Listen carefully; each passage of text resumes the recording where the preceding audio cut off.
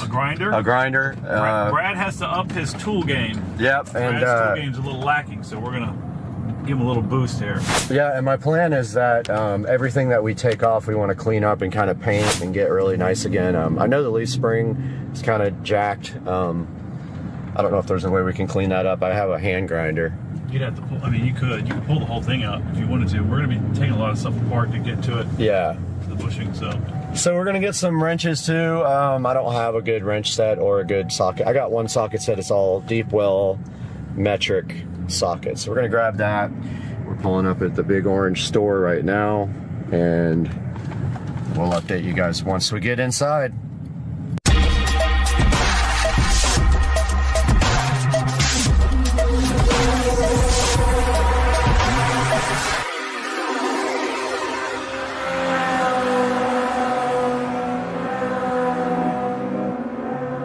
Look at this guy up here.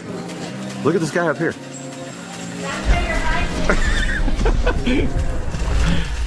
All right, so we are out here. Oh, look, there's the wrenches. Ratchet wrench. I thought she said they were here, but I don't see them. But there are ratchet wrenches. Okay.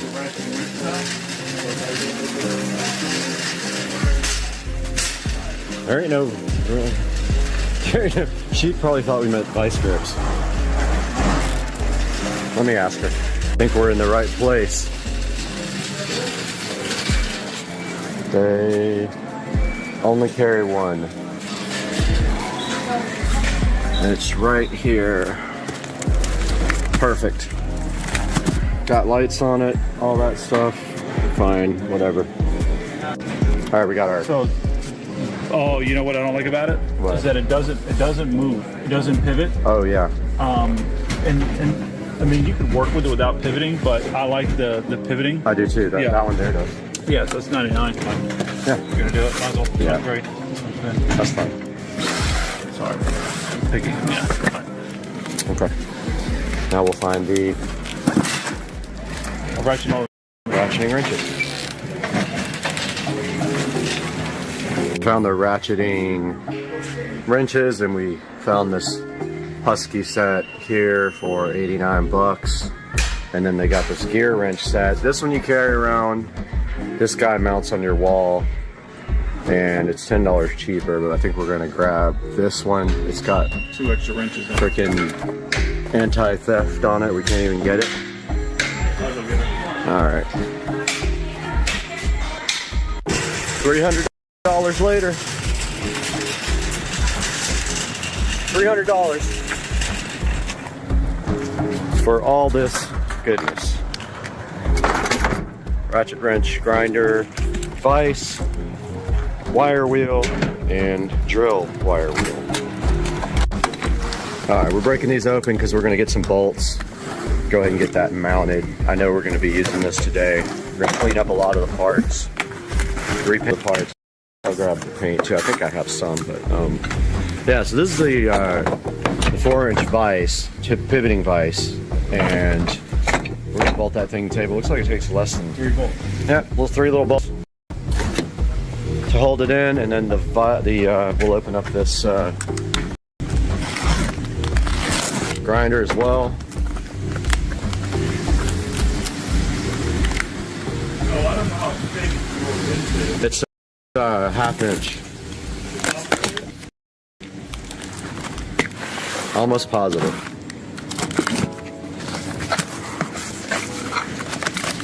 That's Joe's cart too. I don't think we really ever showed. Yeah, we did. We showed it on the race.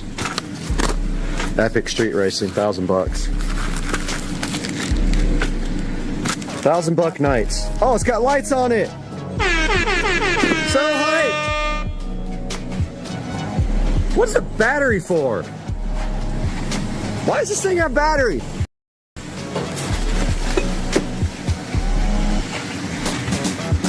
This thing's got batteries, bro. Battery powered.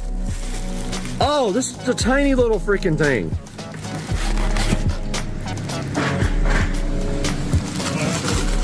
Okay, so this takes smaller bolts. So this is like, check it out. What we can do is, I got lags, Okay.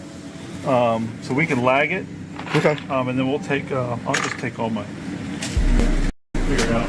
We're gonna build a bunch of tricks. Look at this owl. Big washers.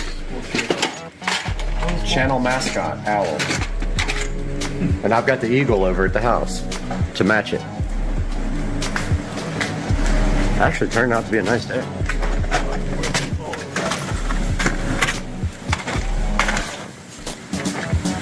We got hardware to last forever. Look at the battery powered fucking thing, whatever this is. Batteries for lights? Yeah. Back up. That's stupid. Why don't they just use wall power? Ignorant. Hey guys, welcome back to the channel, and don't forget to look right here. Oh, that spot? The lens, because I always have trouble doing that. Hey, welcome back guys. So today we got Joe over here, and we are going to install this vise and this bench grinder that we just bought at Home Depot. We also bought some ratchet wrenches. So just hang out with us while we do this. We're gonna put the, what are we putting here? We're putting the vise here. Bench grinder. And the bench grinder on that side. So we're gonna get to work right now. We got our lag screws here. What else do we have? We have our drill bits. We just need a battery for the drill. Get to work. You got it? Yeah. Cool. All right. Very good. We don't need this, right? No. Okay, cool.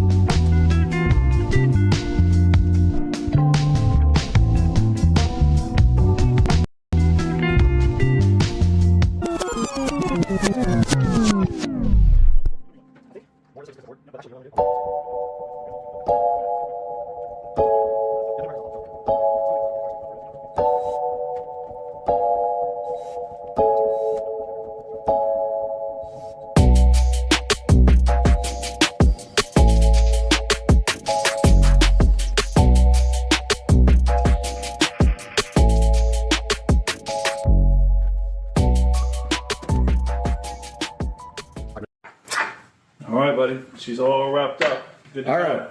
Let's give her a spin. So here's our test run. Looking good.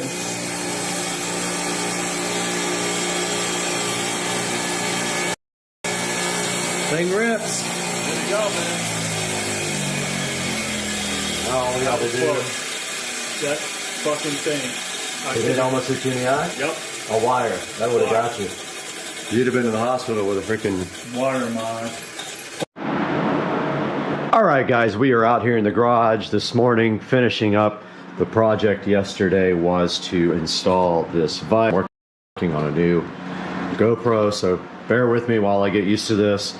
But here is the vise install, and here is the bench grinder install. We have to still get power run down through the bench to kind of clean up this, and then clamp the wire up below to make it a nice clean project. So that's what we're going to be doing today, right here, right now. And we are going to grab our drill and start this process.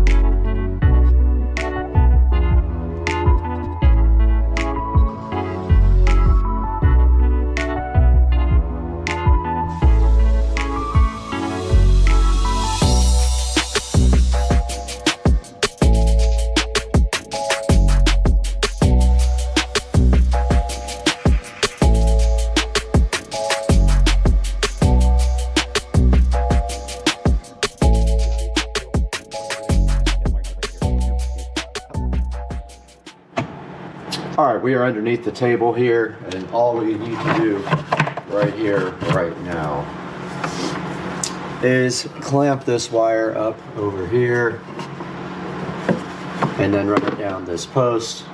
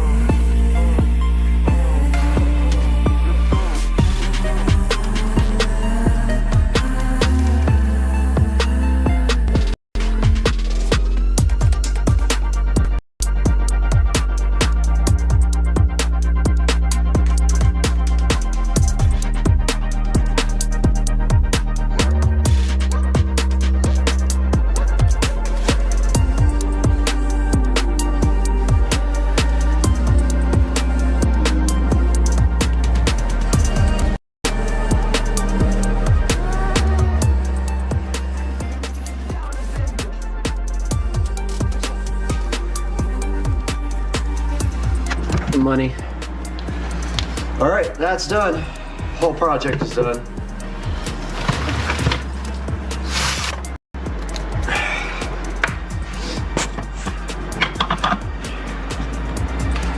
And you guys see, cord goes through there, comes down, is nice and tied up, and then that is it, plugs in over to the side here. Now all I have to do is clean up the rest of this little wiring there, and we will be completely done. And guys, I hope you enjoyed watching this vise and this grinder install, and we'll catch you guys later on Supercar Street Racing.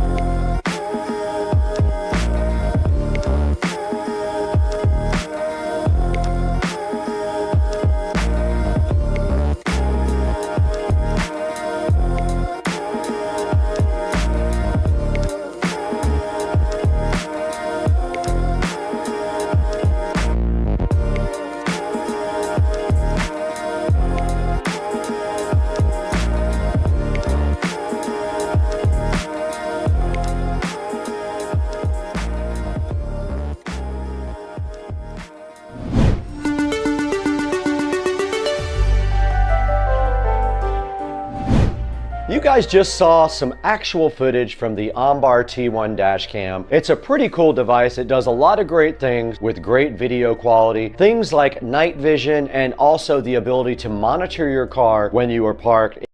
Okay, let's go. You have to tell me when. Bon voyage. Oh my God, she's insane. Whoa! You're crazy. Girl! I told you it sucks. Oh, a plunge at its finest.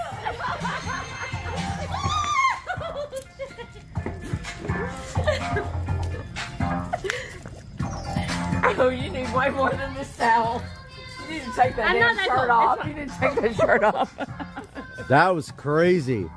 I am so proud of you. Oh my God.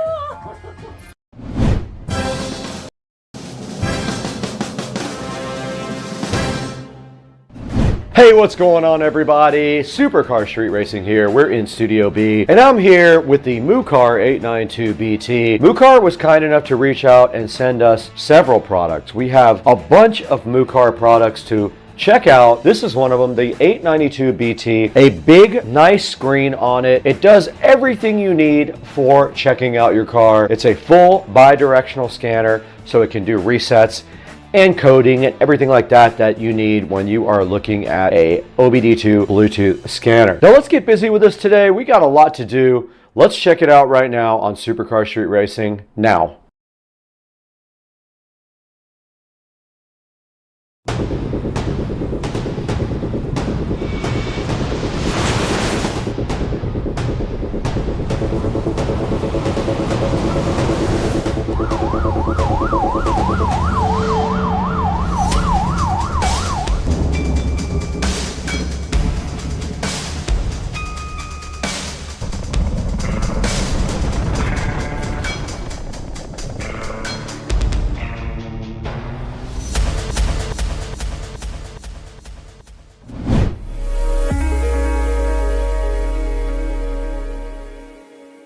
We're in the beautiful Supercar Street Racing Studio B right now. This is the studio that's inside of the house. We have another one out on the outside, that's Studio A. But in here, we can edit and do whatever we want and enjoy the nice sanctity of the Supercar Street Racing compound. And today we have the Mucar 892BT, not related at all to a cow. It's just an OBD2 scanner that does bidirectional full screen scanning, ECU coding, 35 different services, FCA auto off. It does CAN, FD, DOIP, and it has free lifetime upgrades. Now the best thing about this thing is it is a 8-inch screen, ultra large display, runs on Android 10. It has a 4-core processor, 4 gigs of RAM, and 64 gigabytes of storage on the tablet. This means that all the responses are rapid and in very big view. Now this thing also has AI technology. I know that is a buzzword these days, but it uses AI technology to retrieve and analyze your fault codes. It supports over 140 brands of cars. And the cool thing also is it interfaces with the actual actuators in the car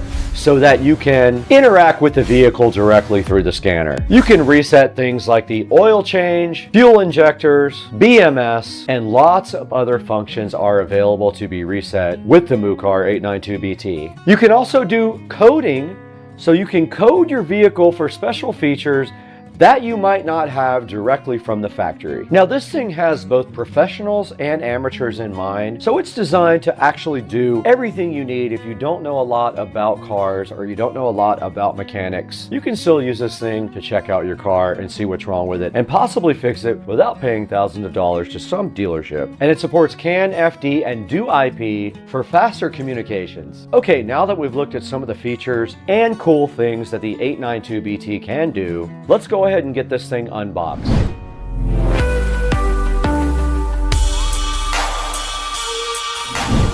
All right, everybody, this is the Mucar 892BT that we're going to go ahead and take a look at and unbox today. You can see right here, very clean on the outside of the box, and there's what the top looks like right there. Let's get it flipped around for you guys. And on the back, it just shows you a lot of the product details.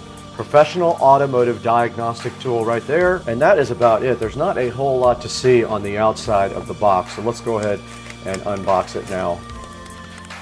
Gotta be smarter than the box. And inside of the box there is a cool case, very cool carrying case that comes with it. Very neat. I like the extra touch and the attention to detail by giving you a nice carrying case. Now let's see what's inside of it. And we do have a network cable and some manuals here. Now that is for when you don't use the Bluetooth part of it. And then here is the actual tablet, so flying fresh right inside of there. Really cool looking black with some blue highlights and a kickstand on the back. And it also does have a magnetic OBD2 Bluetooth reader right here. It sticks right on the back right there for you. And there's what the tablet looks like right there. And if you go ahead and power it on just like this, it should be charged up. Let's see. It is. You can see it starting up right there. There might be a slight glare on there. Now I cheated. I already powered this guy up and I did update it because it takes a few hours to go ahead and update. So I've already done that part, but it is booting up right now, as you can see. And checking on the inside of the box, we do have a wired OBD2 adapter with that network cable that you can use, or an OBD2 cable that you can use. We've got a Ethernet adapter to USB. That is for this side of the tablet. If you were to get on this side, with the network cable. We've got a USB charger, and that is basically it. The rest of everything with the MUCAR needs to be done in the actual truck, which we are going to do. We're going to take it across the street and check it out over at Rich's house. Hey guys, we want to welcome SoFern to the channel with our HS22 rechargeable headlamp. Now directly on my head right here, you can see this headlamp, so fly and so fresh, and SoFern wanted you guys to check it out because this thing is perfect for camping, running, outdoor use, but I plan to use it directly up in the attic every time I go up there. I do a lot of stuff up there and I always need a headlamp, and this thing is so cool because it's detachable from the strap here. You literally just pull it out directly like this, comes off like that, and then on top there are only 2 buttons for the whole entire flashlight. One of them is power, and it also controls it from spot, flood, and spot flood. So you just press that, hold it down, and then click it, and it changes the brightness, and look how bright that is, guys. And then the other side changes the color temperature. So 2 buttons to do everything on the SoFern. It is rechargeable. There is a USB-C type port right there. The battery just does screw directly into here. It comes with a rechargeable lithium battery right there. This thing does 2,500 lumens. It's very powerful, and the battery is up to 400 hours in runtime. Now the strap right here is adjustable. You just have to adjust a couple of little buckles right there to change it for your particular head. It's IP66 waterproof rated as well, so it's perfect for taking out into the moisture. And the lights go all the way down from 2700K, which is a warm white, all the way up to 6500K, which is cool white. There's a look at the color temperatures. The brightness here, 2,500 lumens. And you can see here also the way the color temperature works outside. So go ahead and grab a SoFern HS22 from the link in the description. Tell them Supercar Street Racing sent you. Now let's get back to the video. Guys, we're out here in Patricia's Kia Sorrento again with the MUCAR 892BT. I have not even opened this yet, even though you guys will see that before this part of the video. I have not really opened it, but it will be edited out of order. Here's the MUCAR 892BT inside of its box, and this is a cool case it comes in right here. You can see it comes with this bad boy case. Let's get it out of the case and then get the case where we don't need it because we're not going there. Now, opening this, look at this cool presentation. You get this really nice case with the MUCAR 892BT. Let's go ahead and open that up and get it out of the box and out of its case. And inside we have an Ethernet cable there. I guess you have the ability to connect Ethernet if you do not connect via Bluetooth. Here is the actual tablet. There is a charger inside here as well.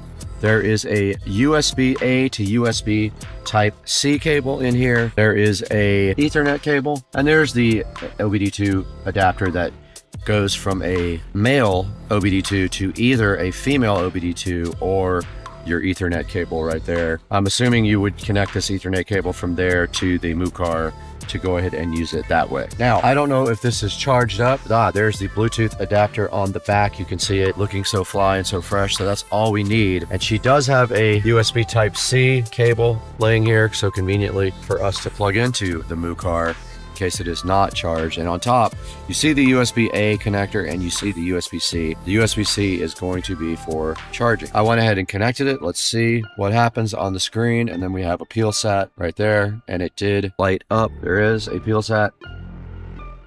And the MUCAR is lighting up right now. On the back, all we have to do is take off this OBD2 port thing and throw it into Patricia's OBD2 port down here. Her OBD2 port is right here. All right, it is in, and there is a green light on the bottom. Let us go ahead and power on. It's powering up. You can see that now. I'm gonna go ahead and connect this thing to Wi-Fi.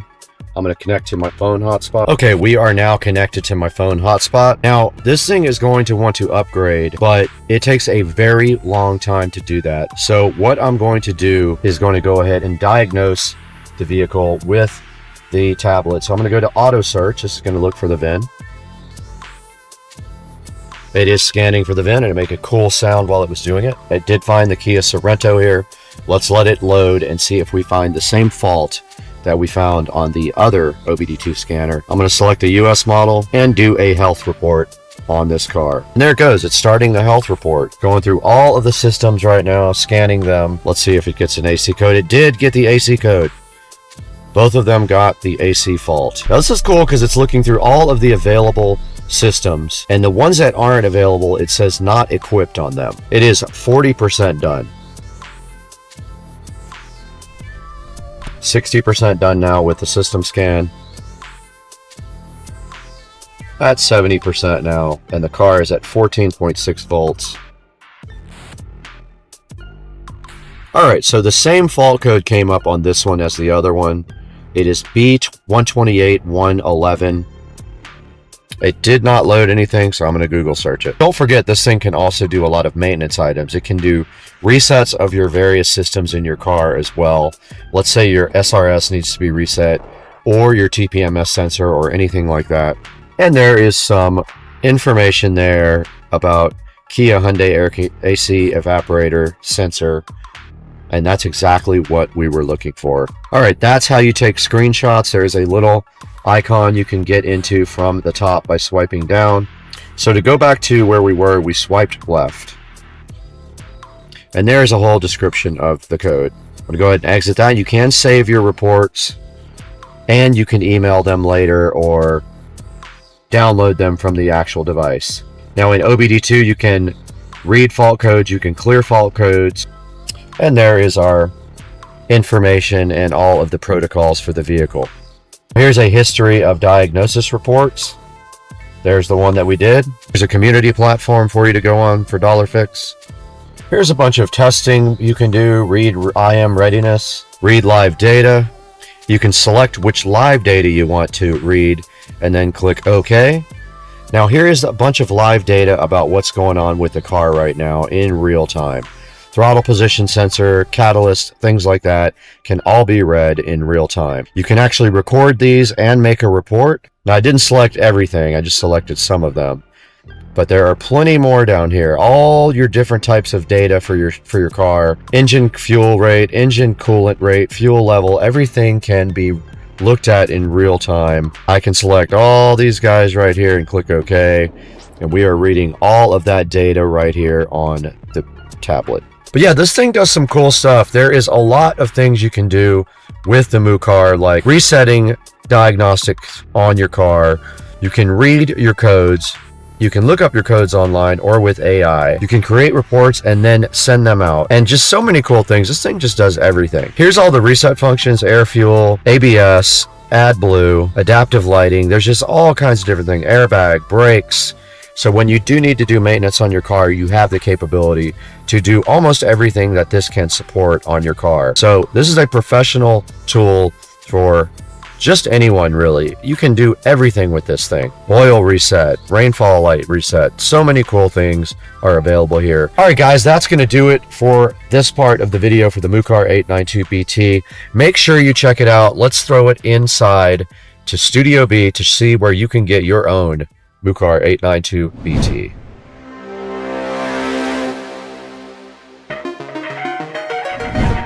Alright guys, we're back in front of Studio B here to show you guys this 892BT by MooCar AI assisted bi-directional scan tool. You can see right here it is $519. It is 20% off right now if you try to go ahead and get one. And this thing does a lot of cool stuff. It has so many cool features. It has an 8-inch display, 4 gigabytes of RAM, and 64 gigabytes of storage. It has AI assisted diagnostics for you, a full system diagnosis, a bi-directional control active testing, 35 plus services, advanced ECU coding as well, and of course wireless Bluetooth freedom. You don't have to use a cable. And here's a look at some of the different features on this guy. There's all your things that it can do: bi-directional, 35 plus services, do IP, can FD. There it shows you the AI assisted analysis also. And of course, advanced ECU coding for enhanced vehicle performance. It makes general vehicles be like deluxe vehicles. You can open up some of the hidden features. There's the bi-directional controls that allow you to change things like your headlights,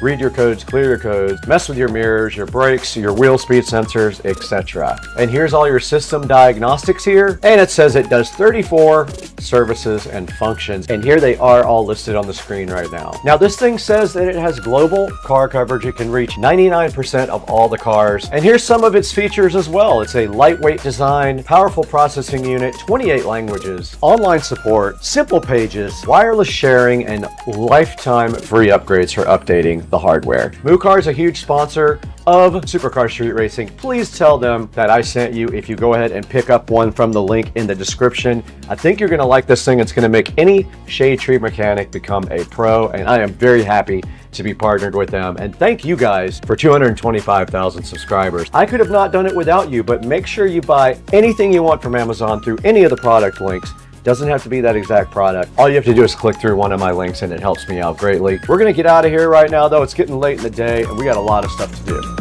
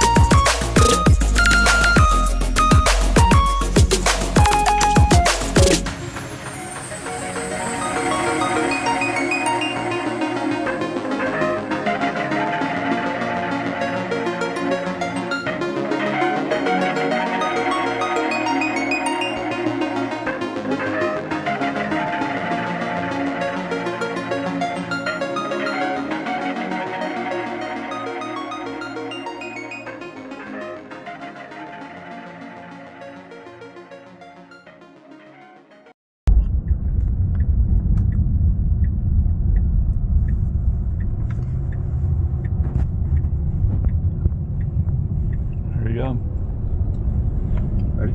Yep. If nobody pulls out in front of us, oh, there's somebody behind us.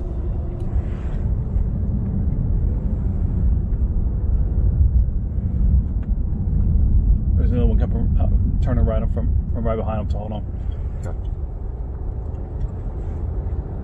All right, so I have to hold the brake and the accelerator. Oh fuck, there's more people coming.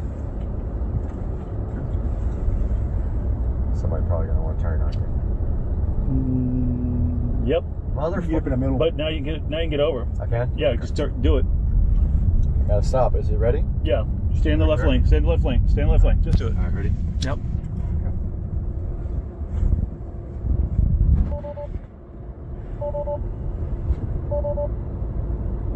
Wait, it says both pedals pressed. What did I do wrong? It said both pedals pressed. What do I do? Hold down the brake? Yeah, you hold the brake down. Wait. And then you push both down at the same time, all the way. I did. And you let it. Wait. Firmly hold the brake down with your left foot. Fully press and hold the accelerator pedal down while holding the brake pedal. Okay, yeah. Try that.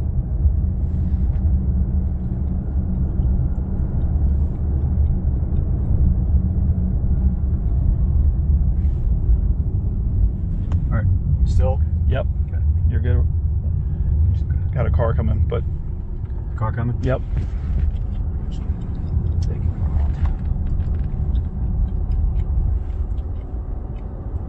Oh, there's an old lady right there. I don't want to be calling the cops. No, I ain't gonna call the cops. She won't even hear it. She won't even hear it, dude. Come on. All right, here we go. Yeah, there's another car coming. That's okay. They're gonna be in the right hand lane. Fully depress and hold the brake. Okay, hold the brake Fully down. Press and hold. Now hold the gas all the way down, and then let off the brake when it's ready. Right? Here we go. You ready? Yep. Preparing for launch. It's squatting. Ready to launch. Now what do I do? Just let off the brake. Pedal.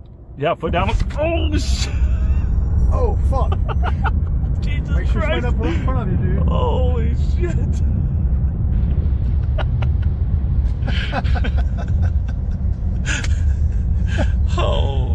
That's crazy. Woo!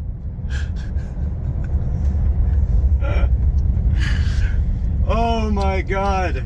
Lieutenant Mitchell, Maverick. Zero noise, and it was just, dude, On it. that was insane. Guys, welcome to Supercar Street Racing. You are back again on the channel, and we are so happy to have you here. And yes, we have some more of these junky mainstays lights because we are going to return the ones that broke and replace them with these because they broke after a couple of weeks in the warranty period. So yeah, let's get these things replaced tonight.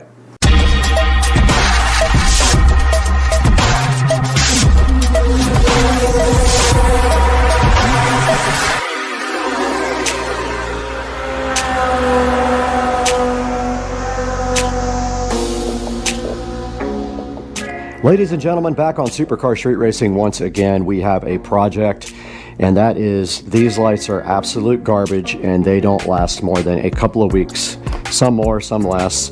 And so I have ordered 7 sets of them to replace the ones that burned out, and I'm going to return the ones that didn't last because they were still in warranty. So yeah, so we're going to get all these replaced tonight. We're waiting for it to get a little bit darker so we can actually see which strings. Most of the strings need to be replaced, so hopefully we have enough. If we don't, we'll have to order some more.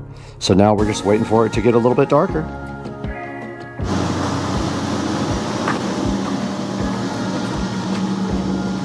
All right, we're out here in the Supercar Street Racing backyard with one mission tonight, and we're actually waiting for Dukes of Duval to come over and help. But we're going to be replacing all the light strings that are bad.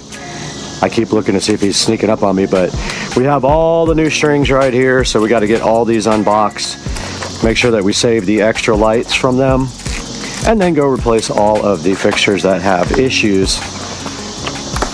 So let's get one of these guys unboxed real quick. They're kind of a pain.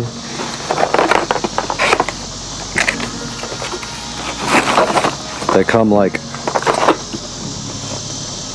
and we have to save the boxes because we are returning all the bad ones.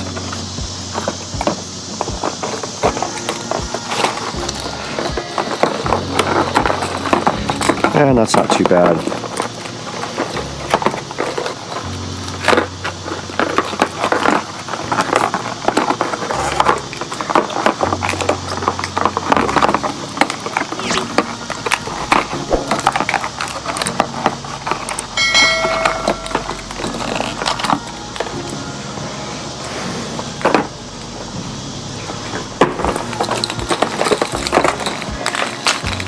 All right, we've got one unboxed. And right here next to the Supercar Street Racing studio, we have our first set that we might be able to fix. We'll try new bulbs first on this guy right here and this guy. See if that does it. If not, we will have to replace the whole string, and they do come with spares. They come with 2 spare bulbs. This one's got several out, so that whole strip is out, which it could be the fuse.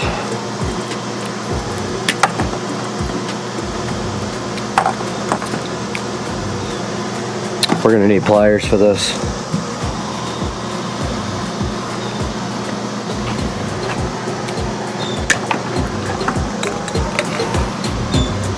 Yep, grab some pliers.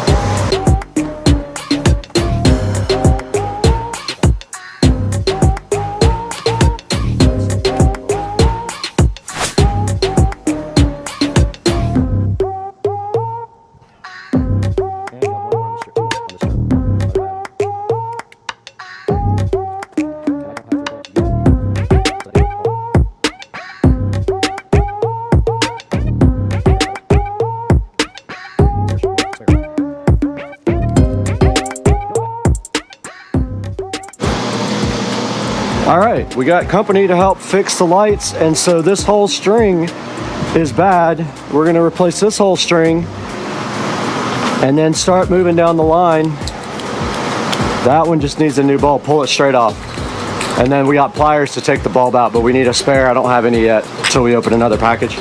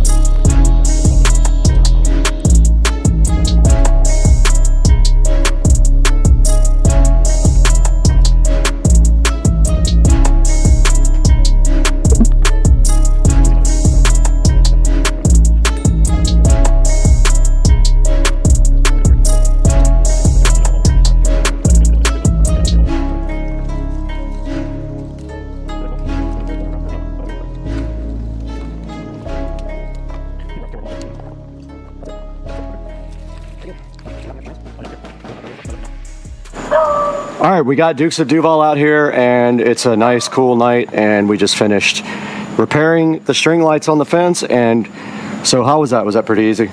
Easy. Easy peasy. We just real quick knocked it out in about 15 or 20 minutes, and as you can see, we were able to repair 2 sets of lights with spare bulbs, and we replaced 7 whole pairs of lights, and that's what we are left with right now.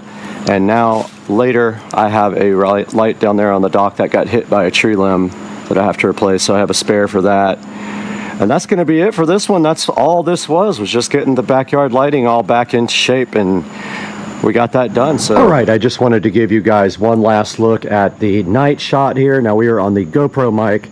I don't know how good this is going to sound, but this is a shot of the yard at night, and I don't know how good the GoPro also will do at night video, but here is how it looks with all the fence light replaced and the new lamp under the patio. Now, I just ordered the replacement globe lights for the under the patio that go around here, and they go all the way down here and around the house. So we will be putting those up here, and they go literally all the way to that side. So those are on order, and I hope you guys enjoyed the video, and I hope you enjoyed our beautiful night backyard shot here, and we'll see you guys next time on the channel very soon.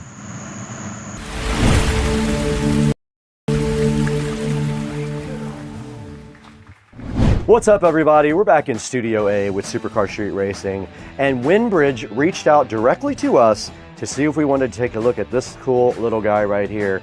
This is the Windbridge M31 wireless mic sitting right here. And if you look inside of it, you can actually see 2 lavalier wireless mics here, and then connectors for going to both an iPhone and an Android phone. Now, if you need clear voice, 0 dropouts, and effortless setup, meet the M31 right here in front of me. This is a high quality compact microphone system designed for creators, teachers, presenters, and anyone who needs professional audio without the pro price tag. Let's take a look at this today on the channel. Let's get busy.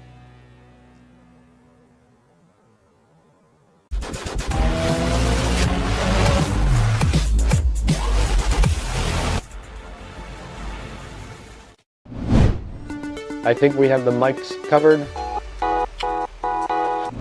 Welcome back to Supercar Street Racing Studio A. This is the studio that is outside of the main house and where we do a lot of our editing. It is our most powerful editing rig, and we do a lot out here. Welcome to our studio. Today we have the Windbridge M31 to show you guys, and the first thing we're going to do right off the top is go ahead and start listening to the way it sounds.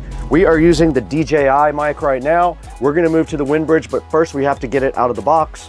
And inside of the box, you do find 2 lavalier mics. It should also work on your camera if your camera accepts USB mic audio, which my Insta360 does, and it is sitting in the wings right there waiting to record for us. So let's go ahead and get out the USB-C adapter. It is right here. I did notice that the mics were charged up to, I think, 90%. There is a digital display on the bottom of this thing that shows you a 90, and I'm assuming that is the charge level. Now all we have to do is plug this into the side of the Insta360. Let's get that done.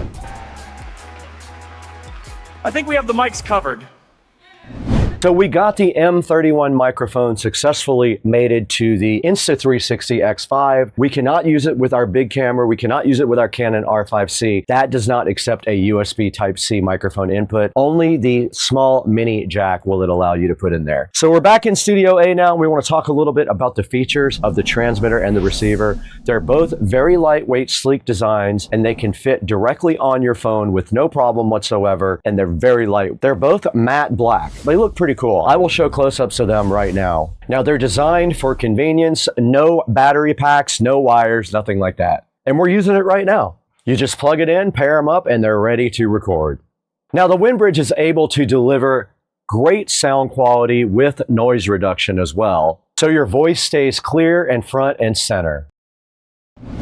Guys, welcome back to the channel. Supercar Street Racing here. You got Brad. And today we are in the Supercar Street Racing sunroom here with beautiful, not sunny Florida behind me in the background. And we got this camera that was donated so graciously to us from the company MubView. We're gonna be taking a look at this camera today, get it unboxed, check out the app, and see if this thing is worth buying. This is an indoor pan tilt zoom from MubView. I promised those guys I would take a look at this and help you guys decide whether it's right for you or not. So we're gonna open this up today, take a look at it, and it's probably gonna start raining here soon because we got another storm coming to Florida. So let's get this thing unboxed real quick, see what's inside the box, and go from there, guys. Welcome back.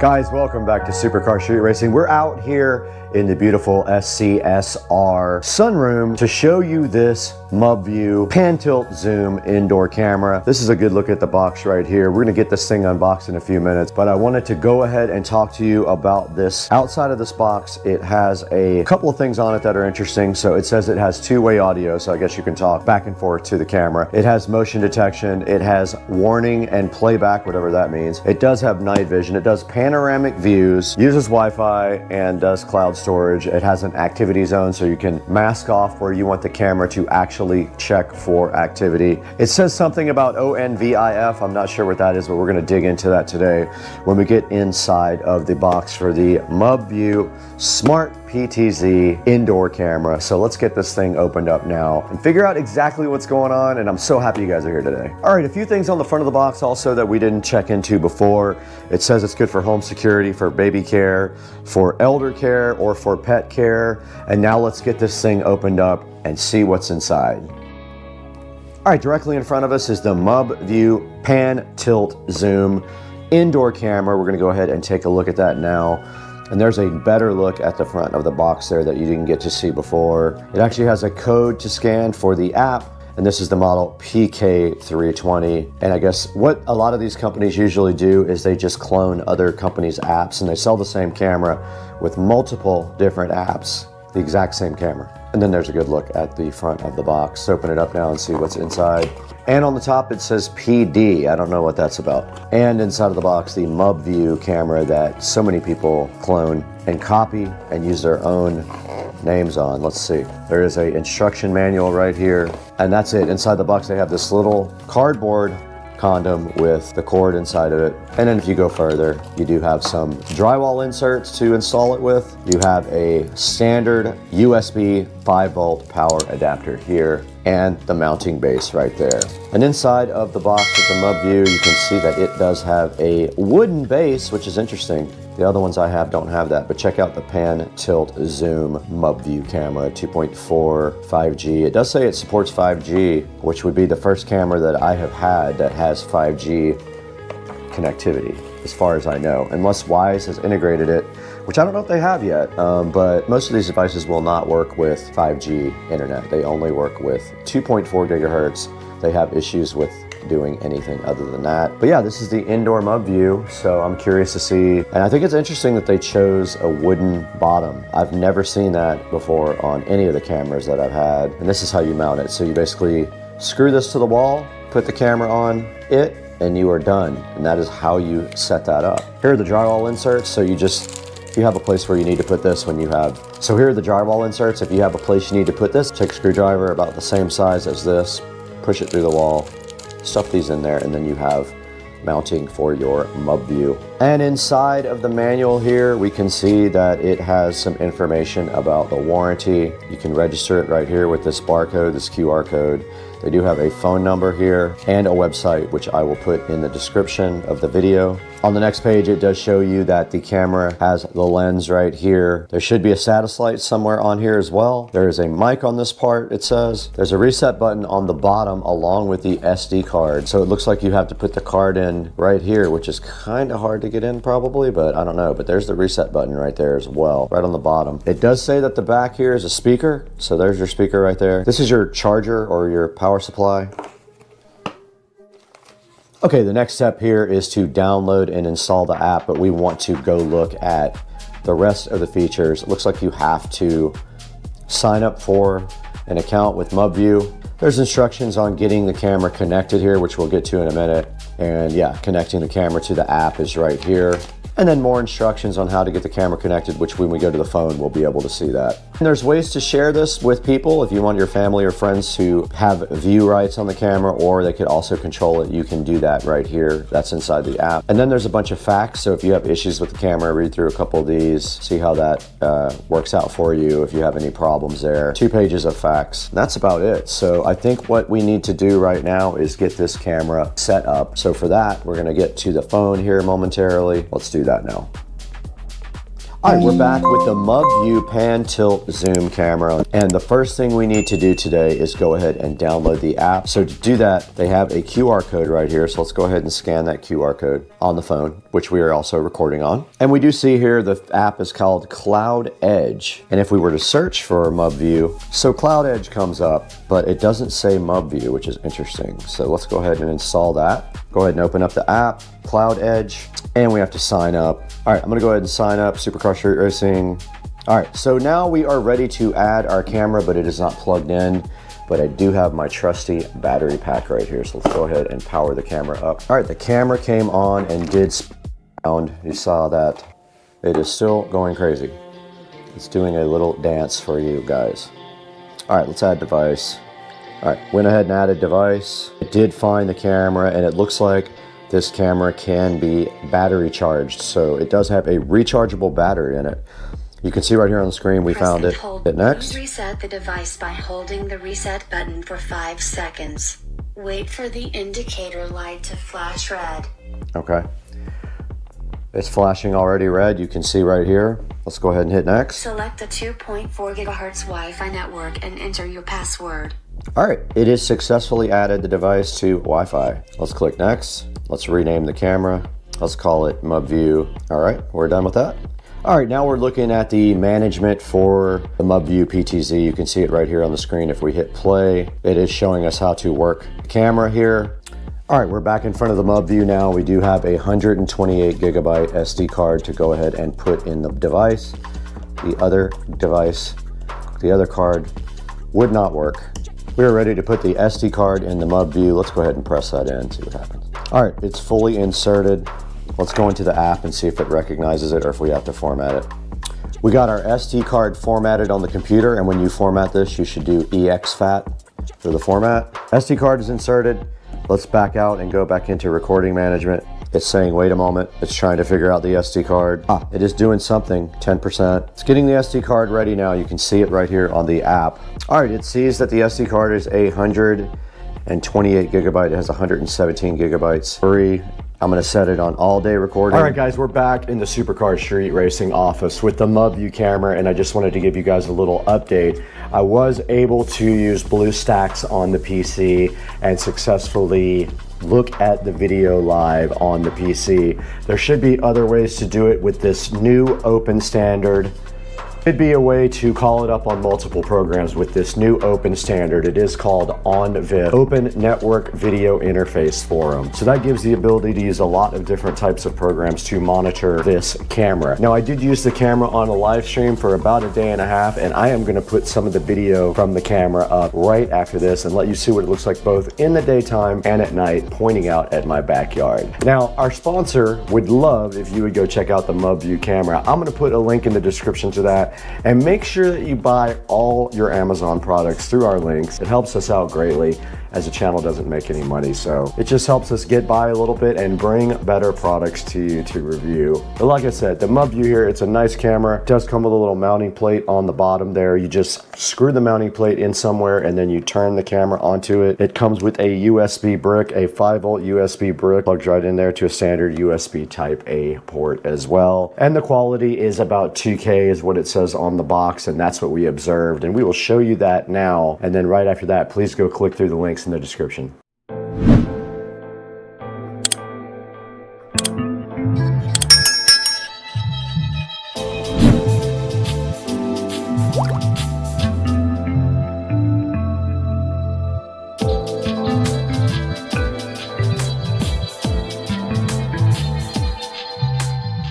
We'll see you next time.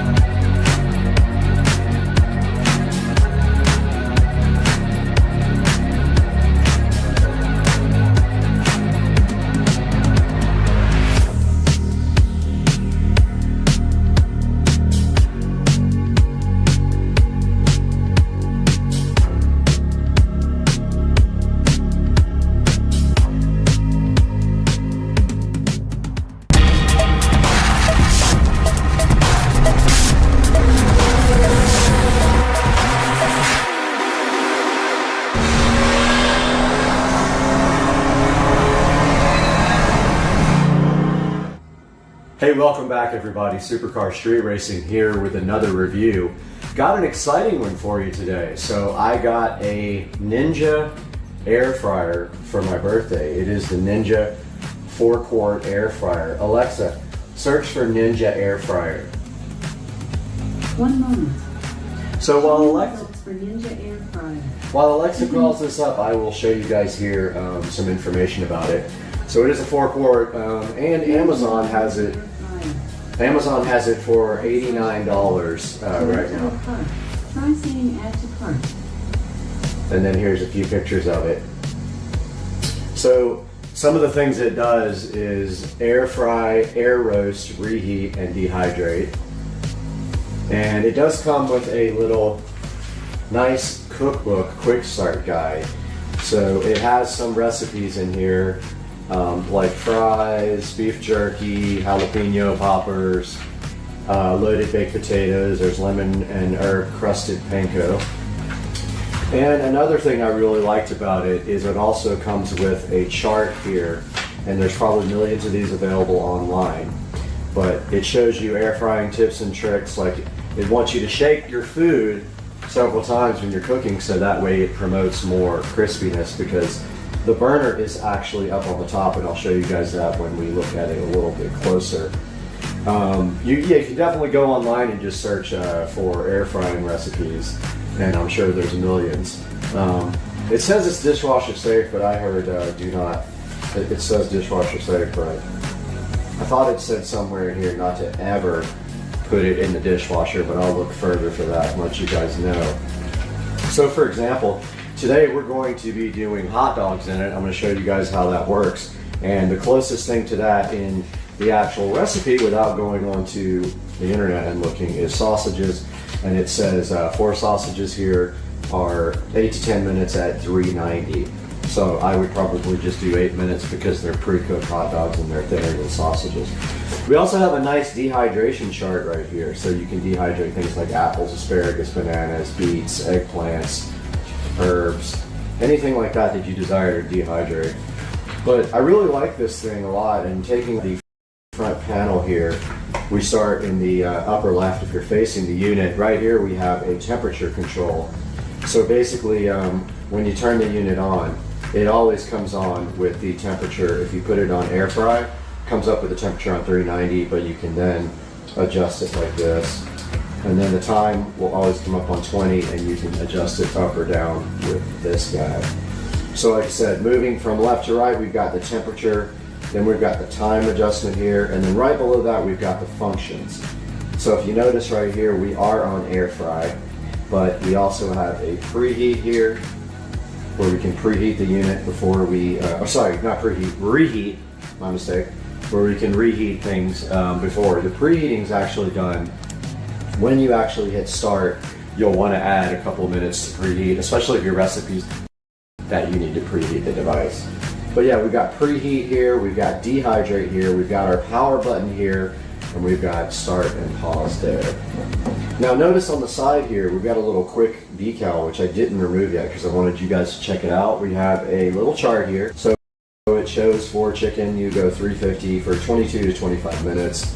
Fries, you go, if they're cold or frozen, you go 350, 20, 25 minutes. And then it shows you fries if they're not frozen. And then steak, cupcake, I guess cake, and then it shows you fish there. Now taking a deeper look at this unit here, the 4-quart Ninja air fryer. If we pull this thing open, it does have a basket right here that holds 4 quarts. Okay, so here's the inside of the basket, and if you see right here, this part here, and I guess they call this I don't know what they call this part, but this comes right out for ease of cleaning, and also you can preload your food, and then you can just literally drop it like right into the basket here. And then this just slides right into the front of the unit like that. And yes, so when you're cooking, if you want to take the basket out, it's easy enough. You just leave it running, you pull the basket out, you can shake your food like this, and then you can stick the basket right back in, and it will continue to cook. And so now let's take a look at actually using this. So what we're going to do is we are going to make some bread hot dogs, so no buns, just bread.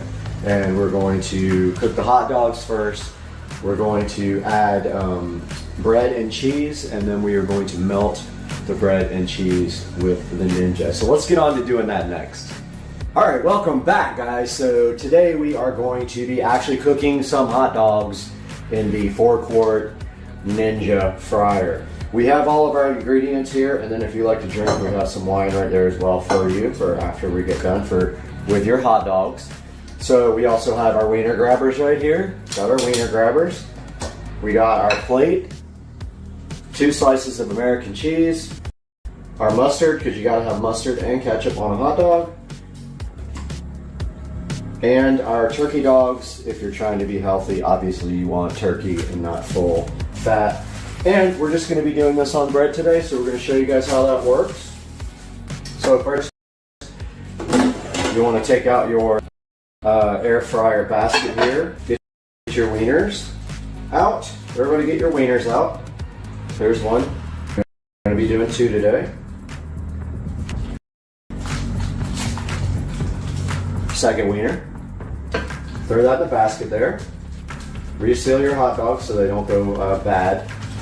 Take a look at the hot dogs inside the basket there. They can go just anywhere inside there. Go ahead and put that in.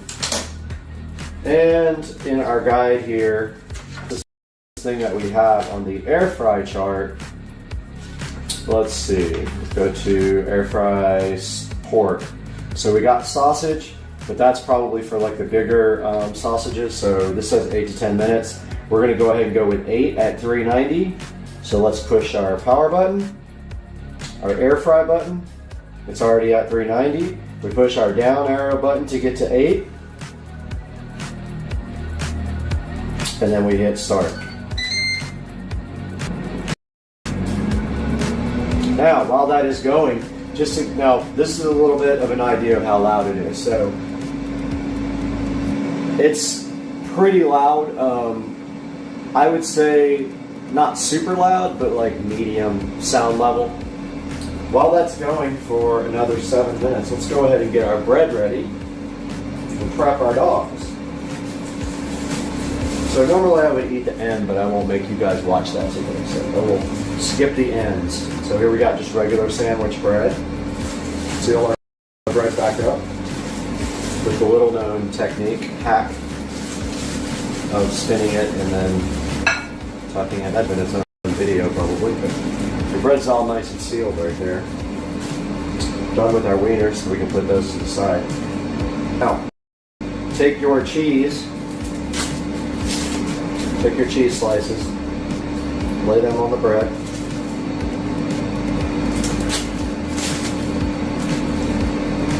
Just like that. And so the next thing we are doing is waiting for our hot dogs to get done. If you like to check on them, you can open it. They look great. You can open this device when it is running and don't feel bad or that you're going to hurt it. It is designed for that because they actually want you to take it out, and we're going to roll them around so they cook fast and throw those back in. When they're done, make sure you have wiener grabbers because they're going to be hot little wieners. So have something to grip those with when you take them out. We still got 6 minutes. While we're waiting for that 6 minutes, I'll just go ahead and read you some of the stuff here in the little manual quick start guide. So it wants you to use fresh vegetables, and at least 1 tablespoon of oil. But in the actual cooking chart, it tells you whether you're supposed to toss in oil or spritz or brush the food with oil. And for sausages, you don't do that. They're already very oily. Some of the other things is that you don't want to overcrowd, so don't put too much in the basket. For more browning, you use an oil. And I'll show you guys what I like to use. So this came from Walmart. This is just butter flavored, like a Pam wannabe. So I spray that on things if I want extra brown. It also says, like, don't overlap food. So you try to lay things out, and that's sort of like don't overcrowd. It says to trim off all the fat before you start doing the cooking. And let's say says to keep light foods from being blown around by the fan, secure them with toothpicks. And I did notice that the bread will actually blow up from the wind inside of the device. Like if you have the bread on top, like on a sandwich, it'll fly up. So these actually will be underneath the dogs, so I'm not too concerned about that. But one of the big is you need to shake, shake, shake. So it says check food and shake basket frequently for even browning. So let's do that again. So I could tell that they're almost done actually. So here at about 2 minutes, I think we're going to hit the stop button. It says if you're cooking less food than the recipe calls for, remember to reduce cook time. Well, that makes sense because you don't need that much cook time. So that's why we're about to check this one more time. Yep, these are done. Let's hit power. Let's give you a good idea of what these came out like. I don't know if you guys can actually see them right there, but here's what they look like after they came out. Very nicely done here. Let's take them and put them on top of our bread and push down a little bit so they don't roll away.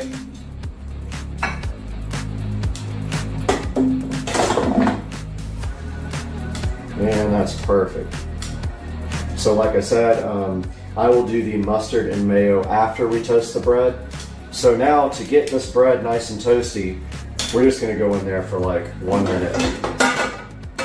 Now this part here can be a little bit weird because this thing's already hot, so be careful. Do one at a time for probably 30 seconds to a minute. I'm just gonna push it on, air fry, and start. So what we're doing now is melting the cheese and toasting our bread just a little bit.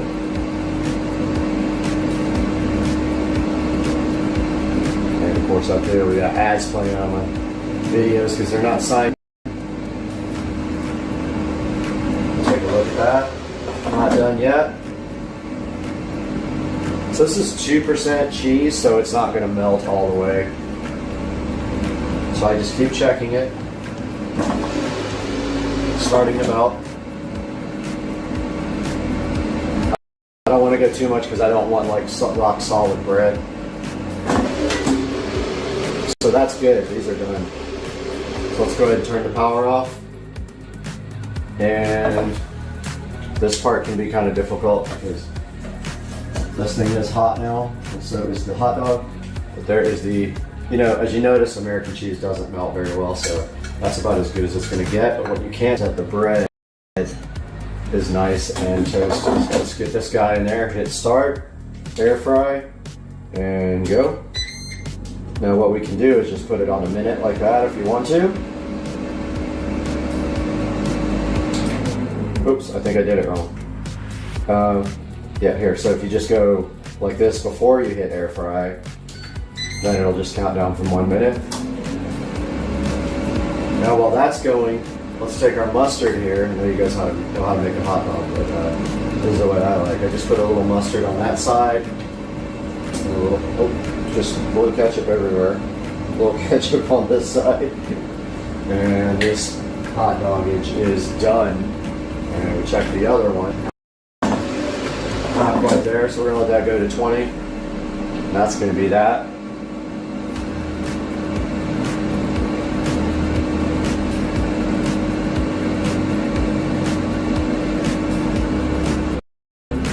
All right, guys, so we got our other hot dog on a bun ready. The bread's nice and toasty.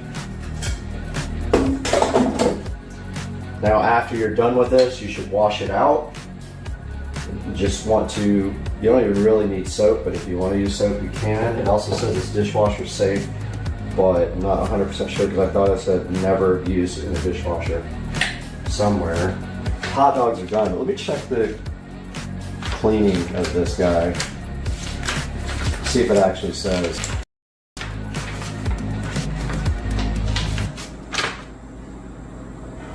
No, it doesn't say in that manual about dishwasher, but it says it's dishwasher safe. But I read somewhere, do not cleaning your air fryer. No, okay, so you can definitely wash the basket in the dishwasher. It says never put the main unit in a dishwasher, obviously. So there you go, guys. There's our review of the Ninja 4-quart air fryer. Love this thing. I use it probably 3 or 4 times a week to cook all kinds of stuff in. I highly suggest you get one of these.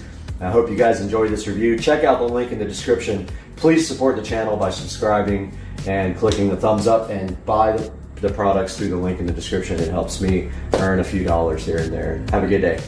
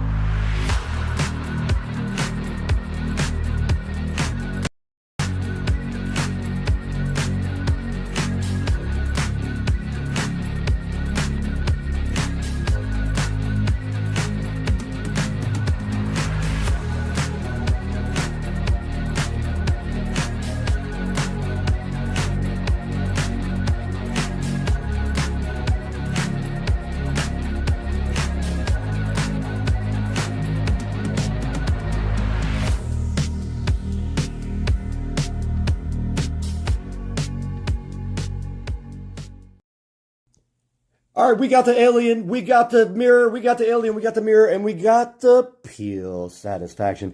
That peel sat is so good in your life. You love the peel sat. And then look at this. Look how good it peels with the alien and the pure satisfaction. All right, here we go, everyone. Maiden voyage on the 70-volt upgrade. I think this is going to be a little ridiculous. What do you think, Brad? I think this is, from what we just saw, this is literally insane. All right. Check motor temperature, what? Oh, wait, it's on demo? It's on demo. Yeah. How do I? Communications.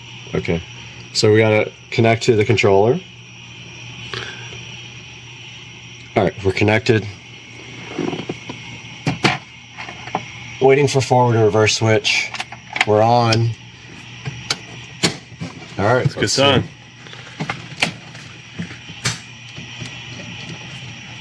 It's moving. All right, that's full throttle.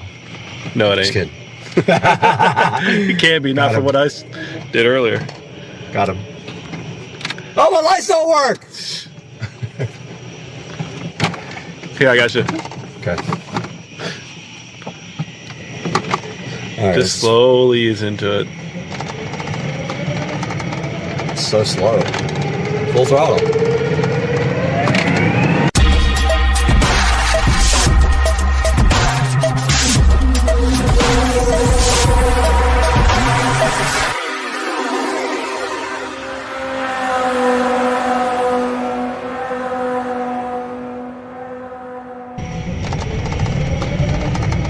So slow.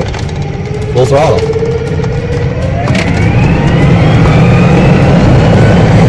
What the fuck? Where's the controller? Inside here? Yeah. The tuner?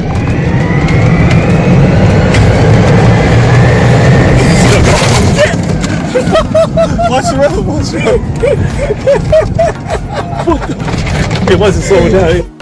See, it was still sticking at speed. It wasn't anywhere close to slowing down on the dashboard. We lost our tablet. We hit the bump. I think you just gotta.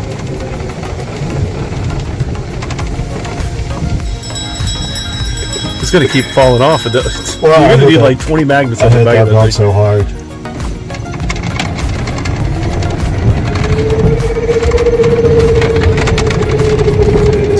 Does this show miles per hour? Yeah.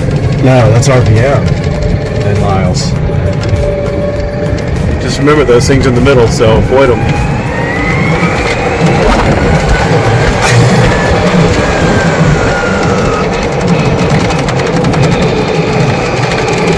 So bad, dude.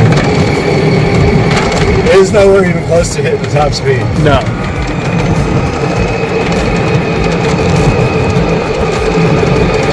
Almost like on a roller coaster. so I can rip it.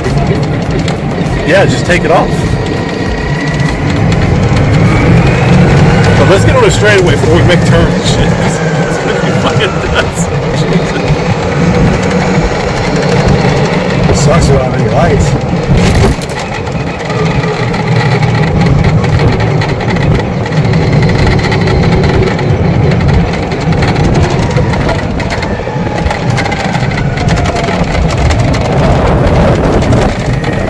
Got a pretty decent straightaway right here.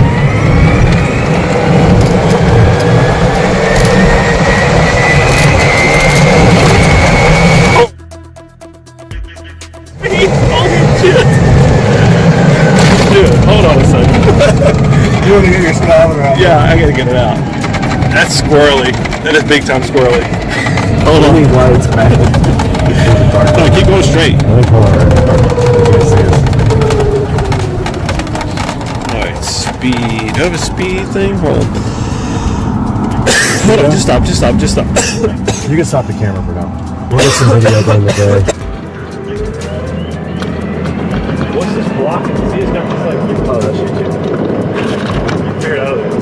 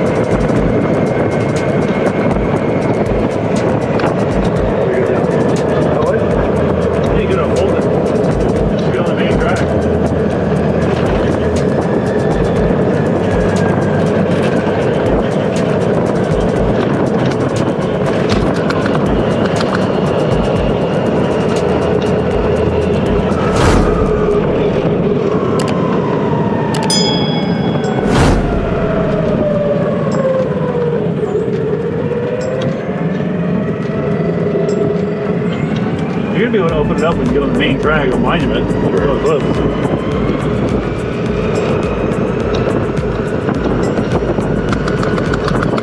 I think it's just bouncing. It's not gonna be good video.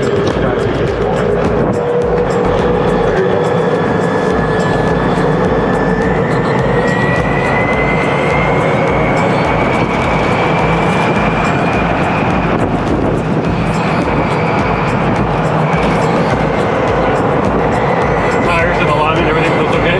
It's okay, it's real bouncy. At those speeds, you probably need your tires balanced. Tires are balanced. They are? Yeah, well, I got it done at that tire place, they balanced it. Just the whole front end is real bouncy.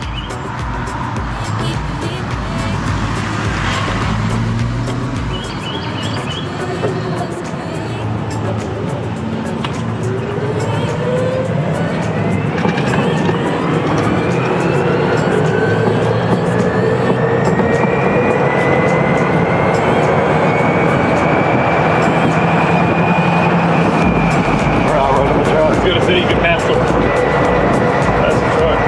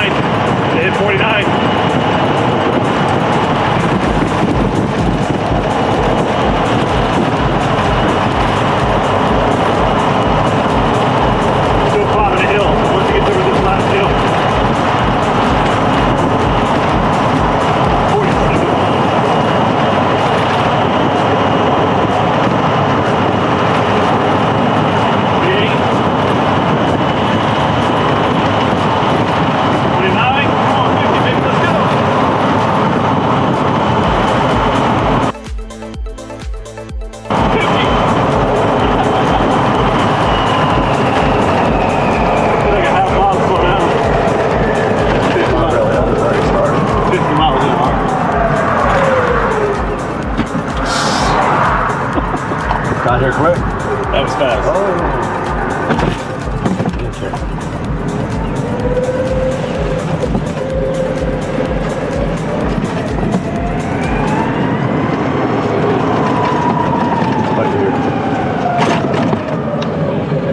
Completely dead. Some people here though.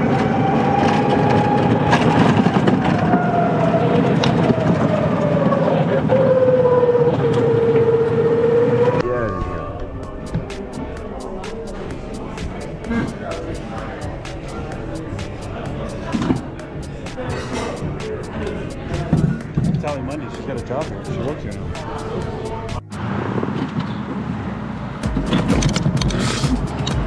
Dude, the other day when you took off, I swore it spun the wheels.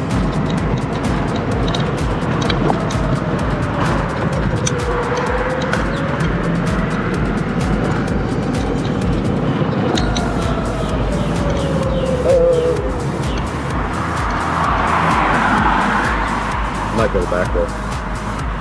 Yeah, that's fine.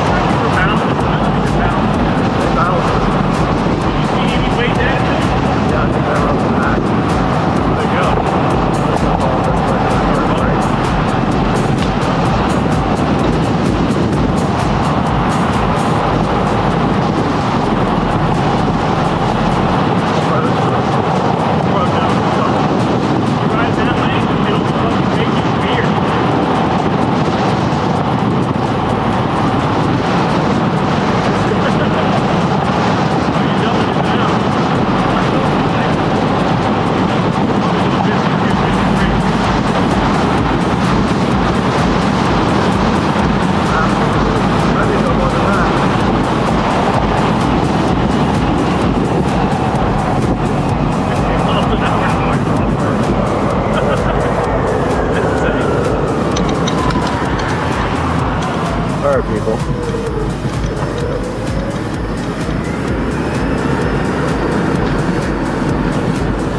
I bet that video is so shaky.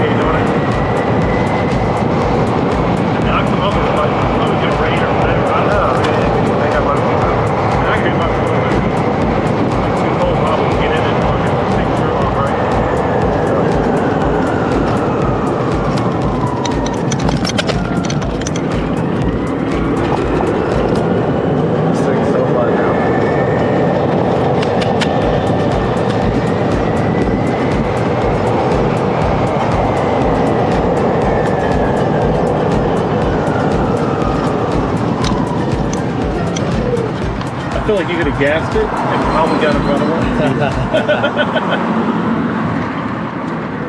Yeah, you're on all acceleration right now. I felt when it was going backwards, that little hesitation in it. That's because it doesn't have it's all top speed. But if you took that and put it to torque mode, this thing will probably pull a fucking tree out of the ground. How do you do that? You turn the speed down?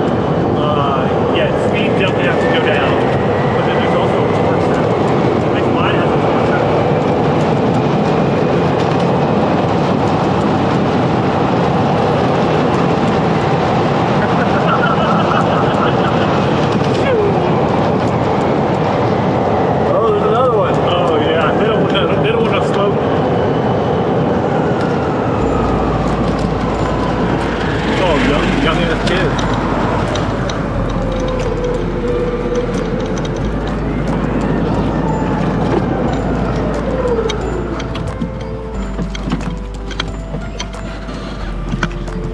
told Jonathan, if we could find your dirt bike before this weekend, man, we could all maybe like Sunday go out dirt bike. Yeah, be sick. I'm hoping that mine gets fixed by then.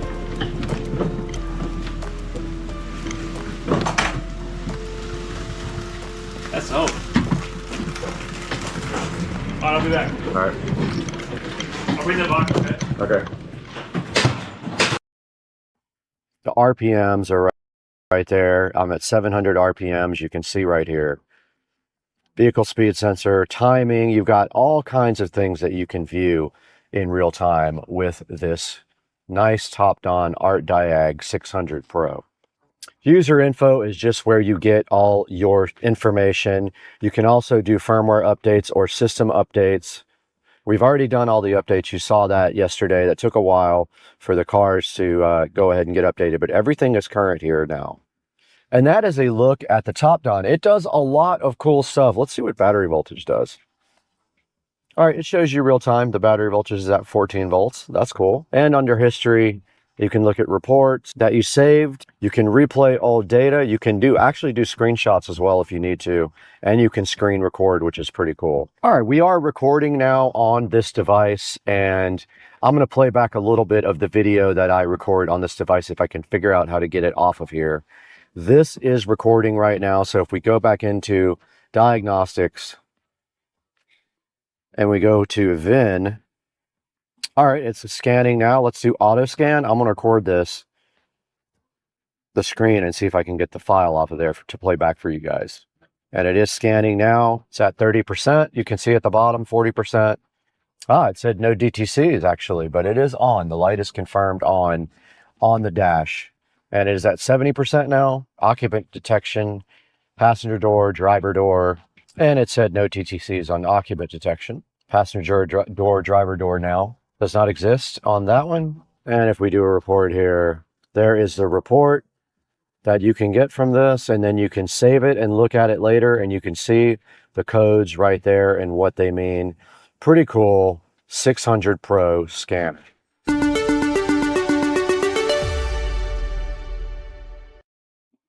We just took this RD Diag 600 Pro directly out of the box, walked across the street to Rich's house, and installed it in his truck. We pulled all of his codes and checked out his entire truck with this cool little device. And it's very awesome, and I highly recommend this guy. Go ahead and pick one up from the link in the description. You probably won't be sad about it. It's got 34 reviews at 4.4 stars. That's actually really good. It's hard to get a 4.4 star review on Amazon. You guys know that. And now that we've done all that, there's only one thing left to do, and you guys know what that is. Let's throw it to Brad. I will show you how you can get your own RD Diag 600 Pro on Amazon. Go ahead and order it from the link in the description. Let's toss it over to Brad right now.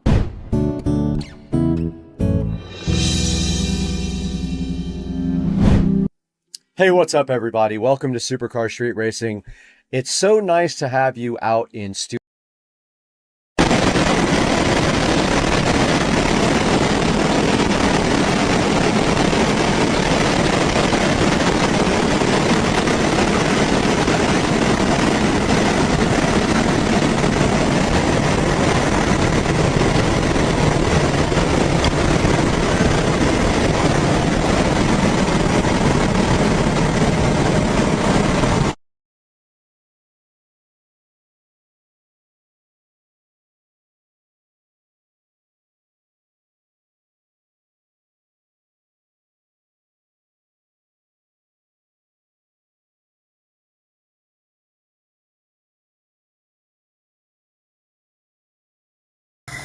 Bubba, it's Rat TV. Cooper. And Cooper, get it? It's Rat TV, Bubba. And Cooper. And Bubba. Rat TV. Oh! Ow! Shit. Oh, it's gonna fall. This is bad. Ow. Oh shit, whoa! No, no, it's gonna flip! Ah! Shit, okay. I remember this. 4K, let's do it.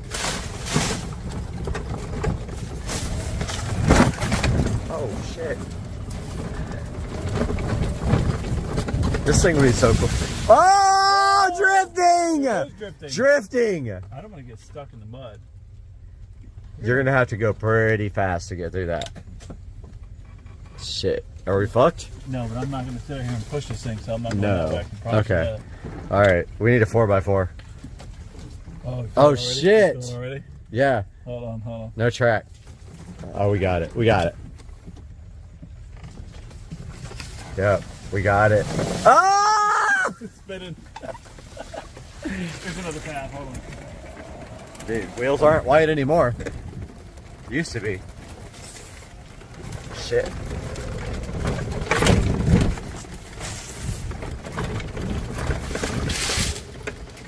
Yes. Oh my god. You feel every little. Yeah. Ow! Ah! Oh! Ah! You're good. Fuck. Dude. More views.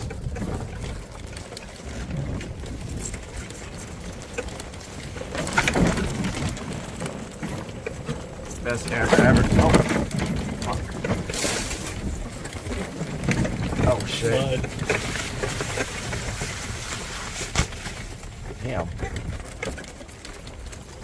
Need a GoPro. That's what you need. GoPro mount right here. To rip the thing through the woods.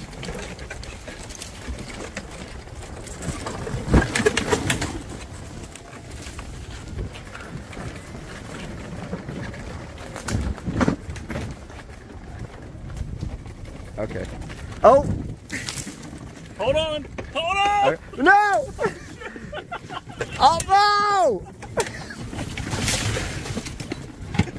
Oh my. Oh shit.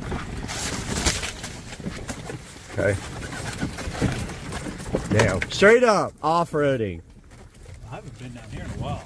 Oh, this is still something. We need a mount for this thing.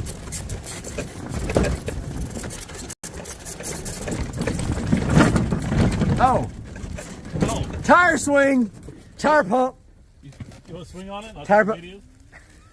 Dude, tire pump. That guy. Look at these crazy.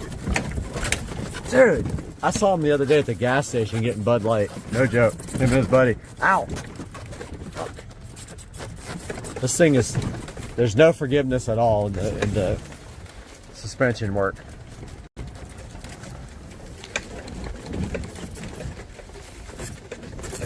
This is going live. Oh!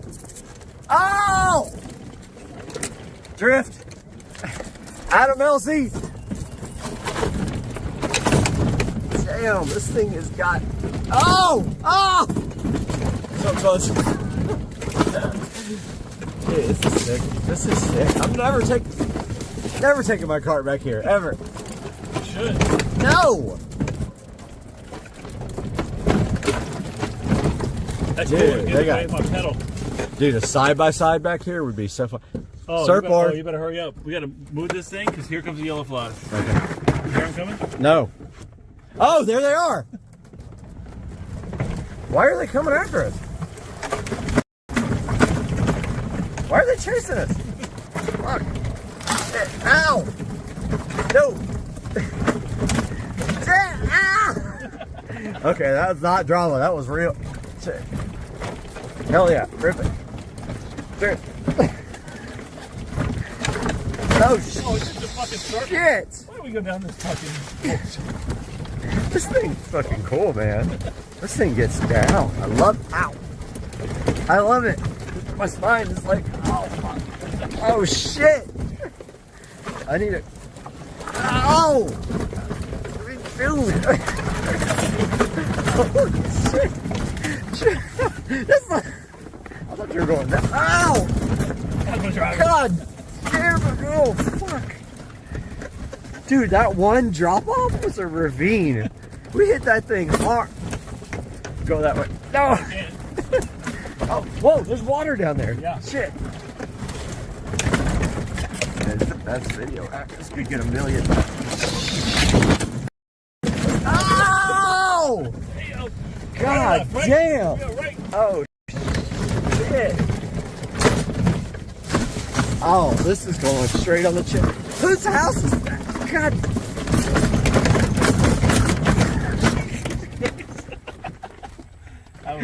I think it's broken now. It's broken for sure. There's no way this thing still works.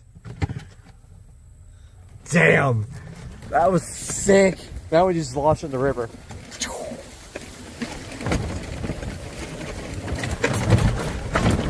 God, dude, this thing is a spine breaker.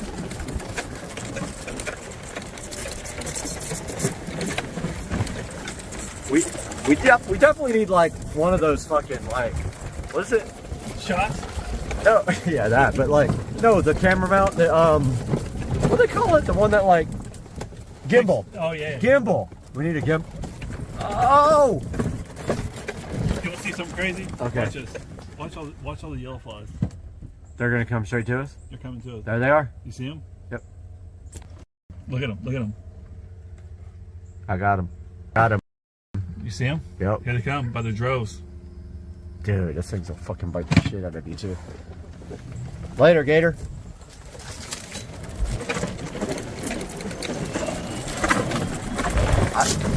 It's a turbo sound.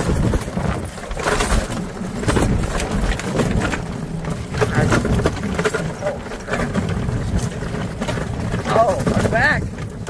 My neck. My back. My... Oh, a target. Yeah, it's going straight up.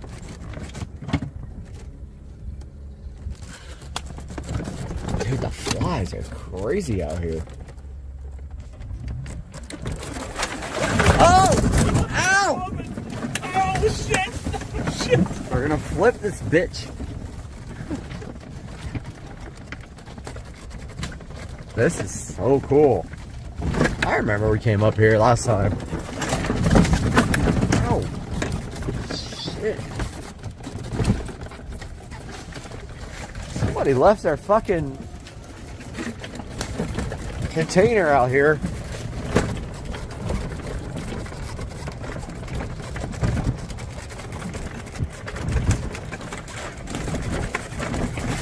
Dude. You can't even tell on camera. Like when we upload this, it's gonna look tame, but like in real life, yeah, you're feeling the shit. Like that hits your spinal cord. Whoa! Little Drift! Oh. Tail out! Drift!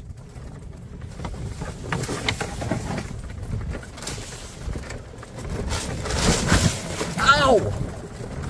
God. What's in here though? Here, you want one? Yes. Uh-oh. Yep. I'm gonna get stuck. That one's empty, that one's empty, that one's empty. There's like 2 left. All the ultras are gone. Oh.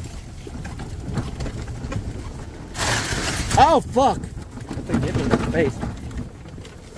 That's gonna be. Oh, shit. Everything's. It's all shook up. Oh.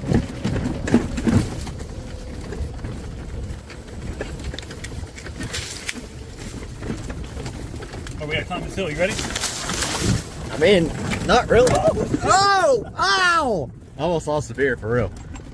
Beer. Pour it out the sides. Beer. Beer almost went. Went bye-bye. All right.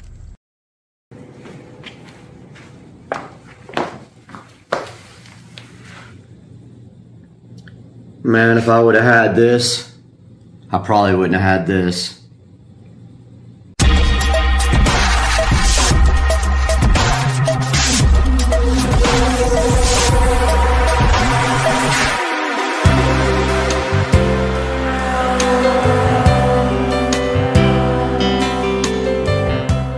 Back in the supercar street racing, amazing living room here. And today we have been provided this product by the manufacturer to check out the Mini Ultrasonic Pest Repeller 2-pack. And you can see right here and right now that in my sunroom we do have an occasional critter that likes to get in, and there is one right there. So what we are doing right here, right now, today on the channel is taking a look at this pest repeller, and you can see right there, if it'll ever focus, it says no pests, and it looks almost like it's RGB, so I'm interested to see what happens when we plug this in. Now yes, this was provided with me by, from the manufacturer, and it says that you can plug it in to repel mice and pests using high frequency sound waves, and they're imperceptible. And what we also will do is probably put one outside on the patio since we have a problem with rodents.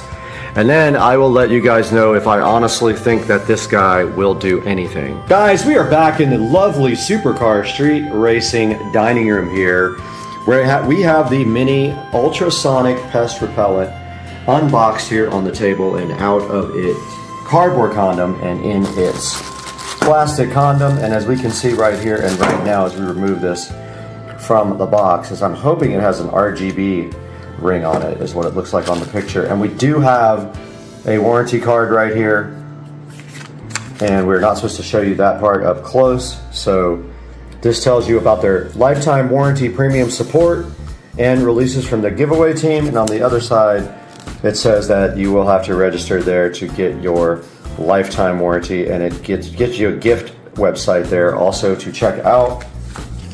And right here we have our instruction manual. Let's go ahead and take a look at what that says inside.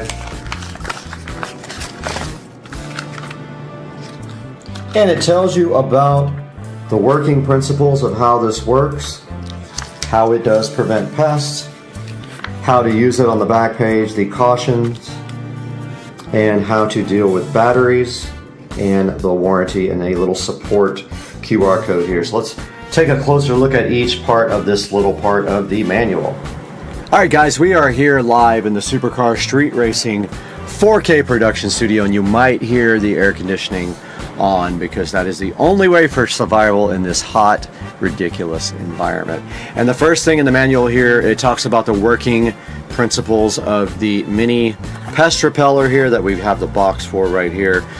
And basically it's saying that the high frequency waves will not cause harm to you or your pets, but will annoy everything else like rodents and other creatures like roaches and things like that.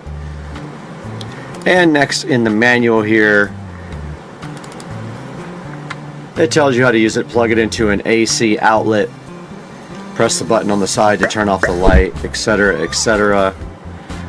Don't place this product outdoors or in a high temperature or humid place. This is definitely both of those, but we're going to see how it acts in here in a little bit. It says install low to the ground and it will take effect within a few days, but the maximum period of time is 2 to 4 weeks.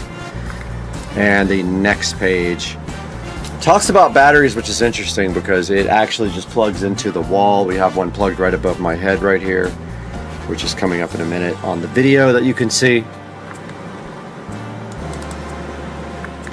And then it comes with a free 12-month warranty, and inside of the manual you have to go register on their website to get this warranty. And then it has a support email address, Thanos Home, and 1-802-200-9062 for support. And that was that for the actual manual itself. And so now let's take a look at installing these things right behind me in the Supercar Street Racing studio. Guys, back in the Supercar Street Racing 4K production studio, and we have brought out, while all of our systems are firing up here, we have brought out our ultrasonic pest repellers, and we're going to go ahead and plug 2 in here right now. And these have a switch on one side, so I think it would be more convenient if the switch is at the bottom. And so we have outlets up here on the wall ready to go for this installation. And there we have it. We have the pest repellers installed in the 4K studio, and they look so fresh with the RGB ring. And now let's put the other one in place.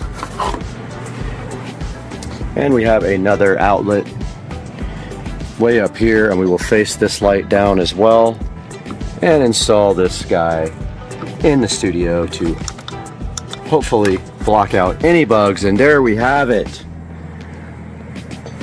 We have both of our pest repellent guys in the studio cycling at different RGB rates now. And the studio is fully fired up so we can start editing this video. And yeah, that's what it looks like in the studio. It looks pretty cool. I dig it. Guys, we're back in the beautiful 4K production studio here at the Supercar Street Racing Ranch. And right in front of me right here right now, we do have the Ultrasonic Pest Repeller Indoor Pest Repellent Ultrasonic Plug-in 2-pack X-Pest Mouse Repellent Electronic Rodent Repellent Pest Control for Fly, Insect, Mice, Rat, Roach, Bug, and Spider. That's a lot, and we do have it right here right now.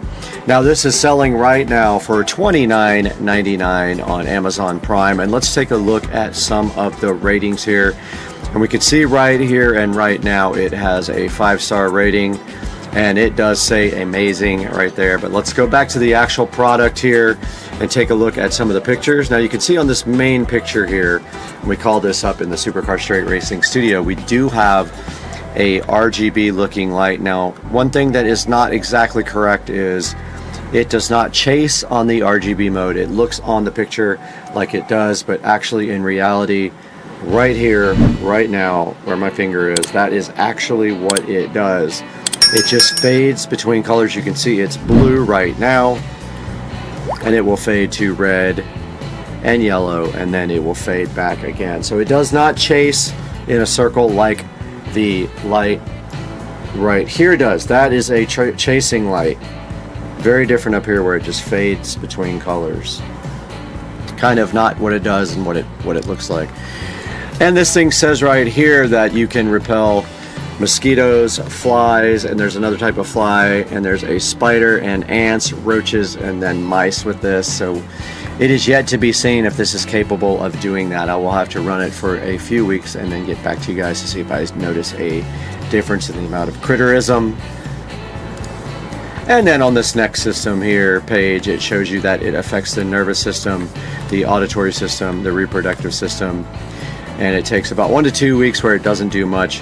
3 to 4 weeks it is the impact period, and then in like later, I love how it calls it the explosive period, like they're just going to explode, which would be hilarious, but I doubt that is the case. And this thing says that it is 100% safe for you and your pets. Safe, non-toxic, and harmless.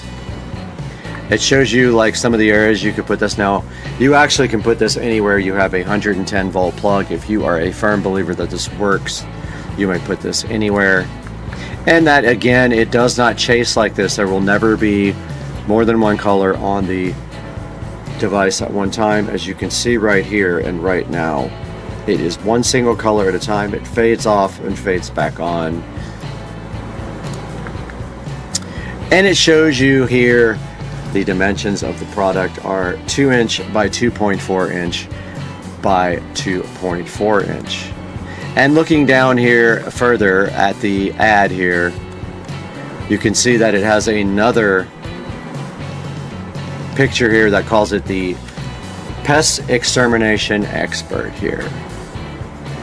And the invisible pest killer, it is claiming to, in 1 to 2 weeks, decrease the appetite of pets. Pets start getting sick and then they bail, as in this cartoon character here took off and went into hiding.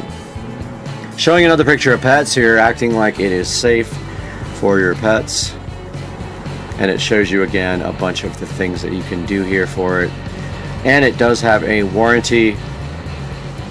And if we click there, it says to contact the seller directly. And if we do a search for other ultrasonic pest repeller indoor, let's see what we can come up with and look at a few of these guys. Alright, so we can see right here we have a variety of choice. With this seller you get 1, 2, 3, 4, 5, 6. It has 4,738 reviews here, mostly 5-star. With this guy you get 6 for 36. We got 2 for 19 with the current seller. We have a big 1 million pound looking device here. We have some right here that look completely different, and another set here that look completely different. So you can see that we have a lot of choices for our pest repeller, but the far from least amount of reviews has got to be this guy with 4,738. Now that doesn't mean the one that is behind you right up here, right here, and right now will not work. It just means that it does not have a lot of reviews yet. And if we go back to our product right here, we can see the brand here is XPest. And make sure that you please look into the description for this. I will drop this whole description here into the video description, which then you can click, and what it does is it puts the full description there. And then since I have an affiliate link, I go up here and I go to this and I copy this link, and this is the one that you click for literally anything you want to buy on Amazon. You can click through this link. Even if you don't want to buy the pest repeller, you can click through and buy something from my affiliate link, and you can help out Supercar Street Racing so much if you could just do that for us and give us some income from your buying on Amazon links. But again, hopefully you will be able to go to my affiliate link here and check out the brand XPest ultrasonic pet repeller and give that a shot. And then in a couple of months I will do another video and update you guys on exactly how I feel about the product and if I feel like it did anything, and we will put that back on the channel later. Guys, your support is so important to Supercar Street Racing. What does that mean? It means you need to click the like and subscribe button, the little bell icon, so that you get notified when we have new videos out. Support us by buying through our affiliate links. Let us know what you think in the comments section, and we appreciate you guys so much. We wouldn't be here without you. We're doing this without making money, and we just appreciate you so much, and we'll see you next time on Supercar Street Racing.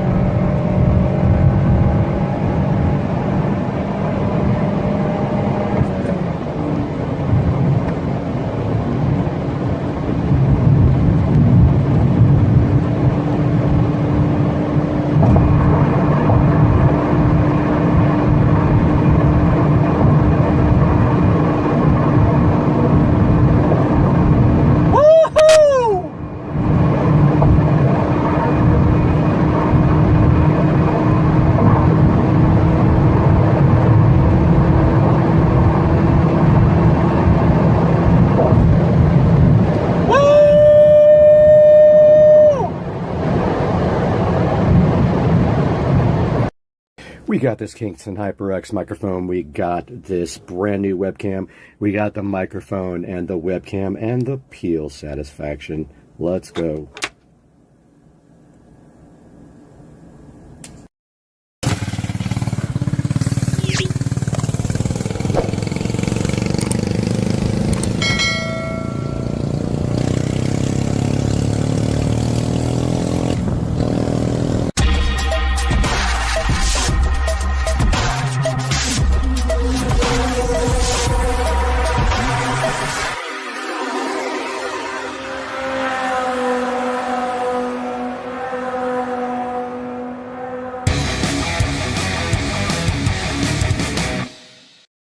I'm dressed like a complete spaz, but I was so hyped to get this castle nut in that now I want to see if I can figure out how we're supposed to put this in. I still don't see a hole. That's what she said. In this jack shaft for a cotter pin. Like, there's no hole. That's what she said.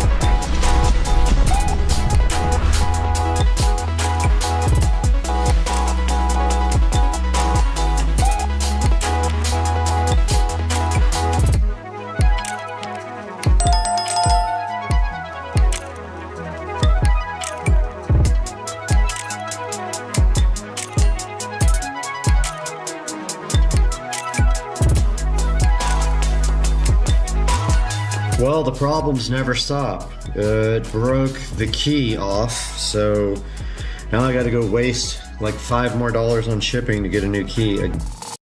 So, fuck, a duck. Alright guys, we got our brand new brake cable here. We're gonna be looking at putting that in now.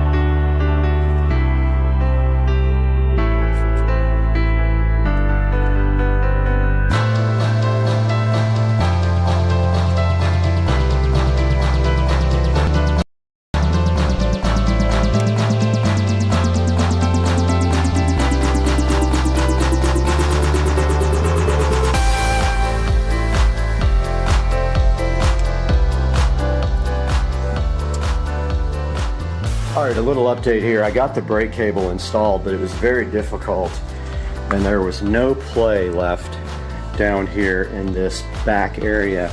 I literally barely got the cable on, and now the brakes are pretty tight. They're not actually on, but they do, like,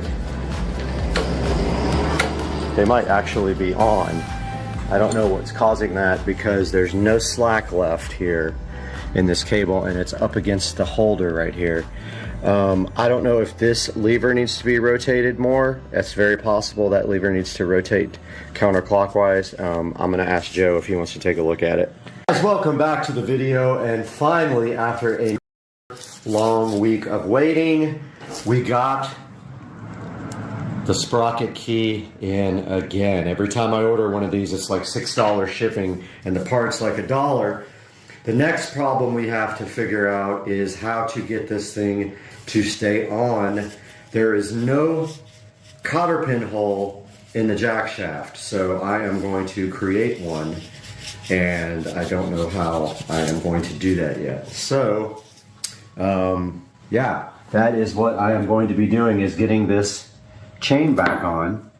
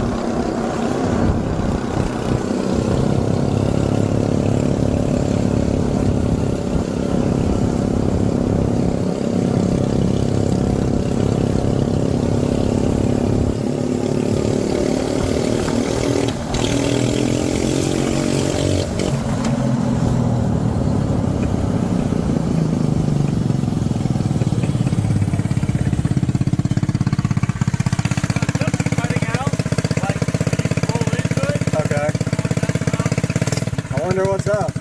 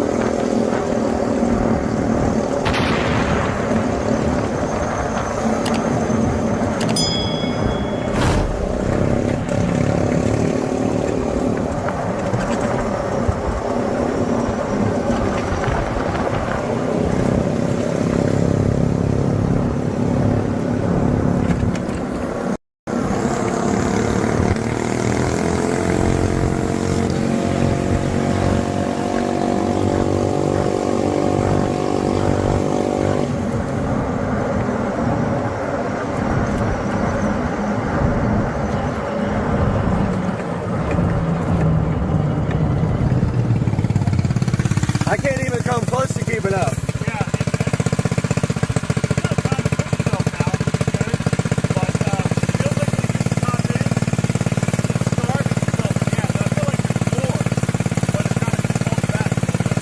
Do you hear any rattling in the front? I think it's the gas tank.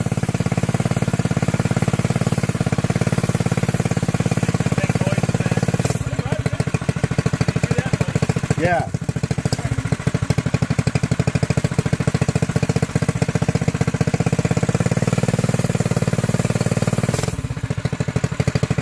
We probably still watch that video about tuning and just tweak it.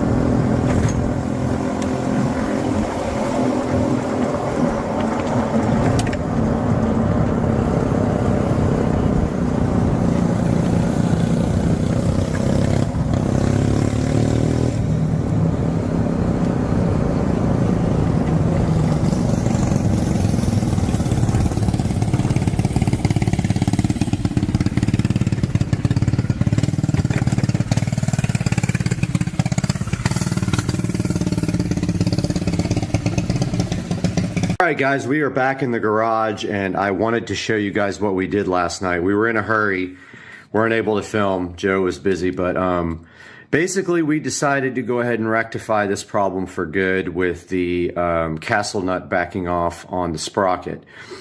So what we did is we pulled this off. He has the right socket size. I can't remember what size it was. It's pretty big, the castle nut. Went ahead and pulled that off, and what we did was we drilled a hole through the jack shaft there in order to be able to secure a cotter pin to the jack shaft, because this jack shaft has no hole in it. These castle nuts tend to work themselves off, and the whole point of a castle nut is it's slotted so that the cotter pin can go right between the slots and prevent this thing from backing off. So we use thread locker and we use a cotter pin, and we drilled right through that jack shaft, and now this is not going to come off. Now we have some other issues. There's some rattling going on up front. I want to do a bolt check a bit later and see if I can figure out what's going on with the rattling. I ordered a battery, and then so what we're going to have to do after that is attach the battery in here somewhere. I was thinking right down in here. We'll attach it to this whatever this thing's called, the forks or whatever it is. And we'll have to have a switch as well. So we'll break the positive wire that goes up here to the light, and we'll wire up a switch somewhere, somehow. I watched an extensive video on tuning. Now I understand tuning. The gas cap is leaking big time. We filled it up with gas, and the gas is ruining my nice spray paint job. So it's gonna have to be touched up at some point. But that is where we are now. The bike is still breaking up on the high end. It is not solid. We do have new spark plugs. We have a good fuel filter, unless it's clogged now. I don't see anything in the gas here. I got to figure out the breakup, and then we will be good to go. This thing's awesome. We are still waiting for the wheels.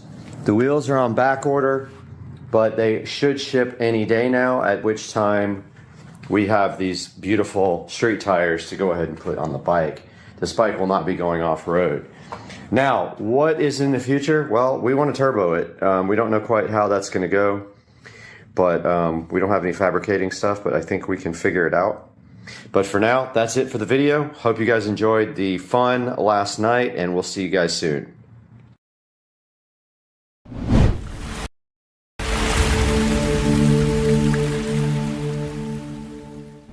See the UPS guy out there, and I think there's something on that truck for me. Pretty sure there's something on that truck I've been waiting for 10 years or more. Let's see if he's coming up. He is.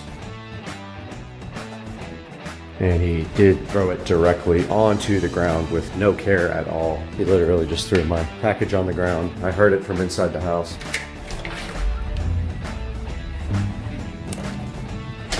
What in the world do we have here?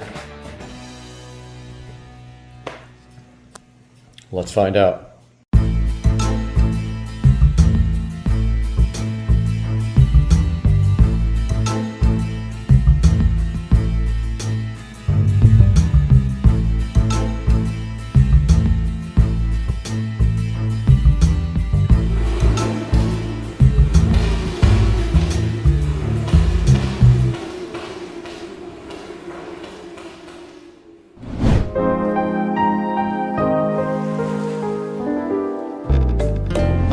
Okay, directly in front of me. I didn't even have time to pull out the big camera. I only have the phone. We need to get the patented SCSR knife to get this thing opened up. I didn't even pull out the good camera, but I will for some pictures. Let's go ahead and get this opened up. Notice who it's from. Let's see, let's flip it over on the other side here. Get this thing directly opened up. And there is a big piece of black felt on it. All right, there is a letter from the YouTube CEO. It says that they are honoring our channel here for 100,000 subscribers. I will take a picture of that here. And underneath this awesome letter from YouTube, which I'll probably will get framed and put next to this guy right here, we got our silver play button, guys. Our silver 100,000 subscriber play button did come in the mail. I ordered some extra stuff. I ordered a silver backup silver play button and also a desk version of the button. But that is how it looks. So fresh and so fly. 100,000 subscriber play button, and we need to get something for this guy to get that framed up as well. Let's figure out what size this is and go ahead and order a frame. This guy right here is 9x7, so that means that is 9x7 as well. Let's go ahead and get a frame ordered for this. All right, guys, we went ahead and ordered a 7x9 frame for our nice letter there from the YouTube CEO that I'm sure was just cut and stamped out, but fine, I don't care. It's a big moment for the channel. So here is the 100,000 subscriber silver play button, looking so fresh and so fly, ready to be hung up, and it is going, I'm not going to tell you yet. Let's go ahead and take a look back at one of our original videos first. Let's see what started the channel.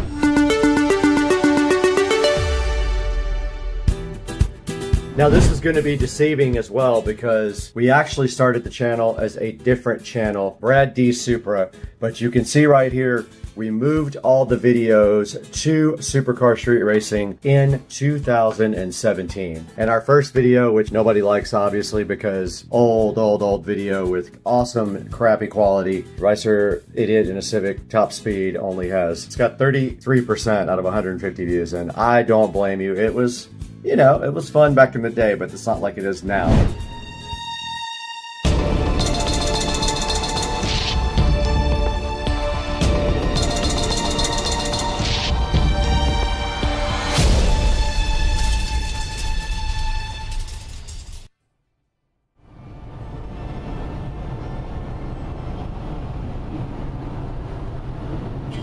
Top speed in the Civic.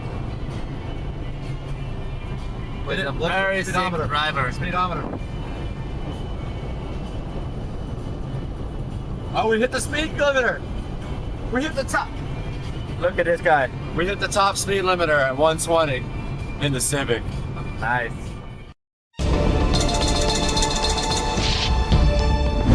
Now let's move forward a little bit further in the channel, maybe a couple of more years. Let's go see when I bought my Mercedes SL65 AMG. Let's take a look at that video. It's right here. Let's see what we did. And there it is, folks. So I bought a 2005 SL65 AMG. This car is in amazing condition. It doesn't have barely a scratch on it.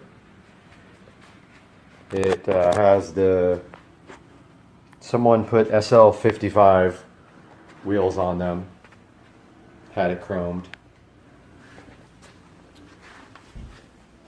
So there it is. The SL65. And the thing is just spotless. Interior, exterior. Just in really good condition. 49,000 miles on it when I bought it. Fast forward to 2018, a big step in the channel. I bought a new car. Right here it says, new car reveal, Supra, GTR, McLaren, maybe. Let's take a look and see what it was back in April 24th of 2018, 3 days before my birthday. So we're gonna see if you can drive a twin disc clutch. I think you should come up and try. You want me to do it? Yeah. All right, I'll come. I kind of wanted to get video of it coming off though. I'll video you. Okay, all right. All right, Take it's your already time, on. walk up. Yep. There he goes. Alright. New owner of his new toy. Yep, gonna see if I can even drive it. Awesome. Yep. Really pretty inside. Look at that. Yep. Short boy.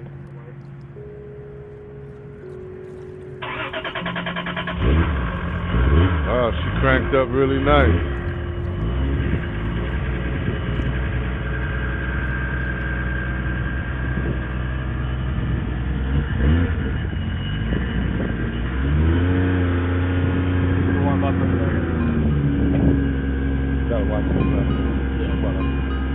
You got it?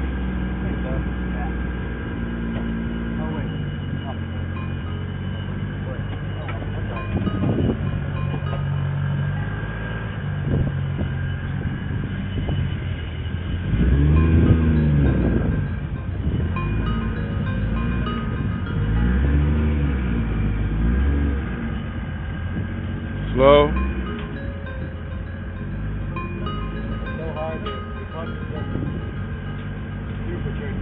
Yeah.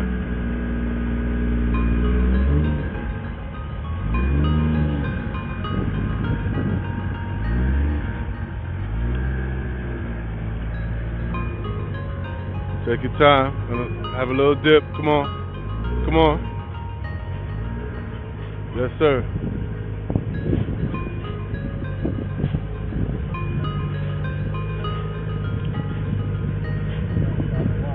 Come on.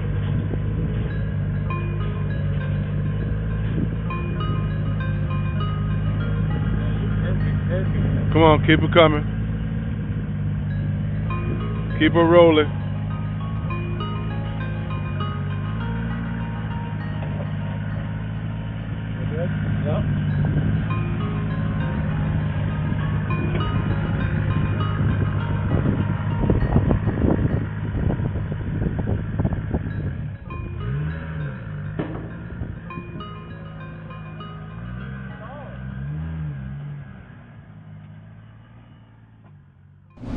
Now in 2019, this was my BMW 335i. We had bought a black BMW 335i and we had already sold the other car as well. This is what it was like with BMW 335i N55 MHD 30% E85. Let's take a look at that video and see what that was like on October 30th of 2018. All right, 335i 0 to 60 and more with a tune.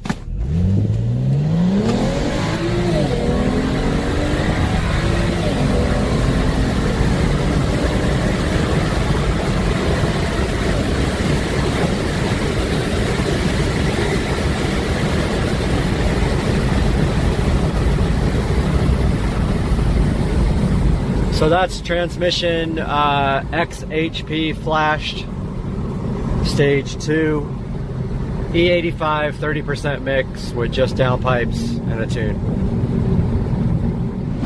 We took a big break from YouTube. It looks like between 2019 and 2021, we did not do hardly anything. Our first video of 2021 is the moment you realize you're on camera stealing. Let's take a look and see what that was.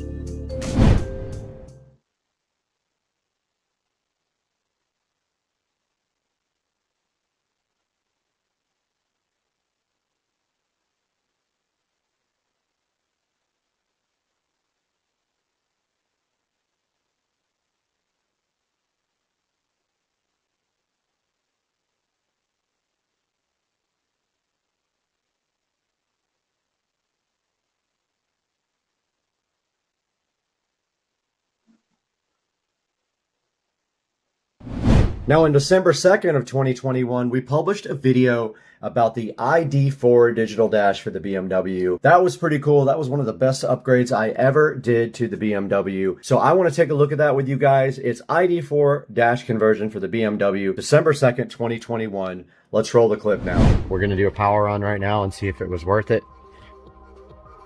Okay. Well, that's pretty freaking awesome. And if we go over here, we can get the Android. All right, so now the challenge is getting this thing mounted and getting this trim ring on. And when, oh, also, by the way, during this whole process, I lost this little clip. Yep. So now I don't know what I'm going to do about that. I don't have it. It fell into the dash. It's freaking gone. I'm going to work on this. Goodbye. All right, so it is the next day. Wow. What a night. What can I say? I spent 5 hours trying to get this thing installed yesterday. So I don't know why the, okay, so high battery drain is on, which I don't understand why. The car's been off. That's something I need to look at.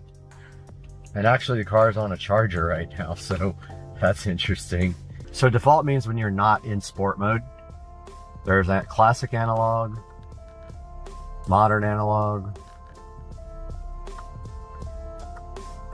classic orange, modern orange. Let's fast forward to 2022, okay? 2022, January 3rd, we published a video about remodeling my home theater. At that point, my home theater was just high definition. My projector died, so I wanted to get something a little bit better. We published this video, plans for remodeling my HD home theater, on January 3rd of 2022. Let's roll back in time and see what that video was like. Hey everybody, Brad here. Just wanted to give a quick update on my home theater room. As you can see here, I have my home theater room in pieces. Wanted to let you guys know exactly what's going on here with this guy. Only thing I'm worried about is this fan being in the way. I've added that since, and I don't know if the projector being on top of this shelf is going to hit the fan, but if it does, I'm gonna have to remove my Moonman. The whole entire room is going to be that color.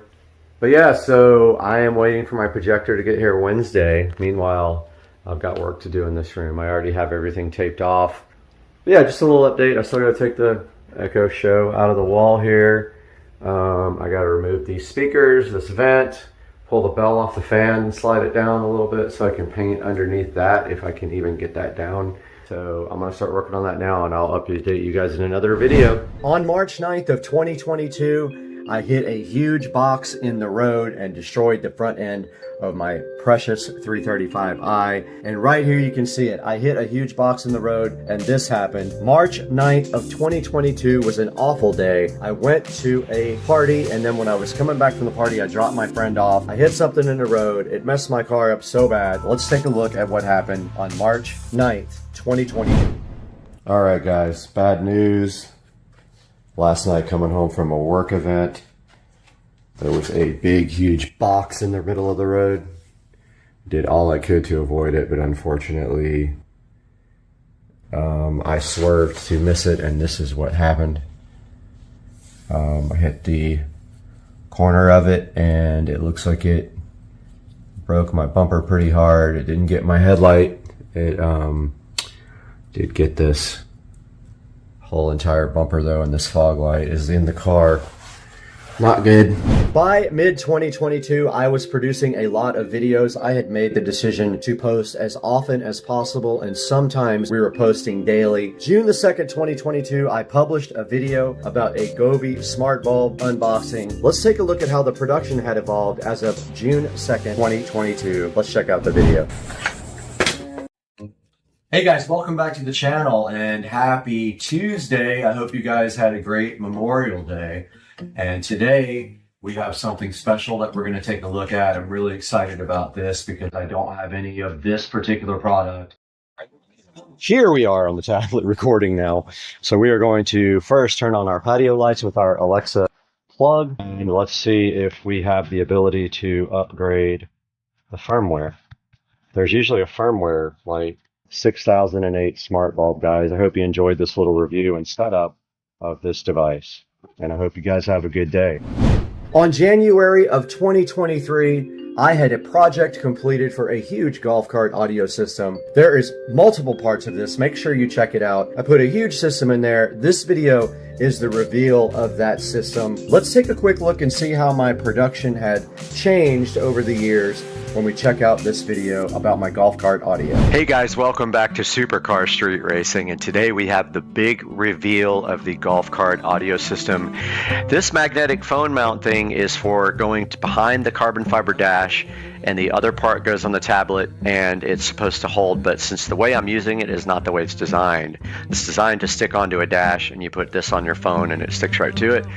I ordered these guys here, these 83 watt QC3 multi-port chargers after the first charger wasn't a super fast charger. I did try to charge my phone with this yesterday and it just said fast charging. It didn't say super fast charging or anything like that, so I don't know why that's the case. I don't know if it's my cable, which I guess that's fine, but I bought it for super fast charging and it does not do that on my phone. I got one in the back of the cart. Next, I finally upgraded my tools. I've been suffering with this Hitachi tool set that has been a problem for years. It's probably 6 or 7 years old now.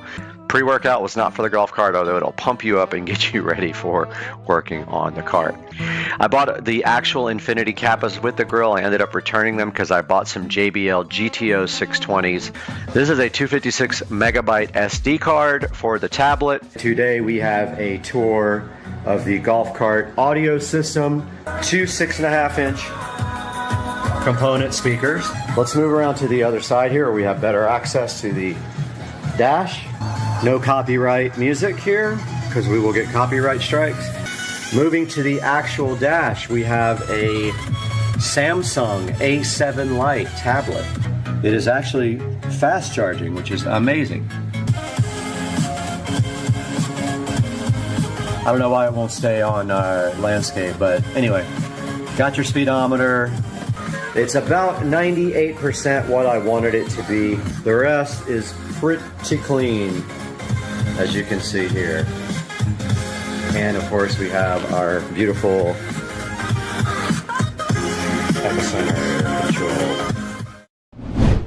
In March of 2023, I decided to build a production studio outside of my house. There are a lot of videos in this series. I built it from scratch. We built a facility outside of the house, and then I did everything on the inside. I had someone build the actual room. I did everything after that. I did the floors, the audio, the video, the electrical. I did everything. And that whole series started in 2023 in March. It goes all the way down to April of 2023. Let's take a look at the reveal of my studio build from 2023. Hey, and welcome back to Supercar Street Racing. I'm so excited to have you guys back today in our brand new 4K production studio. Today, we're going to take a whole tour of this beautiful brand new facility. Now you can also see here on the outside, we have LED lighting installed all the way around the perimeter. It puts a nice downlight onto the studio. Guys, welcome back to Supercar Street Racing, and you are in the Supercar Street Racing 4K production studio, and we are going to give you guys a very quick tour of the studio. Stepping back and looking towards the door, we have the Echo Show 15. On the left side of the desk here, the editing desk, we have a HP all-in-one computer. Now this one is the one that I have a video on my channel for. Moving underneath the desk, you can see the editing rig sitting there. Nicely under there, you can see my wiring skills. I did all the cable management under the desk. And moving behind them, we have the Govee immersive lighting. Up above that monitor there, you can clearly see the center channel speaker. That is the rear of the studio for guests to hang out while I edit, or to sleep in here. It's possible as well. You rotate around this way, there's the editing, and if you keep going to your right, there is the futon and coffee table. This is a 43-inch 4K Amazon TV monitor. Guys, moving up to the top of the ceiling, we have the Govee canned recess lighting. It's actually just pucks lighting. It is smart lighting. Guys, that's going to wrap up a tour of the Supercar Street Racing studio. I'm so glad you guys decided to join us today, and I hope you like the studio, and we will see you next time on the channel. By August of 2023, I had started getting a lot of sponsorship offers. Even though the videos weren't being watched tremendously, I still was getting offers for people to sponsor me. But at this time, I did a video that did okay, 6,200 views, the throttle, pedal, and brake assembly replacement on the Club Car Precedent. Club Car Precedent brake and throttle assembly replacement. Let's take a look at that video from August 13th of 2023. We have this Club Car Precedent throttle, pedal, brake, whatever assembly you want to call it, out here in the Supercar Street Racing garage, and the very first step of this process is to remove the mat.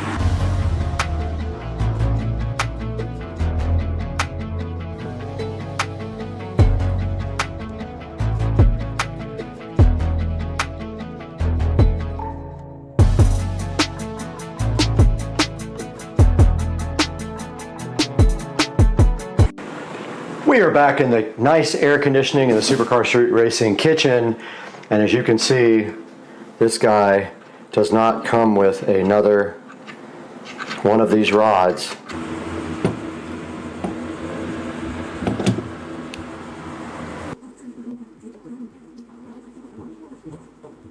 Okay, I can't tell how this comes off.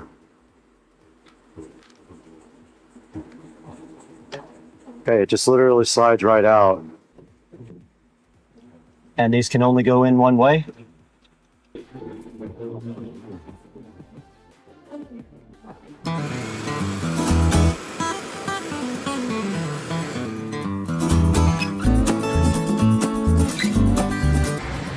Just ran down to Ace Hardware and picked up some self-tapping screws to finish off the pedal assembly. So I'm gonna just take this off real quick and notch it out.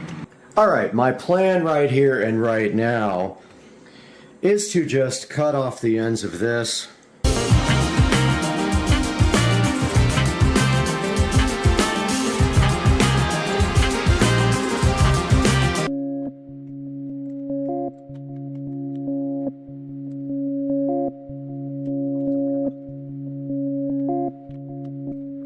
update from the garage here. I did get the wiring run behind there. I need to tuck this in a little bit better, but yeah, the wire is run nice underneath the pedal right there. It goes behind the pedal and then underneath.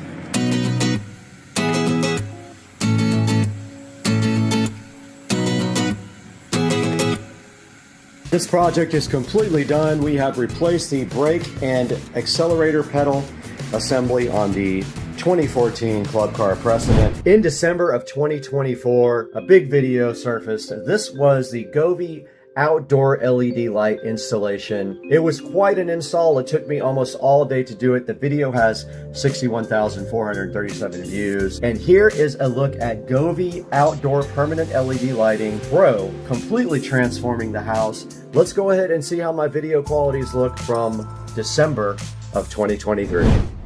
We find ourselves once again in the Supercar Street Racing dining room with an exciting product today that I am so hyped for, and I've been wanting to do this for a really long time.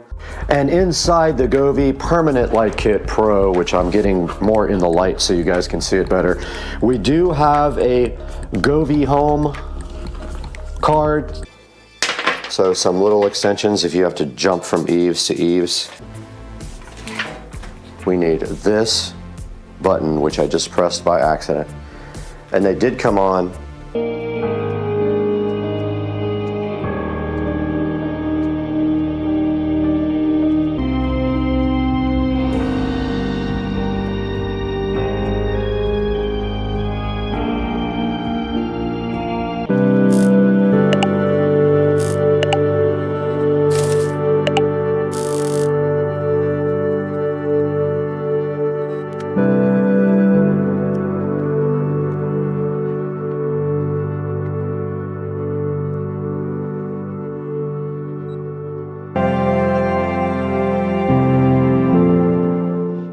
All right, we're out here with Rich, and he's got his Tennessee shirt on, but we just took a look at the final product here of the Govee permanent outdoor LED lights. And you can see with that mode, the spotlights actually look good. I think they look good.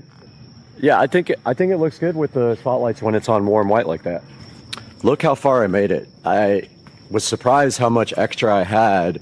Hope you guys enjoyed this project. I absolutely loved it. It was a lot of work. It took me about 7 hours to do. All right, the next stop on the evolution of the channel is going to be January of 2024. On January 10th of 2024, I published a video about the Lumery Outdoor Pro RGB path lights.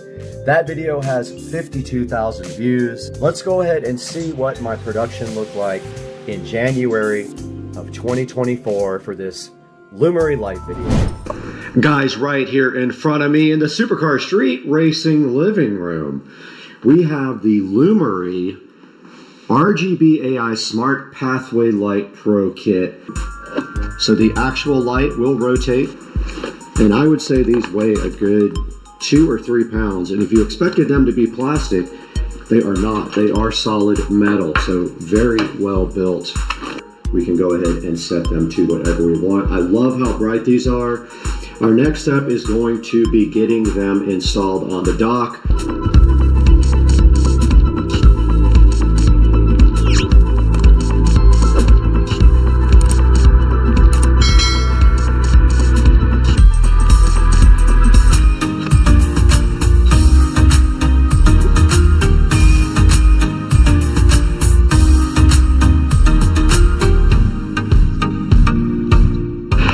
We have finished attaching the lights to the dock and siliconing around the base. I'm thinking right about there.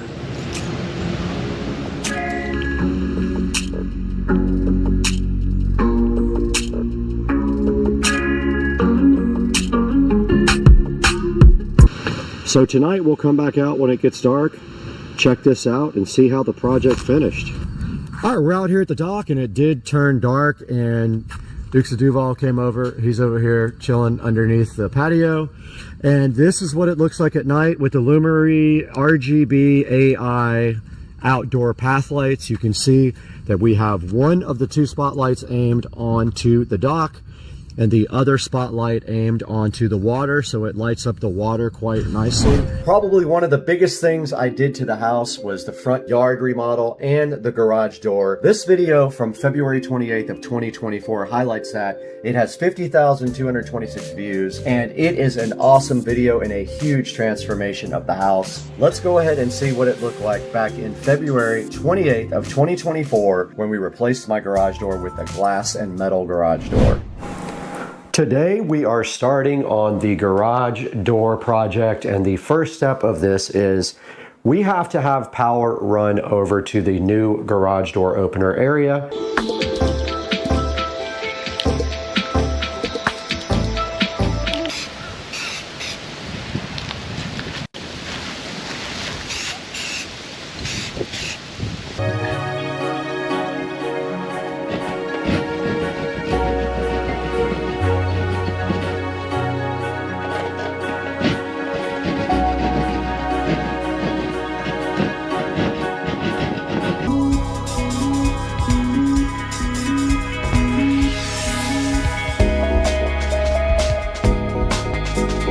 So first things first, all we have to do right here and right now is to get this pre-wired. And so to do that, we're going to go ahead and open up the back of the receptacle, whatever this is called, the wall box. And this is a type that screws in from like that. And then the tab goes around and holds it to the drywall.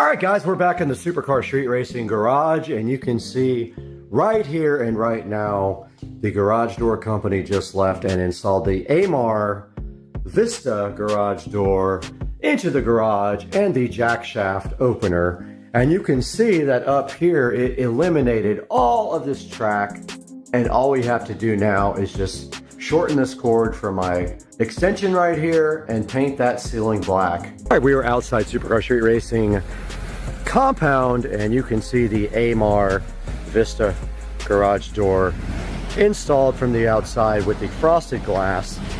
And of course you cannot see through this, but it is letting some light through, and you can see the hexagon lights here looking so fly and so fresh. And the sprinklers are going off, and I did tie the sprinklers into the city water so that it would not ruin my pavers with the rust. But stepping back, the house looks absolutely cool now with the new driveway. I believe one of the top, if not the top viewed videos on the channel is coming up next. In March of 2024, we published a video about doing shark coating on my garage floor. That video has 202,794 views. Let's go ahead and see why this video has so many views. Let's take a look at why epoxy is the wrong choice for garage floors. I got shark coated. Hey guys, welcome back to Supercar Street Racing. We have something special for you today. I thought I would come on camera on the intro and talk to you guys a little bit about getting my garage floor shark coated. Now in this clip here, you can see the guys from Shark Coatings did get here pretty early in the morning, actually earlier than they were scheduled to, so I was kind of not ready at the time.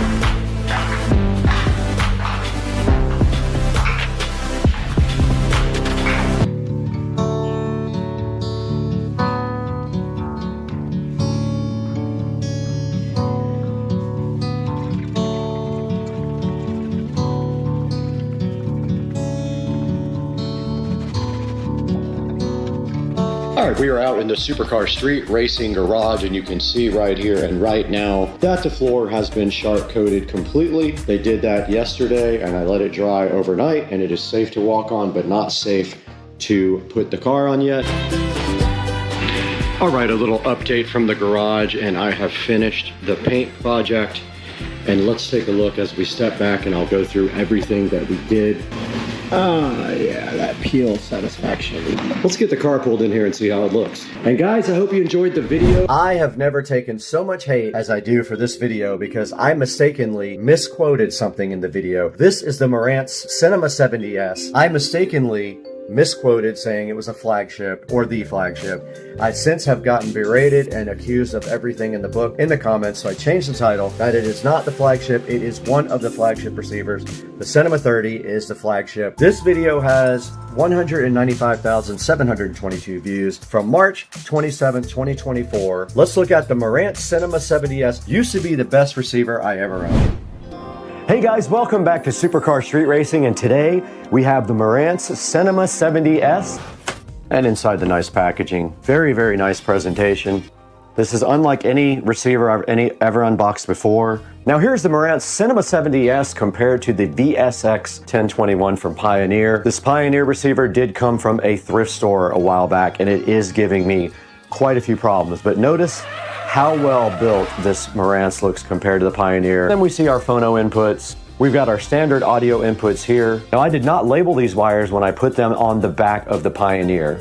I have enough slack where it shouldn't be a problem. All right, we got the Marantz out. We got it plugged in. We have the audio return HDMI going to the television. And so this is what it looks like here in front of me. Looks so good, so much better than the old one.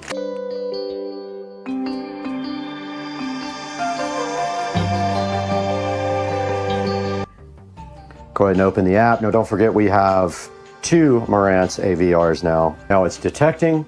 Welcome back to Supercar Street Racing. I'm Brad. You're in the 4K production studio, and we are taking a look today at the Marantz Cinema 70S, as you can see right here on your screen. On April 23rd of 2024, I published a video 1 year with my 2023 Tesla Model S Plaid. That video has 155,000 views, 98% likes, 1,100 likes, and this is all about living with my Model S Plaid for 1 year. As a matter of fact, I am about to make 2 years with my Model S Plaid. I have to shoot that this weekend, but now from April 23rd, 2024, 4 days before my birthday, let's look at 1 year with my 2023 Tesla Model S Plaid. Rolled back the odometer.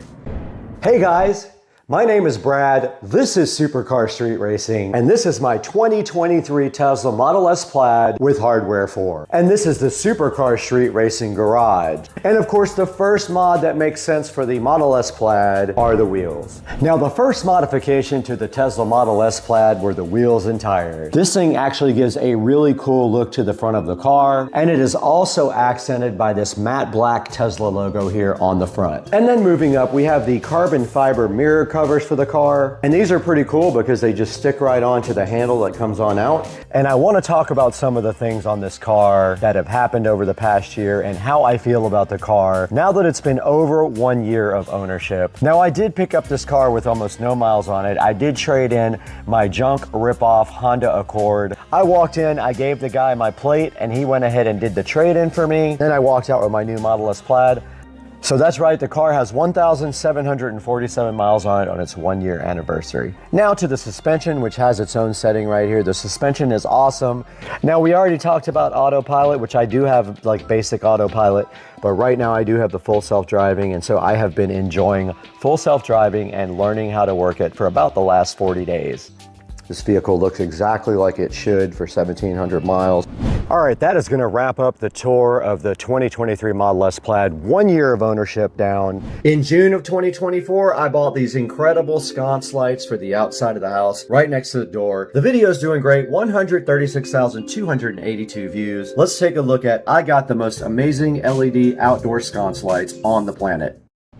All right, we are in the Supercar Street Racing kitchen with everything we need to get up in the attic. We have our drill here. We can see here that we have actually pre-wired for the LED sconce lights that are coming in. Yeah, it looks like they were building a nest inside there.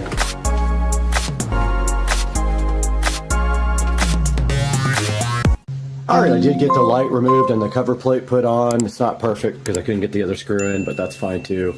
Okay, this area is ready now for the new LED sconce lights.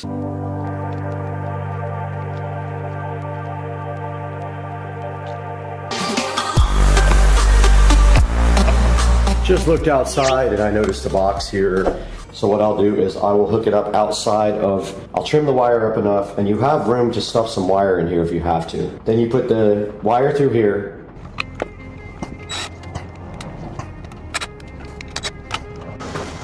Okay, I did get the lights finally hooked up and on. All right guys, we are outside of the house now at night. Sun has mostly set. You can see there's some daylight, but I wanted to show you guys the sconces here. And you can see right there as we walk up, they are set on warm white along with all the other lights, and I have the garage, kitchen, and foyer on purple.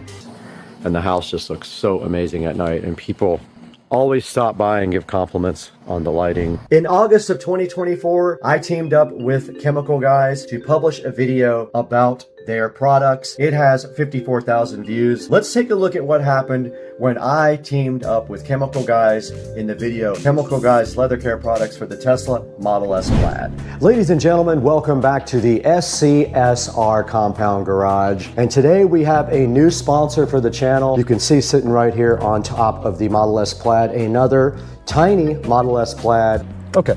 Now we do have a couple of stripes right on the towel here to go ahead and start working with. And the front seat is done. I'm gonna go ahead and take the opportunity to do some protectant now. All right, we're on the other side of the Model S. We're gonna go ahead and put some leather conditioner on our rag and do this other seat for you guys. We're gonna go ahead and wipe it into the rag so it doesn't splotch a lot. Just saw me clean the whole inside of this Tesla Model S Plaid. That is the leather cleaner for the front. Now let's go ahead and get a clean cloth. We'll put a few stripes of leather conditioner on the cloth, and then we'll go ahead and condition these seats.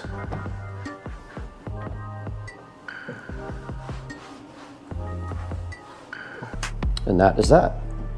Back out here in the garage, and you guys did just see us clean and condition the seats on the 2014 Club Car, and you can see how good they came out using the approved methods by Chemical Guys. We went ahead and cleaned all the seats first. Back in September of 2024, I created a video about Govee Smart Recess Lighting for the kitchen. Video did great, 55,379 views. Let's go back to September 22nd of 2024 and see what that video looked like for a few minutes. Guys, we have something to do today, and this is a clue about what it is. Look at that right there. Has been a problem for a long time. Let's get this opened up. And we're gonna get these out right now and show you guys how we're gonna get this kitchen more modern. Inside of the box, we have this Govee Recess RGB WW downlight. All right, directly in front of me right here, we did finally get our microphone working. We have our RGB WW Govee Recess downlight.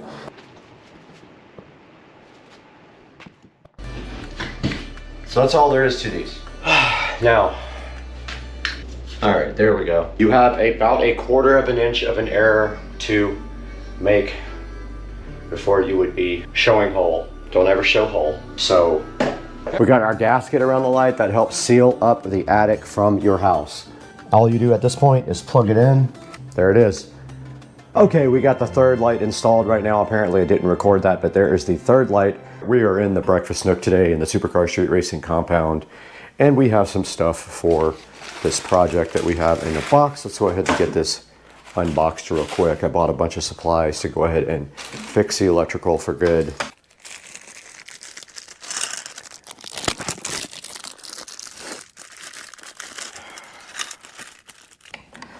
That's that.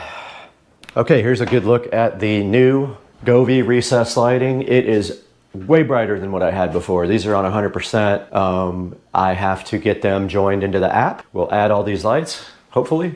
Okay, we're back on the GoPro now with the Govee recess ceiling lighting, and you can see right here that we have put them all in a single group called Kitchen Recess Light. And if we want to do a scene, we can go inside of the app to do that. So we go in here, we can do a scene like night. In November of 2024, a big leap for the channel. we were donated a 48 volt lithium ion battery from ASUS. We decided to go ahead and install that in Joe's golf cart. There's a whole series about that here. Let's take a look at the big reveal when Joe put a 48 volt ASUS lithium ion battery in his golf cart. Alright guys, welcome back to the channel. You're at Supercar Street Racing. You got Brad here and Joe. And today we are going to take a look at this project that we did on Joe's golf cart. We're going to go through everything with you. So some of the features I discussed were part of the exterior add-ons that I did to the cart. Now I want to talk a little bit about the things that I did internally on the cart. So one of the features that I wanted to do on this golf cart was to speed it up. So one of the things that I added originally was a 500 amp all track controller. Along with the battery, we added this voltage reducer. So that was a quick overview of my golf cart. What's up everybody, I'm Brad and this is my 2014 Club Car Precedent. You just got a good look at Joe's cart, everything he did before he went ahead and got his 48 volt lithium ion battery. We're right here with my wheels and tires on my 2014 Club Car Precedent. You can see right in front of me the other set of wheels for the rear here. Okay, we're here in the motor bay of my club car and you can see right here we have the 70 volt eco battery, 105 amp hour. We've got both of our carts right here and you guys just saw a complete walkthrough of both of the carts and all the modifications that we did to both of them. And I gotta say, the carts look amazing, they sound amazing. What is your final thought on the ASUS battery and these two carts? Yeah, I tell you, we did Brad's cart first. That was a great experience to really learn more about the cart, all the things that you can add to it. We learned a lot from that. So when we jumped over to my cart, it was much easier of a process because we knew where everything was, what we needed to do. And then obviously with the ASUS battery, it was amazing. This cart has a lot of power. I took revenge on the haters in 2024 on December 7th. I actually bought a flagship, one of them. It's not the big one, it's a Cinema 50. I bought one of them just to get back at the haters on December 7th, 2024. Let's take a look at the video where I bought a Marantz Cinema 50.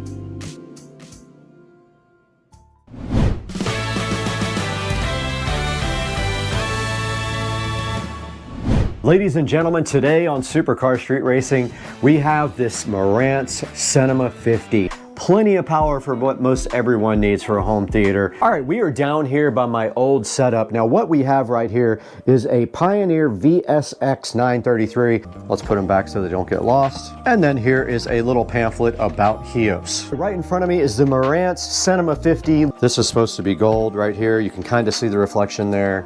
And that is it for the front. There is not a whole lot to say. It is a very clean looking receiver. There is a headphone jack there. This is going away. I ordered a audio rack that sits directly on the floor. It'll drop everything down about 6 inches. And right, this one is coming out of the actual connector. It's so bad. That was the subwoofer setup. It will allow you to do directional if you have double subwoofers or more than one. We're out here in the 4K production studio. I'm Brad and I'm happy to have you here on the channel. It does 8K UHD. It does 3D audio, it does Dolby Atmos, pretty much anything you could want. On February 8th of 2025, the channel took a big gain when I did a top speed run in my 2023 Tesla Model S Plaid. That video has 53,000 views. February 8th, 2025, let's go see how I took the car to Mexico and went on a top speed run. All right, we're out here in Mexico again, scouting out a location for a high speed pull here that I've never done. Probably quarter long, maybe a little bit longer than a quarter strip over here where it goes uphill a little bit. So let's roll into this now. That's full throttle. That's 100, 10, 20, 30, 40, 50, 160, 165, and that was the top speed. All right, about 1 month ago, I got some sports seats for my Tesla Model S Plaid. I had them retrofitted. My model didn't come with them, but I really wanted them. I had to pay about $6,000 to get that done. This video was published on March the 18th, 2025. It has 101,343 views. Let's go see what happened when I got the first retrofit Tesla Model S Plaid sports seats in the country. All right, guys, so it is 2 Fridays later. They ordered the wrong seats for me last time. I know we ordered black. Well, I'm in the Cybertruck. They gave me a Cybertruck and it is the weirdest feeling. It has 4-wheel steering. It turns on a dime. This is crazy. We're back at home now with the Cybertruck, and I thought that I would be able to back this thing in the garage, and the first thing I learned is that this thing is way bigger than you think it is. So check this out. All right, we're back in the Supercar Street Racing garage this morning after being up super early to go get the Plaid from the Tesla dealership. And we have successfully installed the first, I believe, according to the dealership, they have never done this before, retrofit sport seats in a 2023 Model S Plaid. Check it out, guys. All right, here's a look at the back seats in the Model S Plaid after the sport seat retrofit. You can see that you do get new bolsters on each side and on the bottom. Lit look at the front, you can see the Plaid logo right there, and the more sporty headrest and the firmer bolsters and bottom part. And there's the other side. This is how it came out. It looks awesome, man. I'm hyped for the Model S Plaid sport seats. Definitely added a new sporty feel to the car. Last but not least, published on April the 9th of this year, I teamed up with Besmo to show you guys their robotic mower. This video has 28,000 views, published on April 9th of this year. Let's take a look at the production on the Besmo. AI robotic lawnmowers are here now, and they work. Just take care of that. Now, they make some bold claims about this Besmo T100. Supposedly it's perimeter wire free, can mow up to 1.5 acres per day, has 1 to 4 inch adjustable cutting height. First of all, I wanted to thank you guys for 100,000 subscribers. All right, directly in front of me, guys, we do have the Besmo T100, the Titan, and it is ready to be unboxed right in front of me. I did notice that the box had a few dents in it, so let's hope that this guy is not damaged. But let's go ahead and crack into the Titan, the T100. You can see here there is quite a long cable on the charging plate. If that is something that concerned you, you have plenty of cable here. So the back of the Besmo charging station just has this round plug here. Right here we have the RTK antenna. All right, so we're out here working on this bracket to hold the GPS module up in the air. Brad tried to just do a temporary rig just to get things going, but we decided to take the time to put this all together. So it's very simple, very easy. You have a bracket that goes against the wall. Everything pretty much screws into one another.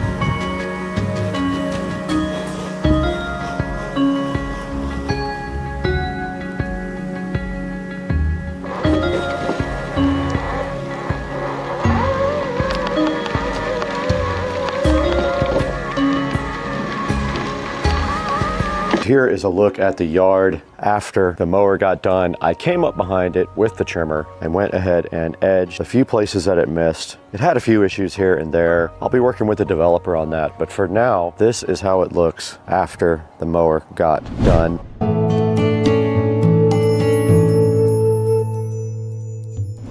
And finally, let's take a look at this channel right now. We have 125,000 subscribers. This is amazing. I really thank you guys so much. A few of the videos are doing great right now, a few thousand views per day on each one. That's amazing. I can't do this without you guys. Thank you so much for supporting Supercar Street Racing for the last few years. First, it was Brad D. Supra. Supercar Street Racing started in 2017, so it has been less than 10 years, but we do have 125,023 subscribers as of right now. All right, we're back in front of the awesome YouTube play button here, the silver play button that symbolizes 100,000 subscribers for Supercar Street Racing. Let's go ahead and show you guys where this is gonna go. I had a place already planned for it just in case it happened. Let's go take a look right now. Looks like there's 2 places to hang it right there on the back. So this is going right up there. If you guys remember when we got this uplight here, I told you guys there was a reason for it. It's going right there.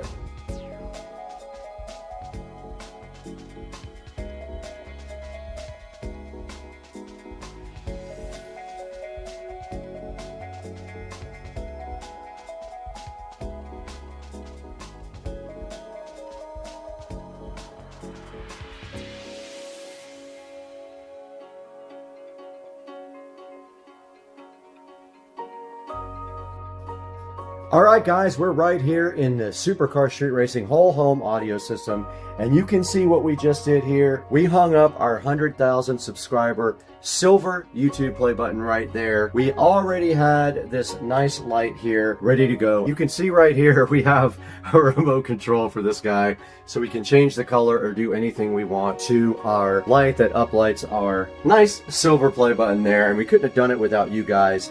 Let's take a minute to thank you guys and say we are nowhere without you as fans or subscribers. If you don't like and subscribe to the videos, we would not be here today. So I want to give you guys a huge shout out, and I appreciate you guys watching Supercar Street Racing, being fans, liking and subscribing, commenting, do all that stuff. And we're going to let this end now. We'll see you guys on the next one, and we'll have more subscribers, I hope, by then.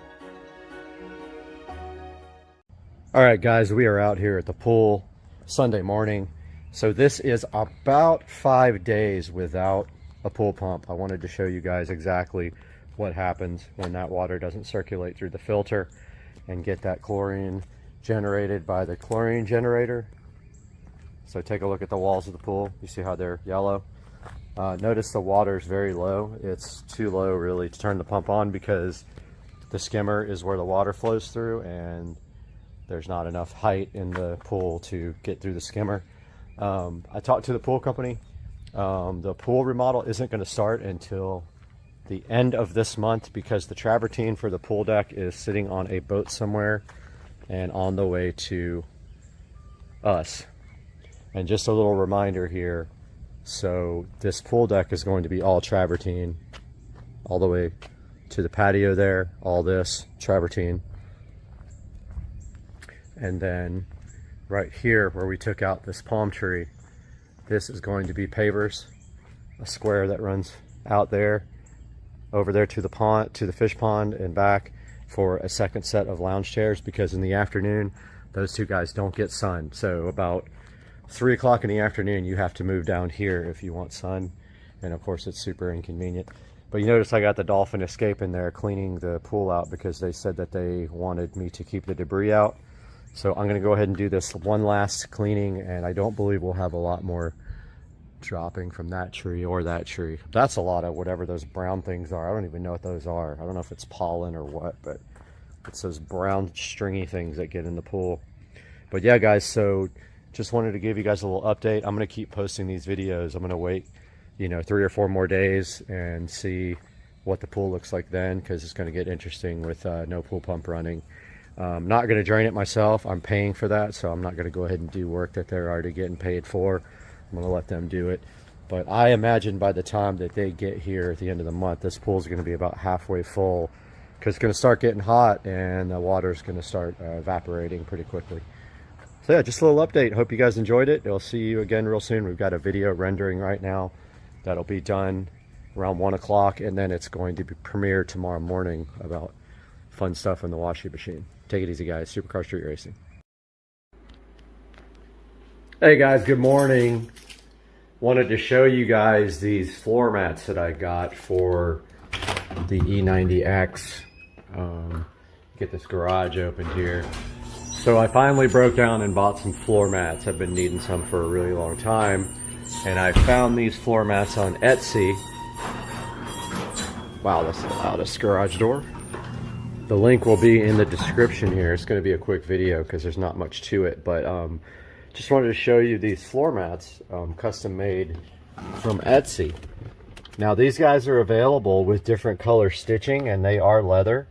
So as you can see here, they have the M logo on them, and if you look here, the fitment is pretty good. Now the back ones I had an issue with, so he is actually remaking those. They didn't fit.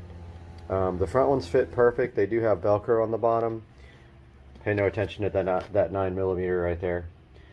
So yeah, I'm going to provide a link in the description to these E90X, so they fit any E90 car, floor mats that I purchased on Etsy. And then he does have them for other vehicles as well.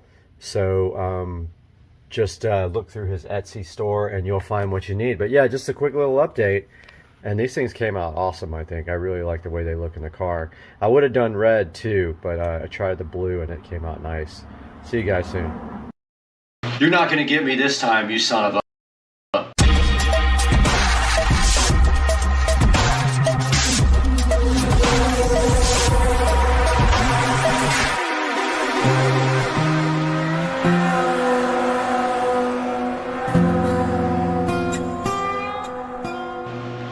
We're back here next to the beautiful Mac Pro that was converted from a thrift store piece of junk to a very nice Linux running computer. And today, this guy beat me up the first time we tried to install it, but we're gonna try for 2.0 today on Supercar Street Racing, so hang in there.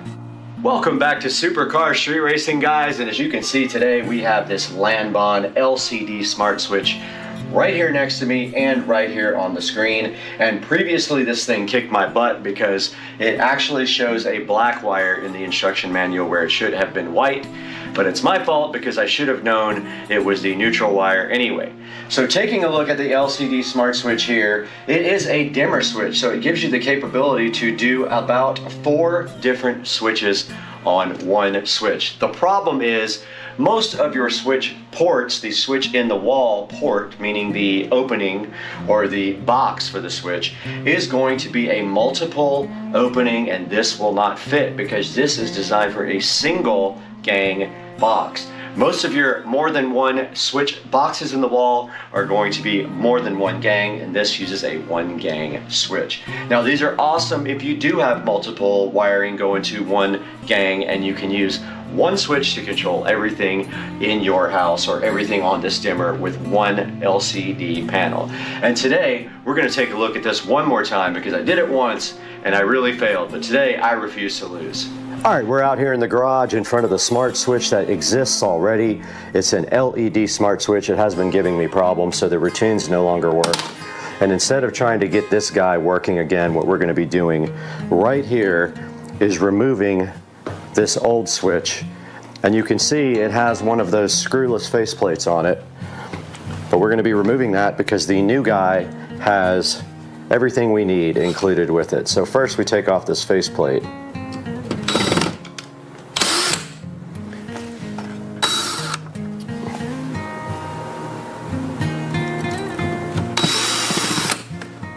Once that faceplate is off, that's what the outer plate actually attaches to. Once that is off, we have our switch free and clear to go ahead and take out. We just remove the top and the bottom screw here.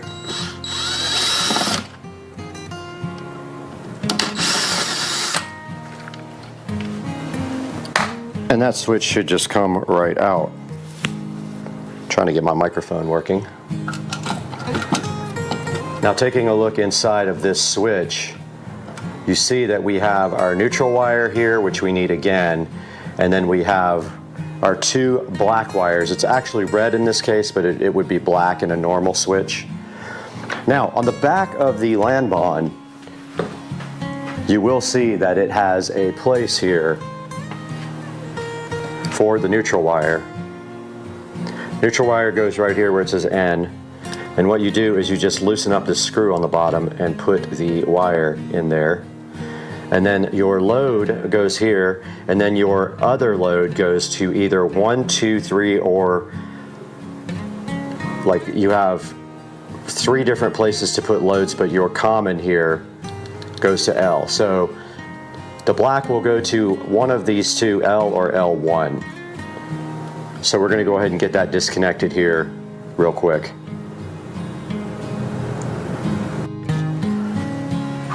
All right, for this job you're going to need and there goes the screws. You're going to need a very small screwdriver to loosen up the screws on the Lanbon.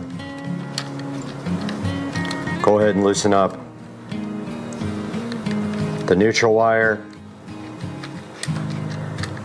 the L, and the L1. If you're only doing one switch, you only need L and L1. Now, I do have the power on at this point, so I am wearing gloves.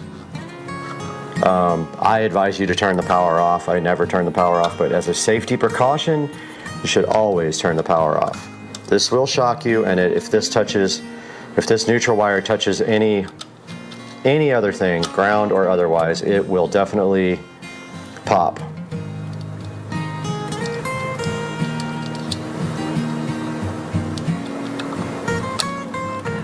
Go ahead and put the neutral wire in there where it says N.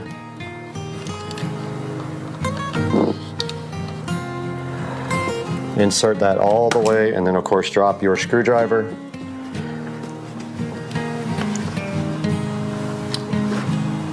Take 2.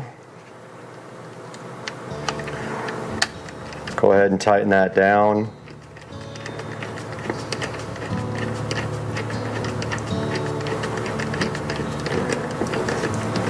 Don't be scared to torque it. Oh, also forgot to tell you guys, this part does come off. So that has to be mounted separately. So the front part comes off, and then you're left with this little plate here. Now, let's go ahead and get the other switch disconnected. Now, what happens basically on the switch is when these two wires make a connection, it sends power up to the switch. We will prove that here momentarily if we just do this. You can see the lights came on. That is the basics of a switch. The neutral wire connects to the switch up there, and then when these two connect to each other down here, it completes the circuit. The white wire will always be connected up in the ceiling to the switch, and then down here you will have the hot wire, and when it makes a connection like this, the lights do come on. Now, we got to get this wire straightened out so we can put it in the back of the terminal here. So we're going to need our workman's pliers. Now, the workman pliers is the most commonly used pliers by an electrician, and they look like this. These are Workman's. So we're going to take that Workman and go ahead and straighten out this wire. And we don't need anything that long. The Workmans do have cutters on the back, so you go ahead and cut that off a little bit, straighten it out completely. Same with the other one. Don't need that much wire on this, nor do I need that right this moment, but I am going to need it momentarily. Now we just take our back of our switch. One of these guys goes to L.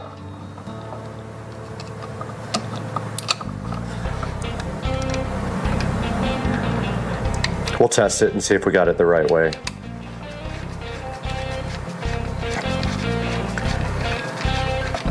Tighten that down nice and tight, and then the other guy goes to L1.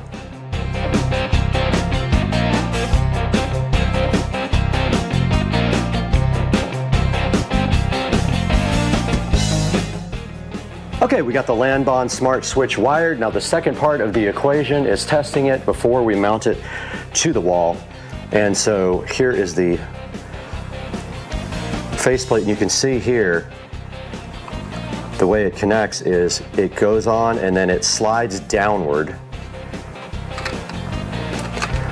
It can only go on one way, and you can see right here right now we do have a light in there, and it is booting up. So once it comes on, we will see if it lights up the lights in the garage. Now it is wants to know if you want to be a dimmer. Confirm that. Edge lighting on.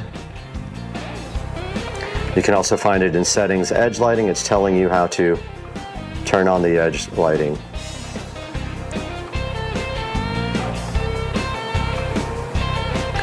Okay, it wants us to go ahead and configure this now, but I'm going to skip this for now.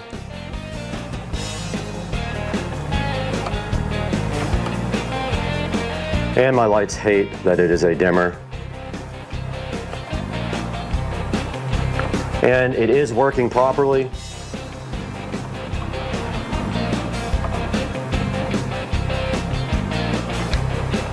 They don't like the fact that it's a dimmer, but at the same time, it doesn't matter. They're just going to be on and off 100%. If we go anything under 100,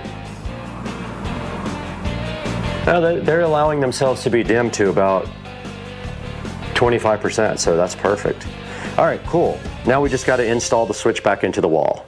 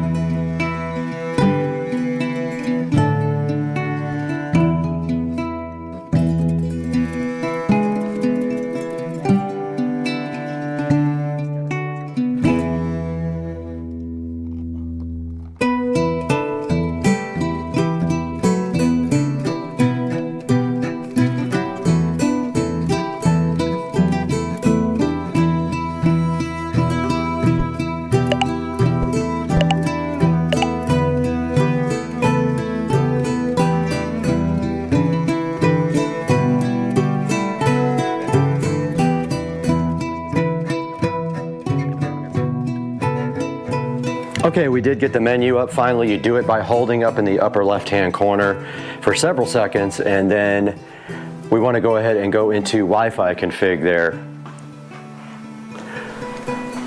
And there is an easy mode and a hard mode. Let's do the easy and see what we get. Now on the phone, we're going to go ahead and record there as well.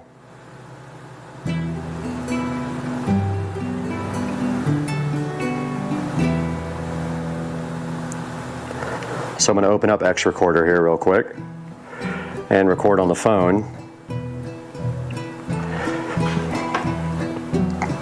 Okay, so on the phone we want to go to Smart Life.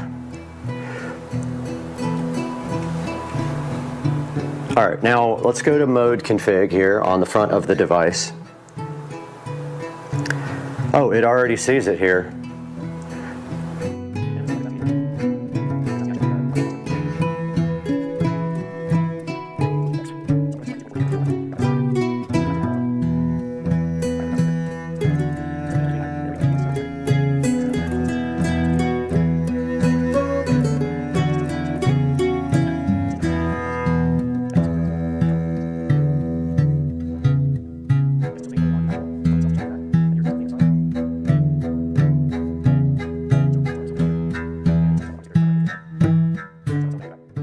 Alright, I do have the lights off on the production lighting so you guys can see this better and see the screen, but we have successfully installed the Lanbon dimmer out in the garage. You can see the edge lighting there.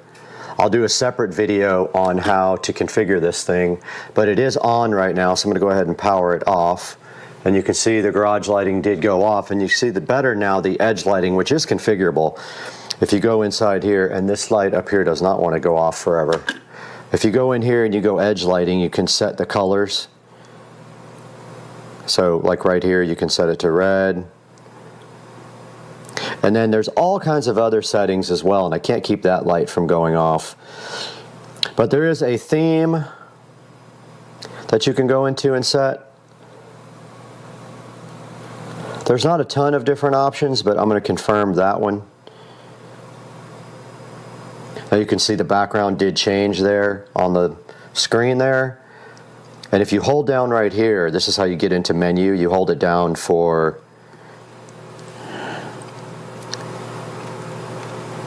any number of 4 or 5 seconds, and you can go into all the settings. And then there's your brightness and stuff for it. I'm going to turn the normal brightness up and the standby brightness up. Screen light time, display angle vertical. And yeah, guys, so now you get, oh, there's some engineering options here. Pretty cool. Great switch. I really like these a lot. It's just too bad that you can't use the dimmer in anything but a 1 gang, because dimmers, I mean, even standard switches usually are in more than 1 gang box. There's no way to mount this. It would have to be completely custom. So I'm happy with this installation. I hope you guys enjoyed it. Now back to Brad, over for the final word on the switch install. So right here on the screen we have this Lanbon Tuya Smart Life LCD smart switch that we just installed at the Supercar Street Racing garage, looking oh so fresh. And if you'd like to purchase one of these, I'll leave a link in the description for you. And I hope that you have good luck with this now that I've installed it twice. And I let it beat me 1 time. I'm not letting it do it twice or 3 times or ever again. And you guys, I hope you subscribe to the channel and like this video. And we'll see you again next time on Supercar Street Racing. Hey guys, good morning and welcome to the channel. I'm Brad. And you're watching Supercar Street Racing, and today on the channel we are up at, as you can see right here on the screen, we're at part 6 of the mini bike restoration project. I spent a lot of hours the other day doing quite a few things to the bike. I got all the parts off. I got all the parts either grinded down and prepped to get all the rust off, or degreased, or both, and then got them all painted black and ready to go back on the mini bike. I only have 1 task left to do on painting, and that is the gas tank. I want to take the cap and make that copper. You're going to see all that today here on Supercar Street Racing.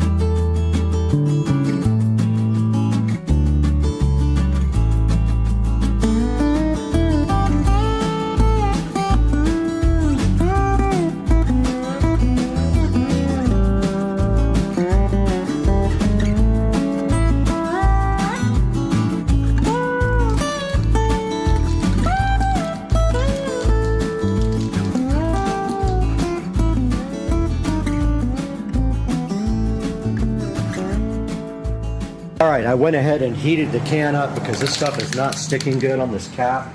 Let's see if it sticks now after I scuffed up the cap and cleaned it.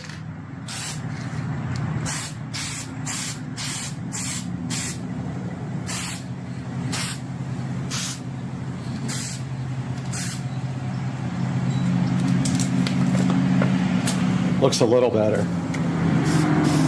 Let's see if it starts bubbling up like it did last time. Still got some bubbles in it. I prepped this thing like 3 times. See the bubbles forming there? It's completely clean too. I don't know what's going on with that.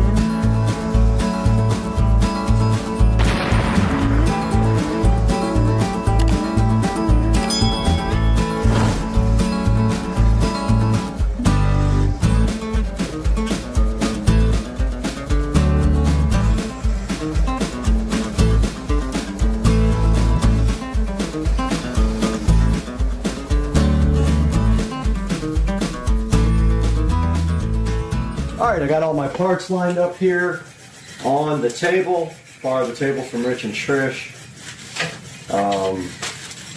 Yeah, I'm just kind of laying everything out. I don't have everything exactly where it's supposed to go because I don't remember, but I have video from everything. And I'm just cleaning up all the parts now. on the grinder that need cleanup, making sure everything is nice and fresh for the reconstruction.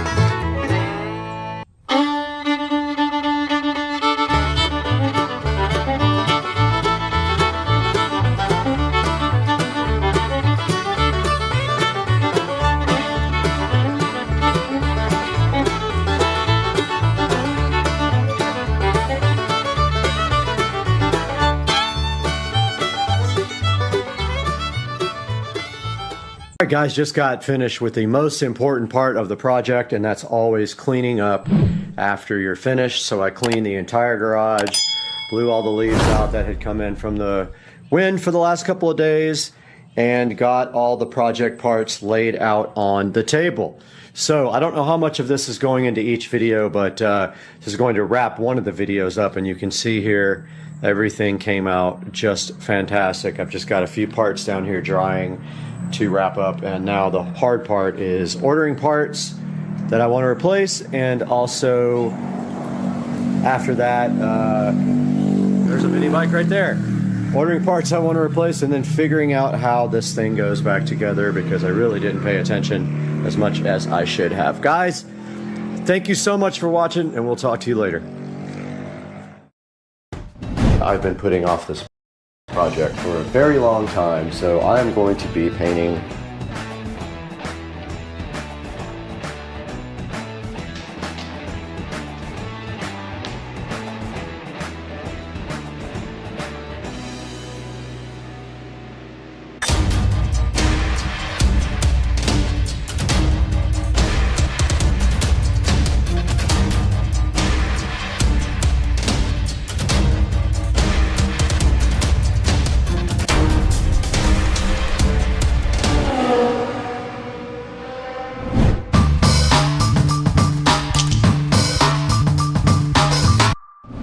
Alright, we're in the Supercar Street Racing kitchen this morning, and I've been putting off this project for a very long time, so I am going to be painting the inside and the outside of this door today. I have the kitchen paint for the outside to touch up around the sides here where they messed it up when they put the new trim in. I also have to caulk this part in right here. They left some caulk for me, so I got to do that as well before I paint the trim itself. But I figured I would touch up the outside first, then go to the trim second. Okay, on the outside of the garage here, we can either paint this black or red, so I got to figure out what I want to do. I do have the red white here. Yeah, I'm going to need the black as well to touch up the black part of the wall.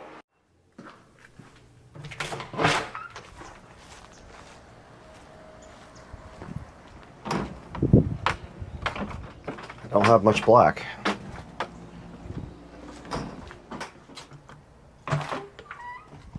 It's gonna be red. So I need to go ahead and get my caulk gun ready. They left me a little bit to do this door with, a little bit of area right there that needs it. So I'm gonna go ahead and do that, but I need to get all the rest of the supplies out of the shed.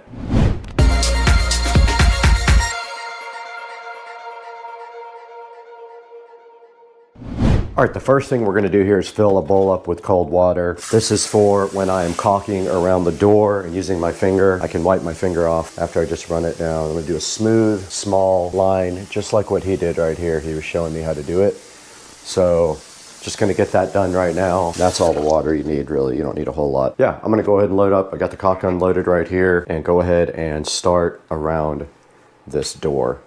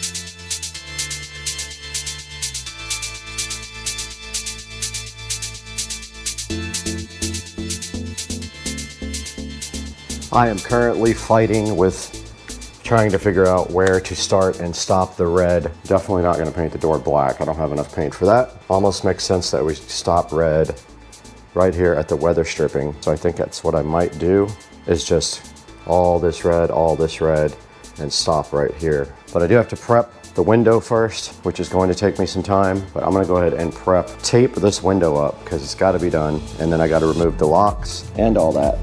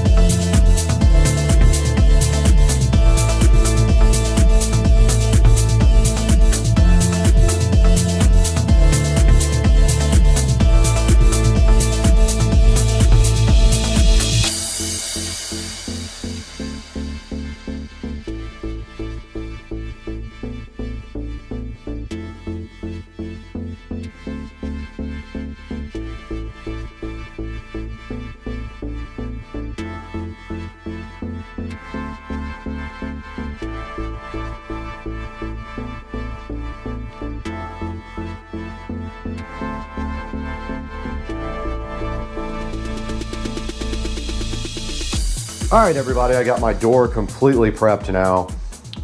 It was a royal pain. I had to do all the hinges. I could have probably just taken one hinge off at a time and painted that. But I decided just to go ahead and try for the first time in my life to prep it, and it worked. I used a razor knife to get around the hinges, and then I also prepped the glass on the door, put some paper towels in here so paint can't go in here. And now all I have to do is paint. I'm gonna tape those up as well before I start painting. Tape around this one and this one so I don't have to pull the screws out, because these get weak every time you pull them out. I might pull this one. This one I'm definitely taping up.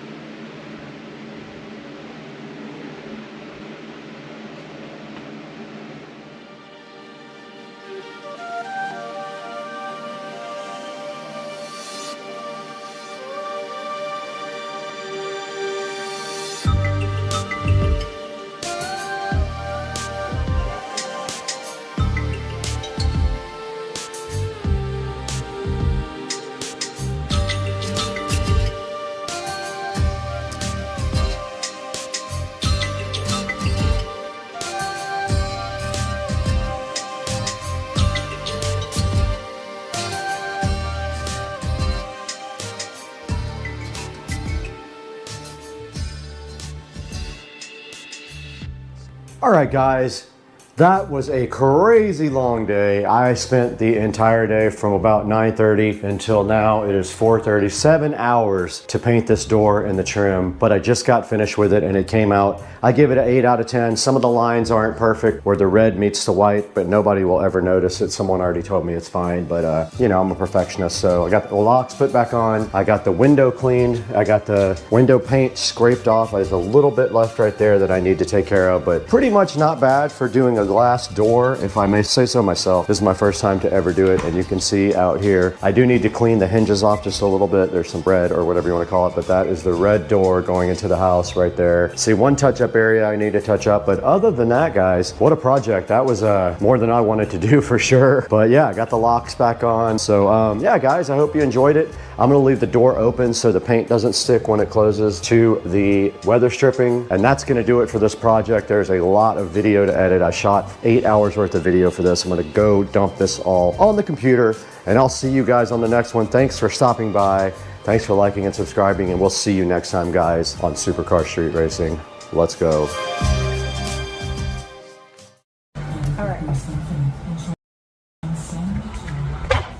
Oh, yes, this is you if you break in. Yes. All right. All right, this is day 64 of the keto diet. Let's see. 143.6, and I started at 169.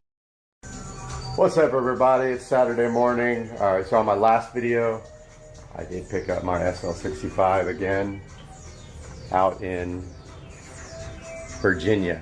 Drove it back yesterday. I took a one-way rental car out to Virginia yesterday, picked up the vehicle, and drove it back to Florida. And here is the car, sitting there desperately needing brakes, wheels, and an audio system upgrade. So today, we're gonna take a look at the audio system upgrade.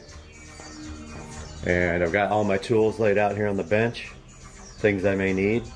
One or two things I'm really worried about is running the GPS antenna, running the microphone, and also a constant 12-volt power source. I have no clue where I'm gonna get that.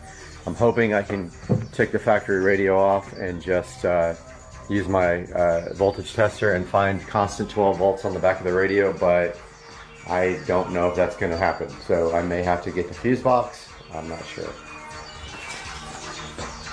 Radio is right here. It's my Joying Android head unit. Got all the accessories here. I've got the Scosche dash install kit. I've got the antenna adapter. I've got the Mercedes Most fiber optic adapter. The Mercedes system is fiber optic from the head unit to the amplifier. You can either replace the amplifier with an aftermarket amp, which I'm going to do later, or this system plugs into the fiber optics right there. Right there. And the other end has RCA cables, and you connect this to yellow to constant battery power. That's my one problem here that I'm worried about, is finding constant 12 volt on the car. So I don't know if it's behind the radio. The cigarette lighter is accessory power on, which that was another thing I was worried about finding, but apparently I can get it there because I tested that yesterday. So I will update you as I start taking off the dash panels. The first thing you're going to want to do is get yourself some of these dash kit tools. These are essential for not breaking the clips. See how they have claws on the end? You're going to need these for anything you do here in the any vehicle for doing audio work. So in the SL series car, that's pretty much all the cars. The procedure is going to be the same thing. First, you want to put the seats all the way back and all the way down, so as far back and as down as they will go. It'll make it easier to get the side panels off. I thought I had the seat as far back as it would go, but apparently it will go back further. No, it won't. Okay. And it's down all the way. Okay. So once the seats are back and down, you want to open these cup holders up and take off the front covers. Those are the covers right there. So I couldn't figure out how to get those off. I just pulled hard enough and finally they did come off. Then push the cup holders back in. Next step coming now. Next, take your plastic tool, pop it in there and pull these side panels off. This is why you need this. You don't want to mark up your $200,000 interior. Pop both sides of these off. So while you're doing this, some things to remember. Have a good place to lay out your car factory pieces so you don't mess them up. These are very, very expensive pieces. If you break these little trim pieces, you don't want to know what it's going to cost you to buy replacement ones. If you like paying the Mercedes tax though, be my guest. So online it says that you're going to need a T25. I was missing mine, so I used the next smallest. But if you look under here, there's 3 screws supposedly, but they're not these big ones, but right next to them. I already took this one out. There's one in the center right there, and there's supposed to be a third one, but some idiot didn't put mine back, I think, right there. So you want to take those screws out. It might be helpful if you have a small screwdriver like that. I love those things. And I happened to have some Torx bits in my toolbox, which I was surprised. Lift up your center console. Take your, do not try to use anything but the real plastic dash removal kits. Pop that up there. It should pop right out. Okay, so also turn your key on, put your stick all the way to the back. Pry this up. It'll pull off easier if you pull towards you like this. So get it all the way out just like that. Now you should be able to pull up on your center console and turn it like this. There's enough wire for you to turn it, and then once that's done, you can move on to the next step. Take the 2 Torx screws out of the side of the cup holder and slide it out. Do not do what I do and let one of the screws fall in there. Now I've got to find it. I wish I would have got this on video. I was having a tough time trying to figure out how to get this command unit out. The best way I can tell you is online it says that there's 2 tabs to push down on the plastic at the bottom. I just pulled up kind of hard at an angle and pulled, and it popped right out. Then you want to disconnect the wiring in the back here. There's going to be a fiber cable and then a I'll show you when I can get back there. So if you're like me and you're expecting a wiring bundle back there, you are going to be disappointed. The only thing connecting to that radio is that harness with fiber optic and a few little pins. Now, I don't understand how this is going to connect to my adapter, so I have to figure that out right now. Okay, so I just figured out that there's a little retaining clip on the sides of the back. You pull it, it's like on the very edge of the connector. You pull it, and while you pull it, you can pull this most connector right out. And then this box, this most box came with this little adapter. I'm not sure what that is yet. We're about to try to figure it out. But here's the most box. So you got that. Let's see if I can get some light in here. You've got this. So if this will not connect directly in there. So they gave you this little adapter. I'm going to show you that in a moment when I get it on. So the adapter goes in, and then the fiber optic cable goes right into it. Now the challenge is finding a 12 volt constant on power source. I'm going to start probing this, whatever the hell this thing is, and I'm sure there's no power in here. Who knows? We're about to find out. So you always want to have a good voltmeter available, and what you want to do on your voltmeter, of course, we're working with 12 volts DC. So you want to find a DC setting on it, and then you can check for hot or accessory power.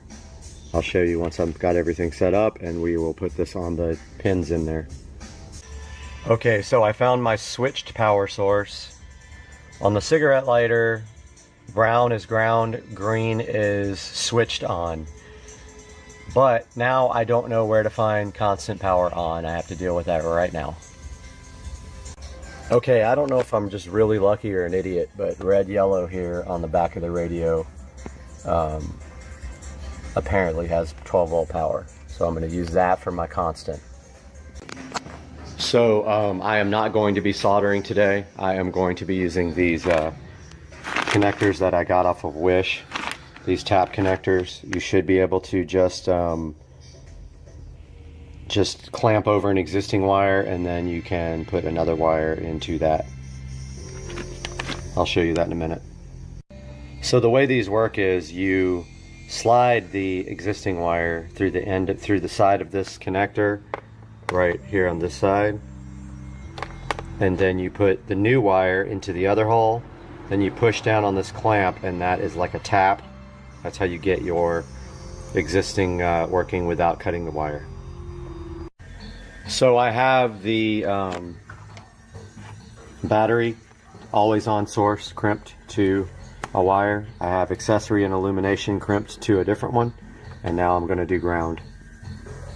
So I've got the tap adapter on the wire already on the ground. I'm going to go ahead and attach the wiring harness now. Okay, I just tested all my wires. Everything seems to be working properly. Now the big surprise here is that I thought on the back of the radio there was an antenna adapter. And guess what? There is no antenna adapter. I don't listen to the radio, so screw it. So I turned the key on and the radio did power on.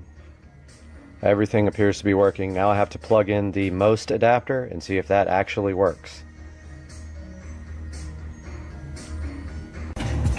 So this is awesome. I got my dash complete. I got the, So this is awesome. I got everything installed, and of course, one channel of this converter box does not work. I've double checked 100 times.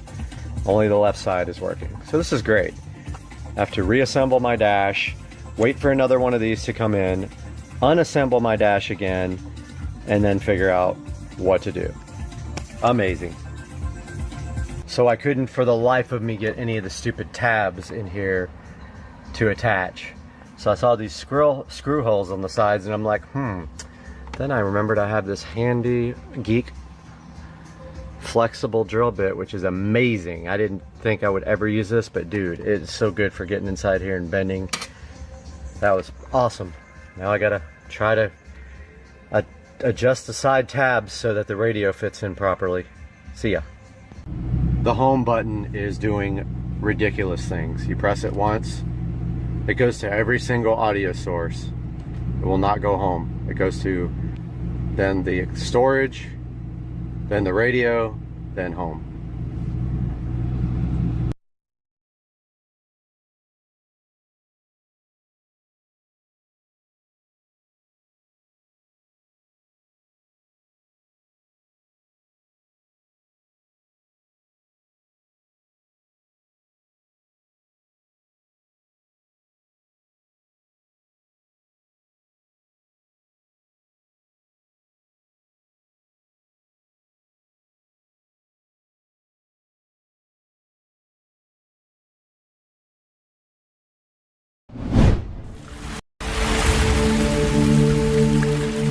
Welcome back to the channel, guys, and today we have a very special product right in front of me. ThinkCar reached out to Supercar Street Racing to see if we'd be interested in showing you guys their ThinkScan 689BT OBD2 scanner.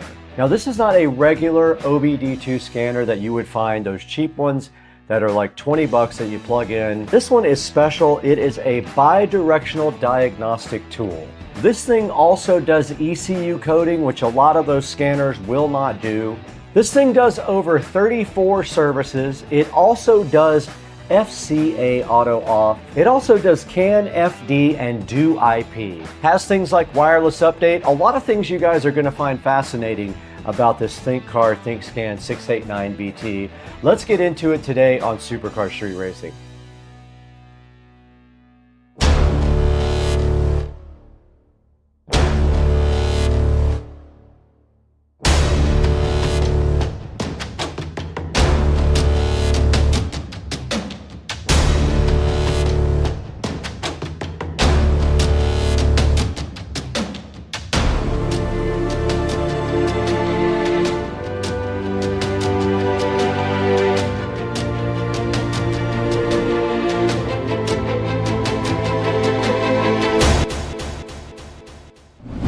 We're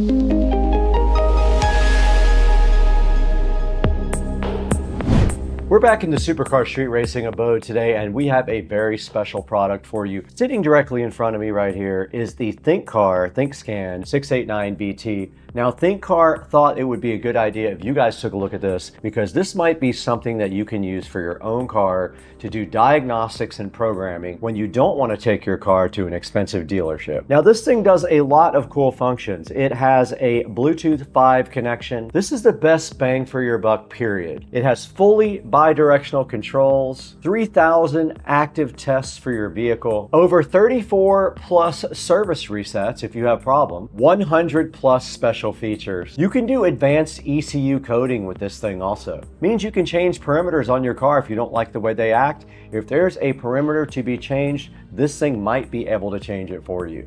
This thing does full system diagnostics, does live data capabilities, and also does auto scan and auto VIN. Now, this is also the global version. What that means for you is that you get over 10,000 cars and 140 plus car brands all included with the ThinkScan. There's no IP address restrictions, so no geo-blocking of this device no matter where you are.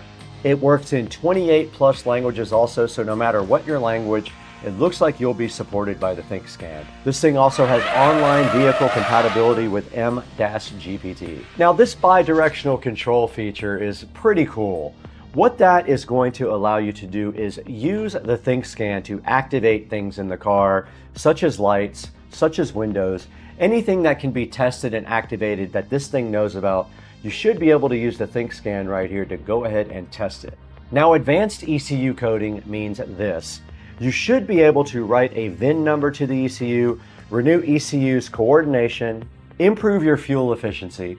You could relearn your transmission if you need to do that as well. This can help you reduce power losses and improve the durability of your mechanical parts in your car. Now, there's also a bunch of maintenance services like hard resets. You can reset your power balance, your fuel trim, your VIN relearn, your turbo reset, your seat calibration, your crankshaft, things like that, your gearbox, your clutch, can all be done with these maintenance services on the hot resets. Now, this thing has a no cable restricted 10-meter wireless diagnostic range. It can auto detect your VIN in seconds and perform all of the scanning functions for your car that you need. This guy covers all kinds of European and American cars, all kinds of ISO and SAE ratings, and it's compatible with CAN OBD2 protocols.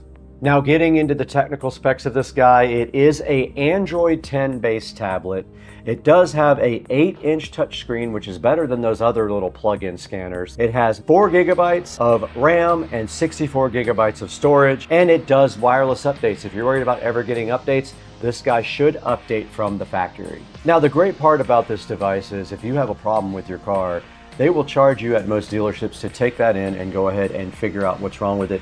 This might give you a good insight as to what is wrong with your vehicle before you even have to take it into the dealership. One-touch diagnosis means all you have to do is press one button, and this guy should go ahead and scan your car and tell you what issues you have. We'll test that out a little later on Rich's truck, but for right now, I think the best thing to do is get this thing unboxed.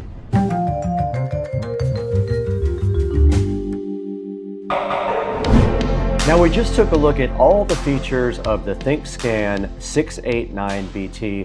I'd like to go ahead and get this out of the box with you guys and take a look and see what's inside. So to do that, we have our patented SCSR knife here to go ahead and slice open this nice hologram of the ThinkCar.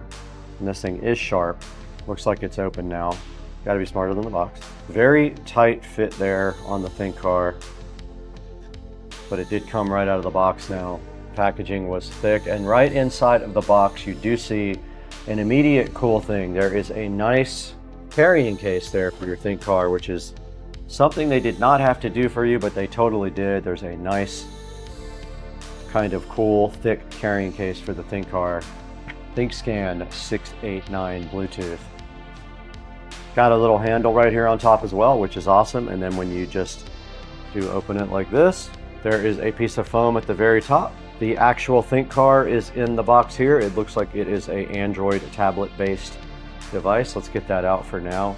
Interestingly enough, there's a Cat 5 cable or Cat 6 cable with the instructions right here.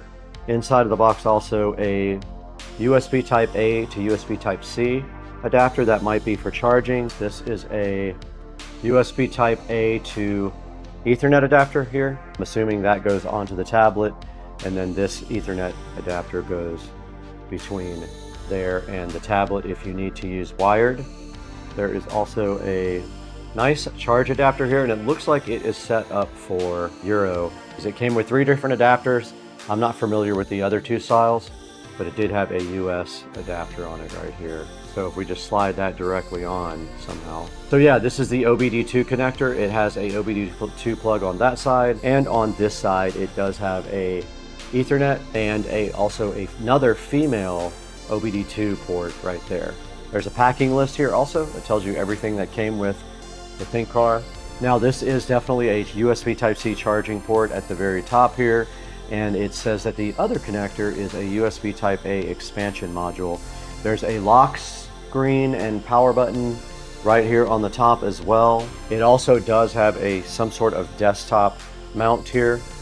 So if you just pull this out, it can sit directly on the desktop like this. And you do notice on the back that it does have the detachable Bluetooth wireless connector built right on the back, and they do even have a magnet there, which is very cool. The magnet sticks it right to the back, so you don't have to worry about it. Now this thing does recommend the first thing that you do is connect this product to Wi-Fi and go ahead and update it. So in a few minutes, we'll get this thing on a charger and do that. So this guy does come with a USB Type A to USB Type C adapter to go ahead and charge it. So it's not a very long cable, and it looks like any particular charger would work. I'm going to go ahead and plug in directly behind me here and get this thing on power and let it go ahead and charge up. And it is lighting up the screen right now. The screen is lit up on the ThinkCar. It's at 92%. It won't take long to go ahead and get it charged up to 100. Now I did look through the manual. There is not a lot about using the Ethernet and this type of connector. I'm assuming that is an alternative to using the Bluetooth connector that is on the back. It looks like right here you would just literally go from here on the Ethernet connector to this dongle and then connect that to this when you're having Bluetooth issues. But there is no documentation about that in this particular instruction manual here. All right, you can see the battery is still at 92%. That's probably fine. Hey guys, we want to take just a second to talk about our ongoing sponsor, Crutchfield. Look at all the cool stuff Crutchfield has to offer and check out all their cool advantages. You get lifetime technical support, 60-day price drop protection, 60-day returns, and an endless amount of literature online to go ahead and research for your projects. Crutchfield is a proud sponsor of Supercar Street Racing. Go ahead and click through the links in the description and check out Crutchfield's awesome products and awesome customer service. Tell them Supercar Street Racing sent you. So for this next part of the video, let's go ahead and get this thing powered on and see if we can get it updated.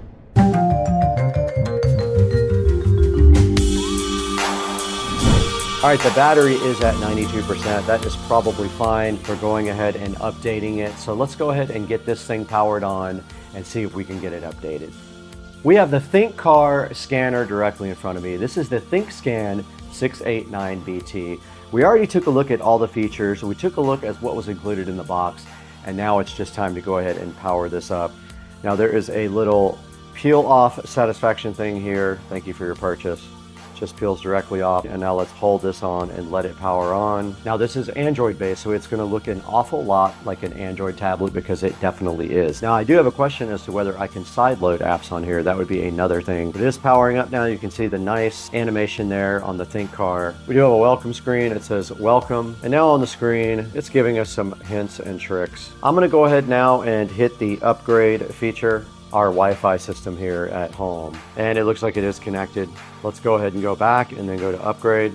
Vehicle diagnostic software, download the latest copy. Let's hit enter, and it is asking me to upgrade all these different types of vehicles. I'm going to go ahead and hit upgrade. It says it's loading, and you can see it downloading various car types here. There's a percentage graph there of what it is doing. Let's let that upgrade. At the moment, it is upgrading all kinds of different vehicle models now, and the battery is at 94%, which is great. And now here's how you use the little stand. It does just sit on the desk, so fresh like that. Okay, now it is actually installing the new app version. You can see right there, it downloaded, installed it. Now it is rebooting with the newer version on it. Now I'm in the other part of updating the application. First part is the APK, and the other part is other, is what it's called. And there are some things here to update. I'm going to update the Diag-based service, and now it says it is on the latest version. Now I've updated everything on the ThinkCar ThinkScan. This thing is ready to rock.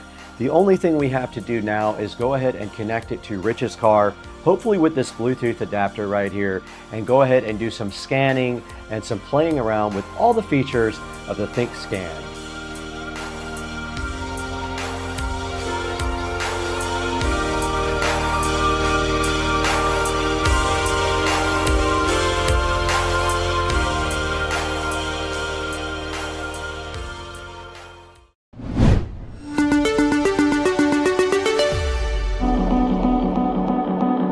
We're over here at Dukes of Duval's house with the ThinkCar. Now this guy, Joe, is a Bluetooth enabled scanner. It's also a two-way scanner, so it does more than just a scanner. It can also program your car, code features in and out that you may or may not want, or you don't have. You can maybe code them in. So it does a lot more than a regular scanner. It is also capable of doing wired connections as well, but we're gonna try the Bluetooth out. We have it sitting right here in the center console, and we're using the handy little tabletop stand right there for it. So now why don't you get the Bluetooth adapter off the back, and then at the same time you can go ahead and power this guy on and it can start booting up, and then we'll let you put the Bluetooth adapter in the slot down there at the bottom. What do you think? Yeah. Brad, did you choose me because you know that, like Trace Atkins, every light in my truck is on? Every light's on. So let's see exactly what this thing Right, it's pretty cool. Look at this. Yeah, man. the Bluetooth This magnet just sticks sticks to the it. back, and then on top there's a charger port and a data port. So you just hold down the red button to power it on. We're gonna go ahead and power this guy on. Here. And while he does that, this is powering up now, and you can see the ThinkCar logo on the front. Oh, here it is right here. There's the Bluetooth. I don't think we have to power that on. Tell me if it lights up. It lit up blue. And it Okay, made an cool. audible noise as well. It did. Okay, so it made a sound, right? Yep. Okay, cool. And then we're looking at the front of the ThinkCar here. This thing says auto search. So why don't you press enter and see if it can find your vehicle? Okay, so I'm just... Hit that. Okay, connecting to Bluetooth. It's scanning the VIN now. Pretty fancy looking. And if anyone can identify that car, well, that's my truck. Got your truck, correct? Your make model? It made a noise. Now this thing also should recognize all of the modules in the truck. So it should recognize your, all your body control modules and anything else you have. All right, let's do automatically search. Okay, read the VIN. Manual transfer case. Radio, we have a base radio. Automatic or manual heating. I think we have auto. VESA Pro RPO. We don't know if it has this, so we'll say without. We'll just say without. Let's do a health report. That's cool. All right, scanning the ECM.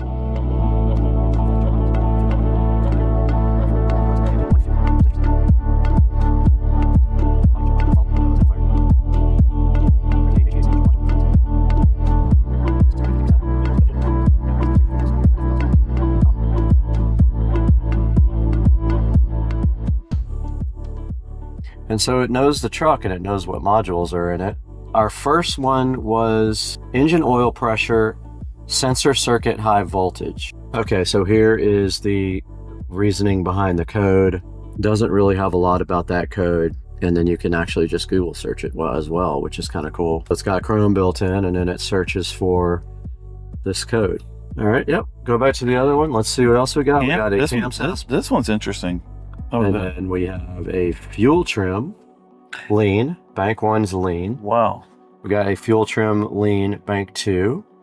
And then we already saw those, so we know about those. HVAC temperature control feedback circuit. Airflow control circuit open. So this is some of the stuff that you can do with it. That's interesting. The oil You can do the oil service reset light. brake pad replacement. Yep. All this stuff can be reset. Oh, interesting. Tire type calibration. Okay, so that's some of the stuff you can do outside of the troubleshooting. Oh, a lot of extra things up here to do if you're working on the car. So if your car supports it, these are the ones that you can use for regular maintenance. Engine. Yep. Airbag. That's interesting. Battery matching.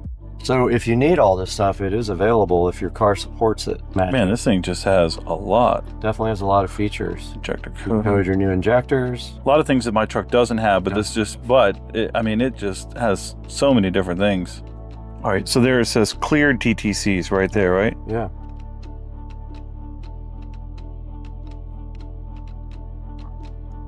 Boom, your check engine light went off. Definitely cleared that one. So what do you think about this cool scanner? Man, I tell you what, it's detailed for sure. I hooked up a scanner before, and it definitely didn't provide as much detail. No, not even close. So interesting, those other things. I had to look into those. Yeah, it probably has more support on newer cars that have a lot more electronic modules and things like that. That's a good look at the Think car. Now we'll throw it back into the studio and look at this on Amazon and figure out how, if they want to buy one, they can pick one up from the link in the description. Nice.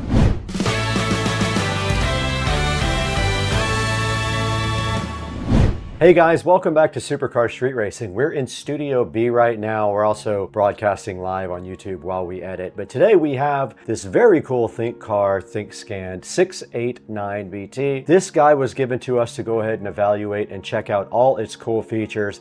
It does so many cool things. It does live updates over the air, so it updates all the cars and all the information on the cars whenever there's new information available, like new cars come out. It also is based on Android. It has 4 gigabytes of storage and a 64 gigabyte internal storage capacity. So 4 gigabytes for the operating system, 64 for storage of apps and other information there. Now this thing has the capability to save you a lot of money because the dealership will want to charge you an arm and a leg for doing the same things. This guy can not only look at all the codes on the vehicle, it can also diagnose them and even look it up online if it doesn't have the information about what that particular code is. It can action all your vehicle subsystems so you can test on the fly. Let's say you're having window problems, you can actuate it from the actual scanner and then you can test your windows or your headlights. You also have the capability, if your car supports it, to flash hidden functions on the ECU and code your car with the actual scanner. This thing does have 34 services for over 134 makes of vehicles.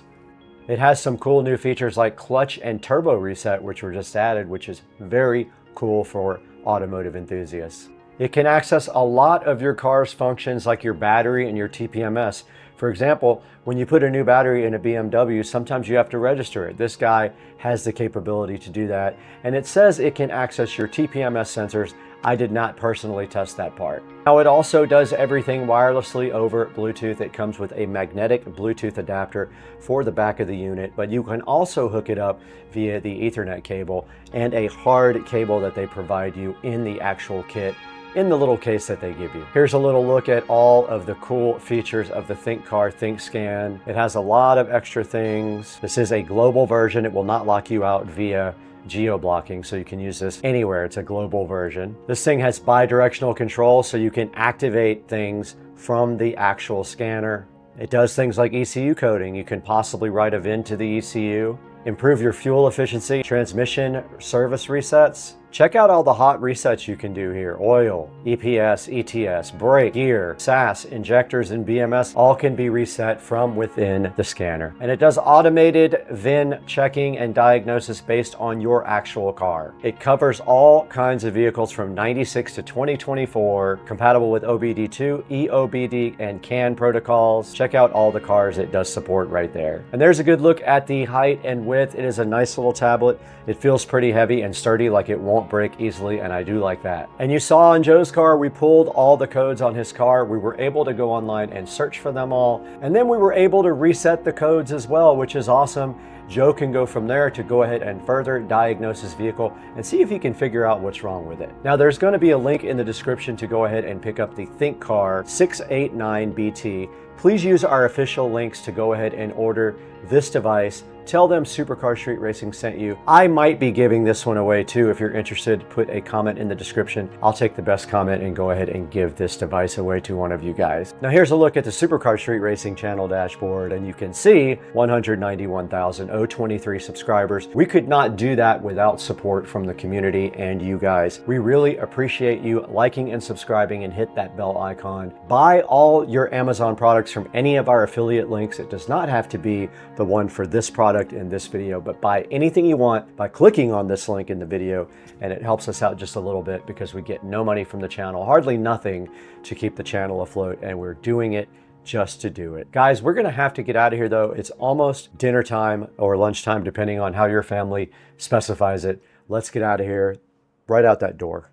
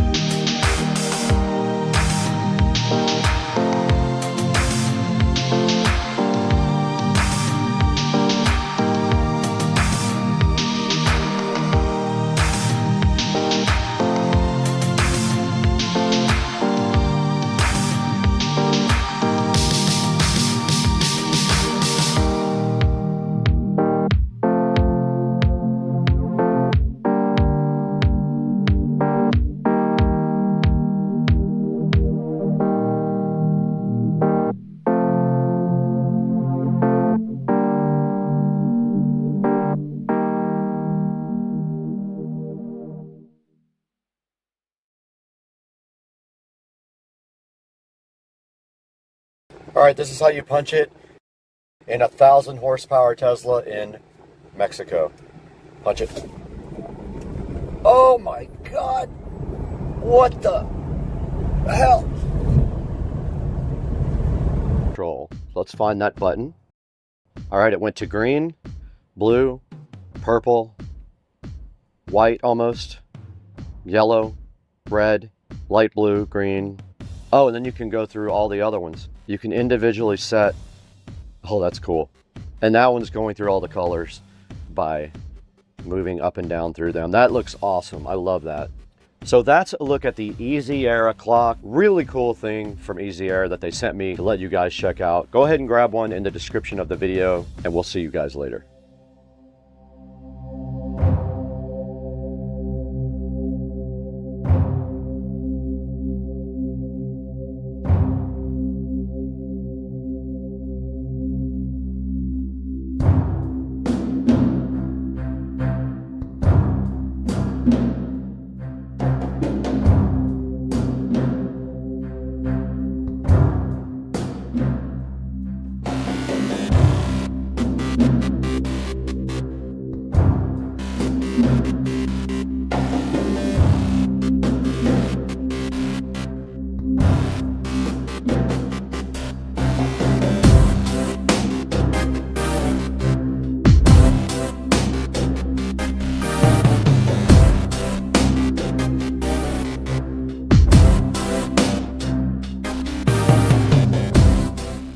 Bag to hold all your attachments there on number 6. Number 7 is the filter bag. Number 8 is the instruction manual. And then 9, 10, and 11, and 12 are your hoses and your bigger attachments and extensions there. And then you see the Fly DeWalt vacuum sitting right next to all the attachments. This thing has a 4.7 star review on Amazon, and you would expect that. DeWalt are the highest quality tools that you can actually buy. So you can't go wrong when you spend a little bit of extra money by buying DeWalt. It assures you that you have a quality product. I have all DeWalt tools now. All my power tools are DeWalt, except for a really old tiny little lithium screwdriver. Everything else is DeWalt. It says right here actually that DeWalt is reliable and durable. It's always quality assured and constructed with high quality materials. Built tough to endure working environments. It does have convenient onboard storage for both the accessories and the power cord, and it is a compact and portable design, which is important when you're doing work around your house. And we want to invite you guys to check out our new Instagram presence, relatively new. We just started posting more on Instagram to our story about videos that we actually published. We're going to put a link in the description to our Instagram. Go ahead and follow me on Instagram. And now we're also on TikTok. We are posting a lot on TikTok right now. Please check it out. We have already tons of videos. We have 20,000 followers and 2,847 likes already. Please check out my TikTok. It will be in the description as well. And then check out the Supercar Street Racing Facebook page is also up. I will link that in the description. Go ahead and follow me and like some of the comments. I will put everything that we do on the channel on all of our social media outlets for you guys. And we want to thank you guys, of course, for 214,000 subscribers. We couldn't have done it without you. Please like and subscribe if you have not, and buy all of your Amazon products through our links in the description. It helps the channel out greatly. It gives us a few dollars here and there to stay in business because we don't make any money off the channel really. But we got to get out of here right now. We got to go to lunch. It is 10:30. It's time for lunch. I'm out of here. Just wanted to show you guys this awesome sunset in Jacksonville, right over the pool. And if we come back here and look, we have this awesome reflection in the crystal clear water back there. It just looks so amazing right now.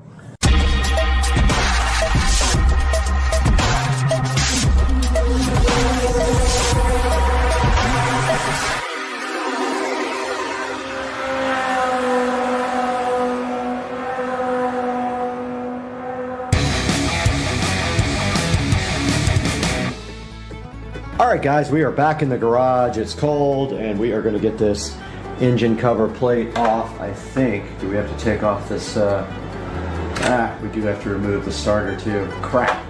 Don't want to do that. You know what? I'm going to paint this on the bike.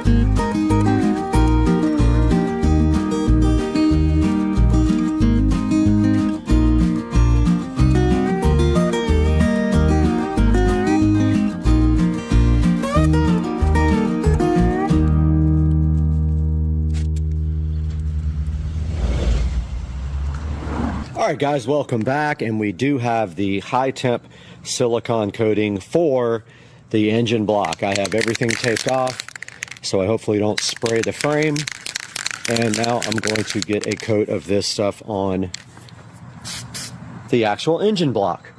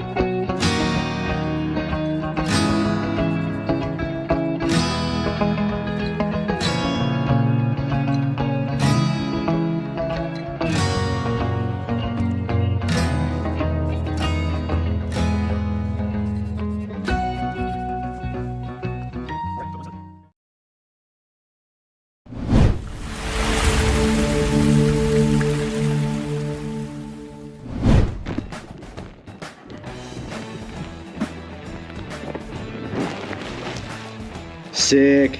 Hey guys, welcome back to Supercar Street Racing. Brad here. We are so happy to have you back with us today. And if you're a new watcher, we thank you for coming and encourage you to like and subscribe to the channel. And we're back in the Supercar Street Racing awesome garage, as you can see today. And this golf cart has been gone for quite a few minutes, and we got it back yesterday. We had everything replaced on it as far as bushings and the leaf springs and everything, so I'm so hyped for that. But back to the topic at hand today. We have something in front of me right now. We're gonna be unboxing on the channel today, and I want you guys to take a close look at this. It is super rare and hard to find, and anytime one comes up, I go ahead and buy it. Now this item right here, I already own 3 of them, so this will be my 4th product of this one because they're very hard to get, and as soon as they come up online, I scoop them up immediately. And right inside this box is something that's going to help us with the bedroom home theater system. And today our mission is quite simple. We're going to get this thing unboxed, take an in-depth look at it, which we have not done before on the channel, and then we're going to let you guys decide if you are interested in getting one of these for yourself.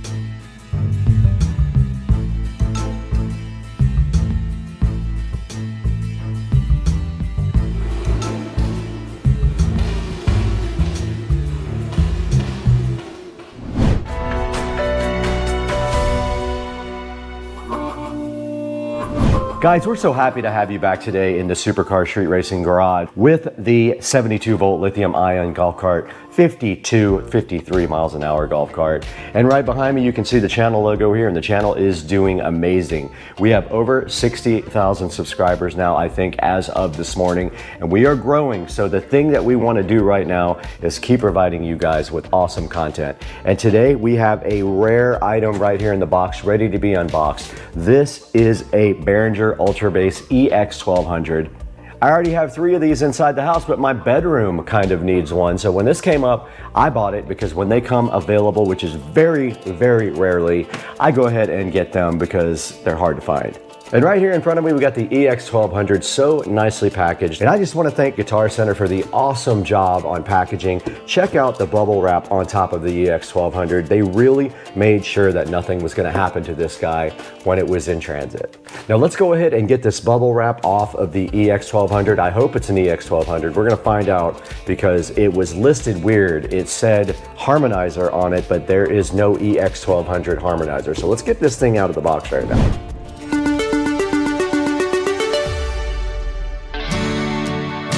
All right, we have the EX1200 harmonizer sitting so fly and freshly in this box right now. And there's the first set of bubble wrap right there. We don't need that where we're going. And then inside of that, there is another set of bubble wraps, which is, this thing is just packed so nicely. You gotta hand it to Guitar Center. They really did do a great job on this.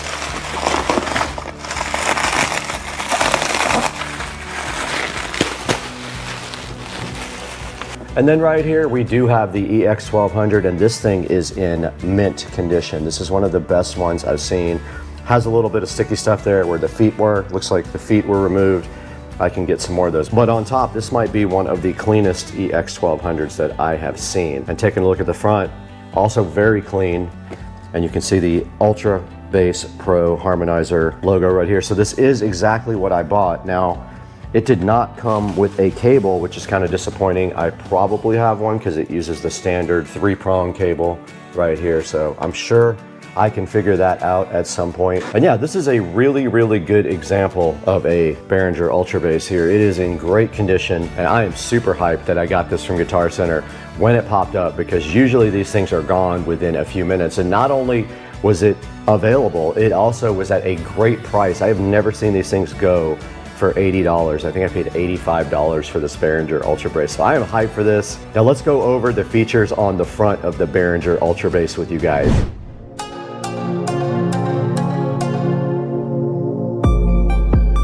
Now the most important part of the Behringer Ultra Bass is probably right there. That is the actual power button. If you want this guy to actually work, put a power cord in it and then press this button that says power. That will apply power to the Behringer Ultra Bass. And then moving from the left side on the controls, the first thing you notice over here is the process. That is quite simply putting this device into active mode. When you press the process button, it will go ahead and start processing bass. Now, important thing to note, when you do have bypass on, the crossover for the satellite section does still work. So keep that in mind when you have this in bypass. All right, this first knob here is simply a frequency control. It tells you what frequency is the highest frequency that you are sending to the processor on the Behringer Ultra Bass Pro. And this is very influential in your sound. So make sure that you kind of experiment with some settings on the crossover right there. Now remember, that's highest frequency, not lowest. So if you put this on 100 Hertz, then that will be the highest frequency that is sent to your processor. Now this dynamic punch control right here, which is the second knob here, that sets the threshold for the digital frequency shifter, and signals below the threshold are not processed. And when this is on, it is also possible to prevent the processing of rumble, and I have noticed that in some songs. So you have to adjust this to prevent the processor from processing rumble. Now there's an active LED right up there at the top to show you guys when it is being processed and when subharmonics are being generated. And that of course depends on the dynamic punch control there as to when signals are processed on the Ultra Bass Pro. Subharmonics, there is a switch here for low and ultra low. What that does basically is set whether the processor is going to process normal subharmonics, or on ultra low, it'll actually go down 2 octaves and process 2 octaves of subharmonics. And it warns you, you should only use ultra low on speaker systems that can actually handle it. This will bottom out a lot of subwoofers, so be aware, ultra low is tough on subwoofers. Now this next knob that says bass mode, you can either turn it to the left for ultra low, or you can turn it to the right for punch. When it's on punch, the original low frequencies of the program material are gradually added to the subharmonics, which gives the bass more power and punch, it says. The optimum setting will largely depend on your program material and your personal sound, so go ahead and play with that low, ultra low, and punch bass mode there on that knob. The bass level control right next to it is quite simply that. It is a control for the level of output of the bass, and there is a bass level meter directly above that also to show you when you adjust it what your bass output is. All right, so right next to that, an important thing, there is a limiter also. When you have this limiter on right here, it does prevent damage to your loudspeaker system. So if you want to prevent any unneeded, sudden, dynamic, really hard hits to your subs, you will use the bass limiter. It can be set to a range of a -6 dB to off right there on the bass limiter. Now this last section is if you are going to be processing your satellite speakers. A good example would be if you are... Got him! Now this last section is specifically dedicated to satellite speakers, so keep in mind if you have small speakers like in your ceiling in your house and you want to cross those over so that they only get high frequencies and your Ultra Bass gets all the rest of the frequencies, you can set that here. But in order to do that, when we take a look at the connections on the back, I will show you how you have to do that. But you can actually add Ultra Bass to your satellites right here, and then this is a full range or a 70 volt split crossover for your satellite speakers. And then of course a level control for your satellite speakers is right there on the end, so you can control the output to the amplifier that drives your satellite speakers as well. All right, now let's take a look at the back and all the connections on the back of the Ultra Bass Pro.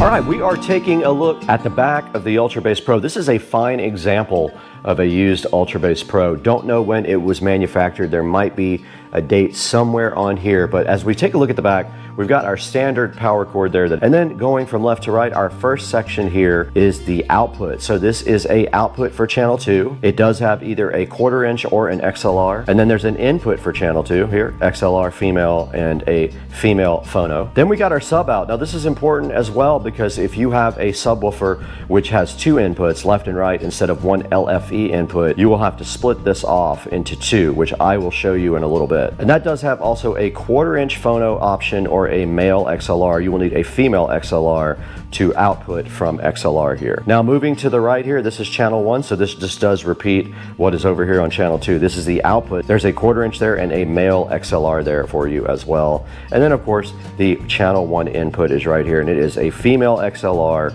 and also a 1/4 inch phono. And it does show you the wiring code for the 1/4 inch if you were to wire your own or you bought the wrong type of plug. It's supposed to be wired like this. And that is a look at the back of the Ultra Bass Pro. Let's go ahead and look at what we're going to use to install this.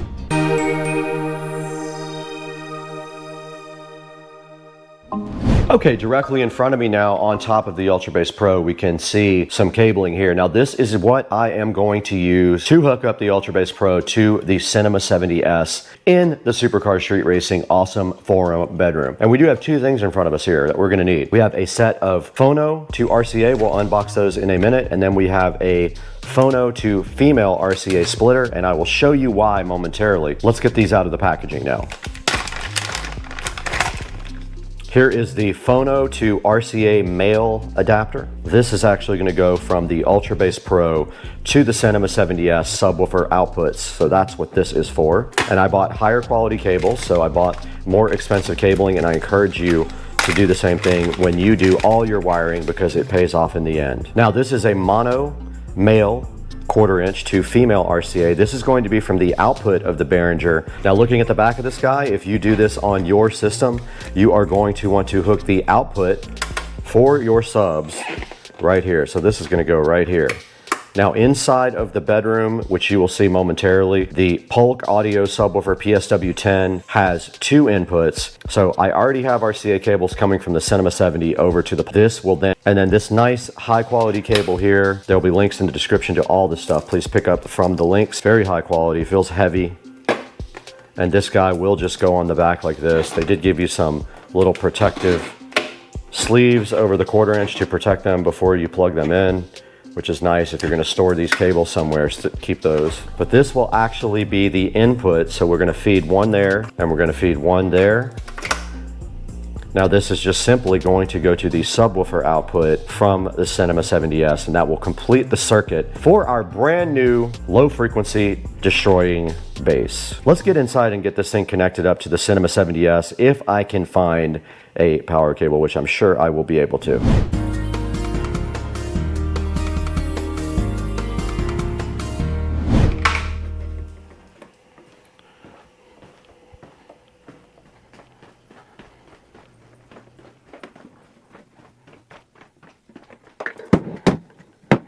We are right here in the cache of cabling in the Supercar Street Racing bedroom, where I store all of my cable hoarding needs. Let's go ahead and dig through here and see if we have anything we might. Aha, these are all power cables. So yeah, let's get these out of here. All right, we're right in front of the Behringer Ultra Bass Pro, and we do have our power cables out here. We do have a standard power cable here. We have a brand new cable on the Ultra Bass Pro. Let's go ahead and get this thing cut off the zip tie. Now, one thing I didn't plan for, and I'm seeing right now, is I did not plan for the center channel speaker when I went ahead and thought about this, but I think what I'm gonna do is put the Ultra Bass underneath the Polk Signature Elite center channel speaker. Let's go ahead and get our power ran first though. All we have to do is simply drop power back behind here to the bottom and then retrieve it. And it is on this side, so we're good to go.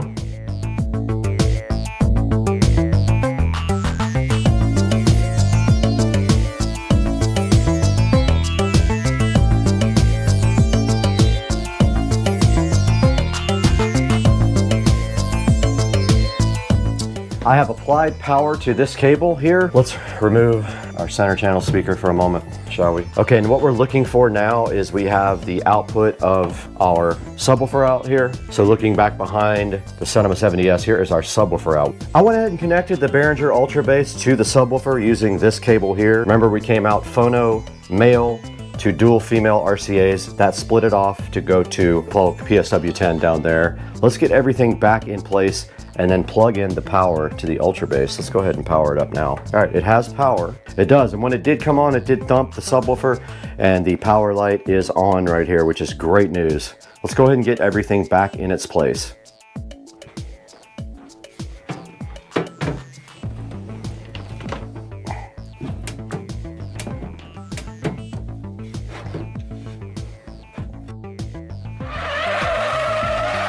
Okay, I'm gonna go with that for now and see if it looks weird. If it does, I can always push this back to the very back, but I kind of like the way that flushes up and then we push everything to the back. So I'm gonna roll with that for now and then see how I like it in the future. If it looks weird, I will change it up, but there is not really a great other option for this. Okay, this is how it came out with the Behringer Ultra Bass all the way to the front of the Cinema 70S and the Polk Audio all the way to the back of the Ultra Bass. We could always bring everything back forward if we need to, but for right now, I'm kind of digging it. And now on the front of the Behringer Ultra Bass, you can see the power light is actually on. I'm gonna go ahead and put this just on low. I'm gonna put everything in the center until I go ahead and adjust my bass. Now, the frequency highest sent to the Ultra Bass is going to be 85 Hertz is what I want to put it on. Now notice when you press this button in, it does go green. That means your subharmonics are on ultra low, meaning that you have 2 octaves of bass processing. Now I'm going to start with the bass level here in the center and the ultra low versus punch right here in the center as well. I am not going to be using the bass limiter yet. I've never used that before in any of my Ultra Bass units. And this output for the satellites is going to be disabled simply because I am not amplifying these speakers. They are using the Cinema 70S to be amplified. Let's get this whole system on and see what we can figure out about the settings. All right, we're back in front of the YouTube audio library now. This is safe for me to go ahead and put up without getting a copyright strike. I did get the Behringer Ultra Bass set up and configured. I set it exactly like this. I'm feeding only 95 Hertz and below. We have our dynamic punch at about here, about 25% from the right of the top. We've got it in ultra low, so it's doing 2 octaves. We've got this a little bit over from the middle on bass mode. And then we've got our bass level just right about here. Now, it will vary when you do movies and music, but I just wanted to make sure it was working on the subwoofer when I was in regular YouTube mode, and it does. So that's gonna wrap it up from the bedroom.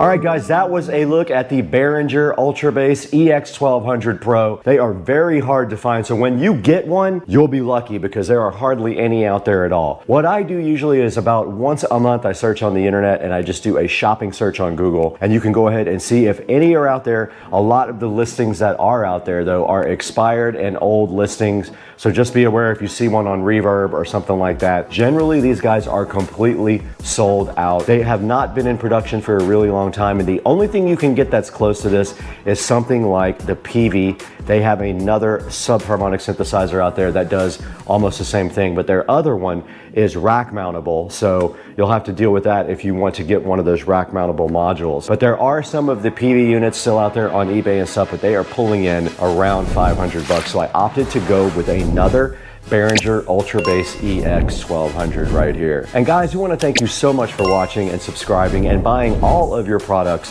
through our official links down in the description. This does help out the channel so much because we get a few dollars for everything that you guys click through. You can also buy anything you want, so just pick any video, click one of the Amazon affiliate links, and go ahead and purchase something from there. And that's going to do it for today from inside the Supercar Street Racing Garage. Let's go ahead and throw it back to Brad inside for a look at the computer to see if we can find another Behringer Ultra Bass maybe one of you can buy.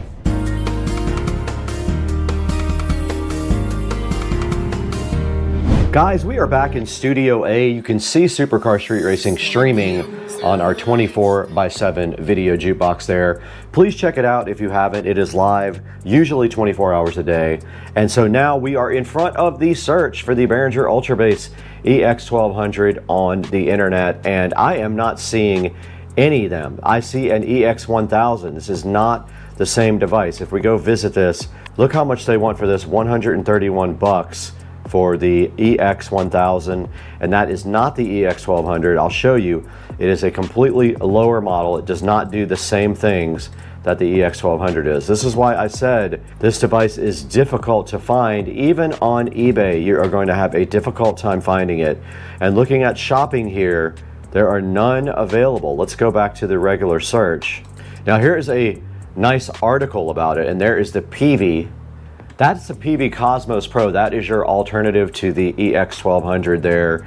That does almost the same thing, but it is just a different brand, because you are going to have a difficult time finding the EX1200 online. If you notice, if you go to Reverb here, it's probably sold. They do have one on Reverb, but it is sold. As you can see right there, it has sold for 99 bucks. And on ZZ Sounds, which is another great website for pro audio stuff, you can't find it there either. Let's go to eBay. Let's see if they have one on eBay. There is one here for $175. Wow, looks like it's almost new in the box as well.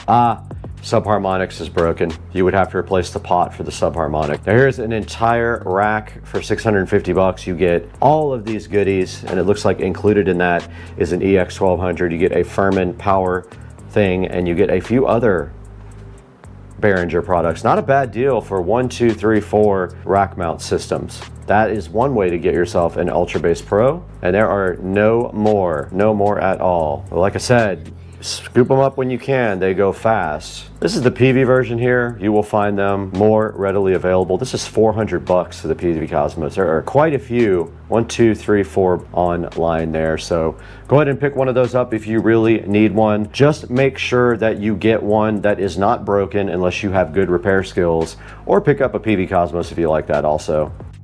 Guys, that is going to wrap it up from the Supercar Street Racing Studio B office, and we are so happy that you joined us today to look at this very, very rare EX1200 Ultrabass from Behringer, and it should just be called the Ultra Rare because they don't have many of them out there anymore. And right now, we encourage you guys to like and subscribe. We have a lot of subscribers, not enough people liking and not enough people watching all the videos. The videos have improved over the years. I know some people in the comments section say, oh, that video is horrible. That's right. I have worked on these videos for a few years now to bump up the production quality and only show you important things, not an hour of footage just running like I used to, because I'm more serious about growing the channel. Please like and subscribe. Links in the description to anything you can possibly get. I'll put a link to that eBay auction that has all of the Behringer products in it, and I will put a link to the cables that I just used in the video as well. Please like and subscribe. Please buy from the affiliate links in the description, and we will see you guys next time. We have to get out of here. We are going to eat barbecue.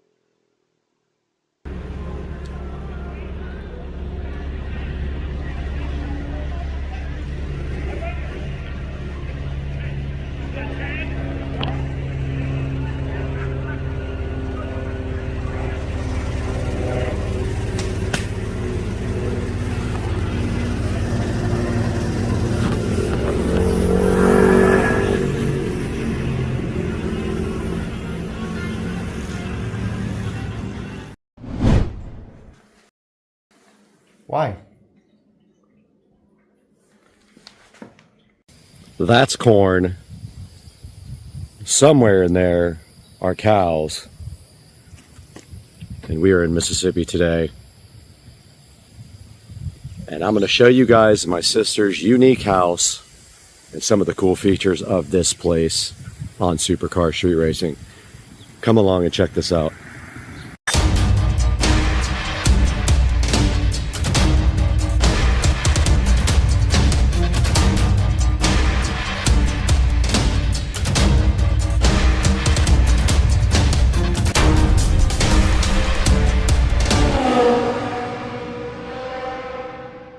Now you can tell already stepping on the porch of my sister's house that she has some unique things out here. Very unique taste in art and furniture, and she collects some really cool things. But I've spent some time on this porch playing guitar with the corn right across the street and the beautiful plants. And you can see here, this is just the beginning of some of the coolest things you'll probably see at a house. Now let's go inside. Hey dude! What are you doing, dude? All right, we step inside the house, and of course, there's some really cool, older, vintage pictures here. I don't know exactly what they are. That says Guadalupe, so that's Mexico. So yeah, some really interesting old photography here. And then of course, we are from New Orleans, so down here we have some very cool Mardi Gras stuff there, and we have Bo the cat. And then moving up here, there's some very cool antique lamps here. A very old antique, it looks like an armoire, or I guess you would call it a dresser, more like, and not an armoire. And then on top of that, some vintage photography, and I don't know the significance of this, probably isn't one. The cat is trying to open the door. You're not getting out, dude. Some interesting palm leaves here, a candle, and then some shawls adorning this, and some more old photography back here. But a very cool old dresser here as you enter the front door, and some older looking ornate lights. And then on my right here, some pretty cool artwork. As you can see, it's multi-leveled. Might be hard to tell on camera, but this is levels of paper or some kind of material. This is one of my friend's artwork, Andre. So he painted this of a local artist. Okay, so my sister is really into Day of the Dead stuff. So you're gonna see a lot of skulls and things related to Day of the Dead. And up here, we do have a cool picture. Looks like painted by Anthony Hart, and then a picture of my sis and her boyfriend there. And then down to some interesting artwork here. There's a diver's bell here. There is some kind of old, I think that's a trombone. There's an old cigar, a Puerto Rico tiny ukulele there, and then knickknacks on the top. And to the left of that, a old vintage microphone with some Mardi Gras beads, and an old, looks like a Mardi Gras trumpet, honestly, is what I think it is.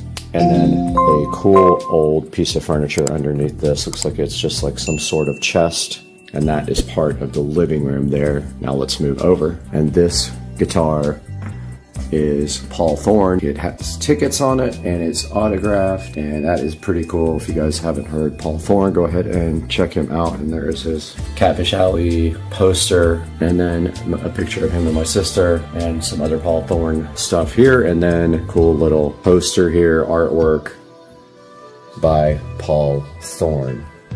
It is signed by him. And then a lanyard from his concert, and some other cool rock and roll related. Maybe he played in Clarksdale at the Deep Blues Festival. And then down here, there's some Eddie Hodges stuff. Looks like an Eddie Hodges record autographed, and a old resonator guitar, which I have played this several times. It's kind of interesting to play. Some kind of, looks like a ray, manta ray or stingray skeleton there. And then we've got an interesting little table right here as well. On this table, there's a bunch of knickknacks, a bunch of automobile-related stuff, some airplanes and stuff like that, some more Day of the Dead, picture of my sister's boyfriend with the president, and just a lot of cool little knickknacks. And then some art up top, looks like Mary art. Down below, a dog and a suitcase and some old antique, looks like antique buckets and an antique suitcase right there, suitcase. And then some walking sticks over here to round out this wall of coolness. Okay, over here on the side by the antique fireplace, you can see some more cross-related art. She really likes crosses and the Day of the Dead stuff. And an antique piece of furniture down there. An old antique chair, so a vase, an old phone here. Some really cool artwork, some more religious artwork, more cat interference. And then up here we've got a nice big painting, and on top of the mantle, a bunch of cool crosses and candles. And then down here in front of the fireplace, a bunch of cool little candles on a metal antique table. Very cool. Some more religious artwork there. Another cross here, which is pretty cool. You guys can see that. And more candles. And some more art in the corner here. There's a corner shelf with some interesting things on it. A few little knickknacks here and there. Some more crosses on the wall. And then over here in the window, there is a case full of antique cars. A Buddha here. Another old piece of furniture with a cool candelabra thing in front of it. And another really old antique chair there with a chandelier above the window. And then this ornate piece of iron here with some things hanging on it. And this couch with these nice pillows. You can see this really old cool suitcase here. An antique book on top. And then here is a signed Meatloaf autographed microphone, a cool Eminem dude with a saxophone, and then an Elvis. And you know, we just visited the birthplace of Elvis yesterday, and there's Elvis with his microphone chilling on top of this old piece of furniture here. And then another old table with some things inside the top,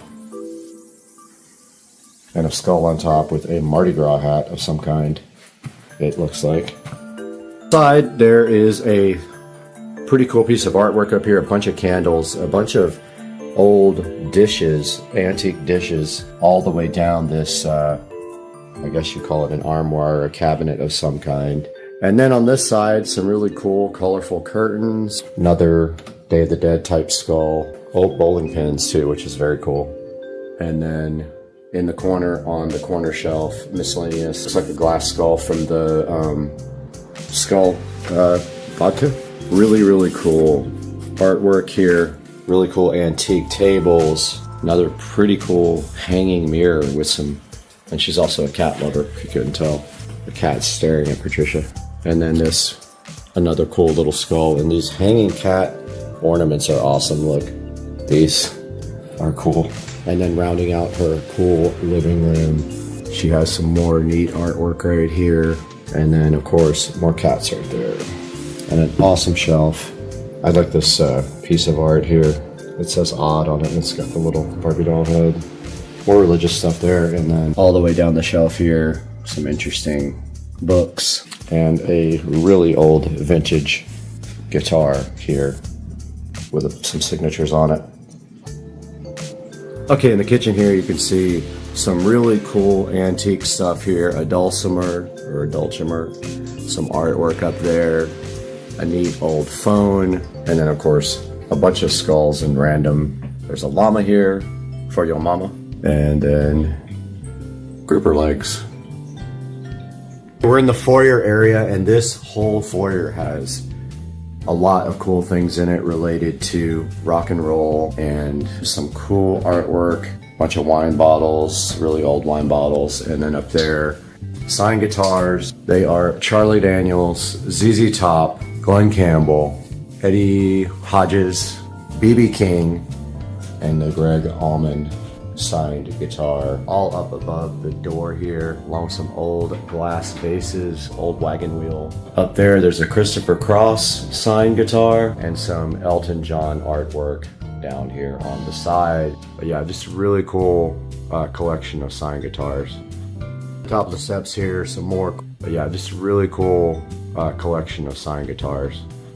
And more music related stuff. And that is a Vince Gill signed guitar right there. And let's take it on upstairs where there's some really interesting artwork. A couple of signed guitars right here, along with a cool metal guitar guy and a bookshelf. And then an old music stand. Right here we got this rock and roll guy that used to be a suit of armor. Now he's all dressed up for Mardi Gras, and he's got his rock and roll record. Some old books over there. A really cool old guitar with a bunch of stickers on it. Just some more random cross artwork, and then of course this cool doll, which is so fascinating. It's like a doll in a wheelchair. This is what happened to baby Jane. I like it. I think it's awesome. And then here in the chair, nice old metal chair with an old helmet in it and another skull. Really cool old door with a voodoo thing on it, and of course more cats. And I love the horse decoration here. This is 11 Spoonfuls signed guitar here. This one is Reba, James Taylor here, and then next to my mess over here, because we have taken over the upstairs. We love this thing. It's like a frog body with a doll head with a foot in the mouth. It's so cool. Over here, Star Wars memorabilia, drums over here, an alligator head, some cool books and dolls, Curious George stuff, Snoopy stuff.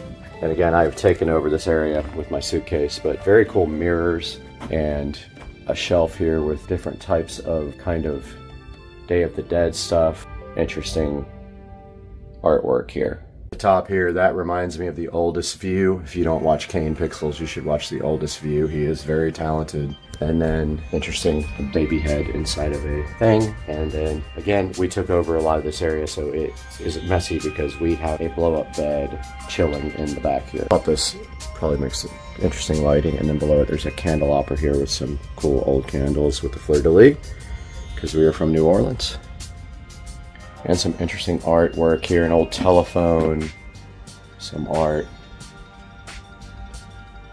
Same over here, some art there. Some more art up here above on the wall with the disco ball making interesting light in the background. Okay, going out into the backyard of my sister's house is kind of where craziest backyard happens. This is one of the most tropical backyards I've ever seen. Let's take a look around here at my sister's backyard. She has this place all decked out with flowers and plants of all kind. Beautiful flower beds and the pool. Every square inch of the backyard has some kind of cool flower, plant, or art. And we actually are going to be installing some LED curtain lights out here today. Moving to what we came here for, she does have a pool here with plants all the way around it. You can see how beautiful it is. They take care of this with a lot of attention and care, and it's a lot of work to get these things taken care of and watered every day. It's an oasis back here. Check out this array of plants, flowers, trees. It even goes all the way back here. There's a big space back here, and they have the banana plants. Every flower you can think of, and then this beautiful pool here. Artwork, that one is missing its head, but still. And so yeah, I just wanted to give you guys a little insight into one of the coolest places I've been to. One of the most beautiful backyards I've seen, and this is in Mississippi. Check out that, guys. Just amazing. And I hope you guys enjoyed this, enjoyed the look into this beautiful house, beautiful backyard. And we'll see you guys again soon. Thanks for joining us. Like, subscribe, please.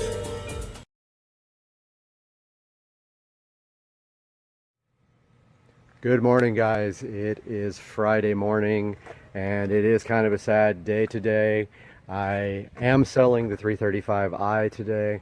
There is a guy coming from Kentucky to pick this vehicle up. He will be here any minute now, and so it's kind of a sad day. The car is amazing. I am letting it go, however, so I can concentrate on the SL65, and I have not been driving the 335i at all. So that car will be leaving shortly. You guys will see a video of it right before it's driven away, and until that time, I'll be crying inside. So this car is officially sold, unfortunately.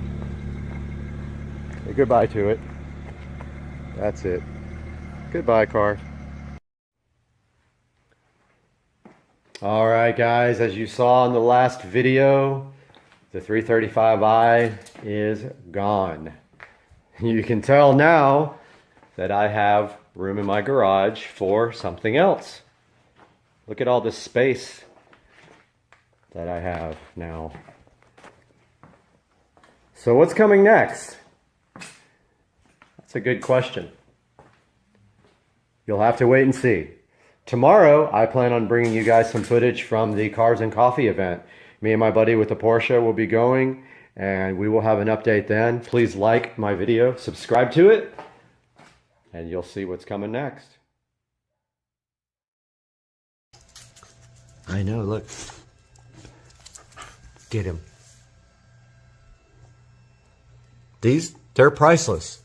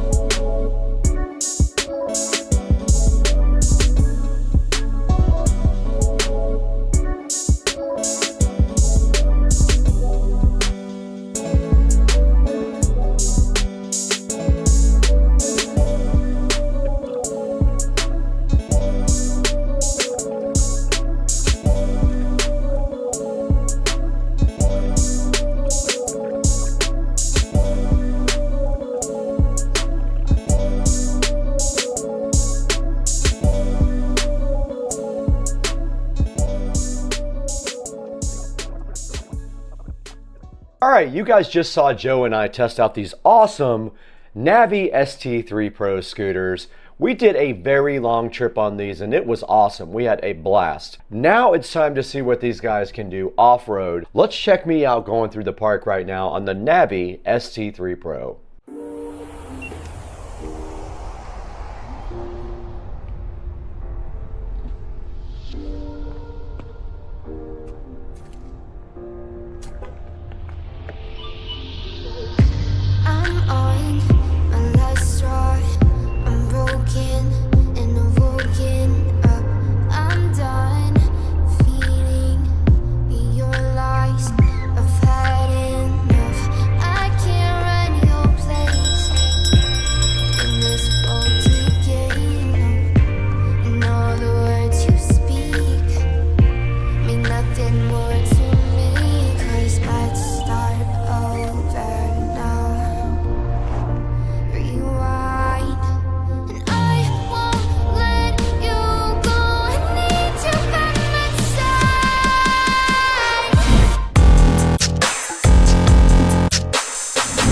All right, what's up everybody? Good morning. It is Sunday morning. It's football day. And I have my USB 5 volt to 12 volt up converter here to try and power the screen for the scooter. So all my plan is right now is to see if this works. If it does work, then I'm going to solder it on. But we need our power bank. Now we also discovered very quickly.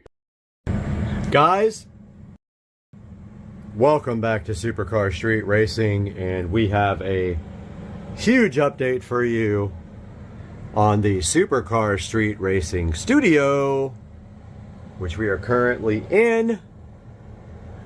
And today was a day of pain, frustration, hard work, and now this is where we are. We are still live streaming. We've been live streaming since this morning, and let me tell you what we got done today. All right. Where do we start? What a day, man. 14-hour, 16-hour day, something like that. But check out the studio, guys.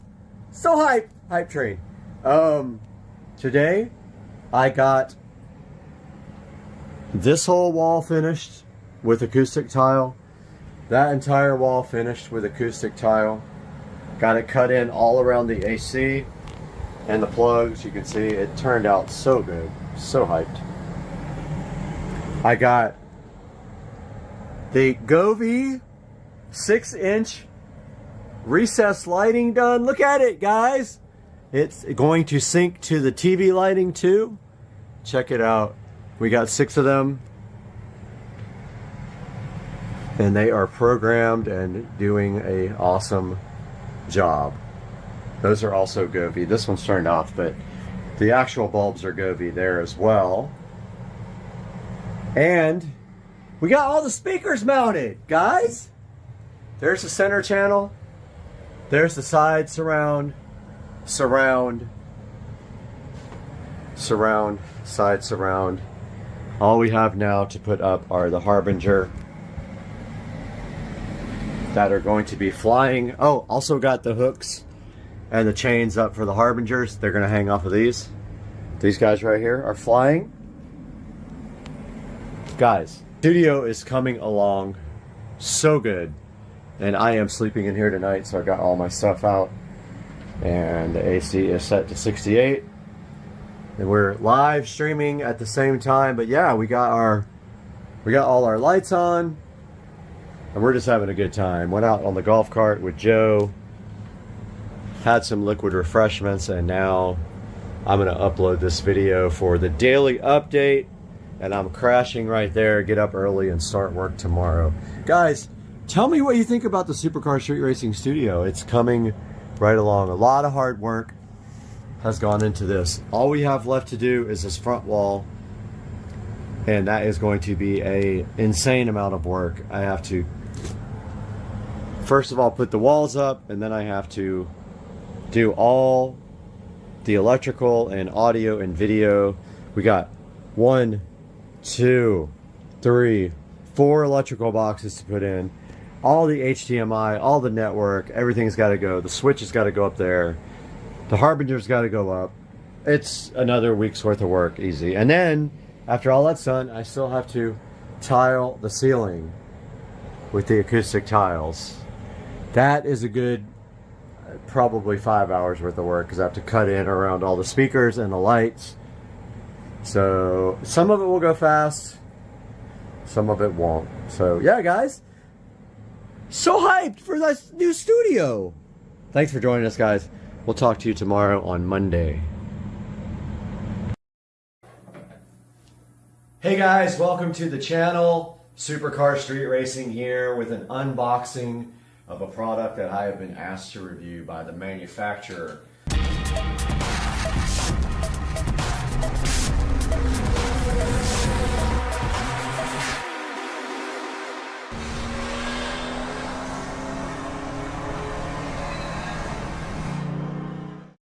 So this is the first time I've ever been asked to review something and been sent a product for free. So I just want to get that out of the way.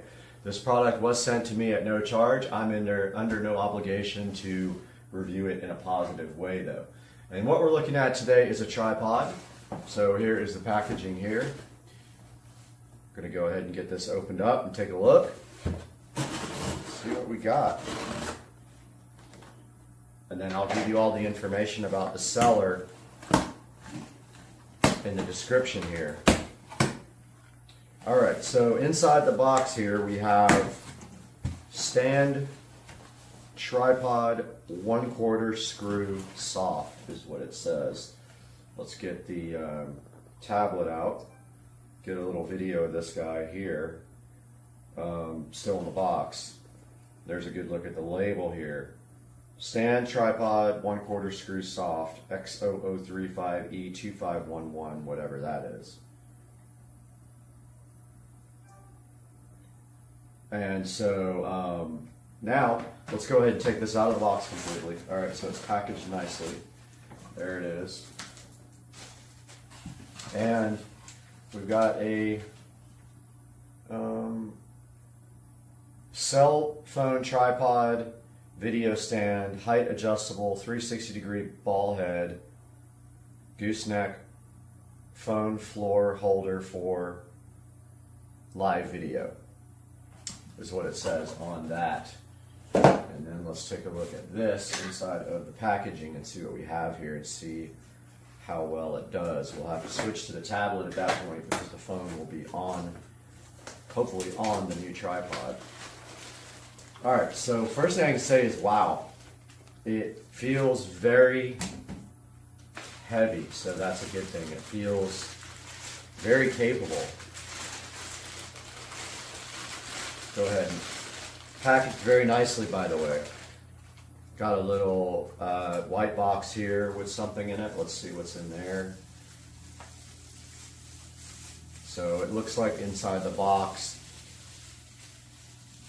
we have like a swivel mount, I think it is.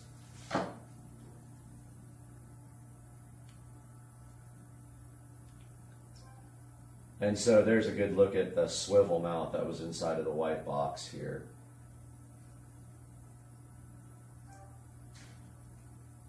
And then let's go ahead and open the actual packaging. Like I said, it feels very, very high quality. And again, I am not getting paid to say this, and I was sent this product for totally free.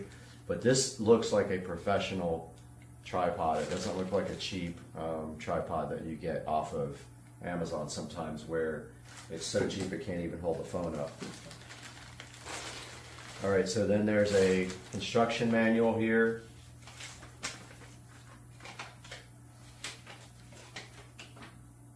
Kind of tells you how to set it up. And supposedly there is a clamp for the phone that goes with this. So I haven't seen that part yet. Aha, it's in here. And then here we have like a gooseneck. Looks like. Yep. Very solid too, by the way. Nothing cheap about this. And so here's a good look at the gooseneck up close. And the adjustable thing there for the top. And inside the bag is the very last piece of the puzzle here. And this is the phone connector. Phone holder, so to speak, right here. See on the back it's threaded. And then it looks like it's adjustable here, so it's not a spring type like the other ones are, like the one I have now. It is a adjustable to make it wider, so it'll have to be really wide for my phone to fit. We'll see if that works out. So let's go through these instructions now and see how you set this up. So it tells you to open up the legs to make it extended. So I'm sure they're talking about this. There is an adjustment here to loosen it up.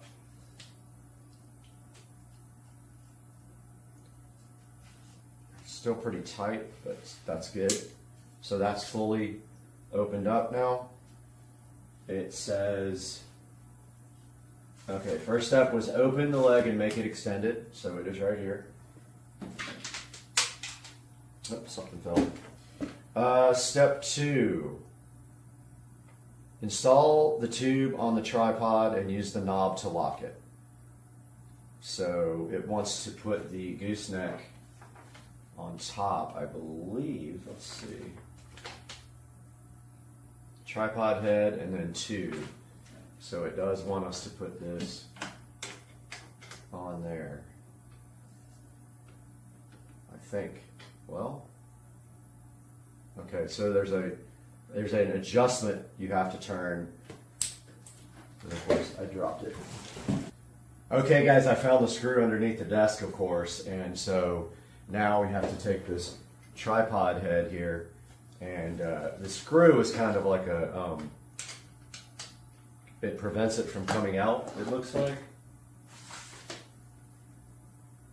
Yeah, it's interesting because this has a screw on top, but you don't really use that part. You just put the tripod head there and tighten this. It also shows it like extended like this. I guess it doesn't matter, but it shows in the picture that it's extended. It has like 3 or 4 ways to extend here. You guys can see that. So then we have it here like this. And we tighten up the set screw like that. 3, install the ball head on the tube. So the ball head goes on top here. By the way, guys, this is really, really high quality. I wouldn't just say that for, you know, to get a free product, but man, this thing's pretty solid. This is probably going to be my new tripod. Hopefully you're still in the shop there. Let's see. Yep, okay, cool. Just wanted to make 100% sure, so get the tablet out. So far, this is what we've got. So we've got on step 3, install the ball head on the tube, which is right there. For whatever reason, the video turned off. But I've got my old Galaxy Note here. We're gonna try that guy. It's pretty wide, so let's see if this thing can open up enough. It looks like they thought of everything.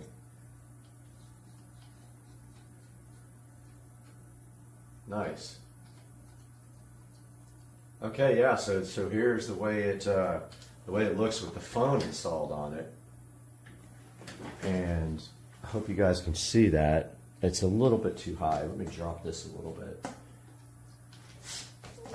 so you guys can see what it looks like with the phone installed. And so if you notice this guy right here, here's the gooseneck, so you can literally bend and do this whatever angle you want. And let's see, that little screw came untightened, but see, this is cool because it's really sturdy. It's well made. I really like all the adjustability of this thing. I like the fact that you can change the camera to either direction on the actual mounting plate here. You can either mount it from the bottom or you can mount it from the sides. I do like the screw down thing. It's a little less convenient than having a spring clamp, but it still works great. It keeps the phone in, and this is an old Galaxy Note 2, so very old. I like the adjustability of the length of the tripod, and I like the fact that the thing feels well made, and I am definitely saying right now that I'm going to go ahead and recommend this product. So I'm going to get a link for this guy, and that's going to be in the description. And I highly encourage you guys to pick this up if you're looking for a tripod. He did not send me the listing, but I'm going to find it. So I'll figure that out. I'll have that all in the description below. I'm so glad you guys got to look at this. I think what we're going to do now is put the actual phone on it and walk around a little bit with it and just kind of see how it feels as a, you know, as an actual, like if I'm going to carry it, because I do carry mine around a lot, and the other tripod that I have, I already did a review on, is much lighter. So what I'm going to do now is raise the legs, if I can remember how. So you just go upward with them. So those are all raised like that, and then there's a tightening screw here. Now this guy's ready to just be, you know, you can walk around with it like this. It's a little bulky to do that, but it works fine. So I'm going to switch to this now. Okay, guys, so this is from the new tripod, and I don't know what to call it right now. Phone floor tripod is what I am going to call this guy until I get the official listing. There's the box it came in. Let's see if the seller is actually listed on the box. Let's see.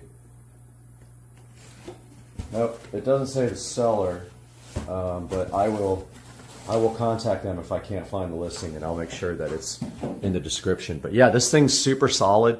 No problem at all, like carrying it around like this. And actually, you could ditch the gooseneck too if you want to, and you can just put the phone mount directly on the top of the tripod, and you don't need, if you don't need that extension, I'm saying.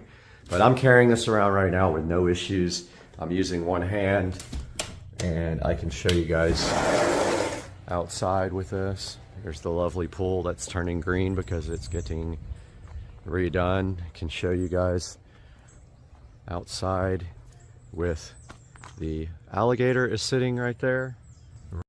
Right there.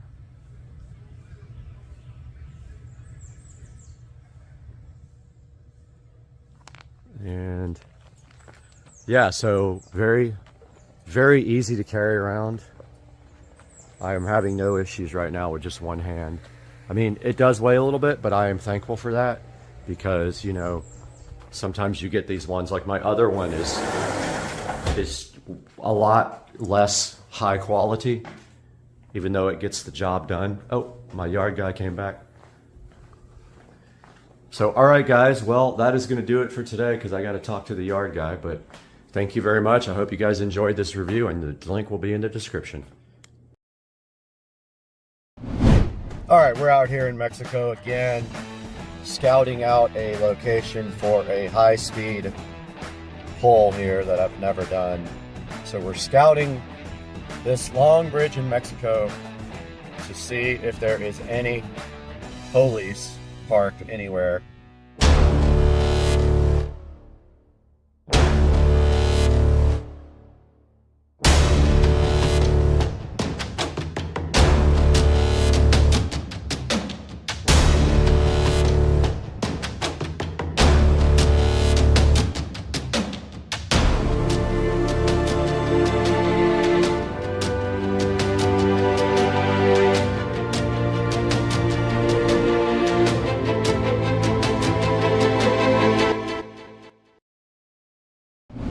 So we're scouting this long bridge in Mexico to see if there is any police parked anywhere before we come back down. And there is a dude riding some kind of weird something on the other side. But so far, this Mexico bridge is pretty good for a short pull in Mexico. We'll see what happens once we get to the other side, but I'm looking for Mexican police officers parked on the side of the road here, and does not appear that there are any parked here, so we'll try it in Mexico. All right, we're coming over the top of the bridge now, and there should not be any reason why right here on this stretch right there we can't open it up a little bit and maybe get out by ourselves. There's a nice, probably quarter long, maybe a little bit longer than a quarter strip over here where it goes uphill a little bit, but this car doesn't take long to hit top speed, so we'll see. I've never done it, and this is a abandoned road in Mexico that it's really easy to get up to speed on, so let's see what happens.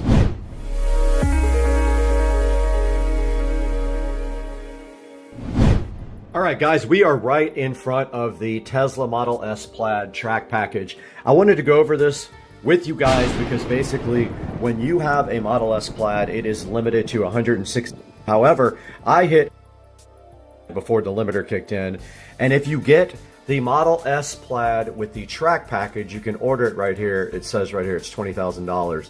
Or you can just get the carbon ceramic brake kit, and it is unclear in the writing here if you can get it with just the carbon ceramic brakes, because it says top speed 200 achievable with carbon ceramic brake kit and proper wheels and tires for those speeds.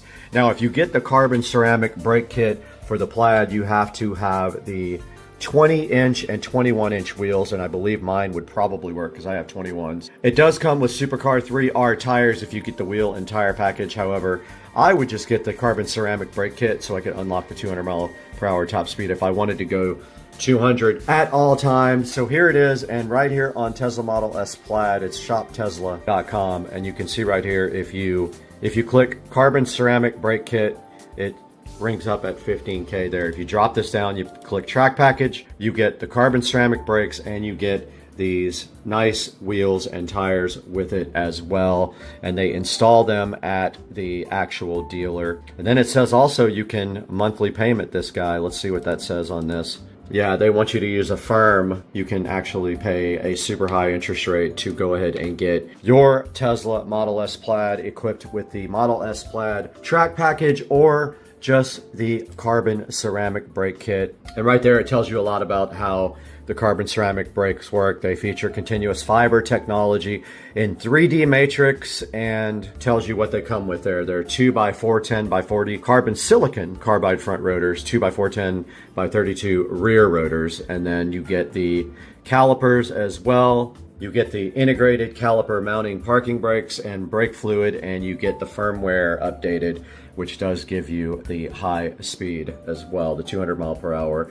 And it puts the package on at the Tesla service center, so that's kind of cool as well.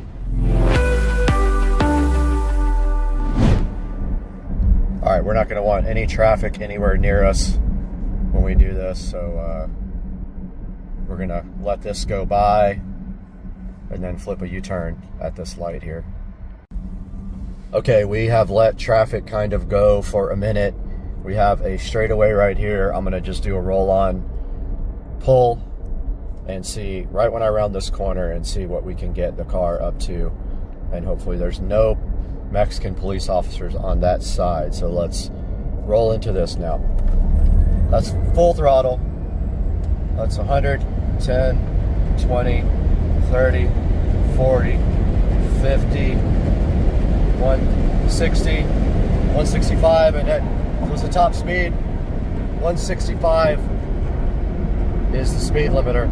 I hit the top speed, and now we are coming off and on the brakes, which are terrible. I smell the brakes. That's the first time I've ever hit the top speed. I believe it's 165.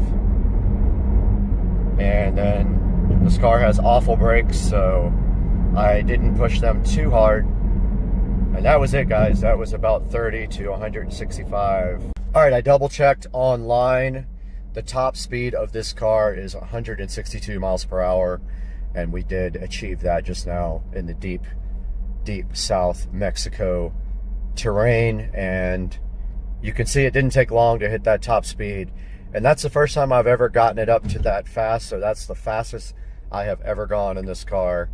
And it was kind of fun, you know, to see what this car can do. Really cool.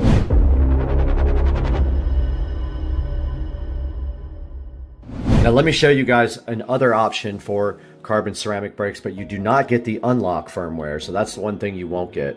All right, the last thing I wanted to show you guys here is another option here, like from T Sportline, and they do offer this Brembo Gran Turismo kit for the Model S and X Plaid. It is $54.95. You can select different options here, and they do go up or down. That one says unavailable. The GT is unavailable. Only the GTS is available. It is $54.95 right now. That gives you another option. It does come in a bunch of different colors as well down here, as you can see. However, this will not unlock the top speed if that is what you're after. Just simply getting these big brakes from T Sportline will not give you the Model S Plaid top speed. You have to have the firmware also unlocked in order to do that, and you cannot get that done by anybody that I am aware of. I think that you can only get it from Tesla. So if you're looking to get your top speed unlocked in the Model S Plaid, you will need to get the official track pack from Tesla, and that is right here under Model S Plaid track package that we looked at a minute ago. You will spend $20,000 for the wheels, tires, and brakes, or $15,000 for just the carbon ceramic brake kit.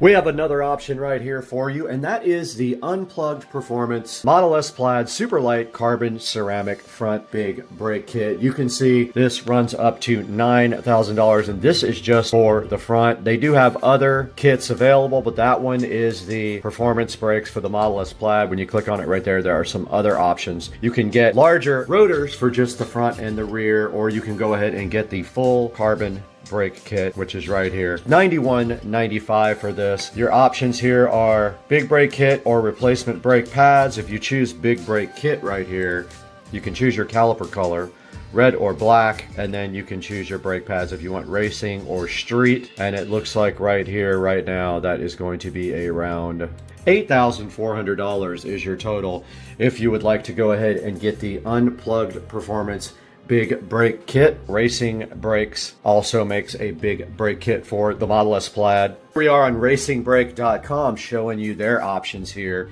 There is a $16,000 carbon ceramic brake kit there. There is a $7,000 one there. There is an $11,000 one there and a $13,000 one right there.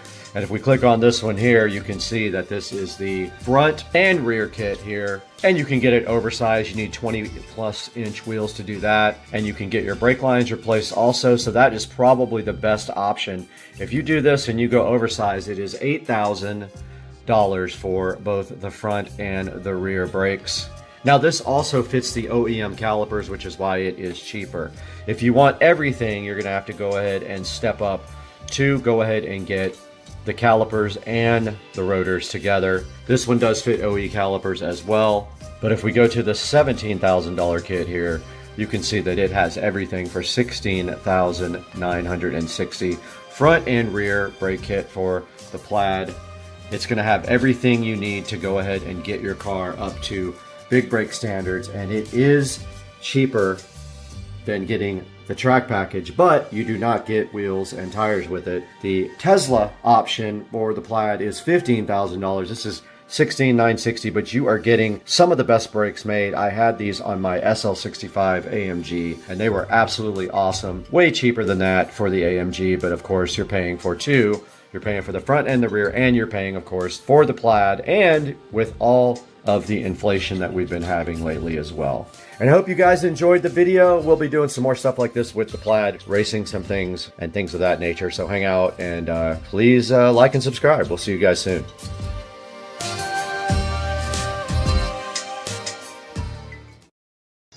Baba, it's Cat TV. You love it, Cat TV. Get it, dude. It's a tree rat. Go get it, dude. Why are you so... Get it.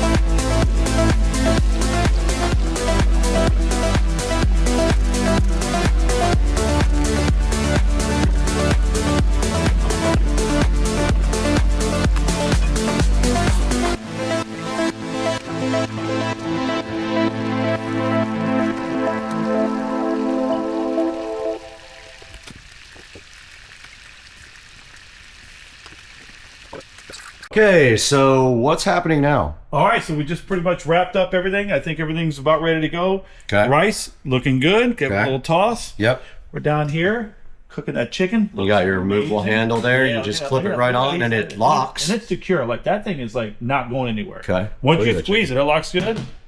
Unlock. Boom. We're gonna let that rest. We'll push that back a little ways, and then we'll come back here now for the broccoli.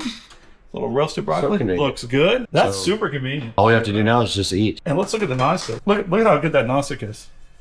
They're really perfect. Yeah. Yeah. That's awesome. All right, let's get All the right. kids out here and eat. Let's do it.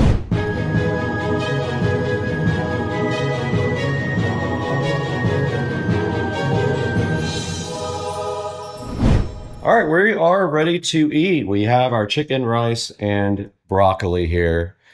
And we got these two knuckleheads. Huh? And they have cream soda. I have 19 Crimes wine. And we're ready to eat some food. This looks... Yeah, man. Turned out really good. And thank you, Astercook. They provided the cookware for this, which then is going to be, say, at these guys' house. They're going to get to keep this. Yeah. Since I don't cook. All right.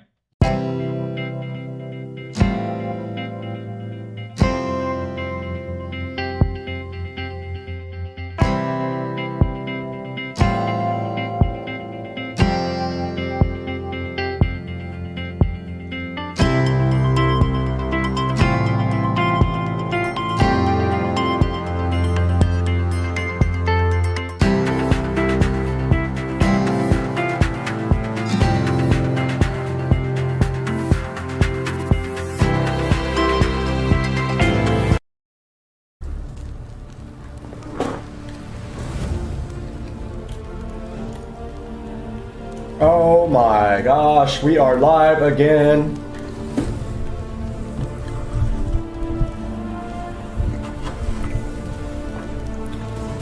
Get this mic close. We are live.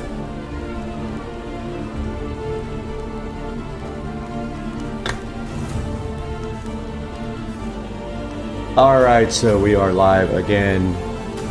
What up, guys? We are live, test 1, 2, 3, 4, adjusting the microphone level, making sure that we are live, and it looks like we are live. We had an epic fail yesterday on the audio levels. So today we're trying a little bit better audio levels on both the game and on the mic. We raised the audio levels up quite a bit. Looks like the game's a little bit louder this time. Hopefully it's good. Go ahead and get to playing. And we have all this left over from yesterday, but today we are going to be looking at a different type of event here. Let's look at some of these maps here and see what we want to do. Yeah, why not? Let's do the beach. And let's go with some actual World War II people. Let's do 500,000 American shotgun soldiers and 500,000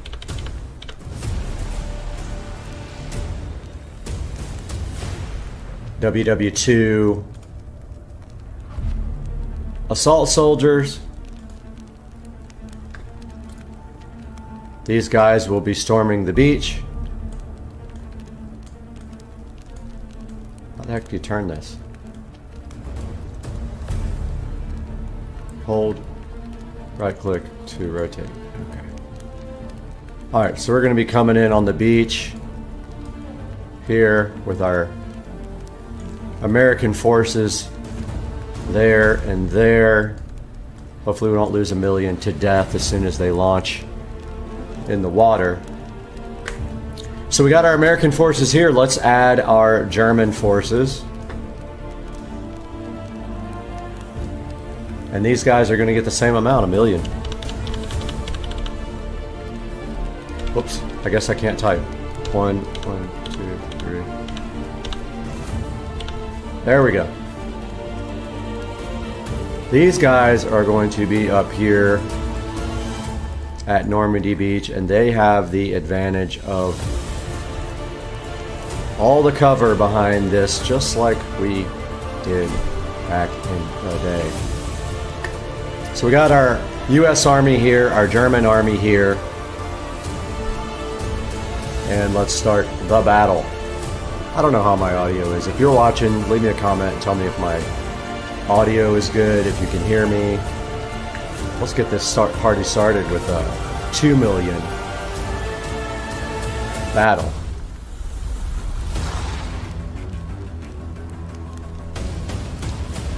Got the RTX 3080 Tough cranked up and ready for action. Germans versus US. Here we go. I'm hyped. Let's get this party started.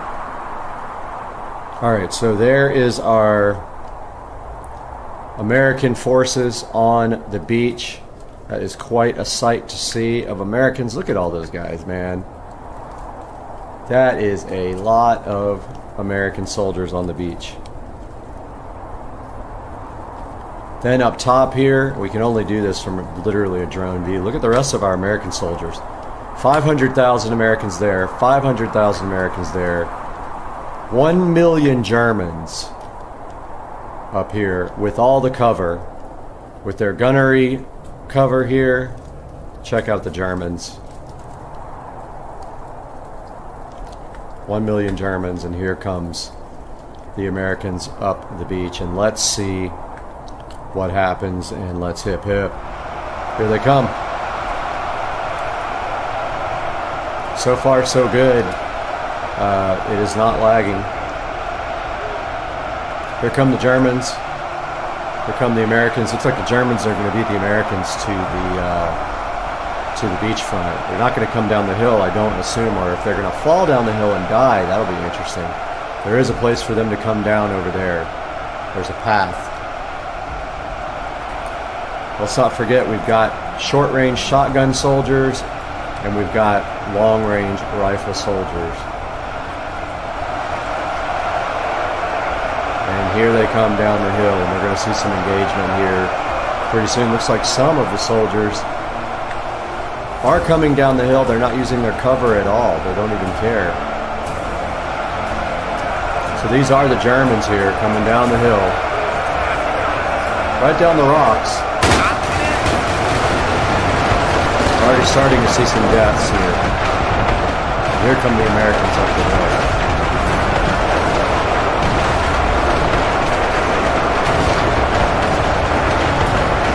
And the Germans are standing their ground up here on the side of the hill, not making their way down. And already we've got a lot of kills happening.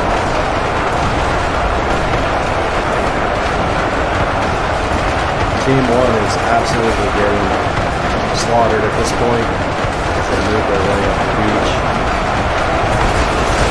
and get the runner. They're actually going through the gun turret right here. They're going right through it. It's magic. They're getting killed right as they exit. And here is our German guys sitting on the beach at the base of the mountains and just absolutely killing the Americans. Right now, not looking good for the Americans as they come up the beach. No cover, and the Germans have the high ground.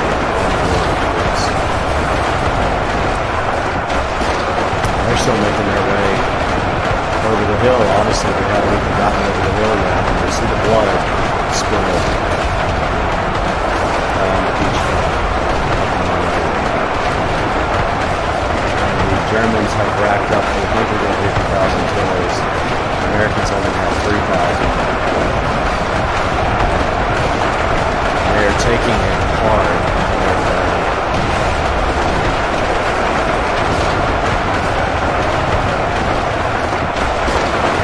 The Germans holding their ground tight.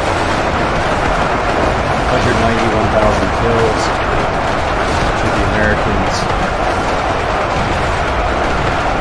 4,200. Just the absolute slaughter.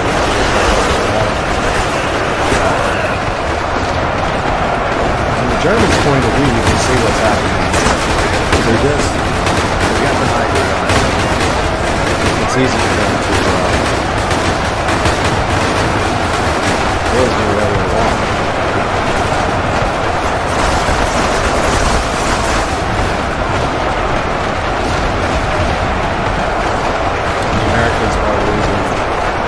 Pretty handily in this battle. Looks like they're going to take a huge loss here, so let's go ahead and end it there and make it interesting. Let's swap sides and see if the ground that they're on has anything to do with their gameplay. Germans will start there. Wish I knew how to leave run on permanently on the camera. Americans will start here.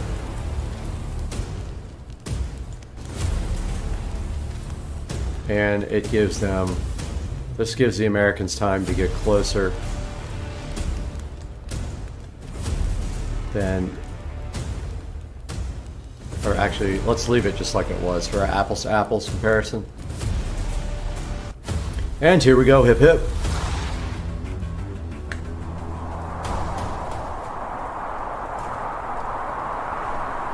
Now we got the Germans on top. Americans are at the bottom, and let's hip hip them.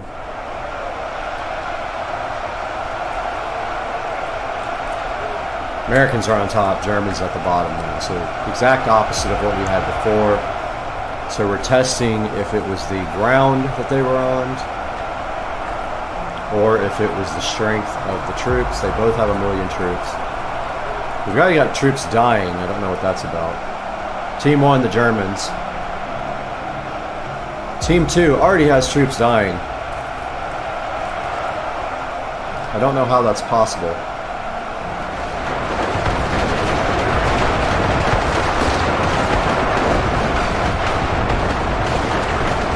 The American team is just getting pummeled already by what? I have no idea.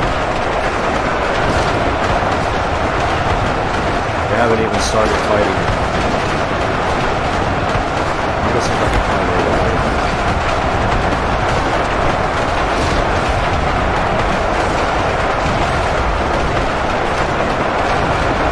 Makes no sense to me. The Americans are not even fighting anybody. They're being killed. Wait, who's fighting up here? Did I do something wrong?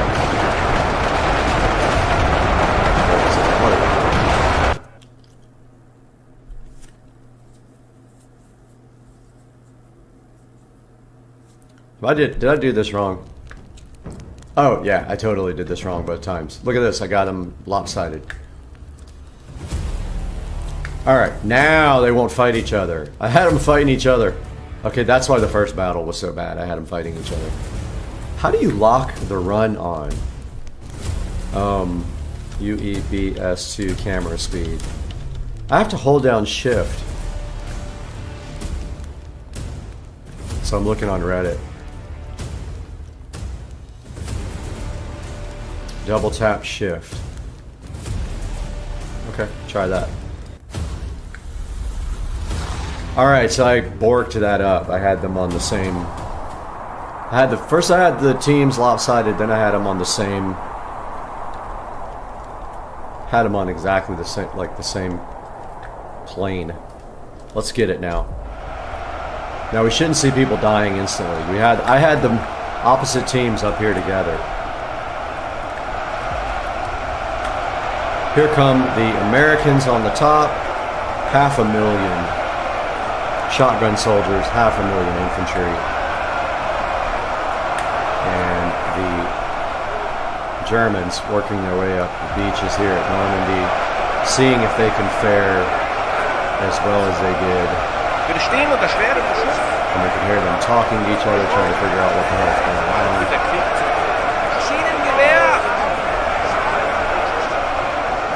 And they are coming right up the hill, but the Americans are going to be working their way towards the hill now to meet them.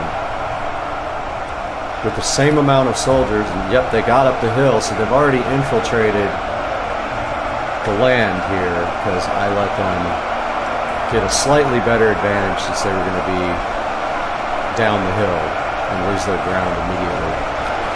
And they're going to make it all the way up the hill. Team 2, the Germans, already with the kills. But we're going to start to see the U.S. team 2, coming back here quickly. And now the kills start racking up for the U.S. The Germans as well. The U.S. has the high ground, but they're working their way up to the hill.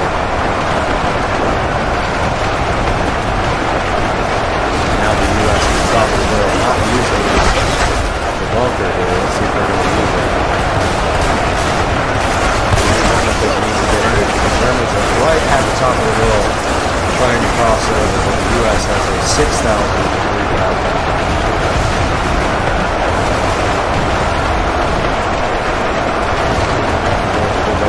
Battlefield. 1 million troops on each side fighting it out. It's very close to one. With the U.S. holding the Germans off. All fronts here, the Germans try to march right up the hill and reach the front. And we got the Germans here at the top of the hill. So just fighting them off here. But taking some losses themselves. What are these guys fighting?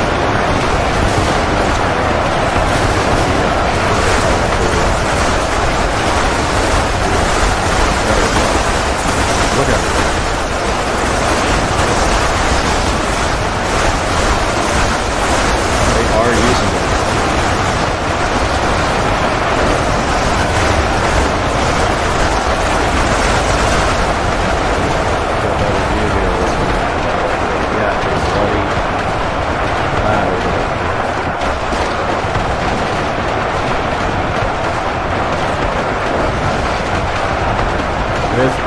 U.S. racking up 65,000 kills to 28,000 for the Germans.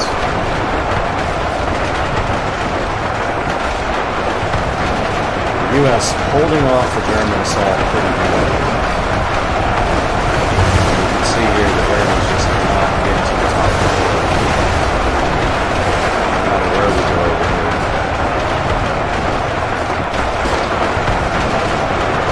Look at the Germans on the beach.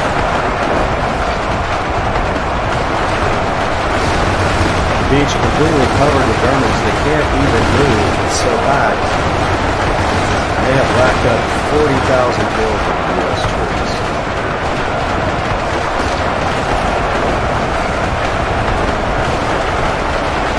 The U.S. just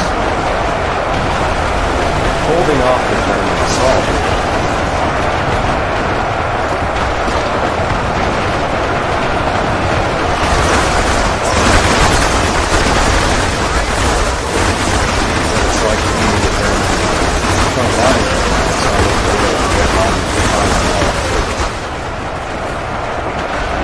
Still having many troops back here that can't get to the front lines to fight because it's just a wall. Just a flat line wall of troops.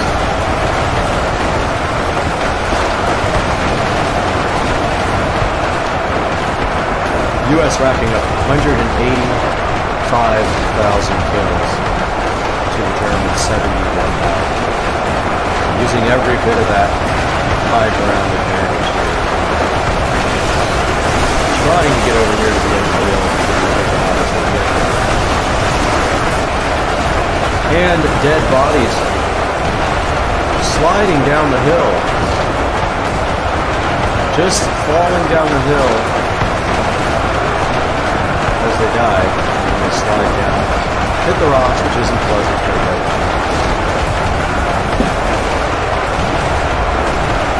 And they get to the bottom and right there.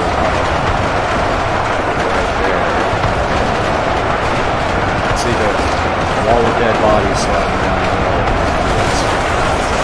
Comes right over the top of the edge. And they have 260,000 kills. And those dead bodies still falling down. This one we have another just river of dead bodies.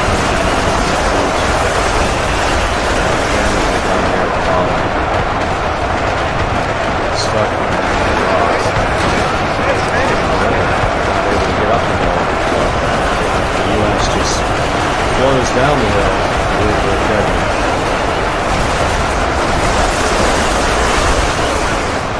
And over here, same thing happened. And we just gotta touch the soon.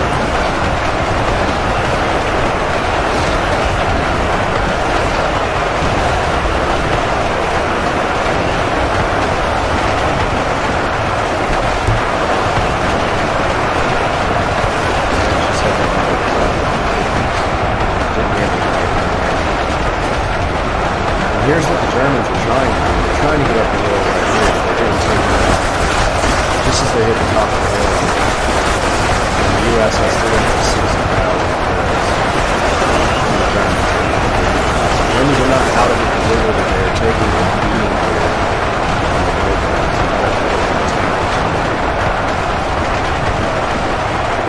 Let's do that because this is going to end like this. So obviously the high ground is huge here.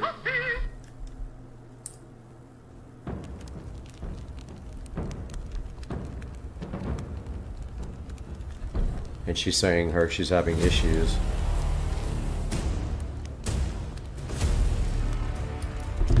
All right, so we're going to add to the German team here.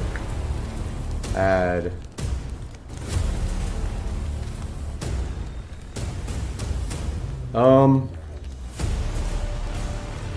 We'll give them a couple of Shermans, even though they aren't Sherman. Team 2. We give them like 10. Nah, let's give them 5.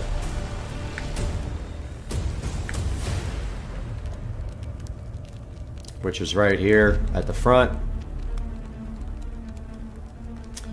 and we will move them up a little bit with the opportunity to get closer. This is Susie texting me with the toasty.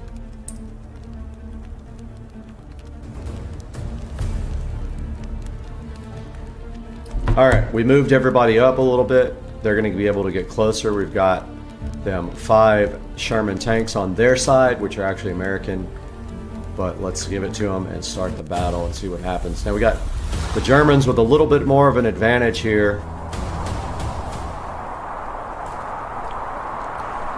And we should see the Germans with a better opportunity here. We should see some of our good old American tanks somewhere. I don't know where I put them. There they are right there, so let's hip hip.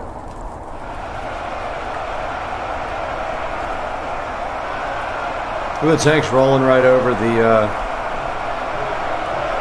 sandbags there on the way up. They're going to try to get up the hill. I don't know if they're smart enough to go where the openings are. Let's see what they do. I'm kind of curious. See if they roll right over rocks or whatever. They're headed for the openings here. Maybe they do know how to get up there.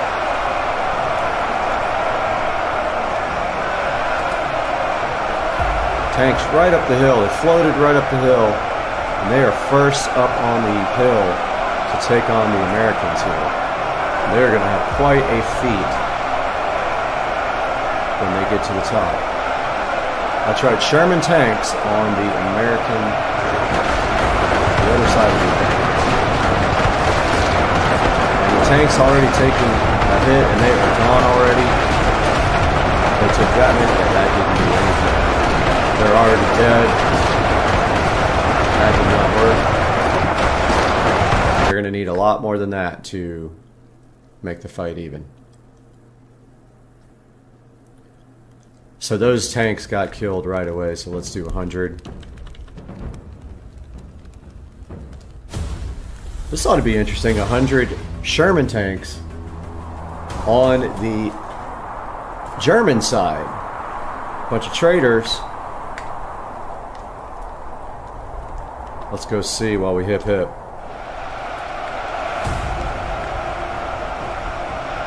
Where are they? There they are. A wall of German tanks that are actually American tanks that have defected to Germany. And up top we have a wall of Americans heading towards the high ground. And it is pretty close when they get to the top about who gets to the top. So let's see if our tanks do anything. We might actually put the tanks behind soldiers next time if we can't get this, if this strategy isn't effective. And here come the tanks up to the top, some of them. We have issues here. These guys are totally stuck. Yeah, they finally made it. All the tanks getting absolutely killed. Lost the 2 tanks. Trouble. Soldiers. Tanks got blood on them. You know they're getting killed. There's another one gone. They're lagging now, so quite a bit. But the US still. Now the kills start coming up for the Germans.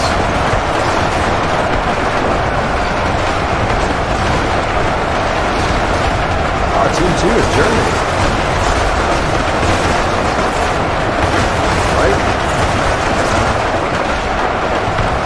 Team 2 is Germany. They have more kills.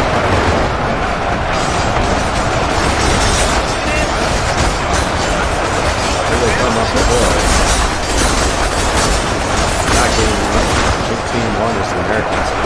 Team 2 is the Germans with the tanks. And it looks like Team 2 has more kills.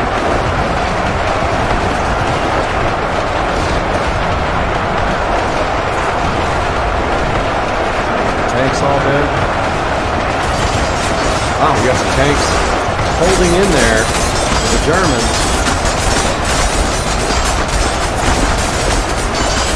as they are actually doing better than I thought. Team 2.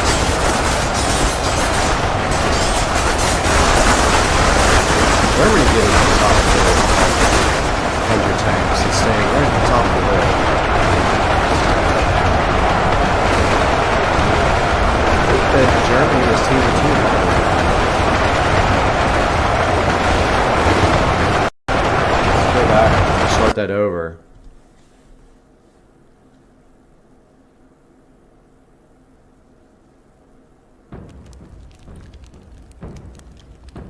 Yeah, Team 2 is Germany. They are getting the upper hand. So let's move them back a little bit. Move all these guys back a little bit.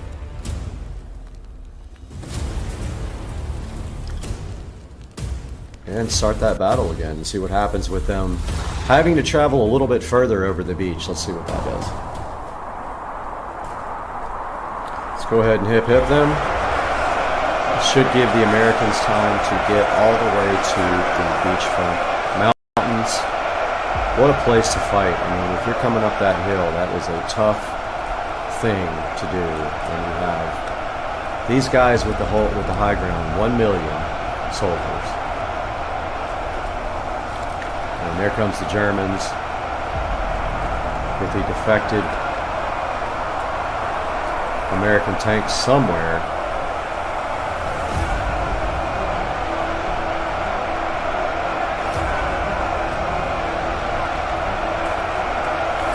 Don't see the tanks offhand yet.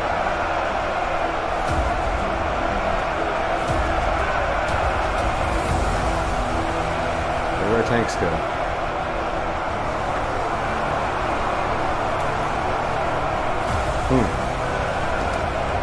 I don't see the tanks. There they are. I'm blind. Duh. We got Germans topping the hill already from the beach. Here comes the Americans. Germans are team 2, don't forget. Americans with 0 kills. Germans already with 100.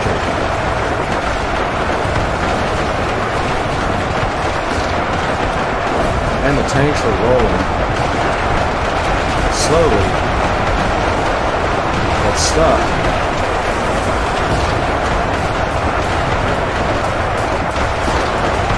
They're stuck. Going up the wrong way and causing the water to fill.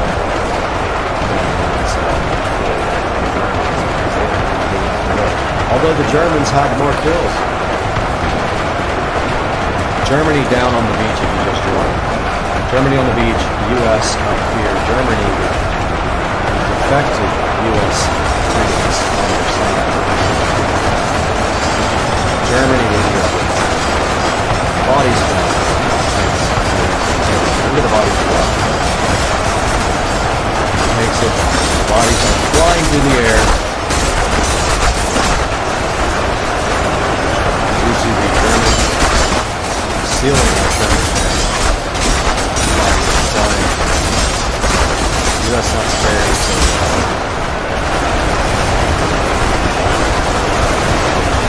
Tanks have given the Germans 14 distinct advantage. Double the points. Tanks are getting 10 or 15 kills per shot.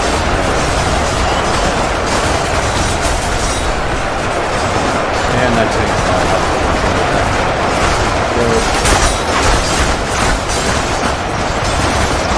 Germans have not crossed the line yet. They're holding at the hill. They can't get up the hill, but yet they are beating the U.S. in kills. Here comes the U.S. up to the front line. Blood flowing down to the beach. And the Germans just tripling the kills. The Americans coming up the hill with their tanks. When tanks fire, you can see the Americans.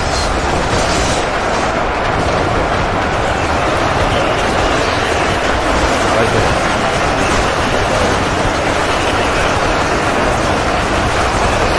The Germans with 120,000.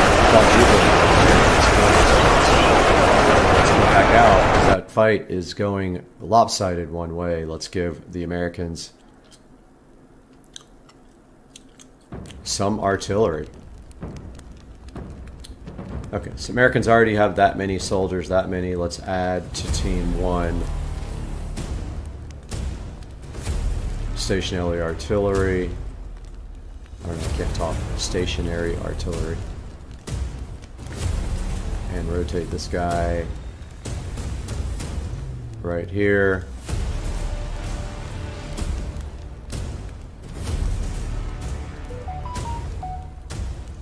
And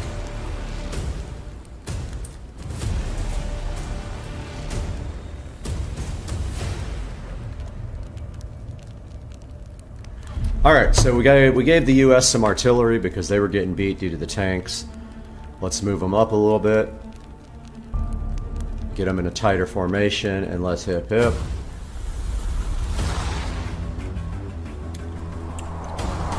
This ought to be very interesting now. U.S. has some artillery at the front now.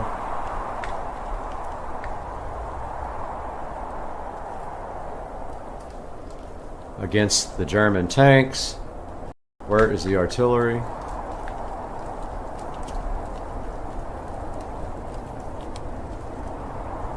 Not seeing it. Thought I placed it right at the front here. Well, all we can do is start it. There it is. Looks like trees to me, but nope. The artillery is strong. The U.S. with 20,000 kills already.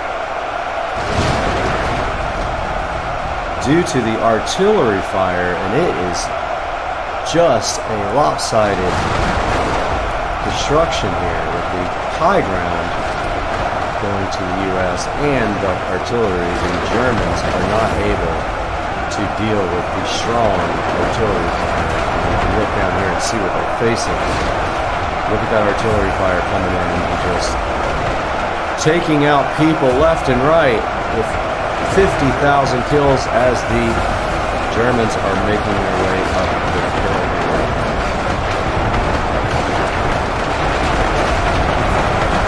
Here come the Americans to back up the artillery. We're losing artillery now. Fight's gonna start going back the other way, and then we're losing gun by gun here. Look at them disappear. One by one, the Americans are losing their advantage, and the Germans starting to get some kills here. As the last artillery is now gone, the Americans have lost their advantage.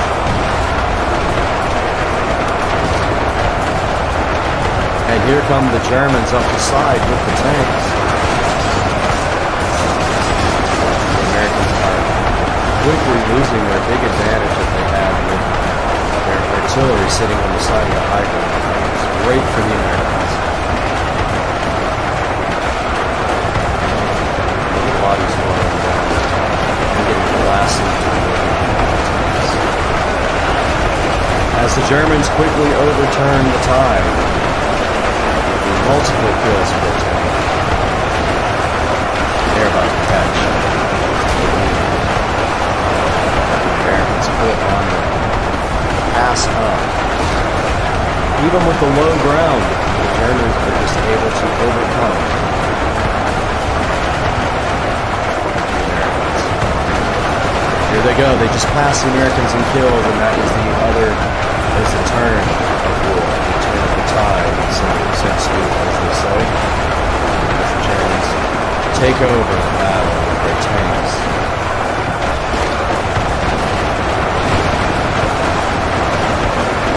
All the tanks being killed here. Let's see.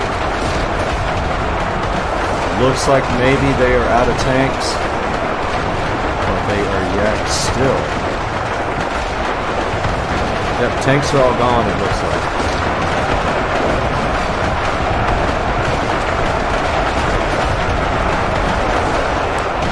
Now it's just a good old-fashioned battle to the death, and the Americans working their way down the hill. getting to the beach almost. They didn't have a good job of kills, but they are getting slaughtered here. The bodies are firing up. They're trying to work their way down to get that German defensive off the beach, but they're taking some heavy hits. They're outkilled. 180,000 to 113,000 as they come down here and slaughter. Germans are out of tanks though. The bodies flowing down the hill like the river here. There's a guy that's floating down there. Bodies. Steadily, the lead is increasing. 100,000 more kills. So this is not a fair fight. So let's give the U.S. a little bit of an advantage here as well. Let's go team 1.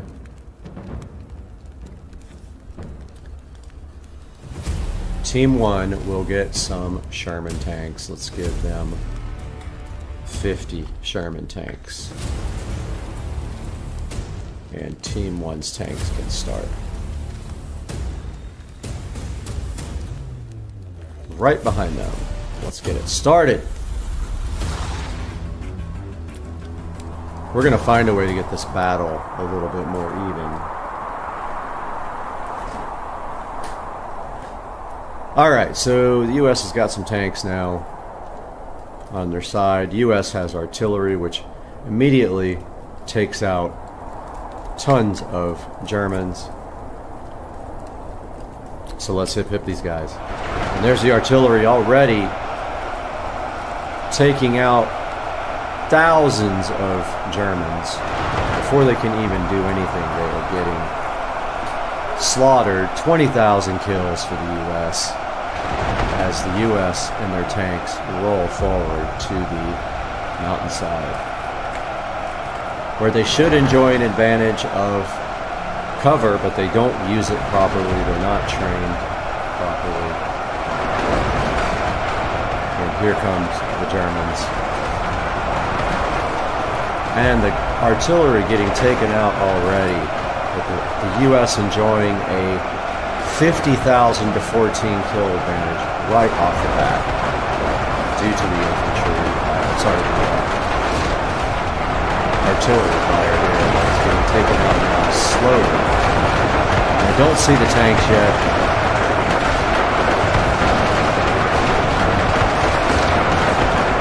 Looking for them.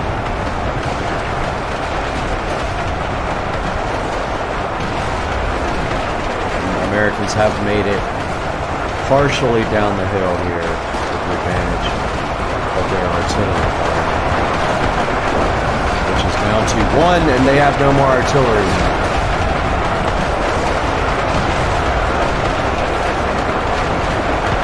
Where are the tanks?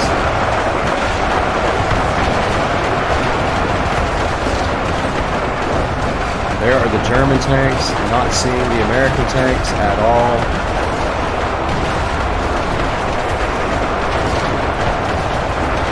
You do see tank fire getting some Americans there.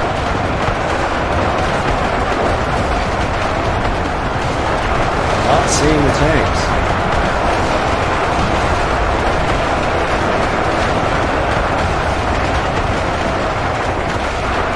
But the Germans are coming back again. There's the American tanks. They haven't made it to the front yet. They haven't even started their assault yet, and the Germans are coming back. They're having trouble getting through the piles of people. Now they're on the top of the starting advantage for the Americans. And they are firing into the crowd. You can see that here. They're working their way up. They just can't make it due to the crowd. The crowd is just crazy here.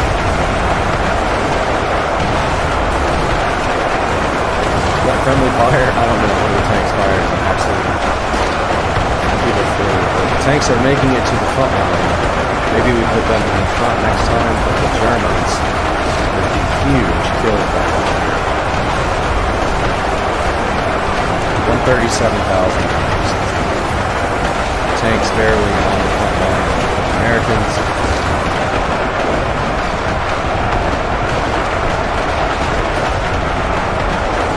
And the Americans are holding fast, getting outgunned again, even with the tanks. I believe I positioned the tanks in that place.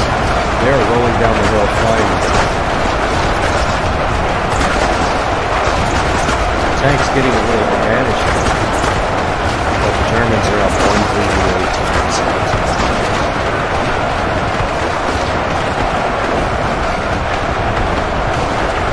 200k kills for the Germans now.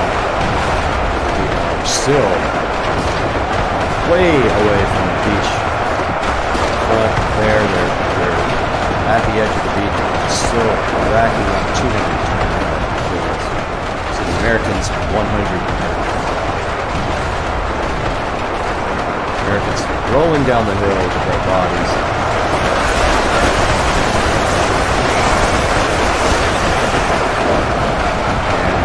Tanks just not able to do enough damage.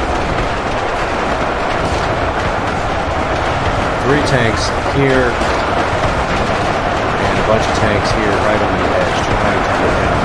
the hill. They just can't because there are 2 dead bodies, live bodies. So let's try a different strategy for the Americans here.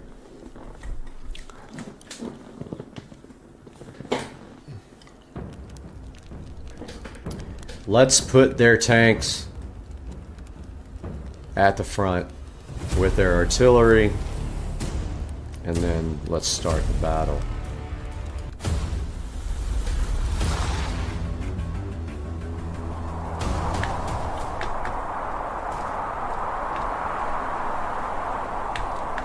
One sec, I gotta get my streaming back up. Alright, let's do this. Now we've got our tanks. I don't know, I think I have the strategy this time, I'm not sure. We've got our tanks and our artillery already working to the tune of 20,000 kills already. Our tanks now have the front line. They can do some real damage. 1 million. They are taking a beating already at the front line and getting pummeled back by the tanks. Germans losing their 40,000 damage already with this massive artillery fire. Now with the US artillery. Every time the artillery fires, we're talking about 2,000 or 3,000 kills here. Are the tanks gone? The tanks are gone already? The tanks already wiped off the earth. You know what that means? The advantage is slowly. We're going to be in trouble here shortly when they start getting this artillery. Germans still have a ton of tanks left. Moving up the hill again, at least 30 or 40 tanks are going to start taking out the artillery. But for now, the U.S. enjoying an 80,000 to 15,000 damage. Watch this artillery slowly. That will tide will turn because the Germans Shermans right here. US 87,000 to 33,000. The US is completely out of tanks. And I think it might be moving to get some more artillery. Because here pretty soon, so, oh, we got artillery. Okay. 2 left. 3 left. Once that advantage is gone, so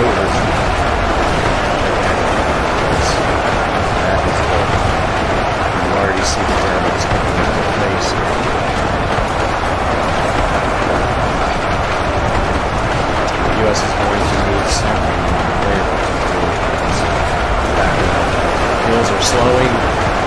Germans are picking up now. That is going to be curtains for the US. That is going to be so let's do it. It's not quite an even fight yet. But I can tell you what would be an even fight. We're going to make that happen. Let's add a team to the US. Team 1. Let's give them artillery 50. Here. Give them artillery 50.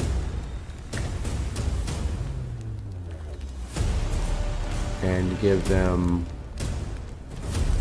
artillery 50 and artillery 50. There. One more. Now they have some real firepower. And let's move it up.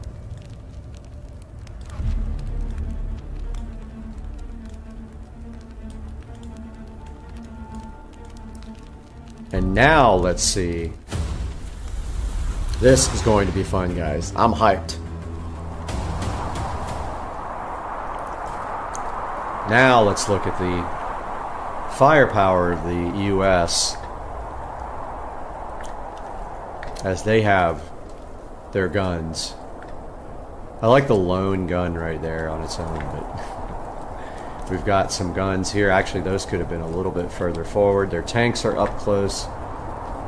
The US with the artillery fire now up on the front lines.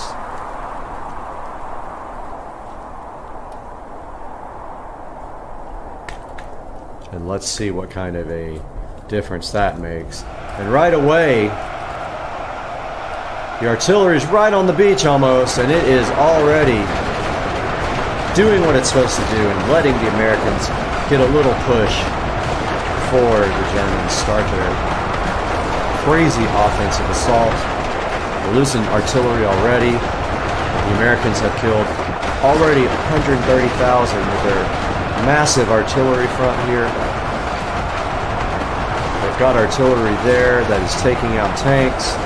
It's taking out massive amounts of Germans. Look at their artillery fire. And here comes the US to back up their artillery and their tanks. The US just lost a tank there. US with 175,000 kills before their troops even get to the front. Artillery is just pounding away. The Germans here, you can see it, taking out thousands and thousands as the U.S. finally able to get on the beach for the first time. The U.S. coming down the hill for the first time, really, and getting to the beach.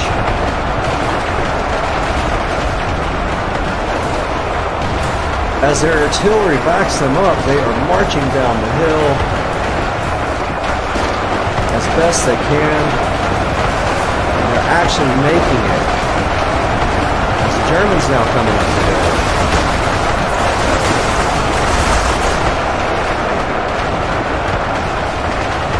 But the U.S.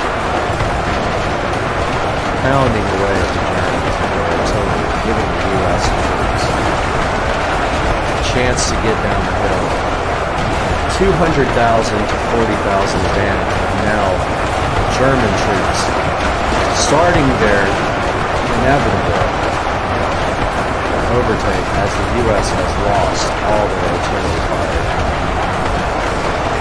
The river of dead bodies are flowing right here. It's just a non-stop. Go down the hill, hit the rocks, go around the corner. Germans are starting their push and making the U.S. very tough. And their kills are actually racking up faster than they were overtaking the U.S. This Normandy battle is tough for the Germans, even with the low number. Again, Germans with absolutely no artillery fire. I've done it again. They're coming back strong. All their tanks are gone. The U.S. is losing the advantage quickly. As soon as they get overtaken, it's basically over. Toolless.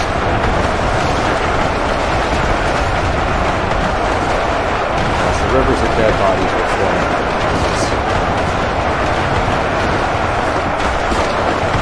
I believe we should move the U.S.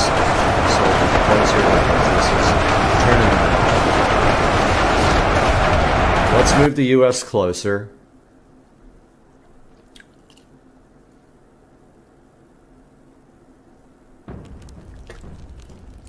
Let's get them up here to fight. Let's give them some more artillery. And more artillery, and more artillery, and more artillery, and more artillery, and more, and more, and more, and more. And let's try that. Now, this is a decidedly one-sided fight. Let's see what happens. Hip hip. The artillery absolutely making dents into the Germans already. You can see Germans flying like puppets through the air, into space. That guy still didn't come down. I love it. U.S. 200,000 killed already. This might be the turning point of the war. That's the U.S. coming down the hill. And their tanks are up front, getting beaten, but still there. They're getting poofed out one by one. They're almost gone. The U.S. is not stuck on the hill anymore because the artillery is giving them a chance to get to the finish. They have 300,000 kills already. 330, still there. They still have quite a bit of artillery left. They have shrunk the German army to almost half. And fire going all the way out to the back here.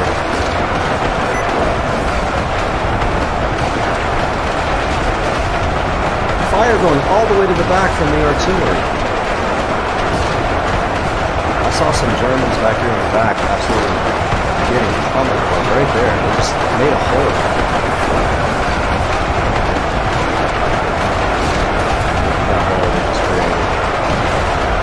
U.S. finally able to do some damage with their artillery.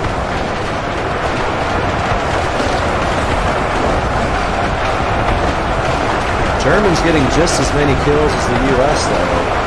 The problem is they are down to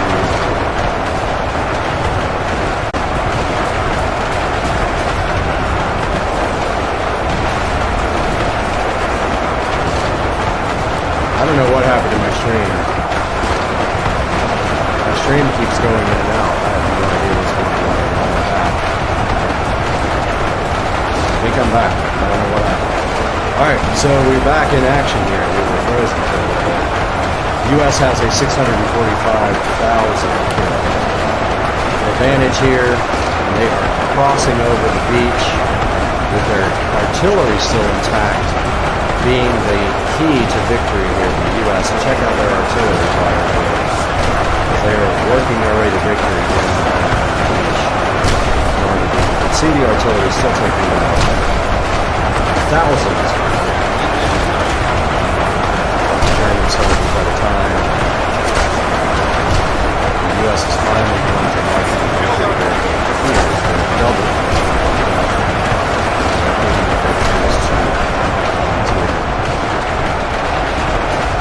As long as the Germans don't make it to the side of the hill, it seems to be a guaranteed victory for the U.S. here. Still, artillery fire. Well into the battle here. They got planes here. Watch them.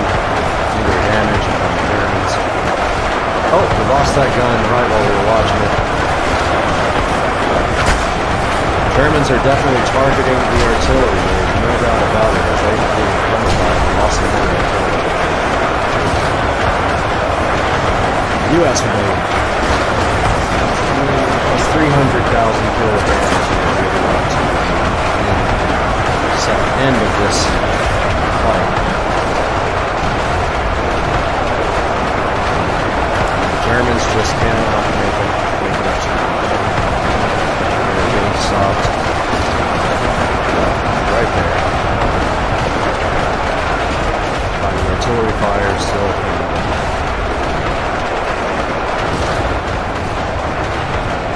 On this side of the battlefield. Not seeing any artillery left here. Waves of U.S. troops moving down. As they store. It looks like actually the Germans are getting more kills per second. So that's a good stat. Kills per second. And the Germans are actually coming back. Believe it or not, the Germans are tough. They are coming back.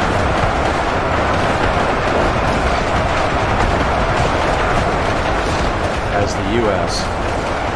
has moved all their troops to the front and are slowly getting down to the battle here. The Germans making a comeback now. The Germans pull this off.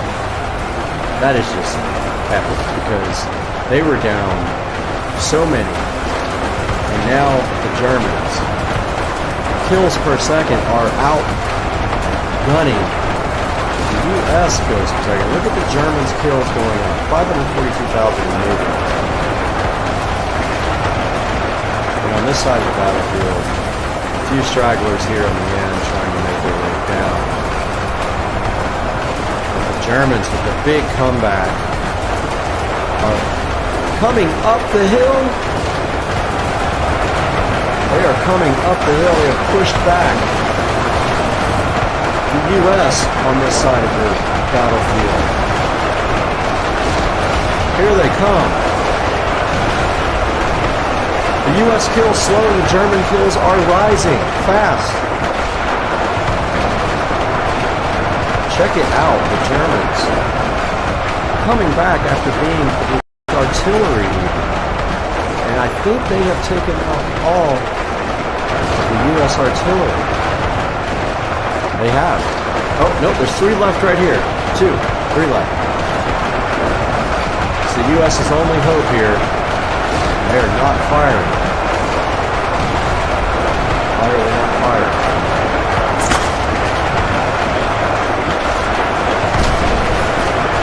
These guys doing absolutely nothing.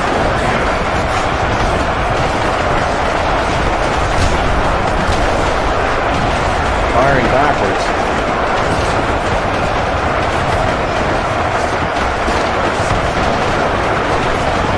Oh, wait a minute. Yep, these guys doing nothing. And the Germans, as our artillery does nothing.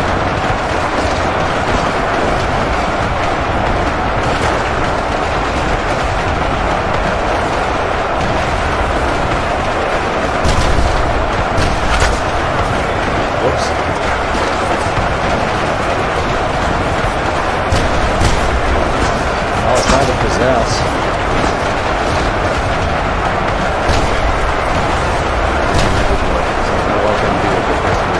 I've never possessed anything. Those guys just are doing what they're supposed to do with the Germans. The U.S. about to go down here because the Germans are killing them at too high of a rate and their artillery is doing nothing. Now it starts to fire.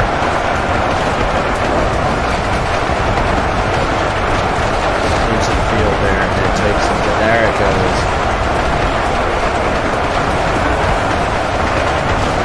There it is. Now it's firing.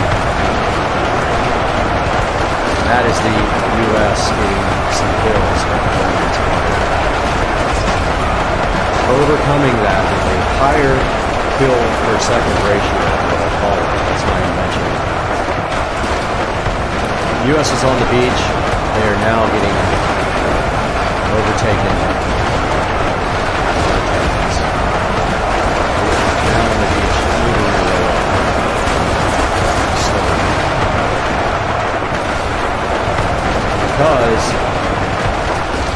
we are out of artillery on board.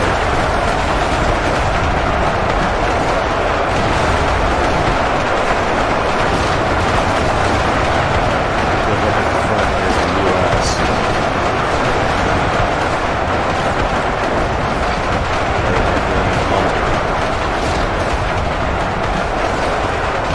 This is going to go down to the wire because the Germans are at 790,000 kills. The U.S. is at 823,000. The Germans' kill ratio is climbing fast. They're going to overtake the U.S. in kills or die trying. As they move up the hillside.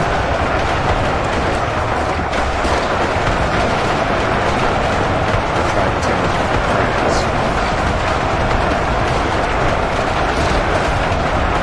The U.S. is about to be overtaken. Started with a huge advantage with their artillery. They have the high ground. Just cannot go high ground onslaught.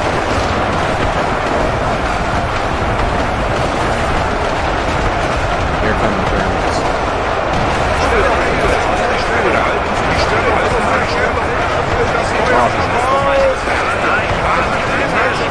I'm saying something about to overtake the Americans and they're still seeing this battle. It's going to go down to the wire. Look at the kills. 825 to 840, the Germans are catching the U.S. And this fight is almost over.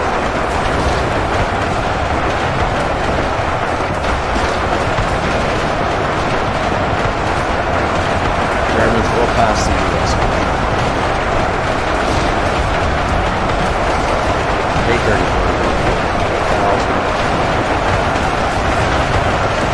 Germans at the top of the line. U.S. at the top of the line. There's a face-to-face line here. See the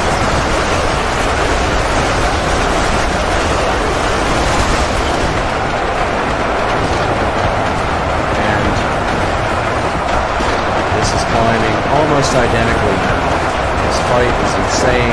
What a good fight.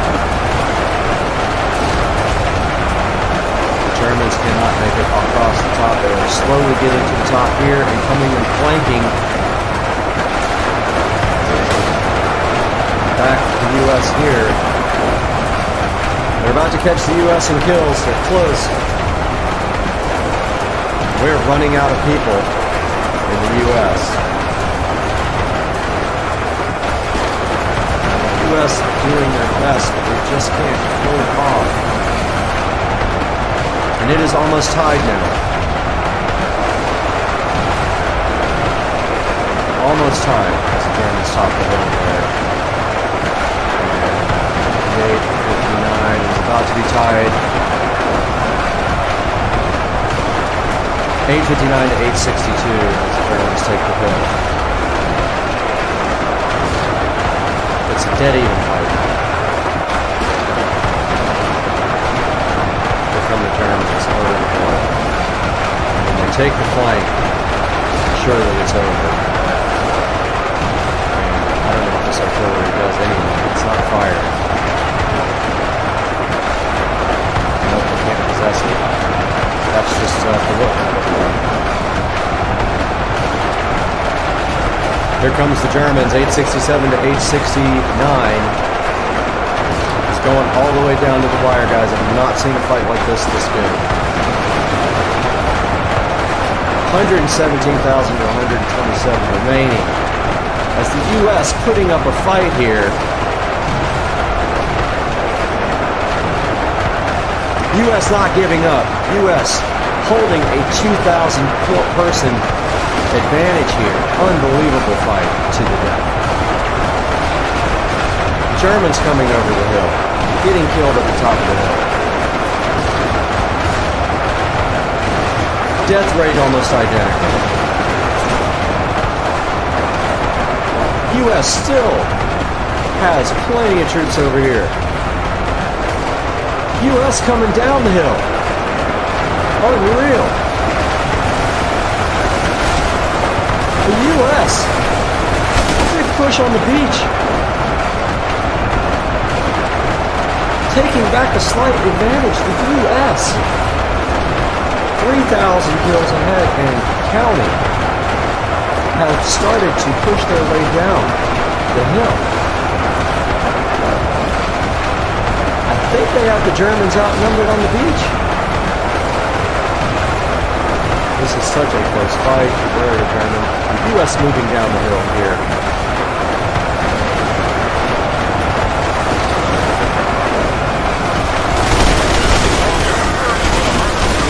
The U.S. just fighting their hearts out, maintaining that 3,000 kill advantage here. What a fight. Just unreal.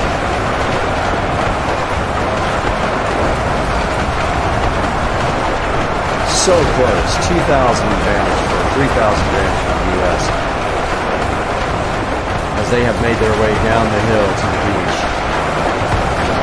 and are fighting what few Germans are left on the beach because they all went up the hill. Look at the U.S. go. We are down to less than 90,000 troops for the Germans. And the U.S. trying to take the beach, doing a good job of it. Look at the Germans that are left here. Slowly taking them one by one.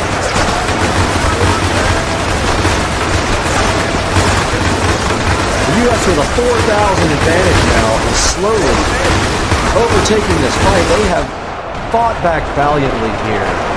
Got the Germans on their toes here, on their heels, I should say. On the beach, trying to hold off the U.S. onslaught as the other Germans went up the hill. They left these guys on the beachfront, and this U.S. force is trying to overtake the beach. They have this whole entire area basically taken out. Don't know what they're firing at back here. There's fire going everywhere. They have racked up a 4,000 and they're keeping it at a 4,000 kill advantage. Germans with 900,000 kills, the U.S. with 905, almost 906. And the Germans are losing the beach from here.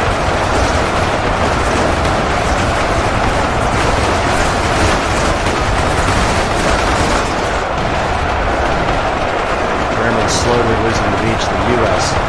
easing their way forward to take the beach. Some have cover here. They have a 6,000 kill advantage now in the U.S. as they start to flank the beach. They are coming in on every side here. Here are the Germans still on the beach trying to make their way out, but not able to do the U.S. 7,000 kill advantage, slowly creeping back. And they have this German fort completely outnumbered. They are dying slow down here.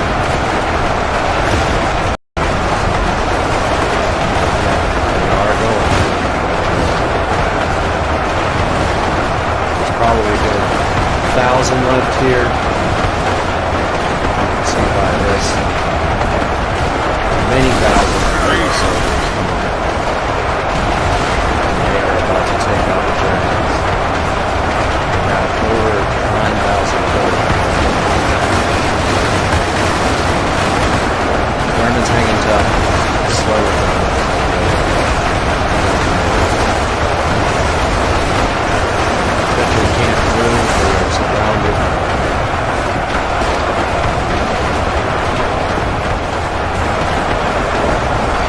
these are actually Germans over here moving up the side of the hill. That's the US.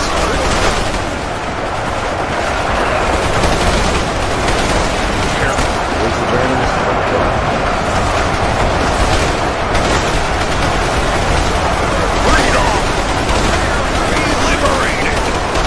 US here. Let's check out the beach and see if the US has totally taken the beach yet. They have not, but they're well on their way to doing it. Here's what's left.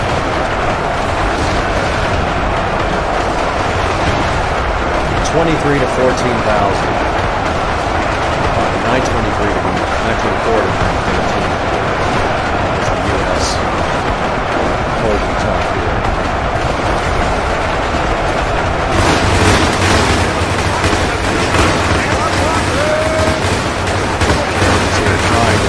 Getting out. Here's what's left on the beach.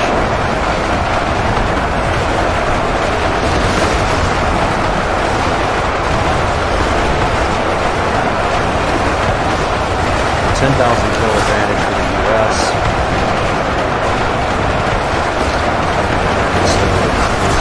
What a fight this was. This was epic.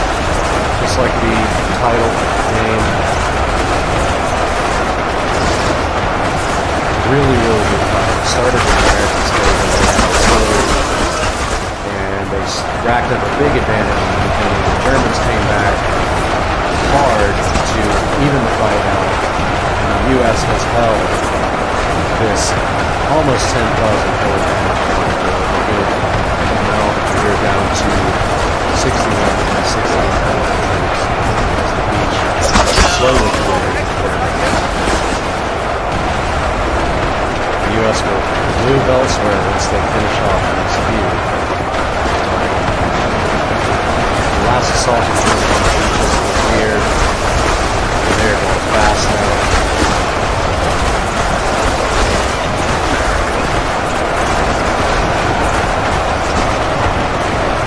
Back into this again surrounded. The U.S. will have to find something else to do. Freedoms per minute.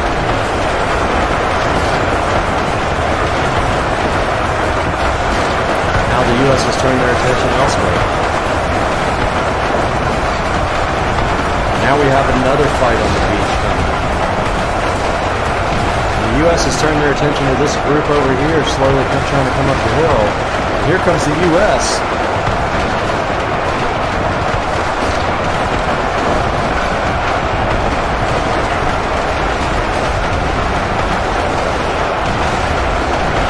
U.S.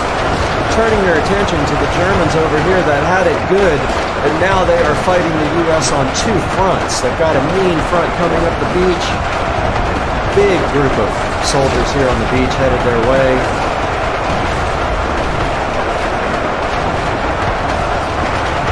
And they are not going to have a good time here, I'll tell you that, because there is a group of soldiers heading this way that is massive. They are walking their way down the beach, right towards the Germans. What a fight, what a fight, what a fight, what a fight. It's going down to the wire. Here's the German onslaught on the beach, what's left of them, as the U.S. marches this way. The U.S. enjoying some cover here as they slowly march. Come up here to the treatment. 9,000 kill advantage for the U.S.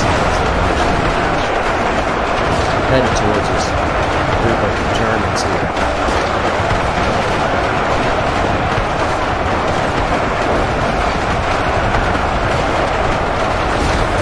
And it actually looks like the Germans have more troops left. Could win the fight. If that's the case, look at the troops remaining. They have 54,000 remaining to only 48,000 in the U.S., so they could potentially win this fight, which doesn't seem possible until they wrap up. Let's see what happens. That makes sense, right?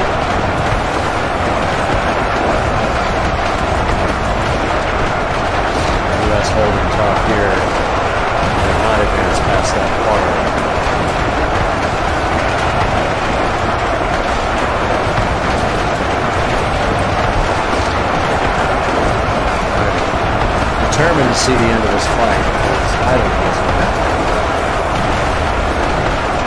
The group of Germans here has been whittled down.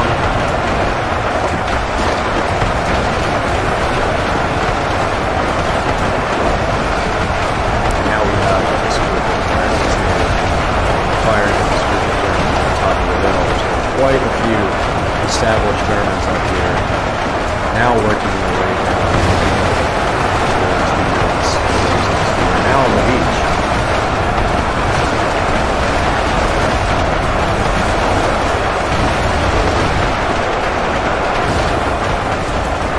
U.S.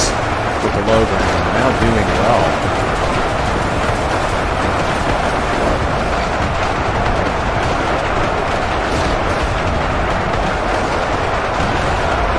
Getting more kills per second.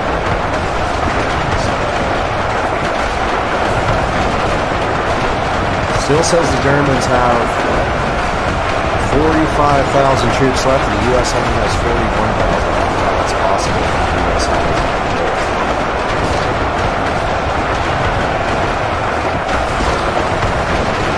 But I think the German number is shrinking faster than the U.S.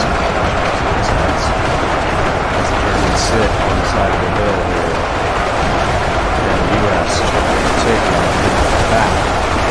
They move to the beach to try to take the beach from them. They did take the beach from them.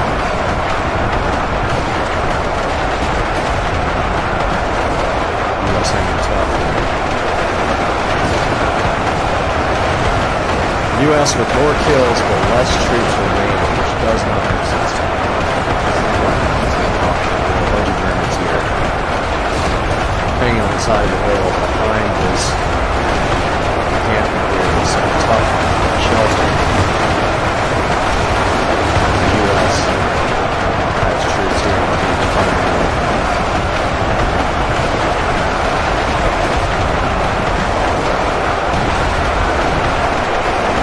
U.S. still less troops remaining than the Germans would have understand. 12,000 more kills, but 4,000 less troops. They're going to lose if that keeps up that trend. I don't understand.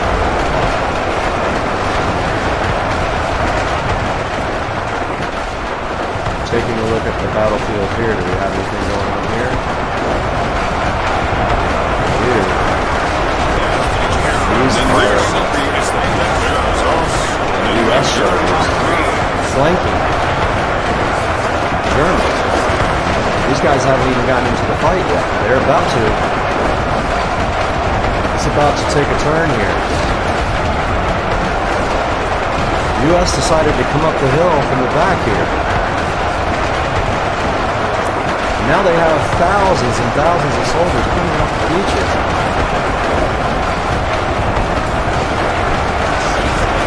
Around the backside of the Germans, look at all the U.S. troops coming.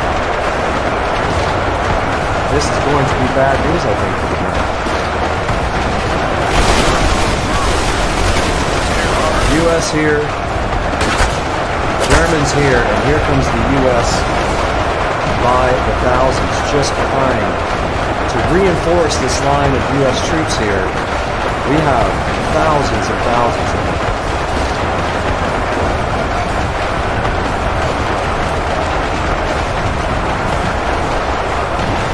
Here they come, guys.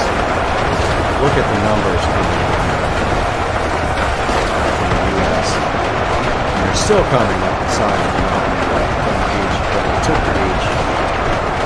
Now they are ready to engage and fight the Germans right here, right now. This will most likely take that little clump out right there.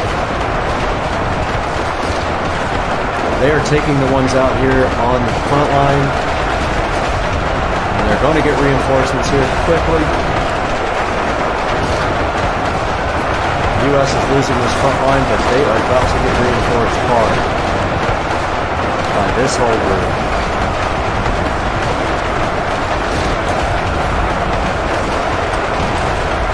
10,000 kilograms. These stragglers over here. About to see a force coming at them, but they had no clue it was there. backing up these American soldiers from me who are taking the beating from the US.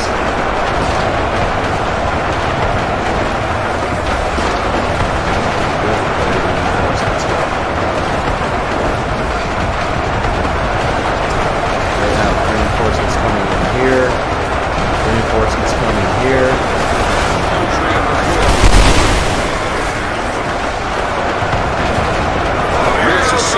Can't even get up the hill.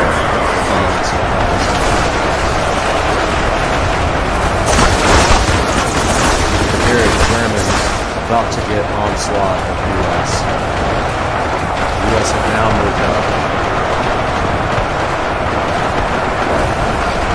to the front lines. They're advancing. This fight is at the ultimate.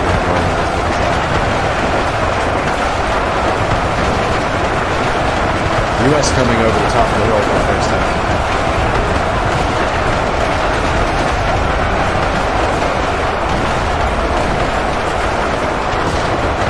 Look at the line of US soldiers.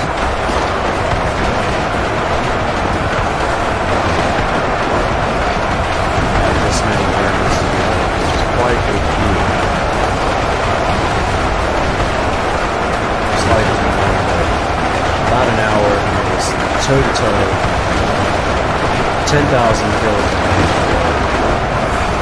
The U.S., however, they have 6,000 less troops. How is that possible? Because, oh, I see, because they have more soldiers. But still, this is going down to the wire.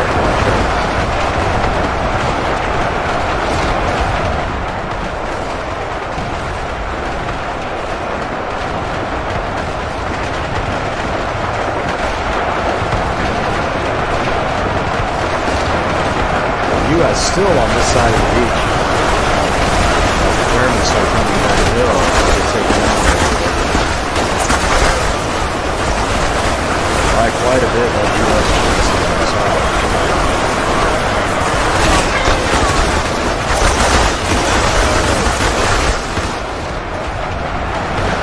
Still away the Germans on this side.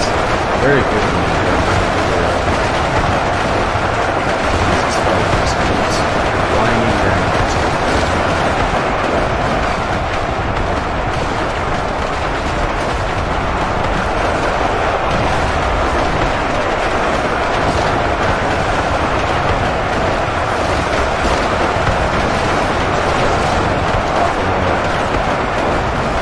Still holding here, pretty even fight.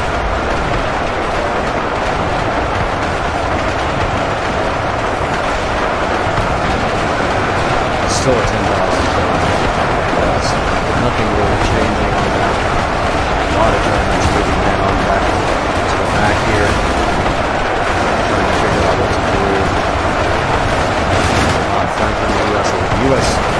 offensive here looking a little bit weaker than the German offensive. Less people. The U.S. have a ton of people still on the side of this hill.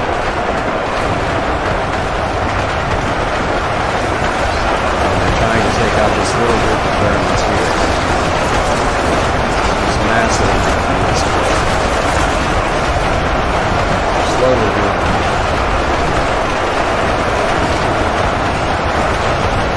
10,000 stays exactly where it is.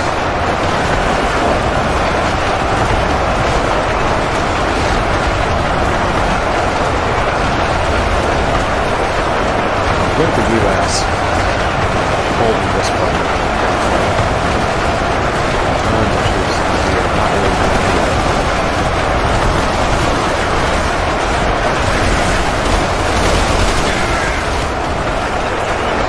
This whole group is there. Not moving anywhere here. Coming up the hill, being taken out right here.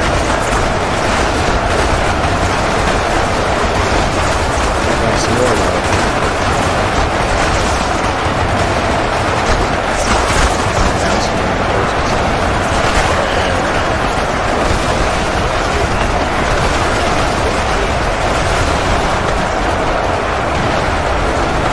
sending wave after wave up this hill.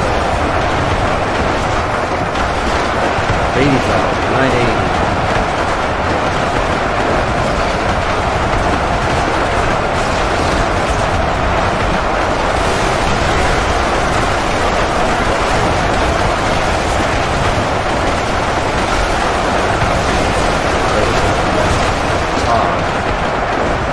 Still having this battle here.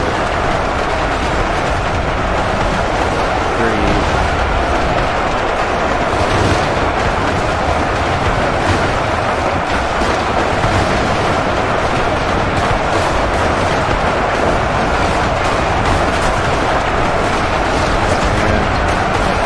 We're just kind of waiting to see what happens here because the U.S. are down to 10,000 troops. And if it ends at 0, the U.S. loses. And they will lose with Toolless. That is what is on the way to happen here. Is the U.S. troops. They have gotten this a little bit better taken care of. Step up that hill, we did pretty much crumble.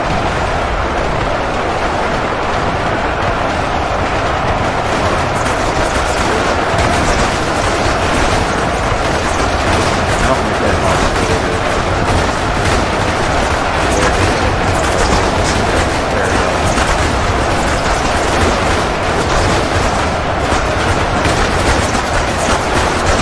Ryzen on top of that hill, rise to the top. They're getting shot by SODIMM. Right on top of the hill.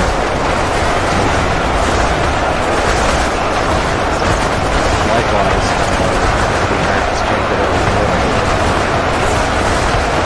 The Americans are 7,000.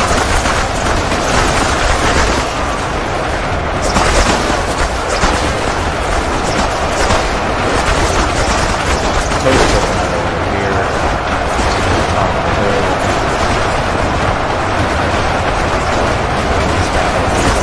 Americans are right there.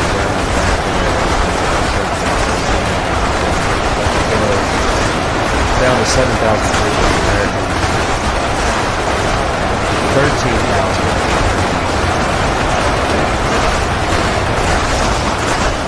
Looks like the German kills are going faster than the American kills now, which is not good for the Americans. The Americans are on the way to losing this war after putting such a good fight for keeps up like this. Down to 6,000. Let's check out what's going on top of the hill.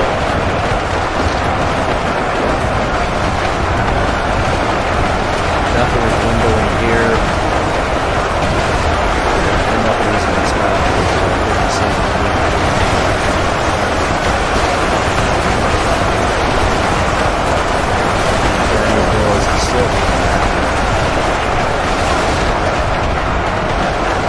Americans losing the battle here. 9,000 Americans. They're about 5,000 troops. Fighting so hard. Losing this.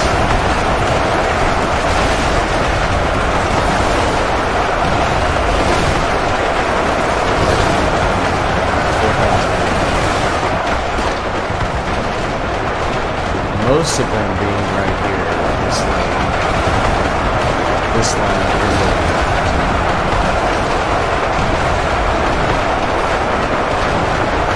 As they shrink in numbers, it's going to be most of them.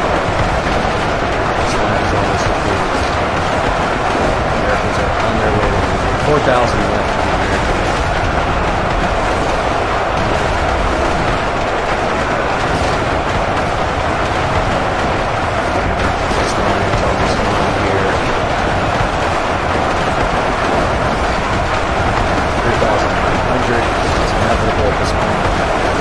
Going to lose this fight. They're shrinking over here as well, quickly.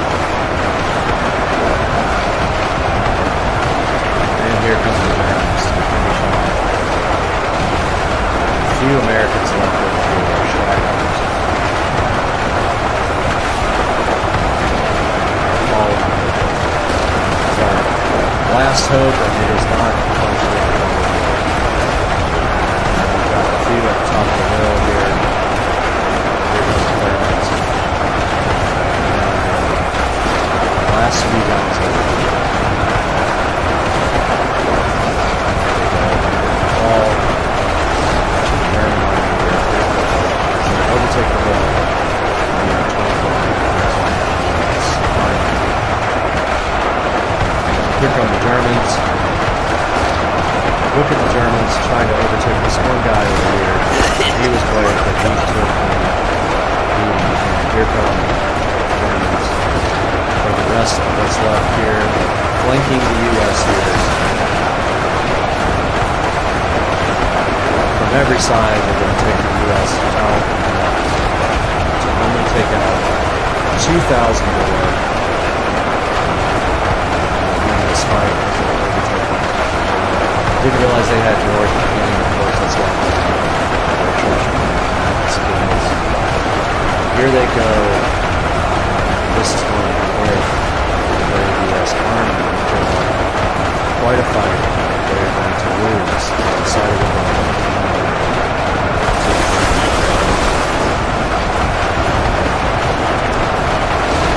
Down to 16 under 15.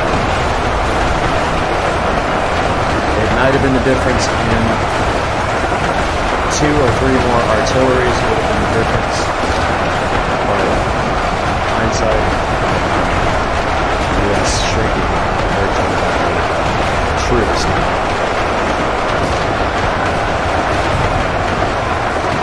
German army coming earlier. All. Here's what's left.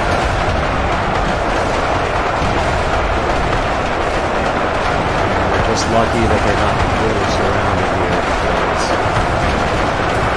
they were getting taken off at 900, 800. It's falling fast. We focus on what's left here. This guy will fall downhill dead. These guys right here, and all this stuff, great. Not going to do it.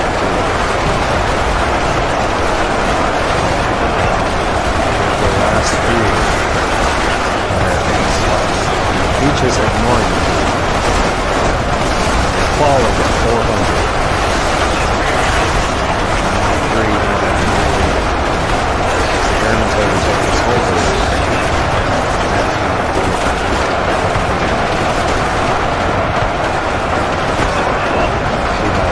Falling. On this point. Now they're looking for the remaining 200 Americans. There they are.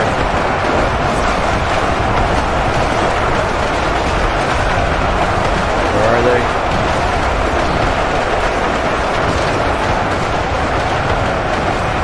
Don't see where they're fighting. Numbers are dying down. Where are they fighting?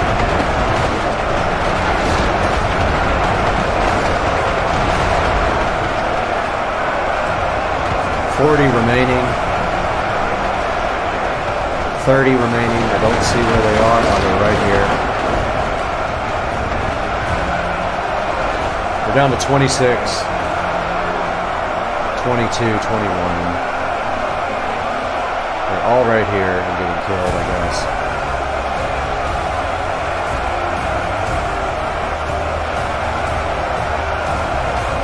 There is nobody left, but I think there is.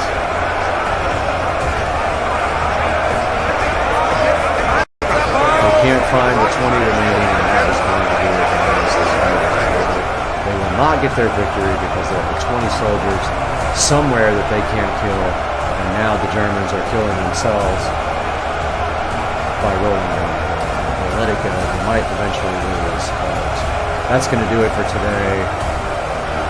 Oh, the U.S. put up a good fight. My hands hurt. They really put up a good fight. But that is going to end the stream for today. Thank you guys. Please click through my links for the merchandise you're going to buy on Amazon. And we'll see you guys tomorrow for another Let's Play. Peace out.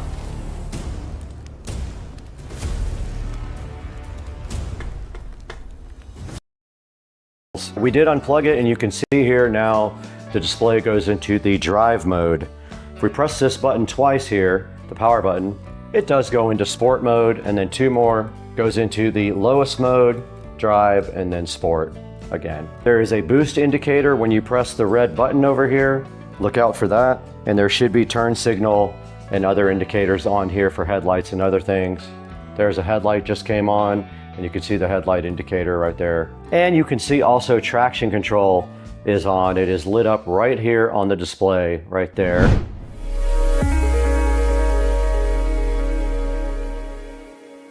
You guys just took a look at the controls and the whole scooter here on the Navi XT5 Pro. Now the next thing to do is show you guys how to get your own. Let's throw it into the studio with Brad. We'll show you how to get an XT5 Pro for yourself. Let's do that.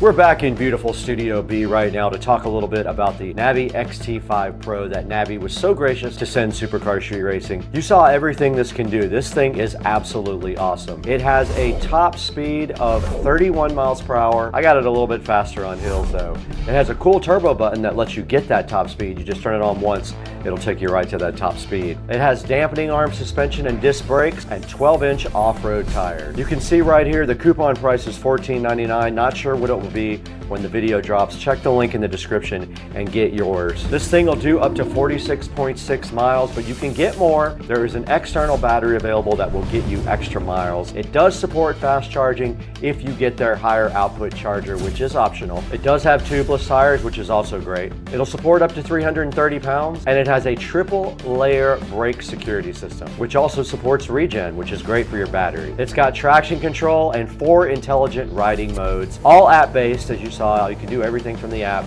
You can set up your speed and your regen. Hey, what's up everybody? Brad from Supercar Street Racing checking in with you on Wednesday. Just got a couple of texts and some emails saying that my new car is going to be here on Saturday. So my car is being picked up from Chesapeake, Virginia, and apparently it's going to get here on Saturday. So it's costing about $500 to ship. I think that's worth it to not put miles on the car. I wouldn't say the car has low miles, but the build has low miles. Not going to give you guys any more clues, so So to reiterate, the dealership sent me a text about 30 minutes ago. Just wanted to make sure that I was available on Saturday. The car is going to get picked up tomorrow from Chesapeake, Virginia, and we'll be here on Saturday. I'm going to keep you guys posted. Super stoked for some projects coming up. A lot of good racing for sure. You guys know that we're going to do some racing, right? If the car's fast. We still haven't figured out what it is, so it may just be a Toyota Corolla. You never know. Might be a Smart. I have had one of those too. Stay tuned, guys. I'm going to update you guys with a video when this vehicle comes off the truck on Saturday. We're going to have a whole big thing. We might do a live stream at that time. Later, Gator.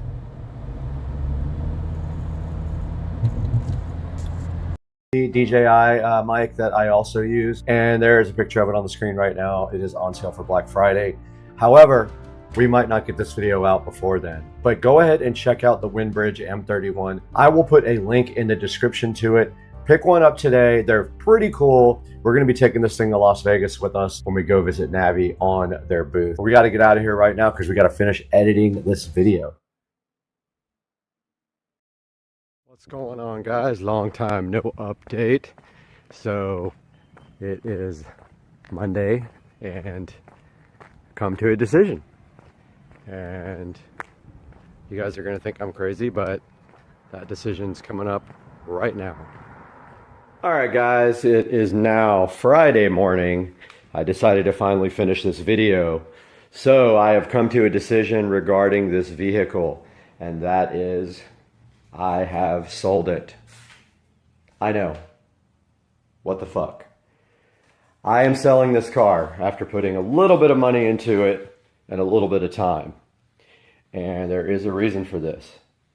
Because there is such a small aftermarket available for this vehicle, I decided that I no longer want to deal with it. It is becoming a problem, getting basic parts for this car. Not repair parts, but anything aftermarket. It is a very, very expensive car to maintain, which I'm not that worried about that part, but I can't work on the car myself. There's no room in the engine bay.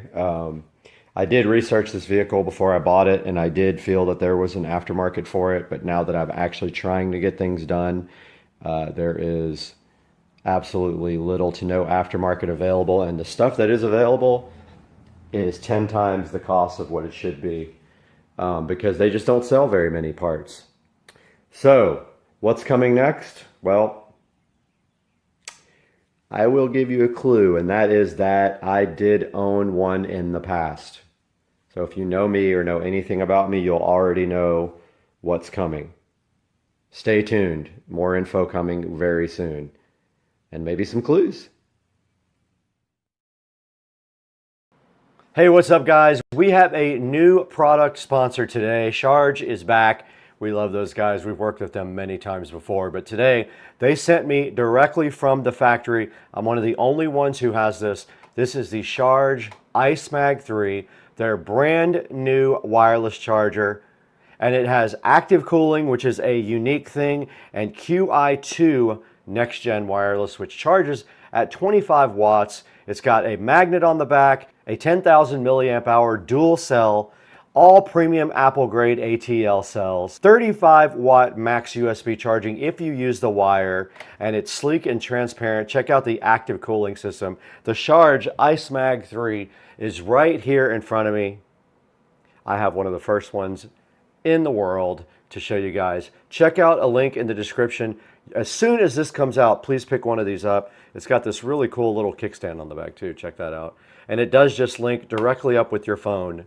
And you can see right here, it is charging my phone right here. And then also there is a little active cooling fan spinning in there, keeping this thing cool. So check out the Charge iSmag 3. Pick yours up soon. Link in the description. Welcome back to Supercar Street Racing, and today we've got something special. We're coming from the Supercar Street Racing garage out here to bring you more carbon fiber products for the 2023 Tesla Model S, and you can use this on both a Plaid or a regular Model S, and we've got it. It's special and it's right here, and I'm super hyped to share it with you guys today on the channel.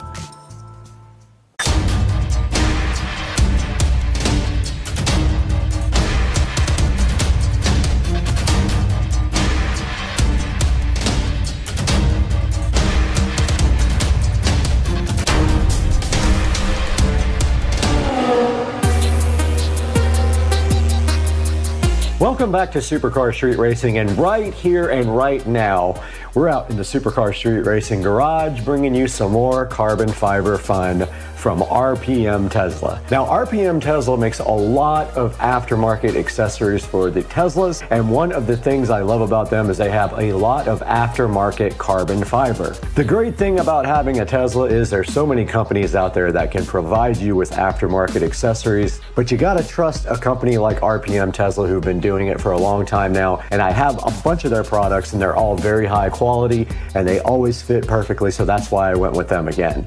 One thing that's really cool about the Tesla Model S Plaid is it has a lot of dry looking matte carbon fiber. I love that, it's my favorite thing. Enhancing the look of your Tesla Model S is pretty easy. You can do a lot of things to the outside like wheel and tires, but one of the things I really love is adding more carbon fiber to the outside of the car. And with this next accessory, we're gonna be able to take that one step further. Okay, right in front of me, we do have a product here from RPM Tesla that we're gonna be opening today and showcasing on Supercar Street Racing. So let's go ahead and get it opened. Right here in this box that I struggled to open, it was taped so well, is the charging port covers for the 2023 Model S. They will fit both the Plaid and the regular Model S. I believe these guys were about $130. I will link them in the description. Here is my order form. 2023 Model S charging port overlay, dry, real molded carbon fiber. And they also included a aftermarket accessories brochure, which is very cool. So we'll be taking a look at that as well. They have all kinds of accessories for the Plaid and the regular Model S. And then inside of the box here are the overlays And there is a QR code here to watch the installation video, which we will put up on the screen now. So let's take a look at the passenger side, what we already have installed, on the driver's side. So over here on your charging port, you can see that when you touch your charging port, it still opens like normal, especially when you have the door unlocked. These are our awesome tail lights. These are the Night Rider lights. So these are great. They're already smoked, and they have a great boot up sequence. But let's take a look at this. So you see we've installed it on here now. This is an older version with a lightning bolt, but it fits great. It doesn't interfere with the opening and closing of the charging port. It wraps all the way around the edge. And now we're going to proceed with the installation. Let's go over here. We'll do this real quick. What we need, of course, is a clean vehicle. And when you do the passenger side, you can't open and close it. So we're going to remove all the tape, but we're going to clean it first. Now, all of our cars in our showroom have a ceramic coating on them. The ceramic coating needs to be removed, just like wax or anything like that. So we're going to really clean this until we hear that squeaky clean. All right, so we're done with that. And again, we're not going to give you adhesive promoter. We don't think it's needed. We also think that adhesive promoter is great on paint. On plastic, it can damage it in the long run. So just make sure you've got it really clean, no oil, no grease on here. Feel it with your finger. It should be rough. It shouldn't be smooth. And if you clean it with alcohol and removed everything, it'll look just like that and feel like that. So here's how we install it. I'm going to switch. And again, we're going to hold that same angle. So we got our before photo. Now, you just put it right on like this. Put it right on the top. Look how you can remove it if you don't like where you put it. But hook the back of it over the edge like this and go all the way up to the top. There. And we're on strong. And we're on here. And it's fitting perfect. So you're just going to peel and stick. And if for some reason you need to move it, I'm going to switch with you again. If you have to move it, you can still raise it up and move it. Okay, again, it's made out of 2x2 twill carbon fiber. It matches the spoilers perfect. It's wrapping around the car. Notice the direction and the flow. So airflow is going around the car. Same thing on this side. The direction is going around the car, just like our spoilers and all of our other products, like our new diffuser coming out soon for the Model Y. And again, this fits the 3 and the Y. So let's keep applying pressure. And if you hear ticking sounds like that, it means it's not sitting flat. So you got to keep pressing and pressing until the pressure-sensitive adhesive double-sided tape is fully grabbing. So please just keep pushing. Push, push, push. There. It's almost perfect now because it's not resisting. Now when you do the driver's side, it'll be open. So just support it underneath, apply pressure. Now, normally you should put some tape on here to hold it down if you're going to drive the car immediately. It takes 72 hours for the tape to bond. So that was a look at how to install the 2023 Model S charging port overlays. Let's go ahead and get them out of the packaging. They are packaged with a little plastic thing around them. Then there's some protective, like styrofoam-ish light cloth over the charging port overlays.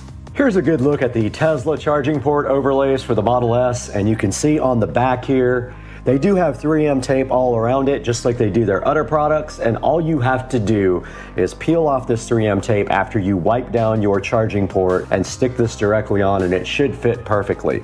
Now, these did come in a protective styrofoam sealed envelope type thing, which is like a, it's just like a soft styrofoam cloth, and they were protected very well with that, and they came out looking very awesome. Now that we've seen the product and what it's going to do for the car, we're going to go ahead and take a walk around the Model S and check out all the other carbon fiber. Out in front of the Tesla Model S Plaid, and we see at the very bottom of the bumper here, we have the carbon fiber bumper cover there. And we also up front, where the Tesla logo is, have the V carbon fiber overlay. We're out here next to the Model S again, and we are on the side, and you can see right here, we have the turn signal / camera cover overlays here, which were a major improvement to the way the side of the Model S looks. In my opinion, the Model S does not have enough carbon on the outside, and these camera covers here made a big difference in the aesthetic and the look of the Model S Plaid. They match perfectly with the factory rear little lip that is dry matte carbon fiber and added a very nice look to the side of the car. What do you think? These are the Tesla Model S carbon fiber mirror covers and add a very cool look to the side of the car. It's such a large amount of carbon that it makes the car look better and more expensive, of course, because it is real molded dry matte carbon fiber. It also matches the weave of the factory carbon fiber from Tesla perfectly, which adds a great touch to the car and just overall makes the car seem a lot more sporty. And I love the way it looks on the outside of the mirrors here on the Model S.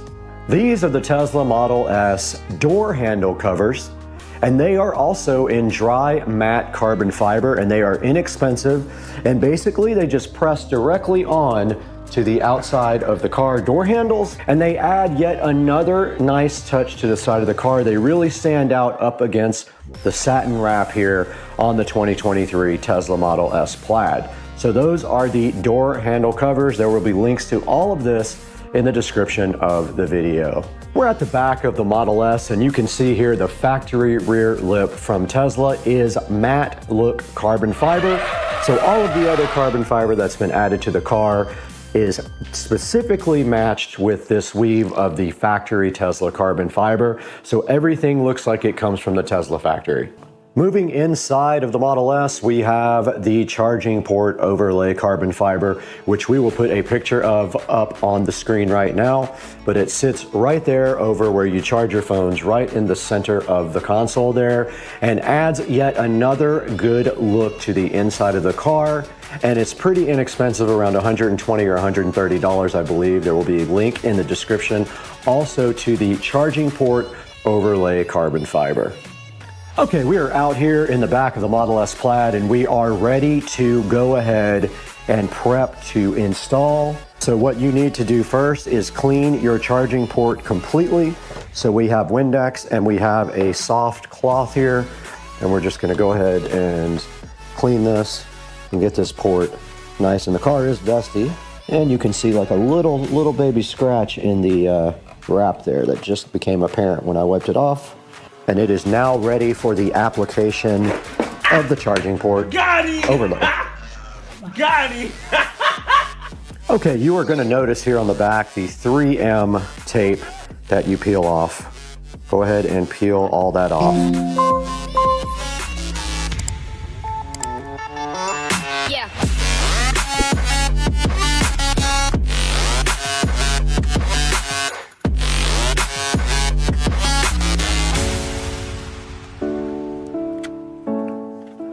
Okay, we're now ready to install our charging port overlay, and you simply move this right over the top, and there will feel like a hook action. So it'll feel like it hooks on it when it's in the right spot, which that feels pretty close, and then you just simply push down on it, and it did open up for me. I forgot to lock it. Just remember, once it's on there all the way, it's going to be very difficult to take off. But it is in there now, and we will close the charging port door so you can see it. And that's gonna do it for this side. There is a little bit of 3M tape that got caught underneath this that I have to get out. And I'm gonna go ahead and go do the other side. There is no room to shoot over there. We just successfully updated the Model S with the charging port overlay, and it came out very nice. So we are done with this project for the carbon fiber. We're gonna throw it to the studio now, and Brad's gonna show you inside the 4K production studio how you can get these for your Tesla.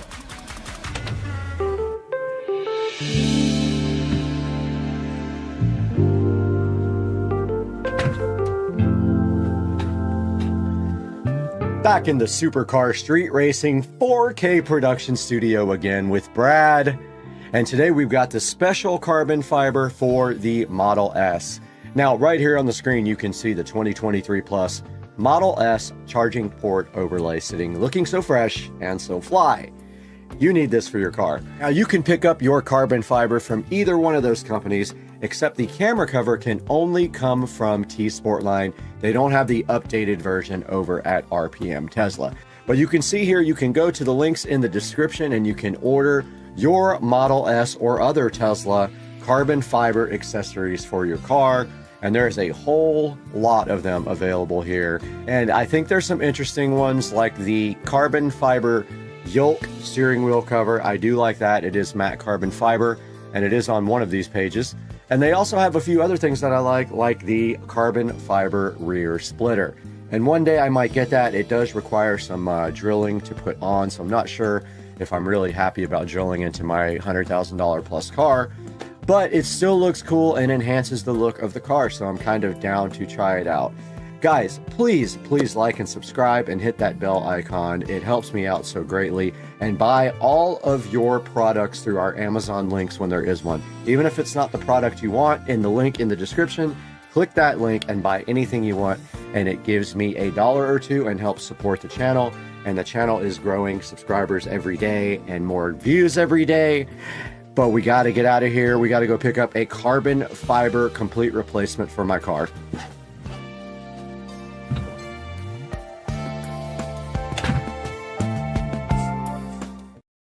Hey guys, welcome back to the channel. Supercar Street Racing here, and we have the funniest named product in the world. It's the 10 LOL voltage meter, 48 volt voltmeter, and also USB quick charger. We are going to be installing it today on the Murdered Out cart. Stay tuned.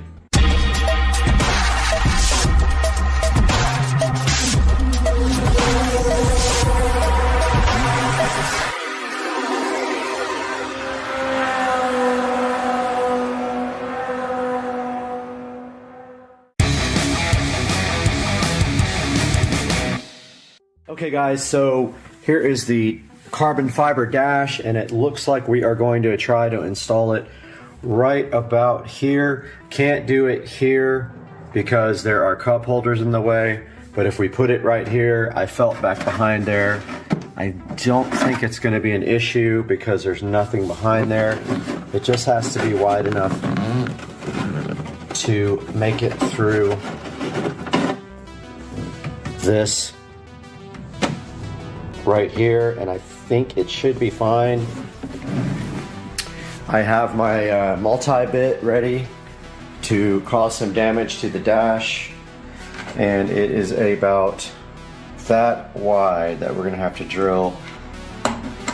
So we're going to use this multi-bit, and it is good for up to, what does it say, 1 3/8. So I'm just going to look that up and make sure that that's big enough to get this, but I'm looking at the bottom of the 10 LOL and I'm looking at this, and this is probably fine. So we'll start small and go ahead and go get this thing installed into the cart.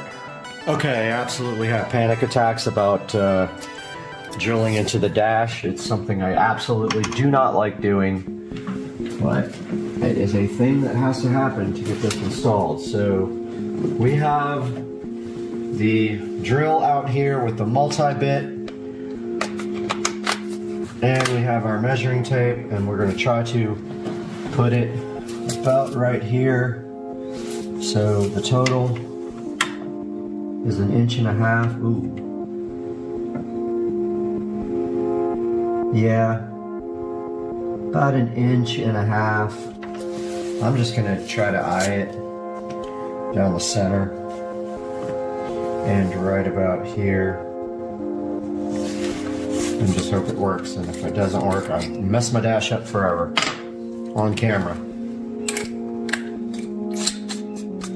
But here's the multi-bit loaded up.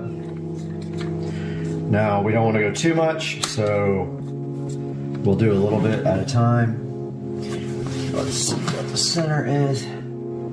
really want to get like the exact center, but it's really tough. I'm gonna do it by eye. Right there.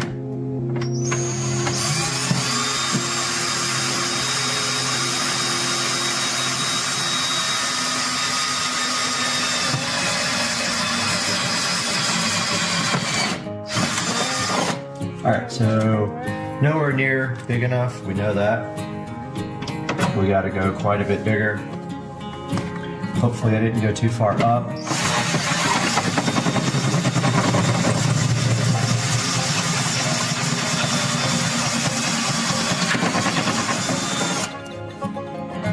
All right, we are getting there. The next step is the one. We are basically there.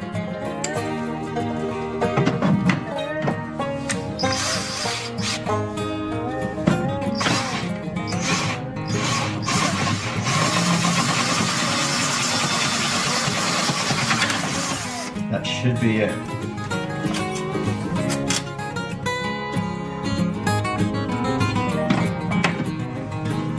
Not quite. One more.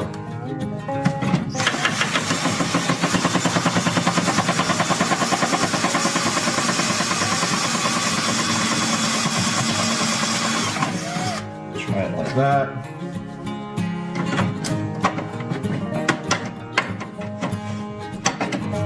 So close. Yeah. Really close.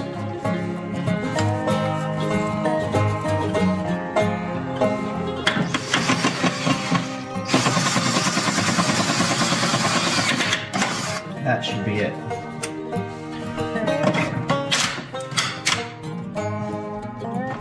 There we go. We don't need this cover.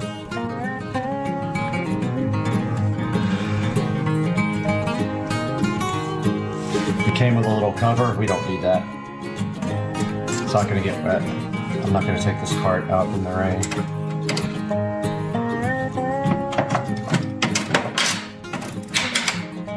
That's it, brother. Looks awesome.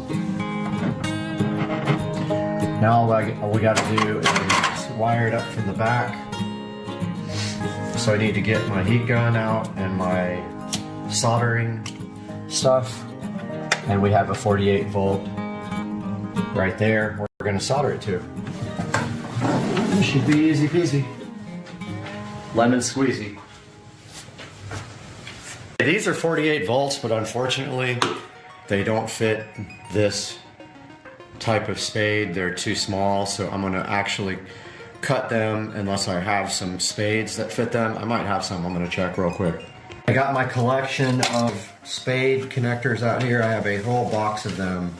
And what we are looking for is a female, and I don't know what size these would be, but they're pretty small. I got the key off now, so we're looking for a male. These things suck, by the way. They are hard to crimp and they come off easily. Those are too big.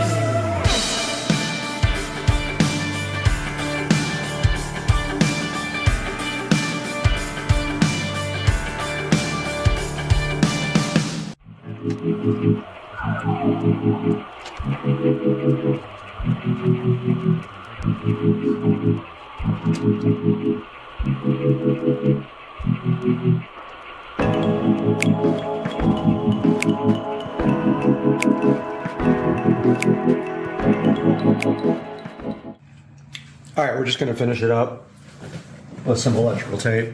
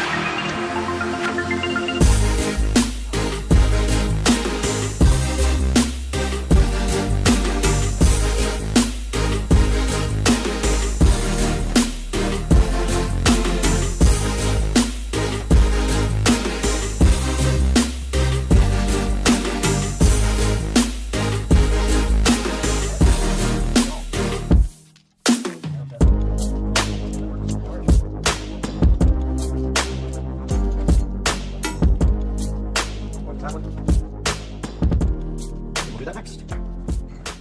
Okay, so unfortunately it does not fast charge my phone. I thought it would be a fast charger. It is not. It's just showing regular charging. That's a bummer. I thought it said Qualcomm Quick Charge 3.0, but you can see there the installation is clean. It's straight. It still needs to be tightened up some more, or either I'll throw some glue on the back of it, one or the other.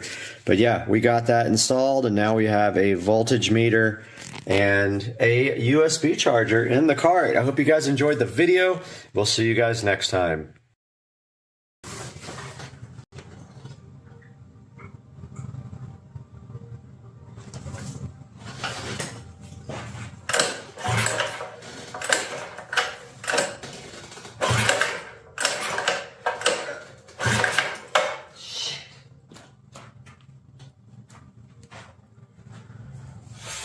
Fuck. Piece of fucking shit.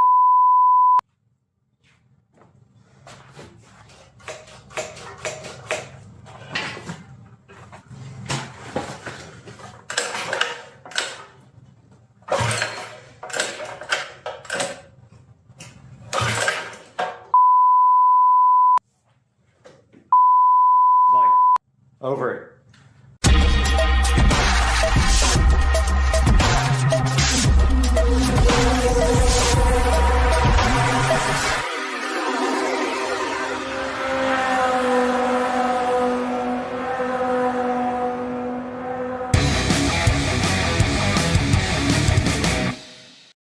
We're out in the garage and we're going to take a look at this carburetor tuning again. And the first thing we are doing is following a video here because we jacked it all up last night. And he says the air fuel screw down here at the bottom that you run all the way in first.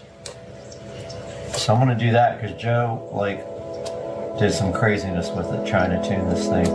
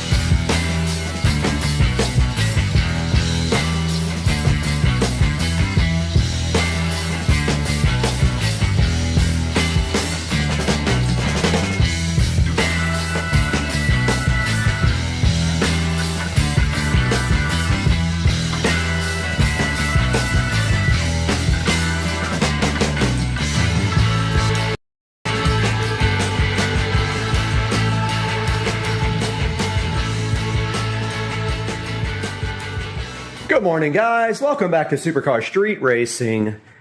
And you have Brad here on the channel, and we have a big problem today I need your help with if you know about these engines.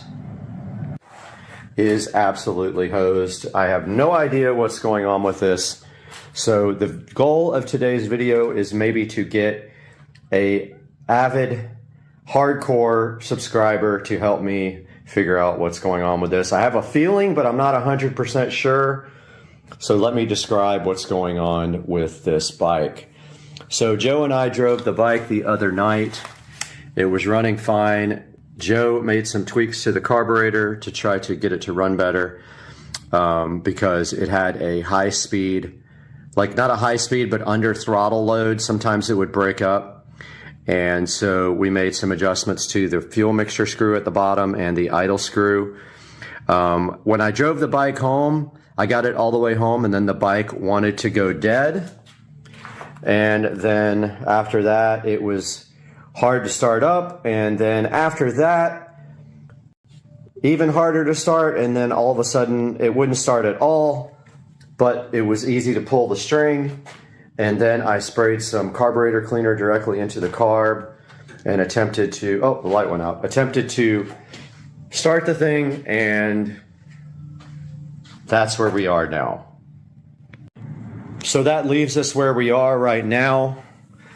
This bike will not start, and it is super, super hard to pull the pull string. Like, I can spray some carb cleaner in it, and when I go to pull the string, it's like it's spitting fuel out of the carburetor now. It's spitting the starter stuff right out of the carburetor. And then that's what happens. It like almost ripped my hand off. And it did get me on the leg pretty good.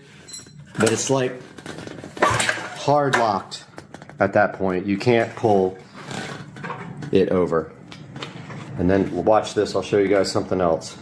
Okay, so I'm removing the spark plug now. So this is a brand new spark plug. It is gapped properly.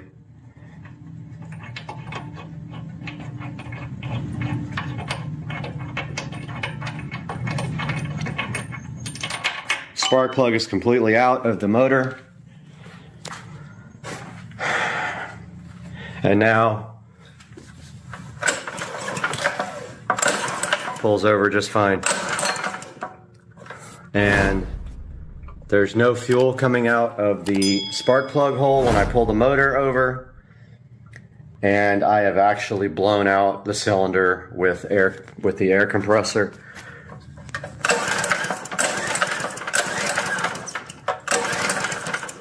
No fuel coming out. It's completely dry. So that of the motorbike, I have done a lot of reading online trying to figure out what's going on, and apparently there is a compression valve inside of that cover there that might not be working properly. It's going to take some research to figure this out. I'm not sure if I want to pull off this valve head and try to clean out that maybe there's goop in it, or maybe it just needs to be replaced. I'm not 100% sure, but I think it has a spark plug hole under there. I got to do some research on it, but I'm going to pull that cover off and see what's underneath.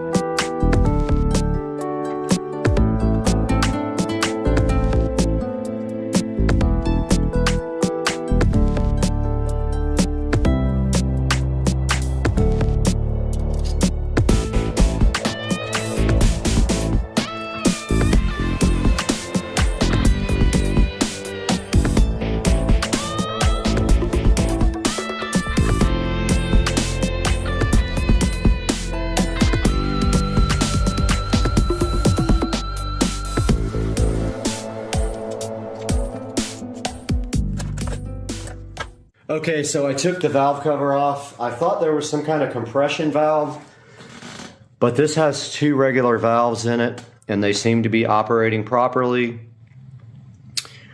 So I don't know what's going on, but now you can see, like,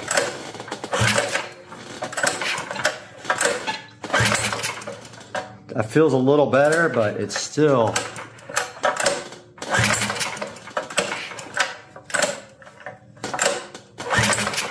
It actually feels better. I don't know why.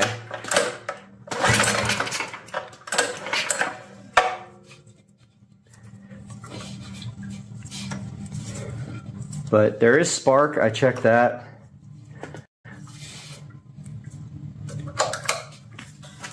It actually feels much better.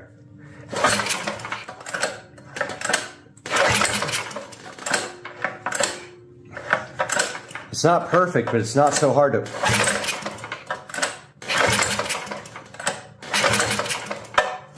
It's different for sure. I don't know what I did, but it's not starting. Let me make sure it has fuel in it. That'd be funny if it didn't have gas. I can't get the fuel cap off.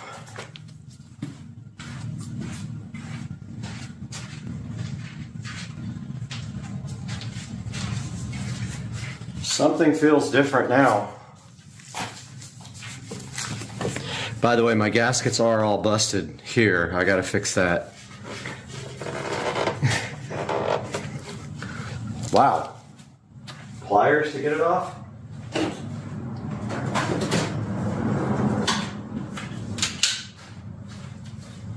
Something is up with that as well.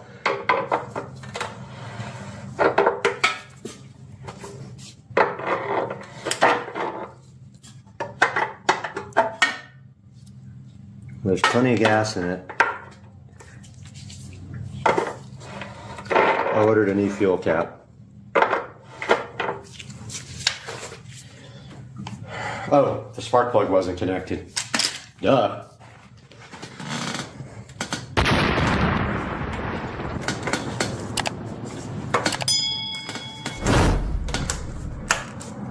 Probably start now, huh?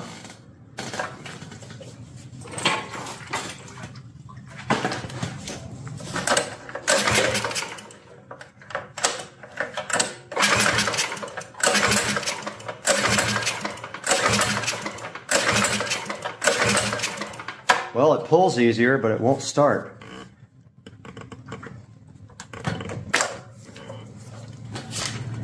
Let me tighten the spark plug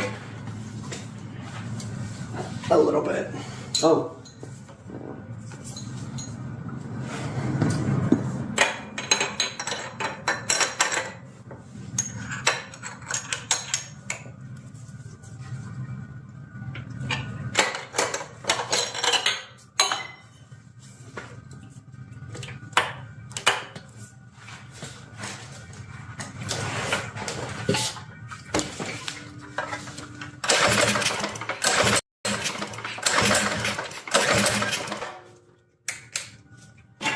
Okay, nothing.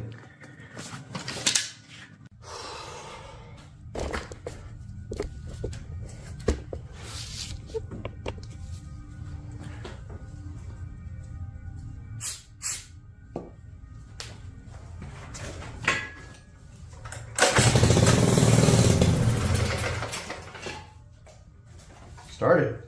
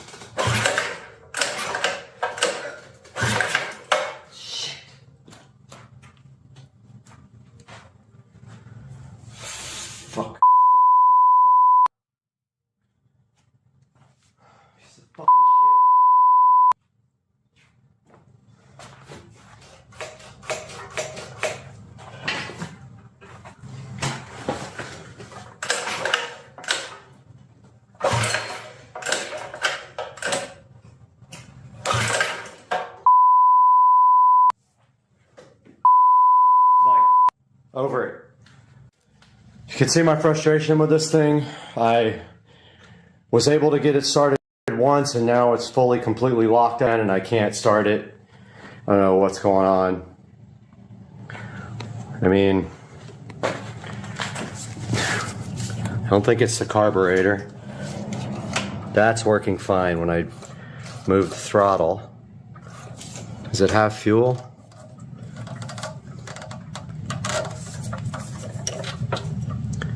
I can't tell if that's fuel there.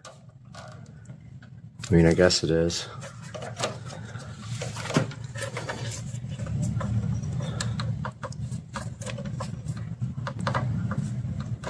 Can't tell if that's dry.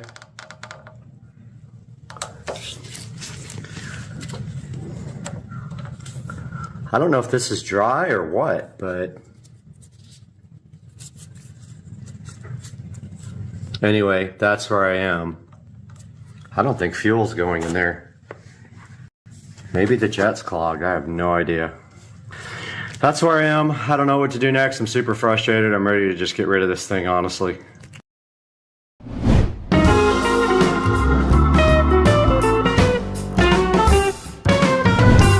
Alright guys, right in front of me we have the DeWalt DXV06PL-QT. That was sent to us to check out. I'll have a link down in the description where we got this from, and I'll put it on the screen right now as well. But we're going to take a look at this DeWalt right now because I need it outside in the studio. The studio is definitely messy because we're doing some electrical work in there, and it has foam in the walls, and that stuff goes everywhere when you cut it. And there is the beautiful DeWalt we'll be taking a look at today on Supercar Street Racing.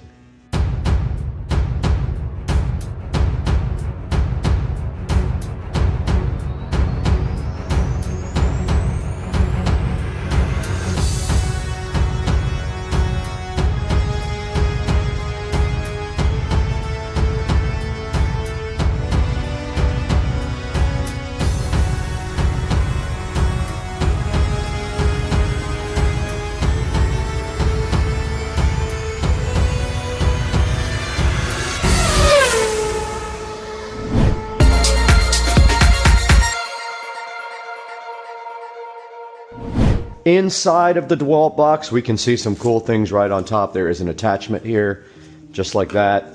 There is also this cool hose. And the DeWalt comes straight out of the box, like that. Very easily unboxed with plastic around it. And inside of the box, a couple of more attachments here. They're just extensions for this attachment here.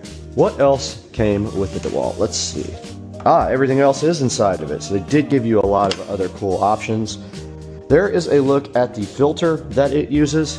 There is also a bag here, and we will be taking a look at how to actually install the bag. And that thing pinched my finger right here when I pulled this out. It got me good, so be careful. There's some wheels in here as well. Some cool little attachments. This thing is awesome. I'm so hyped. All the attachments are in there. The wheels should be self-explanatory. They just go directly in. Really cool looking. I love the black on yellow. They want you to screw the wheels on with these 4 screws right here that comes with it. So we'll have to get our drill out for that. All right, those are ready to go. There's a cartridge filter cleaning guide. Filter's already on. Position the bag so that it is distributed around the inside of the tank. Okay, I put the bag inside of there. Just said position it inside there. There's not much really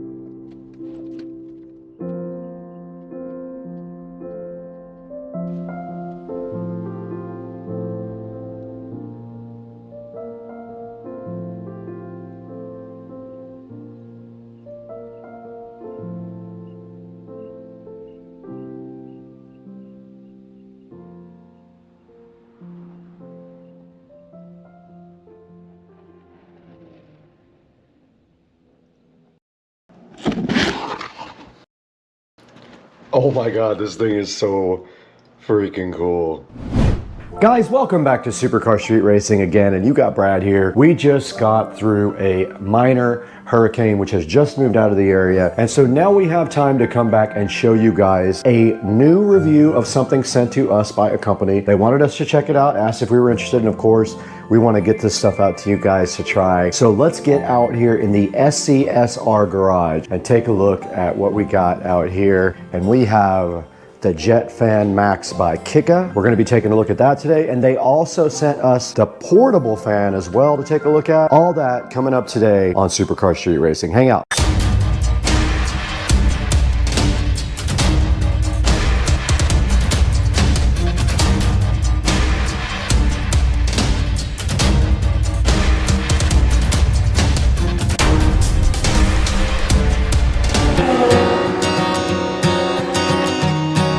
Out here in the SCSR garage, we've got a very special product for you today. I'm wearing green for absolutely no reason, but today we have the Jet Fan Max sitting here, and you guys have no idea how cool this thing is.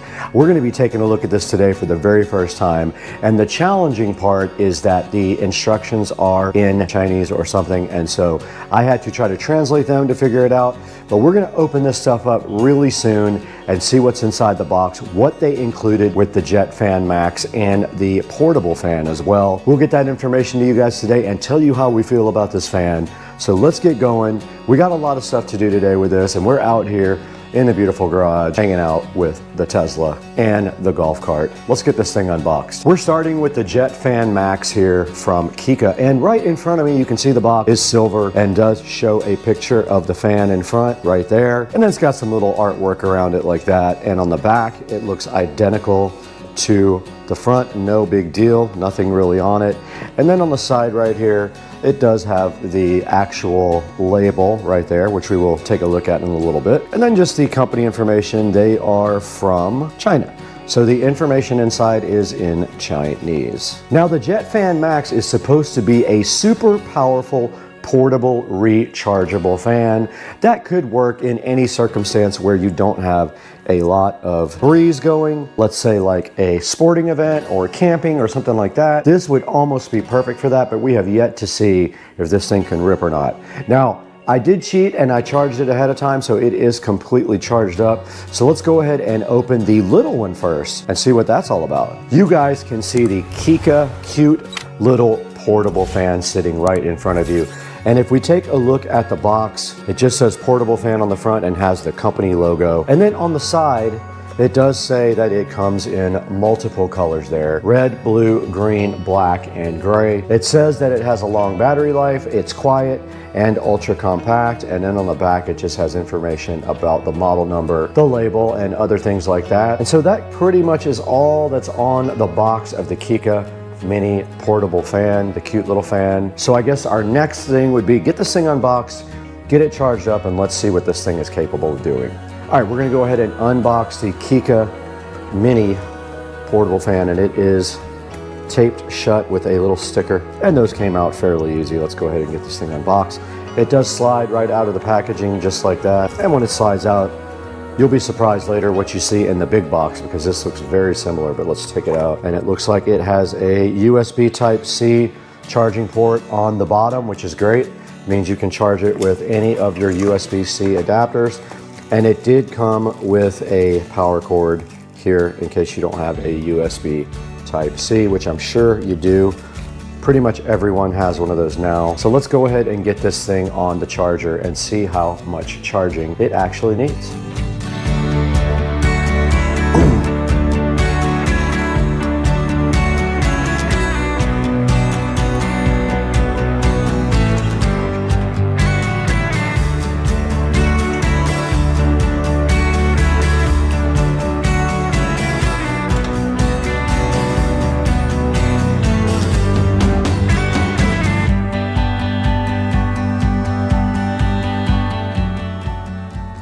All right, you saw right there that we turned on the eco battery inside the golf cart. We did switch on the 12-volt system, and now we have plugged in the mini portable fan to the club car precedent on the 12-volt system here, and it is charging with this USB Type-C cable. It is on a single LED. So we're gonna go ahead and let this guy charge up until it is fully charged. And while that's charging, we can go ahead and open the big one. Let's get over here and open the big monster size fan from Kika, which is chilling on the golf cart. Right in front of the Kika Jet Fan Max now, while we got the little guy charging over there off of the golf cart battery, we can go ahead and take a look at this guy. So let's go ahead and get it opened up. It actually opens up backwards like that.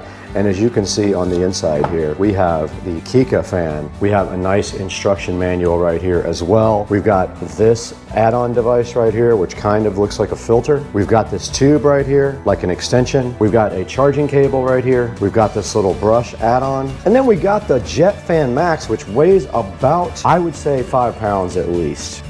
All right, we're sitting in front of the Jet Fan Max packaging content, and unfortunately, the entire manual is in Chinese, so I did have to translate the few things that I could figure out. But obviously there is a type of filter here that you can put on it with a screw on this thing. So that means you probably screw it onto the end right here. You can see the Jet Fan Max is threaded, and then on the other side we see the controls here. So this is the power button. You long press this button here to go ahead and start the Jet Fan Max, and then this is a slider that does control the power level. Now this button, not sure what that does because I am not able to translate that part of the manual. We can give it a shot and see if we can figure out exactly what that does. All right, the Jet Fan Max is in front of us, and we do have this add-on. You have that, and then you have this nice brush add-on here as well, and that goes right on. I don't know what you would possibly use that for unless you're gonna clean something maybe. You have an extension also that you can add on right here, and there's a good look at the extension on the end, and then you can then put your brush. That just clips right on the end like that, and that is how you use the accessories. I guess you can blow stuff off with it, like a cleaning tool. And then this thing just does come straight back off like that, and that part unscrews just like that. Back out here with the VESA Jet Fan Max, and let's talk a little bit about the operation of this. Now, as I said, this is kind of substantial. It is heavy. 5 or 6 pounds should tell you that it is a quality product, and a lot of that might be the battery on the bottom. I'm not sure, but the battery does slide out just like that. So if you have an extra battery, you can go ahead and have that charged up and ready. But that just slides right back into the VESA, and then it is ready to go. Now here is the power slider, and that's the level of the fan intensity. And I don't know what this does because I cannot read the manual. Now to power on the fan, you simply hold the power button down with a long press.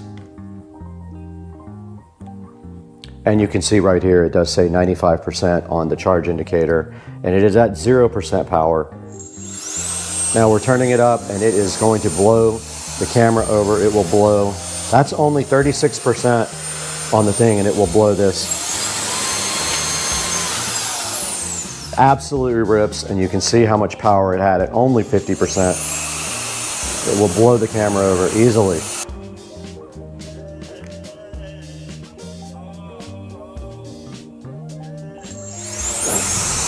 %60 power. 100.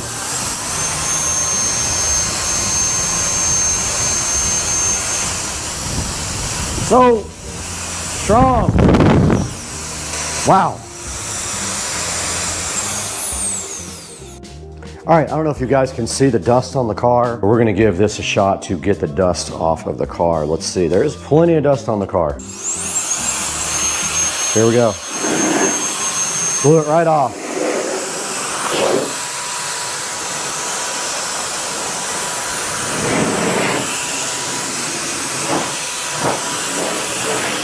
The dust that isn't stuck to it is coming right off.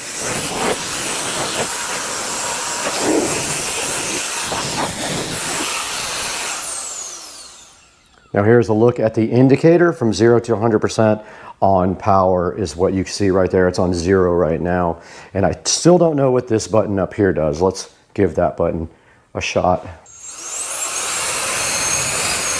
Oh, it's a turbo button. 100, and this is turbo. Oh, it won't let me do any more turbo. Oh, there it goes. All right, it would not let me go on turbo the second time. I don't know why. Maybe the fan will overheat the motor. Let's see. That time it did. That's the turbo button right there, the top button. All right, we determined that the top button here is the turbo button, and it will not let you keep that on for long, and I suppose it is because the fan motor will probably overheat. Now, we were on 95% power. Let's go ahead and plug this in again and see where we are after using it briefly. 77% charge after using it for about 2 or 3 minutes. So you're not gonna get a whole lot of power time out of this, it looks like. That went from 95 to 77 in not too long a period, but also we used the turbo button 5 or 6 times, so that probably sucks down extra battery. I would say you probably could get a good 10 minutes out of this if you really needed to, but we would have to test that completely. Once it gets fully charged up, we'll see how long we can get this thing going for. But we can get 10 minutes out of it. In the Supercar Street Racing kitchen, over an hour and a half has gone by, and you can see that the fan has now charged up to 100% on a standard USB outlet right here. It is a 20-watt USB outlet, and we use regular USB Type-C. Now, this thing was down at 77% after around 3 or 4 minutes of usage, and also using the turbo button. Now, that is probably going to be tested here very quickly, because we are going to turn this thing on and see how long it takes to go all the way down to 0%. But first, we need to head on out to the Supercar Street Racing garage and check on the other fan, the mini fan. So let's go. The mini fan has also been charging for an hour and a half, and it is on the 4th dot of charging, so it is not quite done yet. Let's let that fan get all the way done, and then we will test the power of it to go all the way to 0. The Kika Jet Fan Max is fully charged at 100%, so the next step is to turn this fan on and see how long it takes it to go down to 0. Set a stopwatch. Okay, stopwatch started. Now we have started, we are 2 seconds in. We're gonna go ahead and power this fan on at the bottom. You hold down the button, it is on, and then what we're gonna do is just turn it on high and see how long it takes. It is.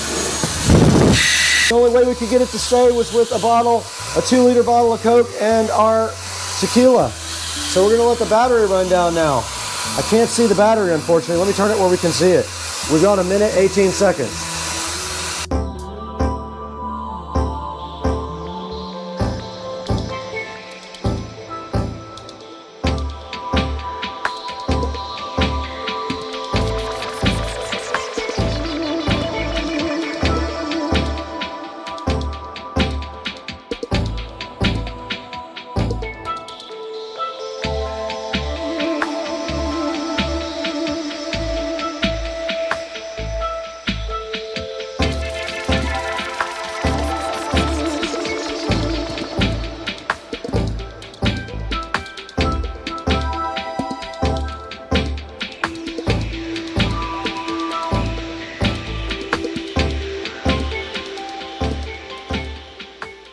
All right, guys, we got the mini fan here now, the portable fan by Kika, and you just saw how the Max, Jet Fan Max did in the endurance test, and now we're gonna test the mini portable fan here from Kika and see how long this goes. All right, guys, we have our stopwatch running right here on our device, and so we're gonna put our fan right here, start it up, and see we're already 10 seconds in. Let's go.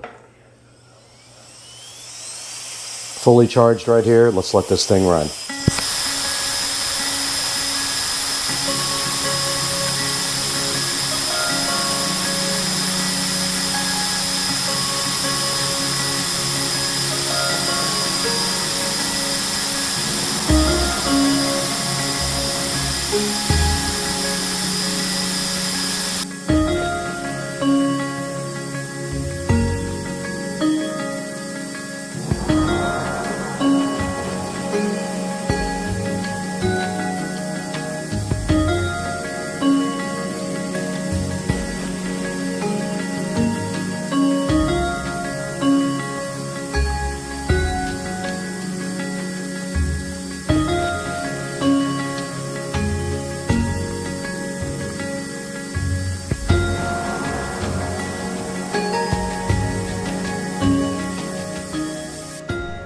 Okay guys, so you just saw we ran the mini portable fan down to nothing.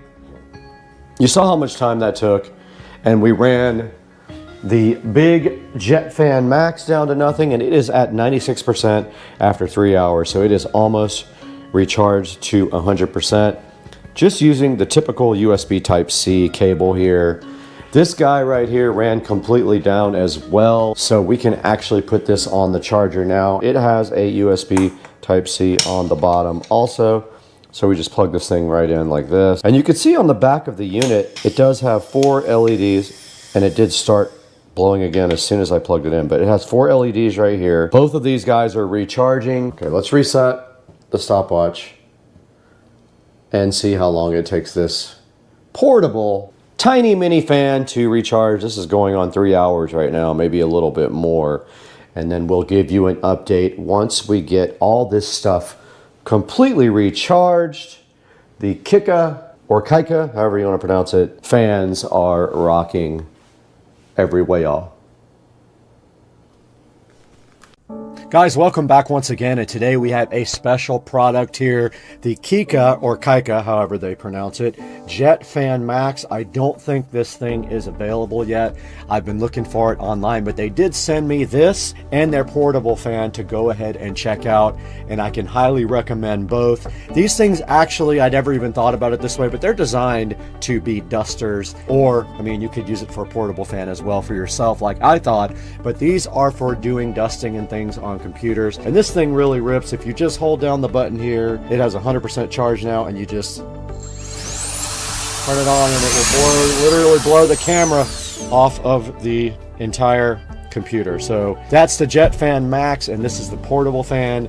The Jet Fan Max takes about 3 or 4 hours to charge up, and this little guy took a couple of hours to charge up. We got about 23 minutes out of the big guy, and we got hours out of the small guy. So please check out Kika. I'll put a link in the description to their store, and go ahead and buy a Jet Fan Max when it is available, or one of their tiny little fans as well. And this thing did blow all the dust right off of the Tesla Model S Plaid. Guys, we got to get going today. We have a lot of stuff to do in the house.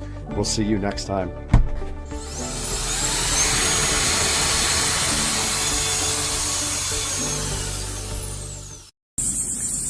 Check out this dude. Blue heroin in the pond. Blue heroin.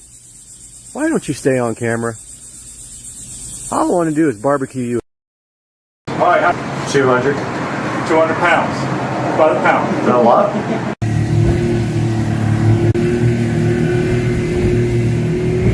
Biggest boat ever driven up this river. One Blue Jay, big ol'.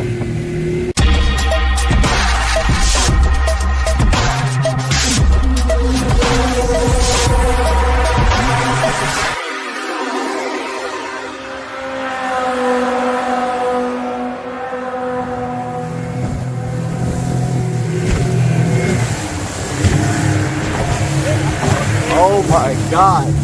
One Blue Jay. We can drive my motor. You want to see that video? What the hell? Dude.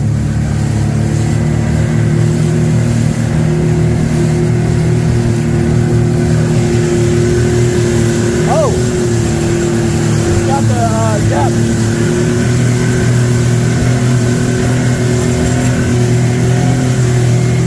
This thing is insane.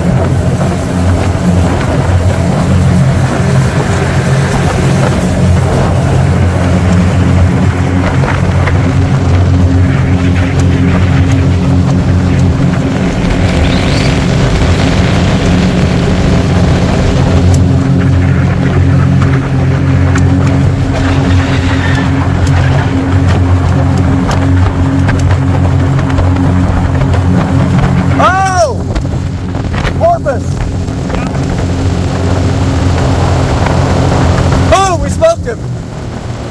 Blood in the water.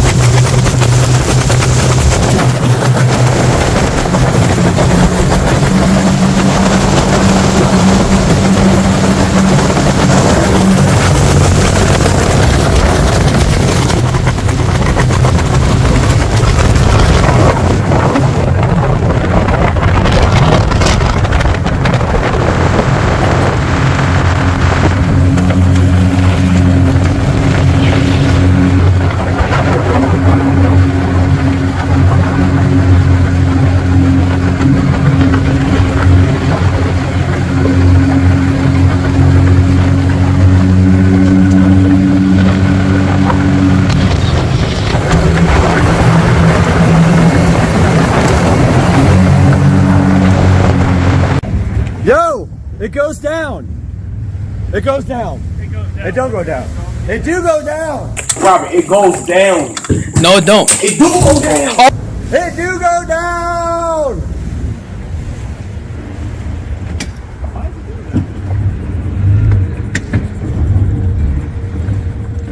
Oh shit balls.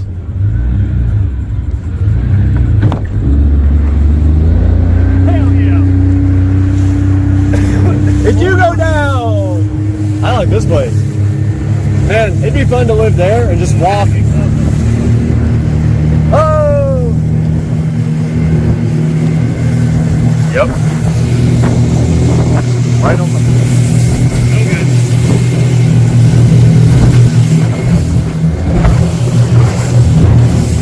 Right into the tornado!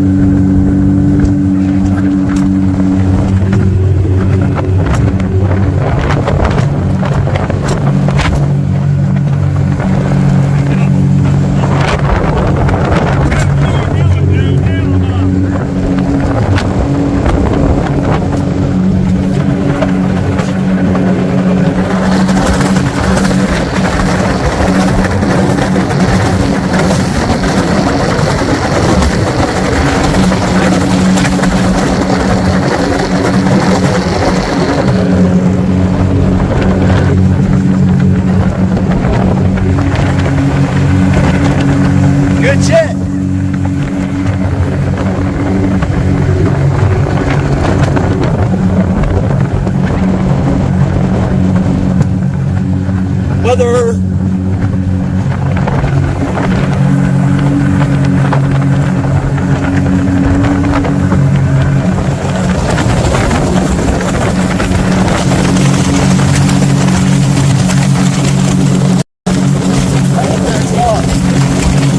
It'll be live underwater.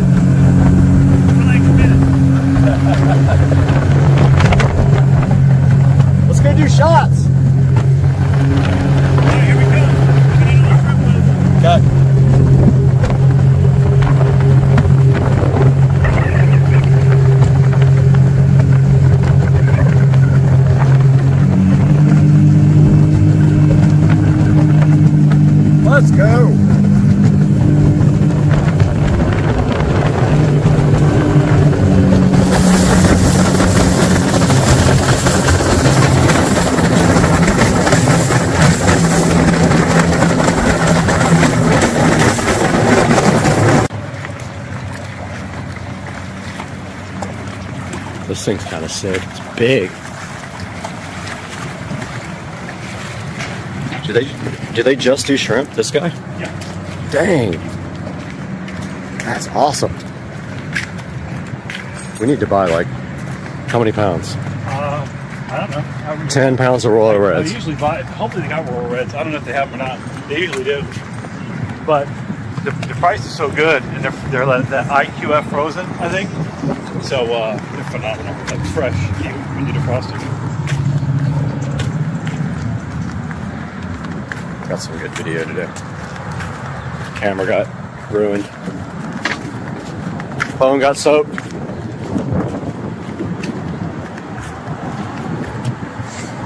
Saltwater resistant.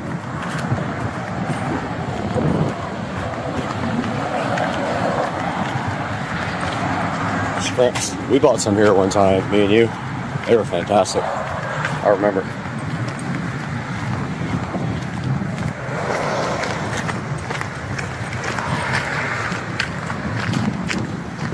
That's the net.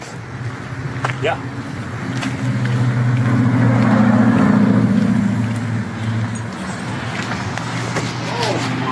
God. You was waiting. You're not looking at. I didn't catch you looking at porn, did I? No. I don't blame you. Where'd you come from? We pulled up on our own shrimp boat. We got our own shrimp boat. But we're no good at catching shrimp, so we figured we'd just borrow from you. What's up, man? I'm watching some HBO show. Yeah, no, it's okay. You got Royal Reds? I don't have Royal Red. I got small white shrimp for 3, really big white shrimp for 4. You have flounder medium? for, I don't have anything between that size. The only other thing I got is headless. Headless what size? It's 21.25 to... Oh yeah, that'll work. You want to just do headless, so we have to do, we'll fuck with anything? Yep. $6? Alright, how many do you want to get? 200. 200 pounds. By the pound. Is that a lot? And do you have ice? Because I'm on the boat and I don't have it. I don't have ice. We'll be back So in we'll 10 need minutes. a lot because they need to keep the good ones cold. So we'll let the other ones defrost. Alright, so and we'll 600. throw those out. So we need like 600 rounds. yeah, easily. How do you get them? Show me what the No, like 10 pounds. Let's look at 5 pounds real fast. You're not surprised. Yeah, let's Okay. do that.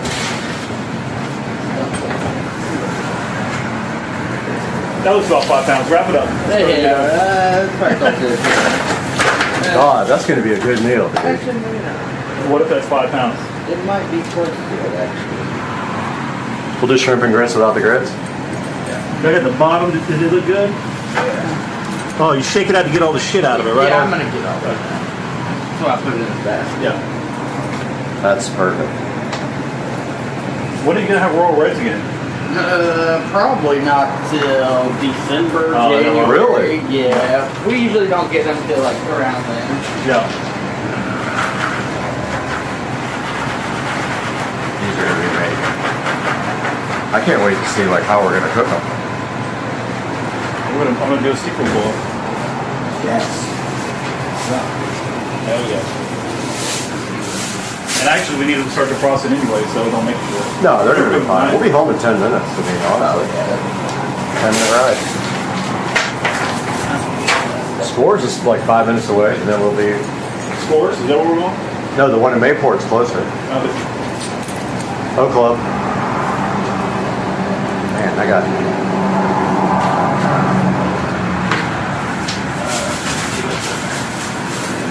Smell tomorrow, boy. Woo. Yep. 5 pounds. Man, let's go, man. You're like, I don't know, man. You want that? Yeah, we'll take that. You want more? Man, that's 5 pounds. What do you think? Who are we going to cook for, though? Like, just us? Well, we can send them because they're frozen, so you can use what you want and then put the other ones. Is that enough to cook for, like, neighbors and all that? I mean, it's fine. That's 5. That's probably around 110, 120 shrimp. Dang. A half pound. Most people, like if you put it in a boil, Yeah. you're eating about a half pound, maybe. I say Okay. about a half pound to a pound when I talk about a boil. Yeah. Usually for most So people. that's 5. So that's 5 people. So what do you want to do? You want to get more? Yeah. All right, just get you on. Can we do like the same for me? Like you get 5, I'll I'll get get 5. 5, you get 5. And then we'll You just take freeze credit them. card, right? It's Yeah. 5% charge on That's Oh, fine. hell no. 5%. But I pulled up on our own shrimp boat. Do we have a discount for how you Nah, man, you scared We have an the hell out of electric. me. That's the charge. should be more. But our boat's electric, so we get a It's true. an electric negative discount. You get a tax credit. Yep. Yeah, I'll get some too, and that way if we have. flounders, how they get you flounders? No, I'll catch them in the net. They're smaller. Yeah, they just come through. How much you ask for the flounders? They're $4 a pound.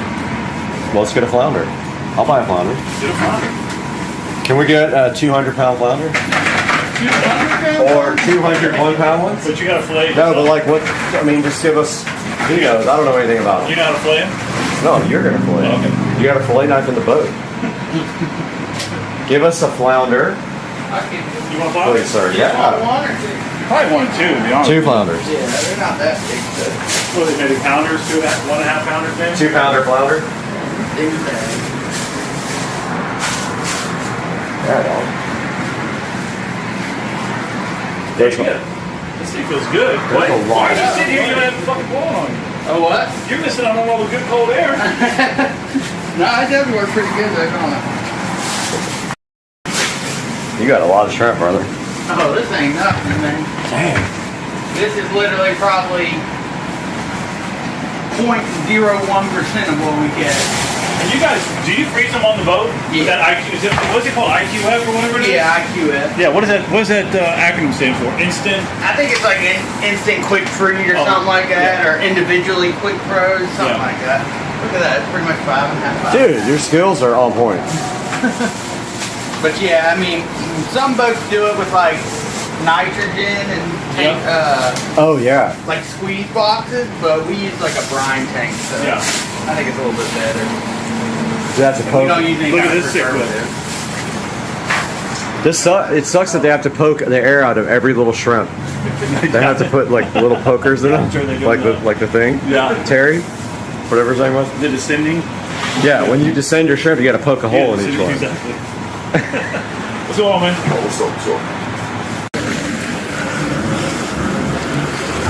Heading into a storm. Oh, away from the storm. Beautiful here, stormy right over there.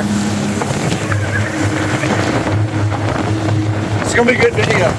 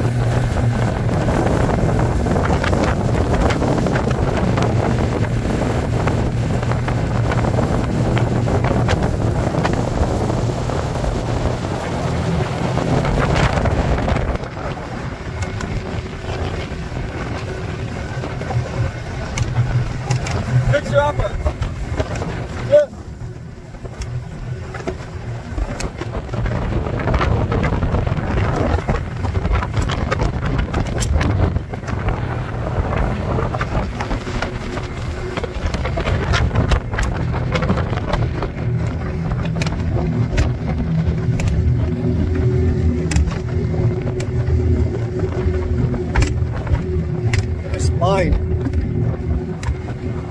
Ow!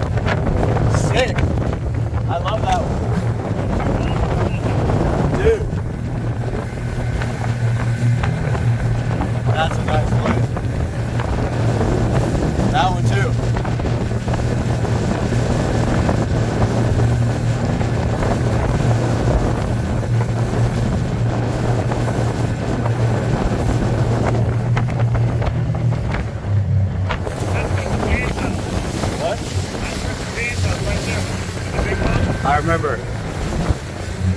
I haven't seen that boat. That's like a different one. Alright, let me show you the big house. Alright, let's go. The house with that, oh, that one. Yeah, they got a boat hat, like they got a, ow! What? Ow! Ow, my balls! Ow, fuck. I can't even edit.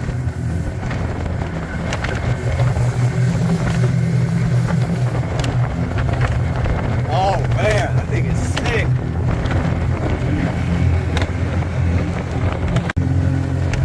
This thing. Whoa, what is this? No way.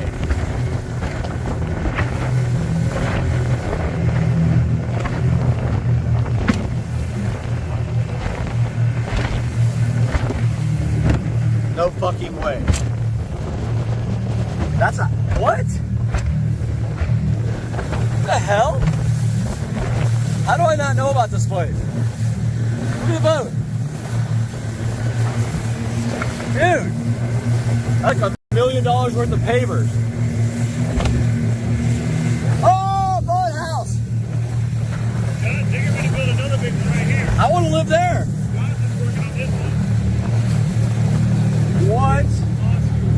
What the? Oh, they're building one. That other place is sick. Oh, this is like, right by our house, right? Yeah, Fort Caroline. Fort Caroline, yeah. Look at that boathouse. They got their golf cart parked down there. Yo! That's the Fort Caroline Park right there. Yeah, right there. And then there's the back. Oh, watch this.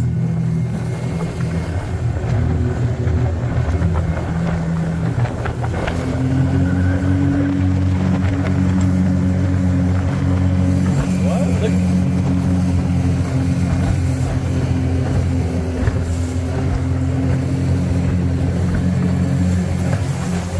Yo!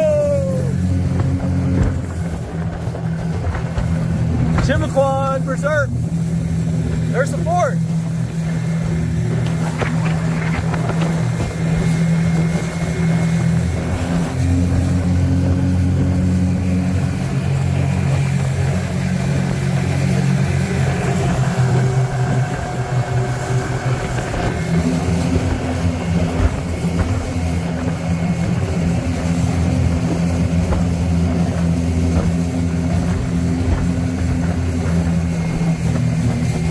Yo, what neighborhood is this?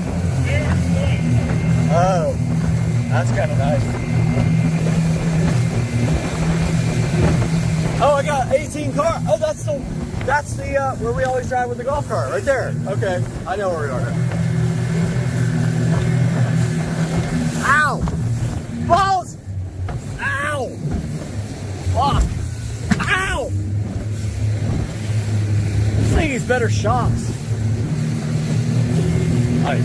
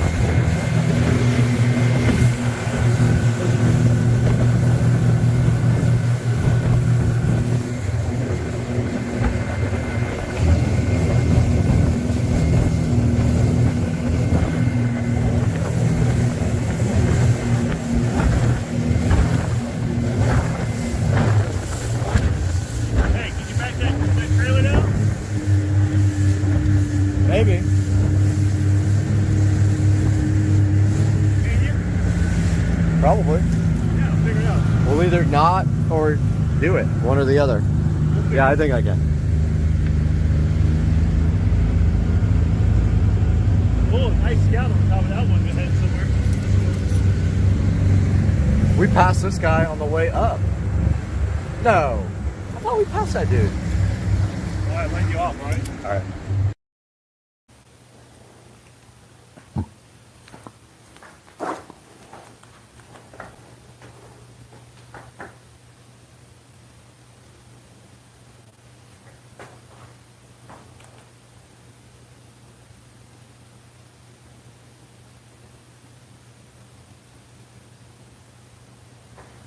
Is this working? Hopefully my mic is working.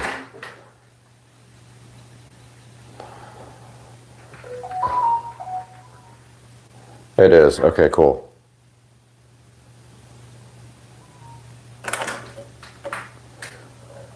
Let's see how loud this is.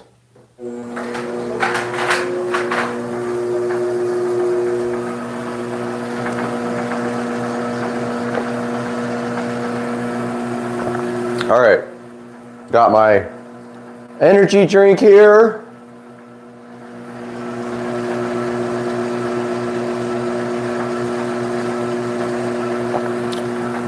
I had a night last night. So last night was my birthday. So there was a lot of tequila had.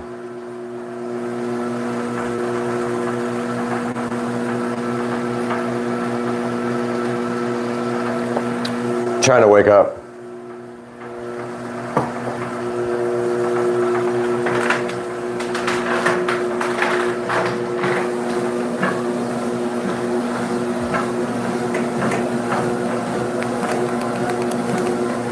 All right, so trying to turn down the sound in my ear so I can talk to you guys.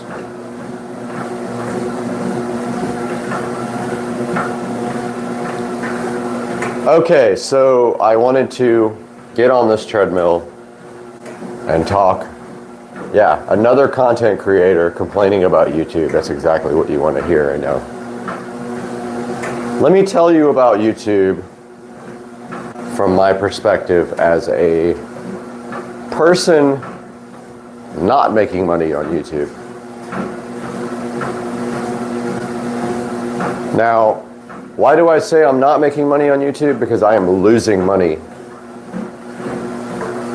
on YouTube. Yes, it's 5:30 in the morning Eastern time and I am ranting about YouTube. You could probably do a search on YouTube and find 1,000 of these videos, and this video won't get viewed. I'll get maybe 10 views if I'm lucky. And that's fine. It's not about the views, it's about me telling you guys, getting the message out there about why it is not, I don't even know how to put it. It's not feasible for you to create videos on YouTube. Doesn't make sense for you to even try. So, I would consider myself a, I don't know, medium, not a hardcore content creator. I'm a medium. I don't live off of YouTube. I don't make money off of YouTube per se. And I don't count on YouTube as my primary source of income. It's not even, if I get a couple $100s a month, it's a good month. How many videos do I make? A lot. 20 videos a month, if maybe more. It varies. And there's a reason behind that we're going to talk about today. We're going to talk about a lot of stuff about being a creator today because I kind of woke up in a mood. Let me explain to you how this all started. So back in 2005-ish, I think, was around the time. I'm trying to remember when I started creating my first videos. It had to be 2005. Back when, you know, cameras were more those little crappy little cameras you could get for $50 and they did crappy 320 by 240 video at 15 frames. I don't know. Just, again, a lot of tequila and I'm going off from last night. Trying to sober up, wake up, get back on the treadmill. So back in those days, YouTube was new and kind of could do whatever you wanted. You could use any music you wanted to, talk about anything you wanted to, and that was all good. They didn't care either way. So here's what happens with that. These music companies are so, I would love to say the F word, but I'll lose my stream. So freaking greedy, man. So greedy that it has come to a point now where you are not safe using music in any videos. I'm almost ready to stop putting music in my videos. And I'll tell you why. And go watch the Daily Doug. Go watch Doug, whatever his name is, because I watched his video yesterday or day before yesterday, and I was like, you know what? This dude is right. And you might be in the music industry. I honestly don't care one way or the other. I'm not taking food out of anyone's mouth. That's the thing. Okay, so there are content creators out there that make millions on YouTube, hundreds of thousands on YouTube. Not me, okay? What do I make on YouTube? $100 a month. I make another 100 on Amazon revenue. And my videos don't get many hits. I have videos that do get a lot of hits, but most of them don't. I would love it if they did, but they just don't. So I'm building the channel. It's what you have to do. And to build your channel, you need good quality content and you need your videos to be edited correctly. And generally that means music, right? Well, okay. That would be awesome, except for one thing. I have videos that I made over a year ago that I'm getting daily now. Copyright. It's absolutely ridiculous. Yeah, I got a text. That's what you guys heard. No, so literally. Okay, so here's how it works. Copyrighted music is automatically entered into YouTube's content system or whatever. And these people are doing it a year after I made a video. I wake up this morning with a copyright complaint. Your video can't be monetized because somebody decided after a year their music is now copyrighted. I don't use copyright music on my video. I did that in the beginning by accident, and I'll tell you why. There is a channel called No Copyright Music, and absolutely every song that I use, it's a YouTube channel. It says no copyright. Every song that I use has been entered into YouTube as copyrighted. So I get up this morning and I have a copyright complaint on one of my most popular videos about the Echo Show. Oh, you can't monetize your video now. A year after I made it, I don't know, 6 months after I made it, this is one of my main videos that I make anything on. And it's not a lot of money, but good Lord, like, can I just make something for the hours that I put into this channel? And I get up this morning and I've got this copyright complaint. I wish I could show you, but obviously you guys are on the phone. And the copyright complaint says, oh, there was copyright found in your video. What do you want to do about it? You can't monetize. So here's what YouTube does, all right? And I'm getting a little bit frustrated right now and a little bit PO'd. You have 3 choices here, okay? Well, you got 4 choices. You can delete your video, which is probably what they would have you do, because YouTube literally doesn't care about creators. There's this thing called, there's a video editor tool that's available in Studio, which is the worst app ever, but that's YouTube's creator app. They don't care about that either. So it's the worst app ever. You can't do most of the stuff on it on your phone. You have to go to the actual computer. Like, this is a mobile world, and you can't do most of the stuff as a creator on a phone. You have to go to an actual computer. I'll rant about the monetization in a minute, but let's talk about this for now. Your choices. You can delete your video. You can mute the song completely out, which means you're muting your voice out, that's awesome. You know, you spend hours creating a video and they just say, oh, do you want to mute yourself? Or they have this thing called Mute Song Beta, which is literally in its beta thing, where their computer, whatever, their servers, whatever the F they have, will attempt to mute just the song. So basically when you're talking, you don't hear the song. So when you're not talking, the editing program on YouTube will attempt to mute your video. It doesn't work every time. So they'll try to do it, and then it'll either work and it won't, and they won't even email you afterwards. They'll just, you know, whatever. Because here's the thing.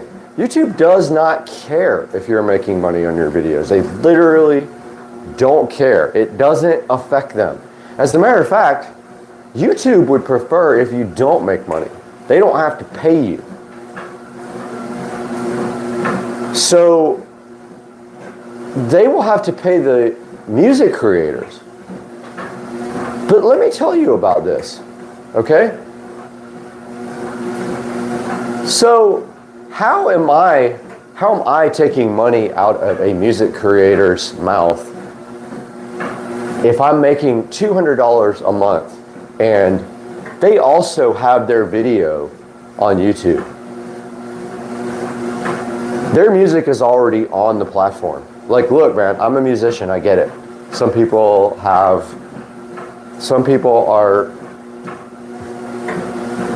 living off of their musical career. I don't dispute that. I play music.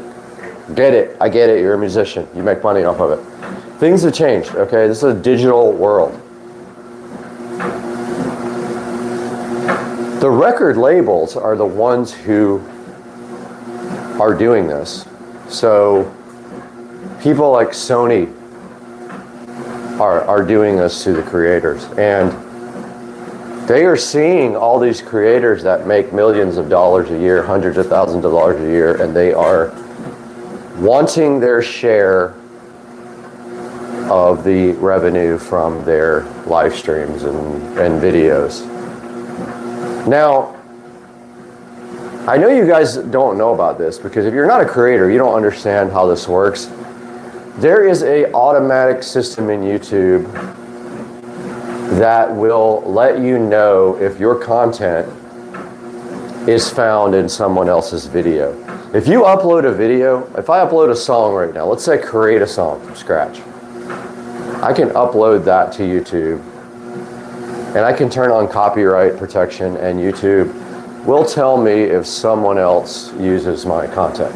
And there's other things that I don't know about with music, how music works with YouTube, but I do know that you can do a manual copyright claim, or you can do an automatic thing where it tells you. Now, I'll give you an example of blatant copyright that I agree with. One of the times that I agree with. So I have a really popular video, my most popular video, which has over 130,000 views, about the Echo Show. And it's basically explaining like how to put Cody on it. I think that's the one. I have a couple of a couple of Echo Show videos that are pretty popular. Someone literally took the entire video and put their own audio over it, calling it a review. All right, so that is literally stealing my work. Putting your own voiceover on top of someone else's video without editing it is questionable and not cool. Using music while you talk over it, not the same thing. It's fair use. I'm not playing the song from start to back and making money off of it. It's underneath my voice, and it's just there to complement the video, and I am not making money off of the songs that are being played. So I know it's debatable for a lot of people, but I'm telling you right now that this sucks for content creators, and I need some of my magical 6-star explosion here, because guys, I had quite a bit of tequila last night with my neighbor, and I was feeling it when I woke up at 5 and I went to bed at midnight. This is 6-star workout explosion. It's super good. So every 5 minutes I'll drink a little bit.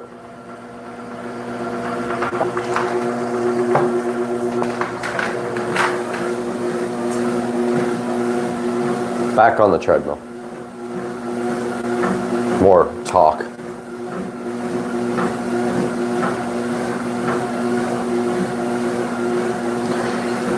So let's talk about this some more. This is the I hate YouTube rant because of copyright crap. So I made this video. Now this is happening to me daily right now. Like, I cannot play music in this live stream or I'll get a copyright notice. Now, there's different copyright types. There's copyright strikes, which means like, okay, I'm gonna upload somebody's movie and I'll get a copyright strike. And 3 of those and they shut your account down. But these are like copyright notices, and they can come in several forms. Like, someone can actually restrict your video for making money. Can you believe that? I could sit there, I forgot Doug's last name, but Daily Doug Helvering, I think, I don't know, he's a classical composer, and he does like reaction videos. I've done one as well. If you want to do music reaction videos or movie reaction videos, dude, I don't see how people do that. You better have another source of income, because you're not making money off of that. Guaranteed. And Doug even said it. He can't monetize any of his videos because they all have music in them. And they get restricted. Sometimes, like, it'll say, I wish I had a screenshot to show you guys, but sometimes it'll say that your revenue is being shared with the content creator, and other times it'll just flat out say you can't monetize this video.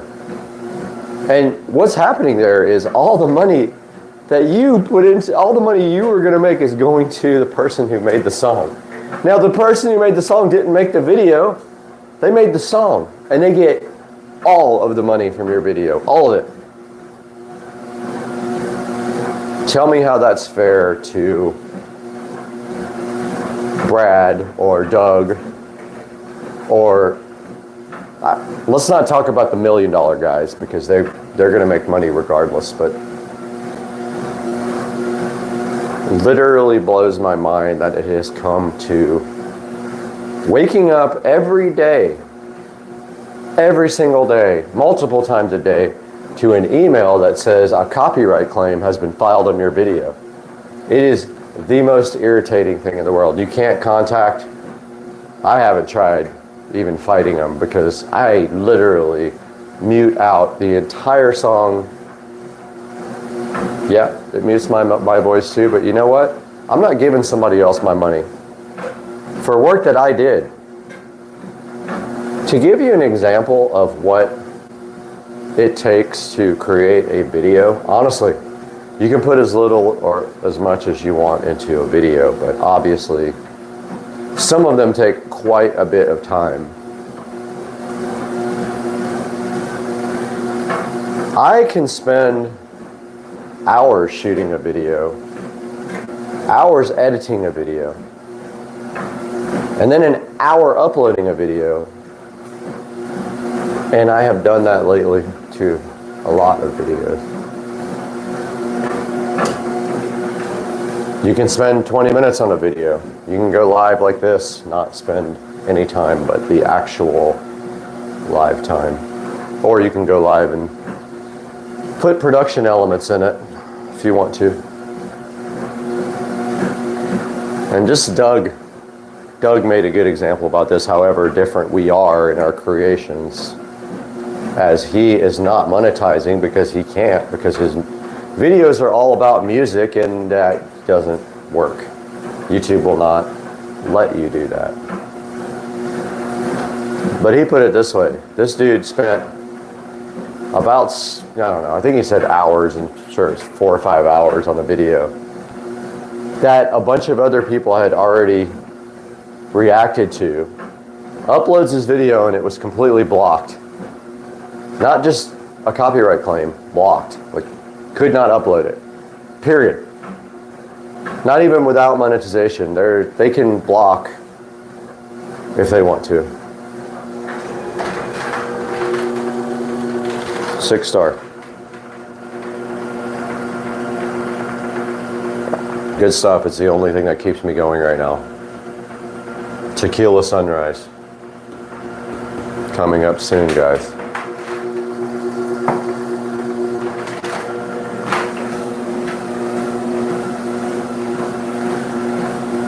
All right, so back on the treadmill. We are at 20 minutes now of an hour. And we can see ourselves right here. So the video in question is Amazon is hiding a deep secret on your Echo Show. That's the one that had the copyright notice this morning. Okay, so let's talk about where you can get music safely as I fall off the treadmill. So YouTube has this thing called audio library. Now it's completely different. It's called creator music, which I hate.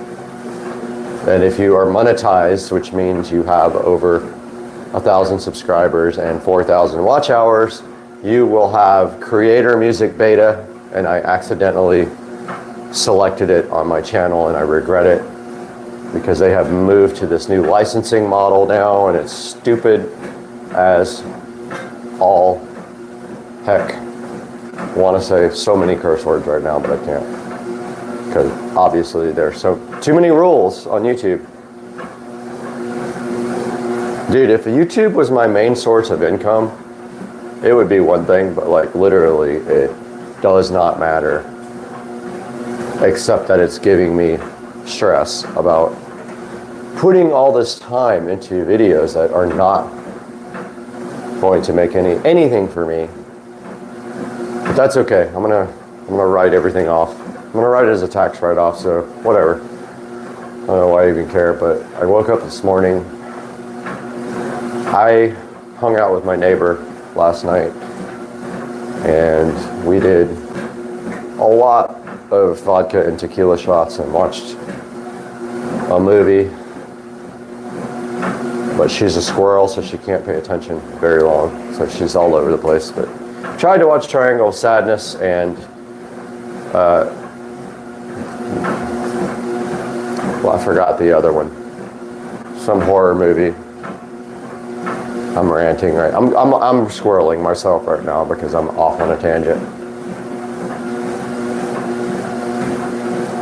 All right, so where was I? This is helping me get through this workout because I'm definitely feeling the effects of the birthday celebration where I cheated on food. I had a cheat day last night. I had a burger and fries and some potato skins, which is very rare for me. Once a week, maybe, I will allow myself to cheat. So, working this off here, talking to you guys, trying to get through this painful workout with the tequila running through my veins at this point, sweating it out of my body. All right, let's talk about the music library. I mean, there is a creator music beta thing that's stupid, and there is the audio library, which is the way that I would make my music for my videos. Audio library in YouTube has several hundred, if not thousand, songs available that you can download and use in your videos for free. And supposedly you are protected from copyright infringement. Now here's the problem with that, is that I use music from the stupid no copyright channel on YouTube. It says vlog and no copyright music. Sure enough, every single song on there has been copyright noticed on me from over a year ago. I will never use that stuff again.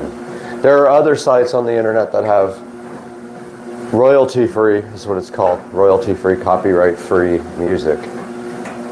Royalties meaning when you use somebody's music, you have to pay them royalties because you're using their music. Now, let's talk about like professionals. All right, let's say you're a company and you want to use somebody's music on your commercials or whatever. You have to pay them for that. Now, there's a difference there. There's quite a big difference there. I am not a company making millions of dollars a year from a product. I'm not using U2 to sell Apple products, as lame as that is. And that is literally what Apple does. They pay U2 to make music for them. I'm not Apple, I'm not Pepsi, I'm not any of those companies trying to exploit some music maker that is making millions of dollars a year and they have to pay them. I am putting music behind my voice, usually so low you can barely hear it, on a video that makes $1. Well, let's rephrase that. On a video that would make like $1. But these creators of music are stealing my money because I play music behind my voice on my video that I had no clue that was copyright protected. And now I can ruin my video, keep my editing project forever and re-edit it, delete the video, or try to mute the audio out of the video, or mute everything when the music plays on my video to remedy this. And then YouTube's stupid computer will go back and check and see if it has been fixed or not, and maybe allow you monetization. And that's not, for me, it's the matter of $1, not anything crazy. Like, there are creators out there that lose thousands of dollars on revenue because they accidentally or purposefully have copyrighted music. It's as bad as right now if the radio came on and Michael Jackson Beat It came on, I would not be able to make a cent off of this live stream. That will make a couple of cents at the most. Maybe one will go viral and I'll make a few $100s off of it, who knows. But this one, don't know. Don't know if anybody will watch it. It's just not about how many people watch it. I wish more people knew and would watch this, but it's about me as a creator getting my voice out and working through this tequila hangover with you guys on this treadmill right here. This is us bonding. You know, however that bond is going to happen, I'm fine with that. I just want to rant about this for a little bit. And it's a frustrating thing. We're at 29 minutes. And I'm not even joking with you guys when I say that this week I've probably had 20 emails from YouTube. And a lot of them are the studio build. So when I was building the studio, I mean, I was listening to music, so obviously I was working and I wanted to have music up. Well, you can't do that. I have one build video, live video, that is probably 2 or 3 hours, maybe more. I think it's like 5 hours long. There's like 18 copyright complaints in it. I've been trying to clear those out for a month.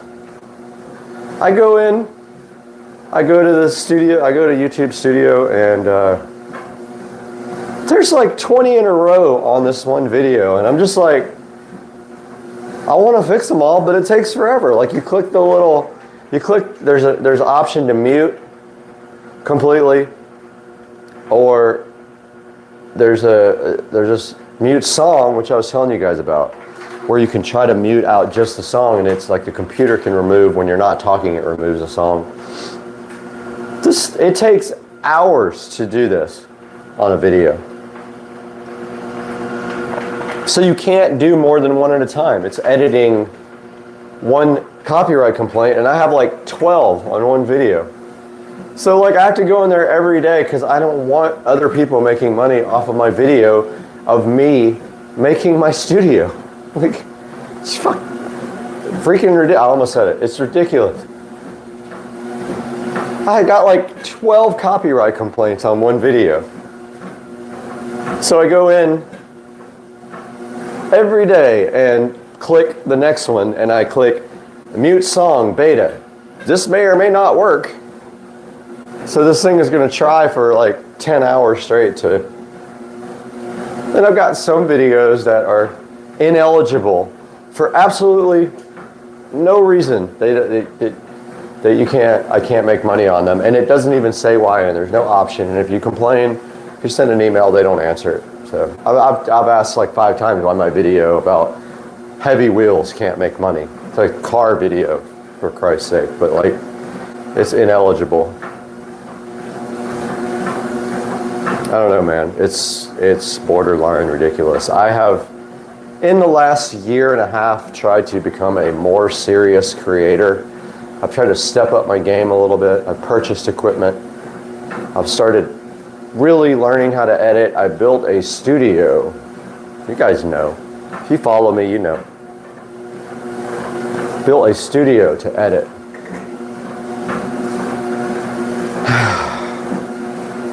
And still we have these ridiculous things that are hindering me from enjoying my hobby at YouTube. And a lot of people are leaving the platform, and a lot of people are not leaving the platform. So let's not go crazy and say that there is an option. Because here's what happens with these alternate platforms that everybody says are so amazing. You are not safe on any platform. You're not safe on any platform. Because once the record labels and the movie labels, movie industry, Sony and whoever else, once these other platforms start gaining traction, it's only a matter of time before the lawyers start suing them. Once the lawyers start suing them, they're either going to have to shut down or start paying the labels. And you know what that means? If you're a creator on an alternative site, I don't know what those are. I don't watch the alternative. I mean, Vimeo or whatever the alternatives are. There's one that's supposedly say whatever you want, do whatever you want, and they pay you. I guarantee you that won't last long. I give it 6 more months.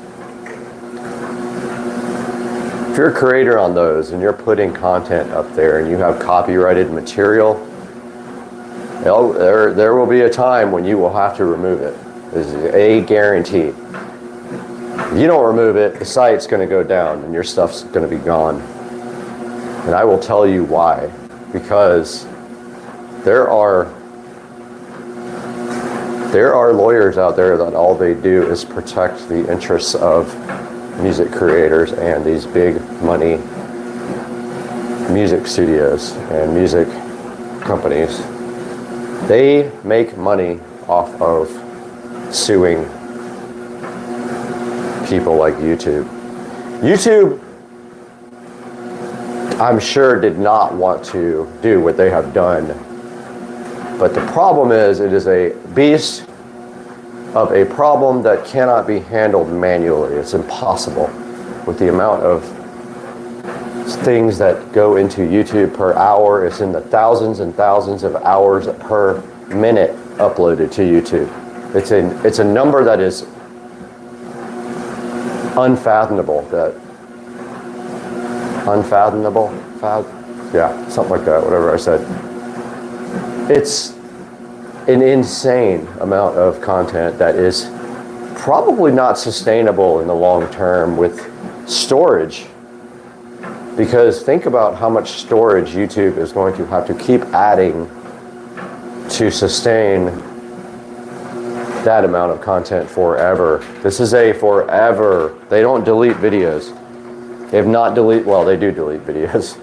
They don't purge videos. Let's put it that way. And then here's some 6-star energy explosion as I work out with you guys this morning at 6 a.m.-ish, and the sun will be peeking through the clouds here momentarily as we fight the urge to purge. Ugh. Tequila. What a night. I had a great time. Love my neighbor. And we're back for an hour-long marathon of ranting.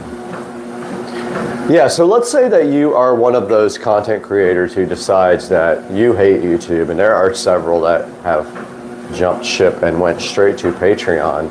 Patreon is one of your options. However, with Patreon, people can't watch your stuff for free unless you let them. YouTube is a free platform. People are paying you by watching ads or subscribing to YouTube. And I must say, I am a YouTube subscriber. I have subscribed to YouTube for a couple of years now. Not with Supercar Street Racing. I have a second account for the same email address as my real name. I have a second account that is a subscriber, which I may move it to my real name email address, but I'm not sure yet. But I pay something like $14 a month to YouTube, which I'm seriously considering canceling because I'm irritated right now. Super irritated. I woke up irritated. That's what happens when you do 20 tequila shots and they are sweating out of your body on the treadmill. If you go to another platform, start making content there. Let's say you're making live streams like this one. You notice how quiet it is in the background. I can't play music. If I play music, it has to be the YouTube audio library to be 100% safe, and that's probably not even safe in the future. That's why you're only hearing the whir and hum of this treadmill this morning, this lovely daily ritual that I have for an hour. Let's say Brad Supercar Street Racing channel is going to move to another platform. I start making content on another platform here, and I spend hours and hours, or download all my videos off of YouTube because I don't have them archived. I don't store my videos forever, which may be a mistake. But I don't have all, I could probably buy 21 terabyte drives and store everything that I've ever made. And by the way, getting your videos off of YouTube is not happening at 4K because they sue everybody that tries to download videos. That's another thing we'll talk about. We'll talk about ripping stuff off of YouTube in a minute because that's another sore subject of mine.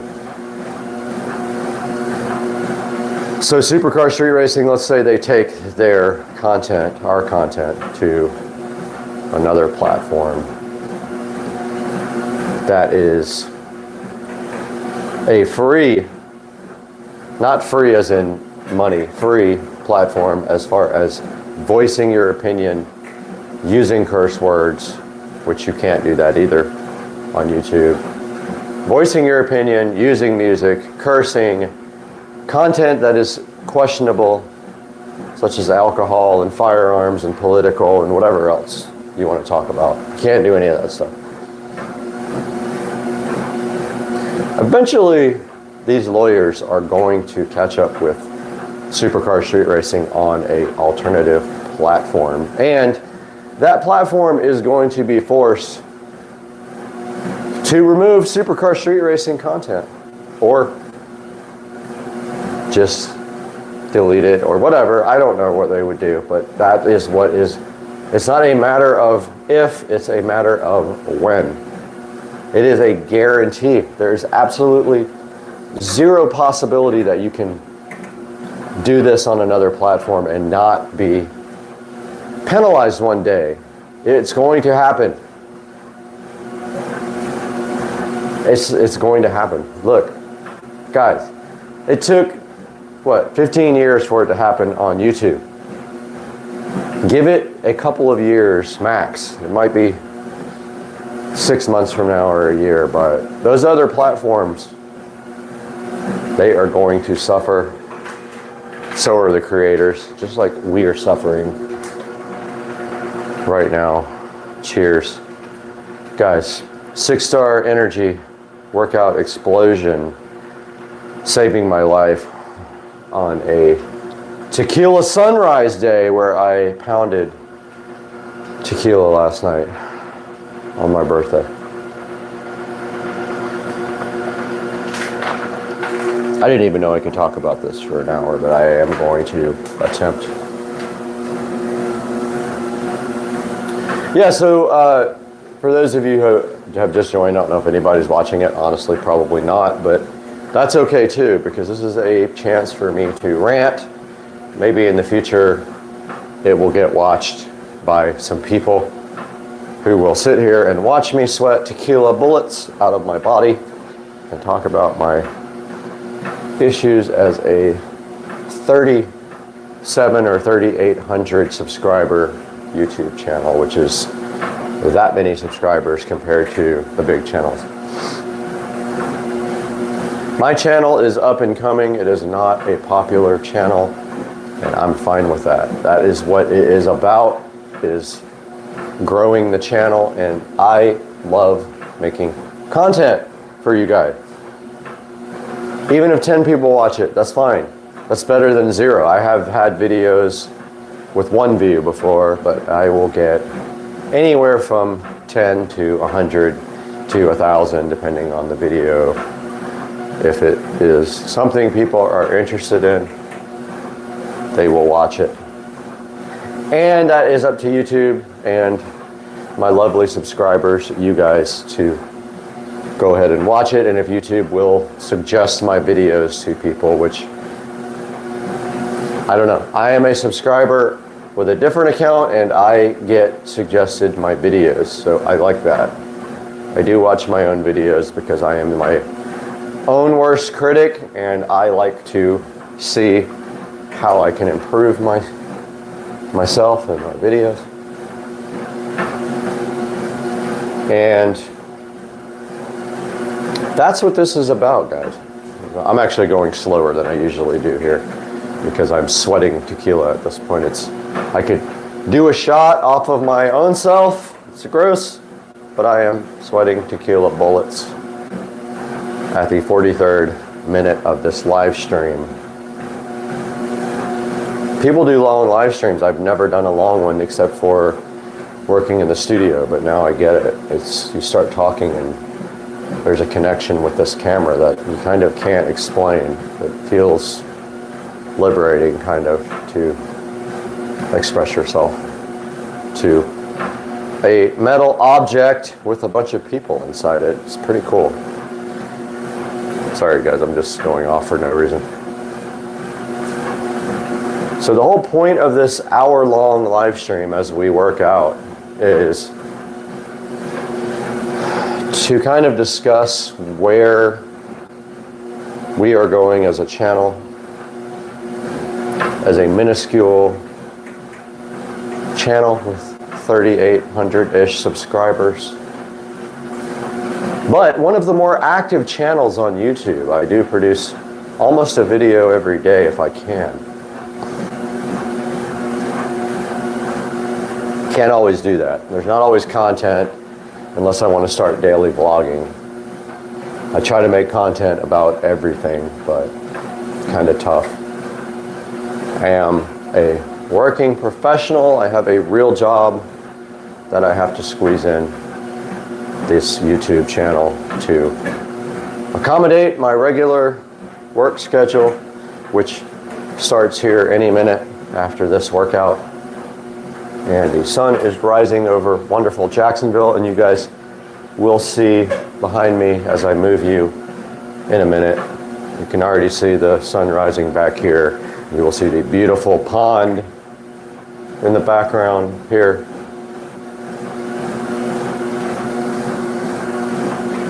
And we can probably turn off these annoying lamps.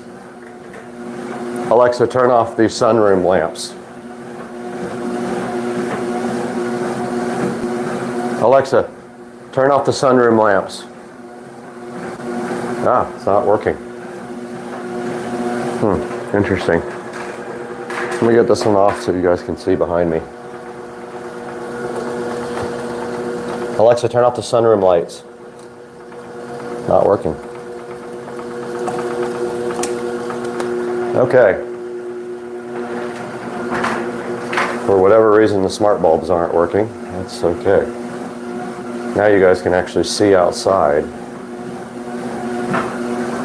And I will reposition you for the view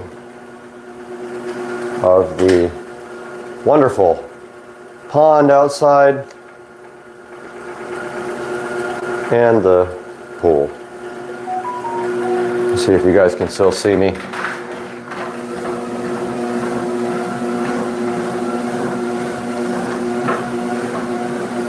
Okay, that works.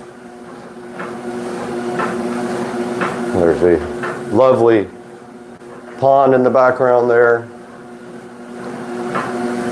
And we are at 47 minutes on the live stream and the workout routine. 6-star energy. Love you guys. Cheers.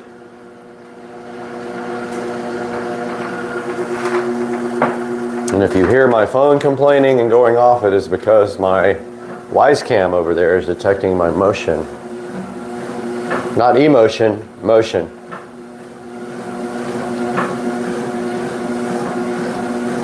So you guys can actually see yourself in the background there, reflecting off the glass. But yeah, so long story short here, we're at 47 minutes and we're going for an hour-long live stream, which will be my first actual talking live stream, is that I have accumulated so many copyright notices from YouTube due to using music on my videos that is copyright protected. Now here's what happens, and here's why this is happening, I think. I'm not 100% sure because I always try to use the YouTube audio library for my music. I will not use other sources unless it's guaranteed copyright free, but I did use a couple of the Free Music Archive songs on my stuff, and I think what is happening, I think that people are taking their stuff off of the Free Music Archive and entering it onto YouTube's copyright system, and they are a year later hitting content creators with copyright notices. It's wonderful. This video that you don't have the master for, you don't have the original content, you don't save. I'm one of the, not a video hoarder. I don't save content from a year ago. I don't save the raw clips, I don't save the final.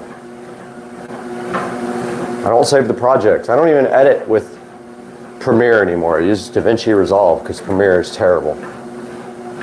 DaVinci Resolve is 20 miles above Adobe Premiere. Adobe should be ashamed of themselves for creating a product that is so bad. Anyway, I'm ranting about Premiere now, but I'm not a hoarder. I don't save my content for years, so I don't have the original projects. Hopefully my mic is still working. Who knows? Let me turn the audio up. Oh, okay, cool. Okay, I'm watching myself here as I talk to you guys. Wanted to make sure that I was still actually creating content. The silence is golden here with the no background music, so we don't get a copyright infringement notice or our video shut down by YouTube. You can tell I'm jaded right now. Absolutely mad this morning at the copyright notices coming into my email box daily at this point, sometimes 4 or 5 a day. Do not use copyrighted music in your videos if you want to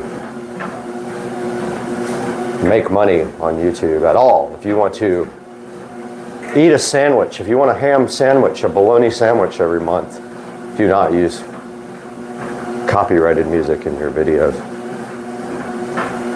If you make $1 a month, don't use copyrighted music in your videos on YouTube, which is probably what I make off of this video or other videos. And yes, you have to get a couple of 100,000 views to make any amount of money on a video.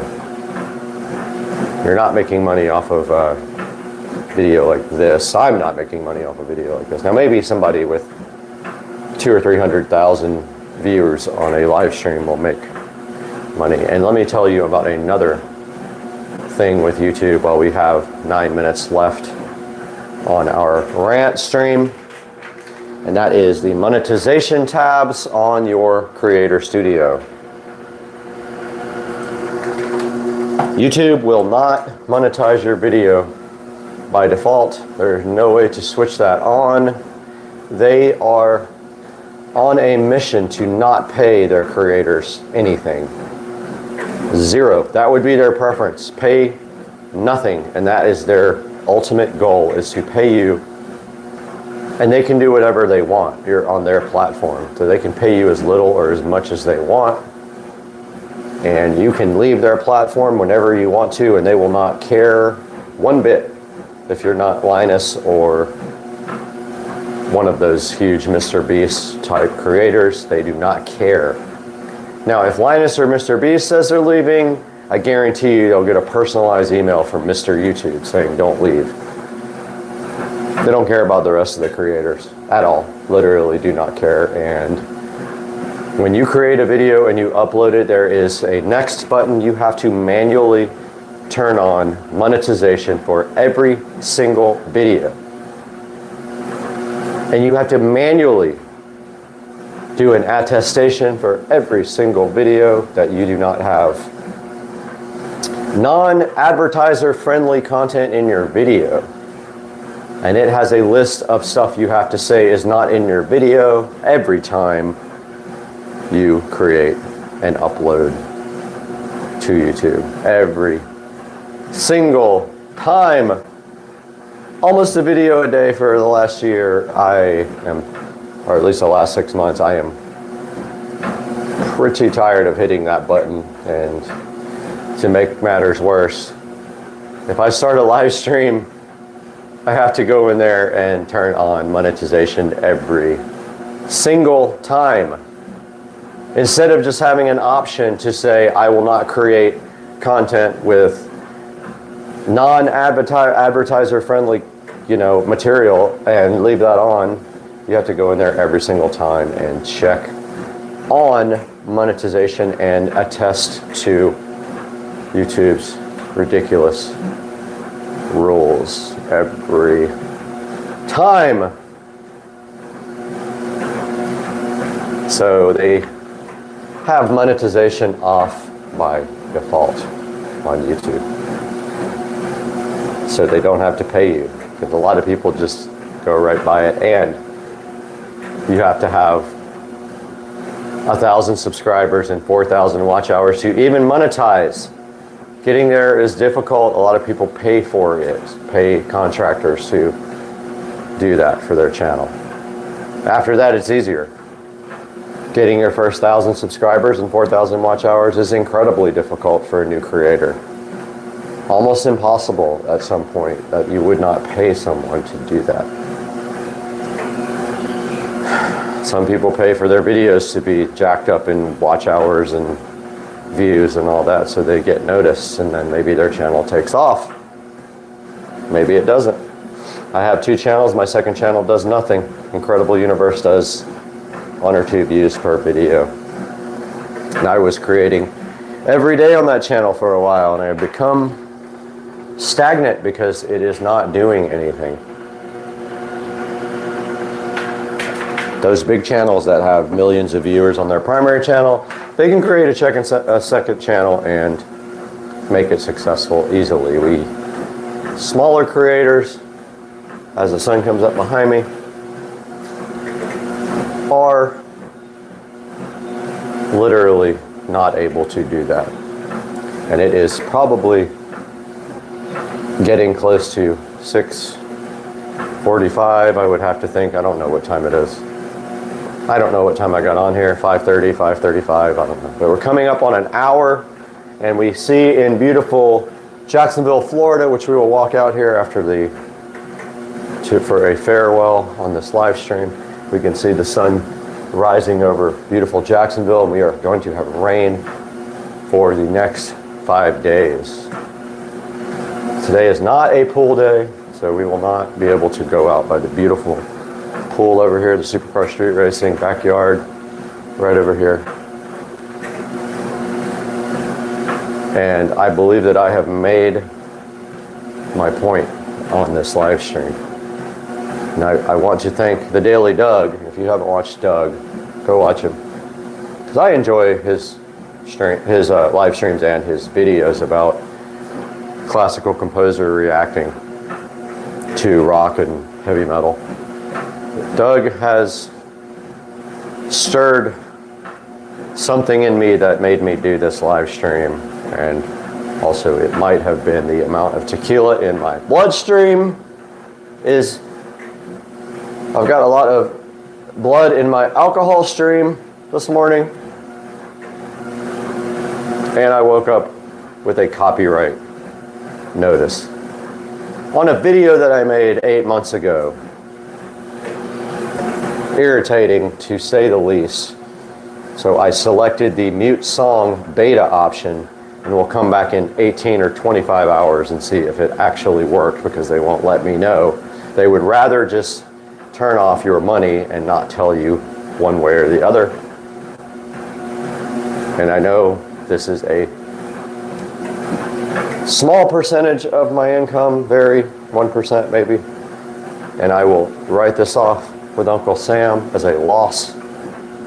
Otherwise, I probably would not even do the channel. But I have put a lot of time and a lot of energy into this channel, and I deserve at least a tax break from it, if not a few dollars a month to pay for a keto meal of meat.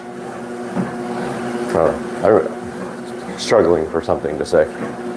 I have a expensive car to pay for now with insurance, and I need a few dollars here and there.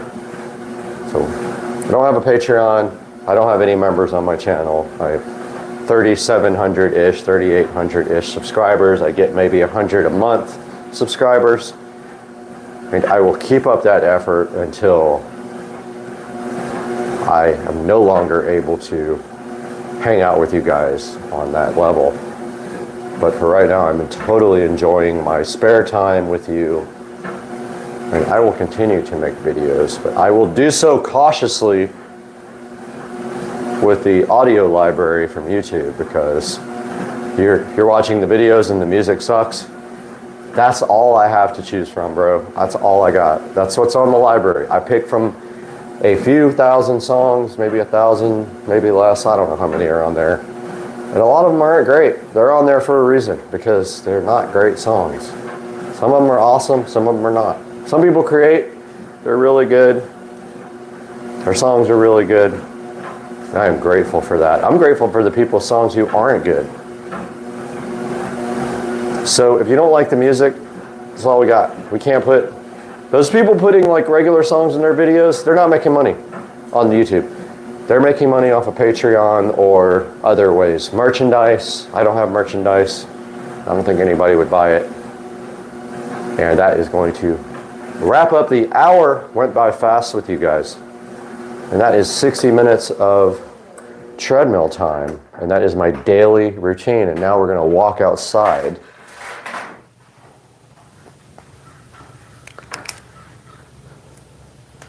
So that is 60 minutes of fun. And here is a look. And that is my Wise Cam going off over there as I set off a motion alarm. But this is the Supercar Street Racing backyard at 6:45 in the morning on a Friday after my birthday, as we walk out here to this beautiful backyard, and the sun is rising over there. And this is how it looks with the fog over the water in the Supercar Street Racing backyard. And there is an alligator chilling right there, right there. I don't know if we can zoom. There is a alligator right there. And I don't know if my Wi-Fi signal is great, but this is the Supercar Street Racing backyard at 6. There is where we were working out right there. That is my sunroom. That is my patio. And we are looking at the Florida skies and the beautiful pool in the early morning hours in Jacksonville, Florida. And this is how it looks as the fog is rising over the beautiful water. There's the dock down there. And it just looks, it's nice and cool outside. I would say it is probably 68 degrees outside. And there is the patio. There's the lovely dragon dinosaur thingy. And the sun is rising over Jacksonville, Florida right now. And I am enjoying this live stream with you guys for over an hour. But that is how the water looks with the alligator getting ever so close to us right there. He is closer.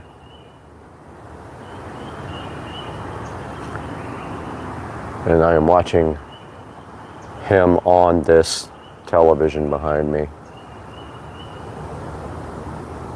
He is like wanting food. There are 3 or 4 in this water. There might be one chilling on the, yep, I think, no, that's not one. We just have this one guy right here right now.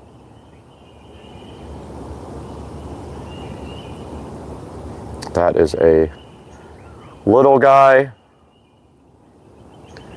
And let's zoom out here so you guys can see the whole pond. There is the dock and the backyard.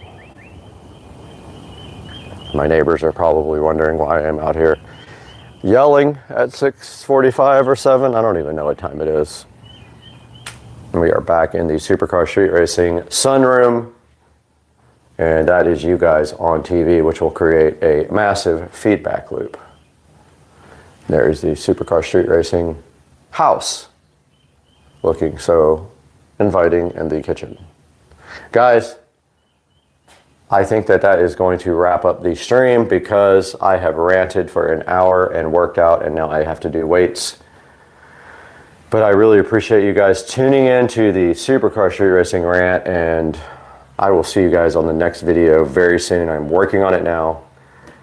we will see you guys shortly.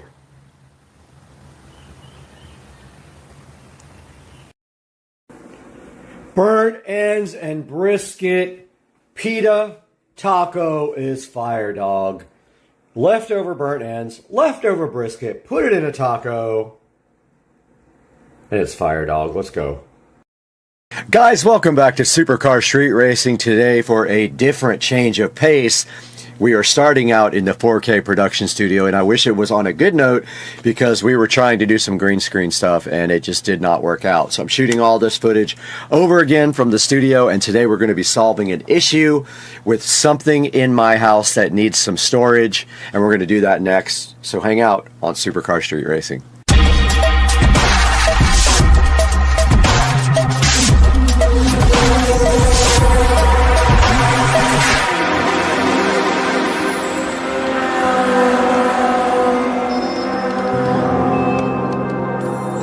Guys, thank you for joining us again today on Supercar Street Racing. We are so glad to have you, and please take a moment to like and subscribe while you have time. Go ahead and click the bell icon, and always buy through our affiliate links that are going to be in the description because it helps us out so much. And today, we're going to be taking a look at a good way to get some extra storage for your wristwatches and your rings and jewelry. We have 4 or 5 watches that we need to go ahead and get stored today. So we're going to be taking a look at the Song Mike's watch organizer that you see here on your screen. And right here up next, we're going to take it back inside the Supercar Street Racing compound, where Brad's going to go ahead and unbox this thing for you right now.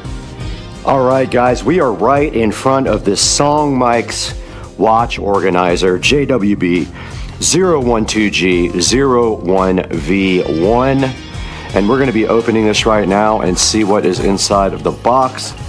And of course, on the very top there is a styrofoam protection device, which will make a mess if it gets everywhere in the house, so do not get that everywhere. And then inside of the box, it looks like we have the actual watch organizer right here. Let's go ahead and move this to the side. Get this guy right out of the box if I can. And of course it is making an absolute mess, but here is the Song Mike's watch organizer, looking so cool. And I'm pretty hyped about this, guys, because I really do need a place to store my watches, and I want to buy more watches, but I don't have any place to put them, and I'm worried about them all getting mixed up and messed up. So we have this nice, looking like leather. I know it's not real leather, but it is kind of nice looking black.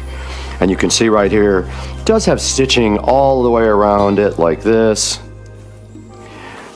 It has a nice latch right here that opens up, and then inside it looks like there are some keys for it right here. You can eat this later when you're hungry, or feed it to your mom, either way. And then inside the box right here, guys, we do have another piece of protective styrofoam that we can go ahead and pull out. And then checking out the inside of the box, it looks like they have individual places for you to put each little watch. All right, taking a look at the Song Mike's watch organizer now, guys, and in front of me, I do have the provided keys for this. Not that this is the ultimate in protection, because definitely somebody could break into this if they wanted to, but it looks like the keys just go right there to lock it, and then of course you can't open it at that point. And then if we go back this way, looks like the key, the lock goes like all the way around. So I guess like that, it does open back up. Yes, it does. And then look down here, we have this nice tray that folds out to store some other things. If you need other things like rings and things like that, you can store them on this bottom part. So pretty cool. It's got these separate trays here to get things in the bottom, and it looks like you can put rings around these as well. I think you can put rings, which I don't have any, but you can push them down here. So this is kind of cool, guys. Very cool little organizer. All right, taking a look at the exterior of the Song Mike's watch organizer, and basically it is just finished in a black, kind of matte black, probably a substitute leather or something like that. Very just generic and black on the outside, with a couple of little rivet holes right there, or screws or whatever. But as you can see on the inside of this, it has a nice glass top here for you to look at your stuff. And on the inside, we can store 6 watches here, 6 watches here, and then down here you can store rings and other things, which I think that's cool because I wouldn't mind starting to get some rings also. And let's go ahead and see if we can get one of my watches into the song mics. And what you do is you pull this part out. It comes with a little thing that the watches go around like this. And then you just put that on there like you would your wrist, and it will store your watch. So you just kind of tighten it up on this watch thing, like so. And then you make it so you can see it, and then you just push your watch down in there like that. And when you close the top, you have a nice display of your watch here. Okay, we do have the Android watch here now that we're going to go ahead and store in the song mics and see how that looks as well. So all we have to do right here and right now is just take this and put it around that like you do your arm. Go ahead and tighten it up. I didn't tighten up the other watch very much. Go ahead and push that through there. Tighten it up as if you were putting it on your body. And throw the watch back in there, angled upwards. You see how this one's kind of loose? I could go back in here and go ahead and tighten this one up more, and then throw it back in there, like so. And then we have one more on my arm here. We can go ahead and get this one all stored up very nice as well.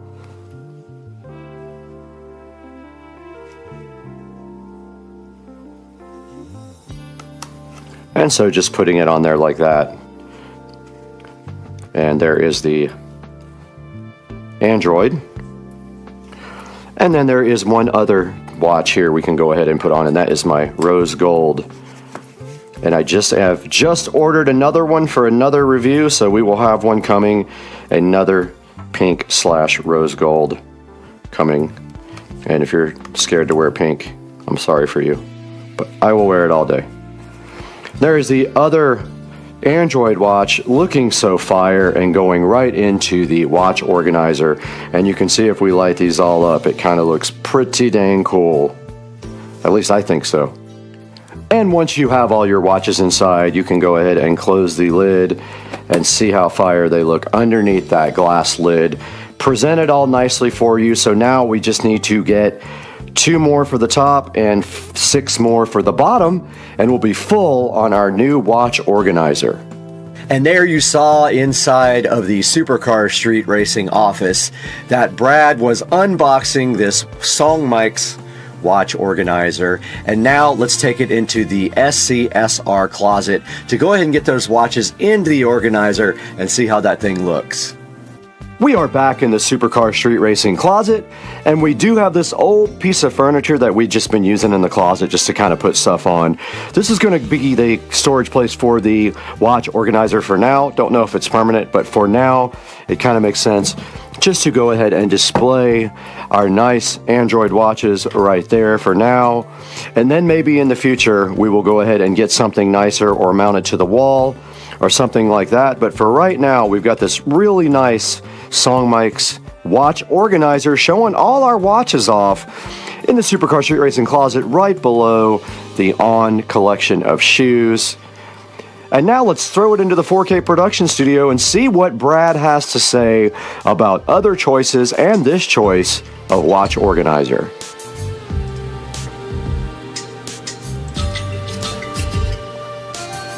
Guys, welcome back to the Supercar Street Racing 4K production studio, and we are out here today showing you guys this Song Mics 12-slot watch box organizer.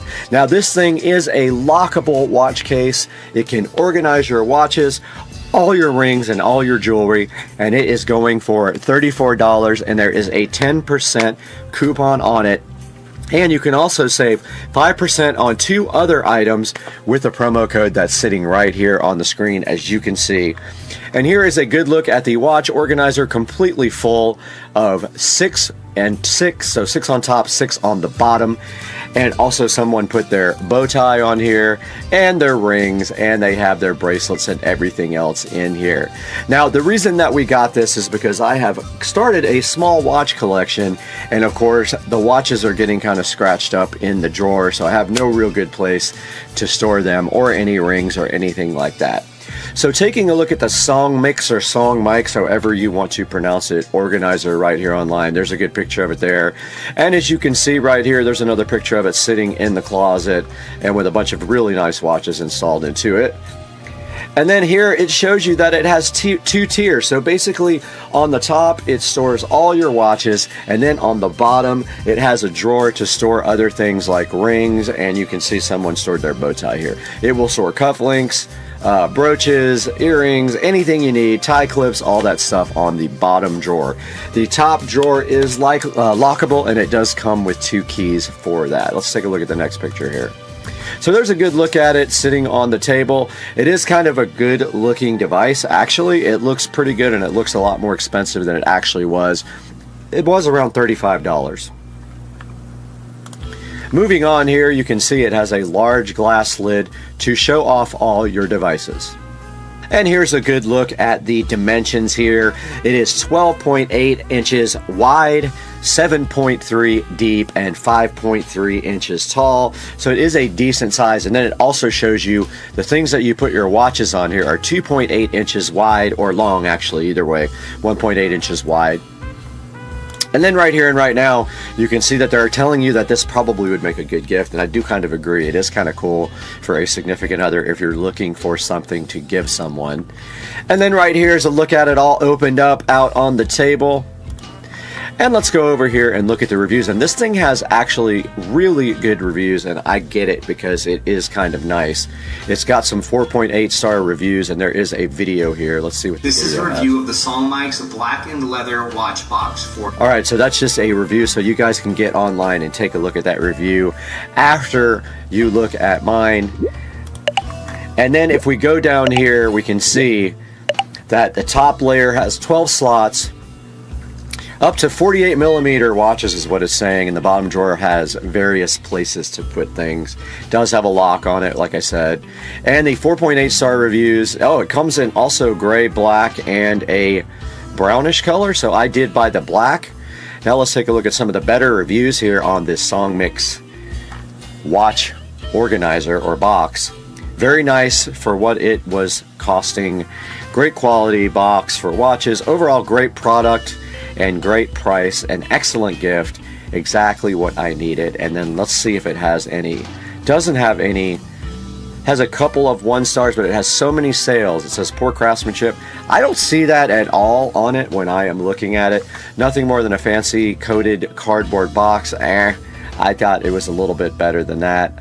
Not happy. I got a used one. Well, obviously if you get a used something, you are going to be unhappy with that. Good drawer for storage, not for rings. It does have a place for rings. That is not true. The bottom drawer has a place to push your rings in, so that is absolutely not true. Now if we look back here, let's see if there's some other options here for you guys to check out. And there is a bunch of people make these type of organizers. They also have a different type here from the same company. It has like a side drawer on it instead. Here's another one from another company called King Sapphire, which is actually cheaper. This one is going for $22, and it might just be the almost exact thing, but does it lock? It does lock. This looks like it could be almost the exact same product for $22. It has 3 5-star ratings, so make sure you check that out too if you're interested.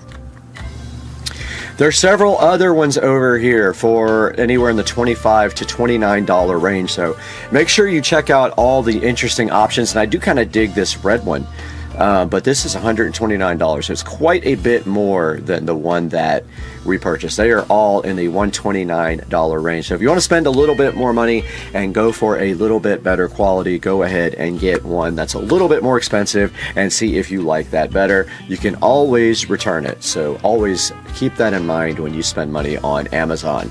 Guys, I'm going to go ahead and put the link in the description. I'm going to go back to the Song Mix here.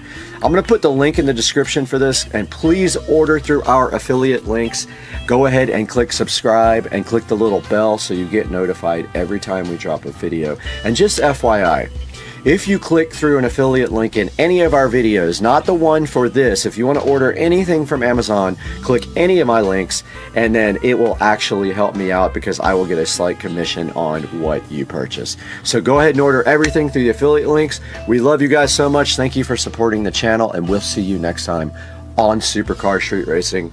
We're out of here. Let's go.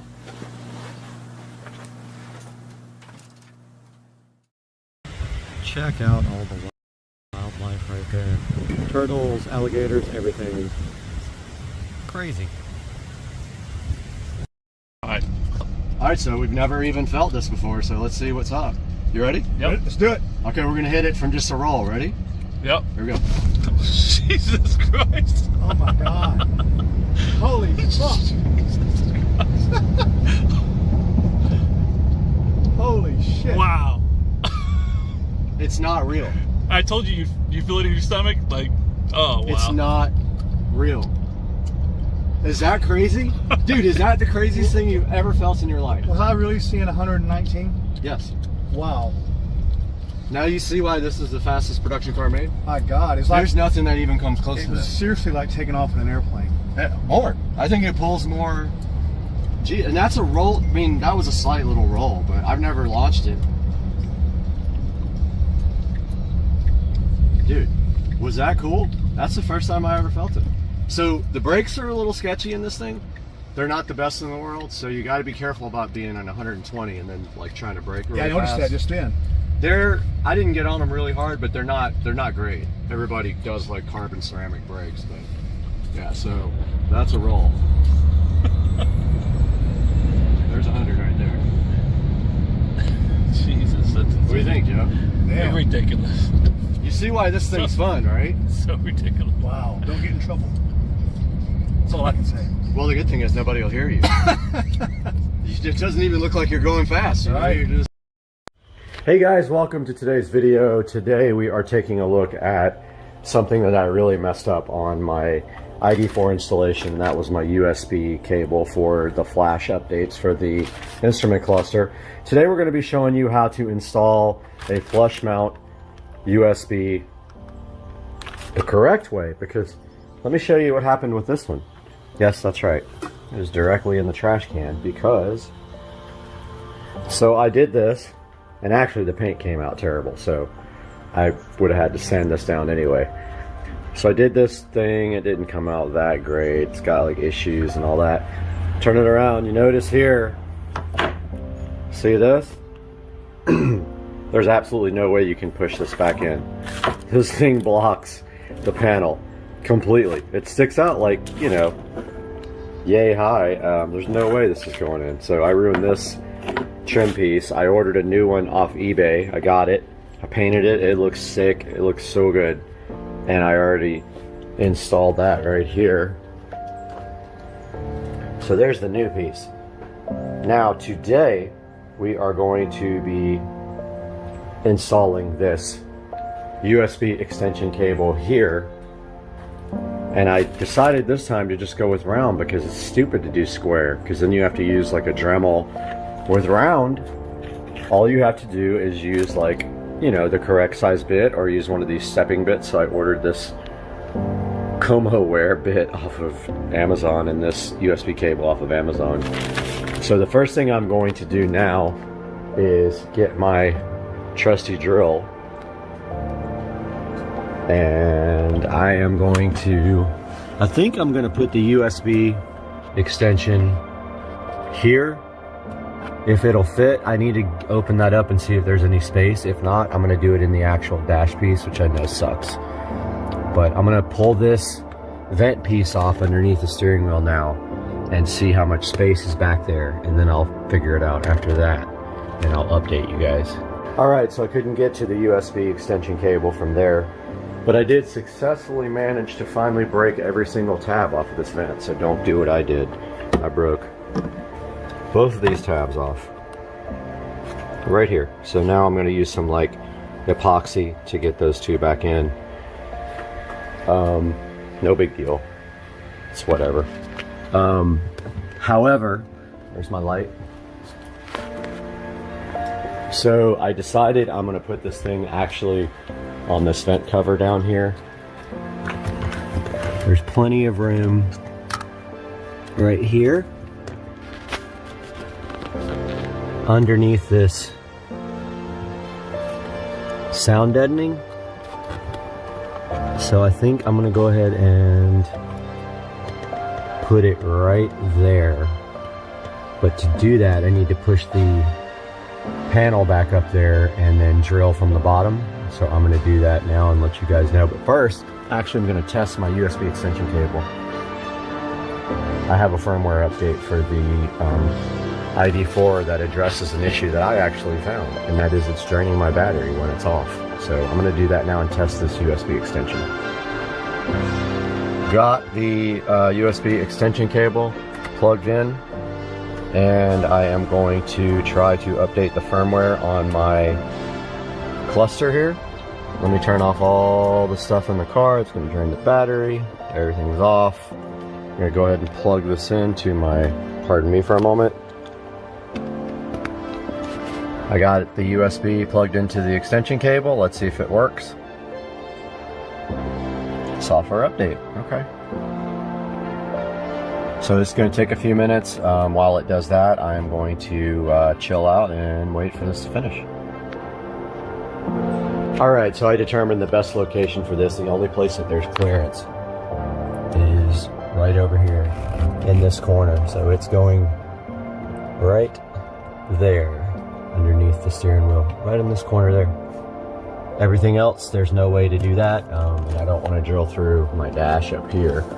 Now, while this is updating, I'm going to go ahead and connect my battery tender. And if you guys don't have one of these, they're freaking awesome. Here's my battery tender junior. Right here. And of course on BMW, you can hook it to front. Otherwise, you know, BMW batteries in the trunk. So always hook up the battery part first before you plug in the actual battery tender. So lights on there is going to be red because the battery is going to be slightly drained. Yep. So it's going to be red for a while, then flash green, then go full green when the battery is charged, which usually takes 4 or 5 hours.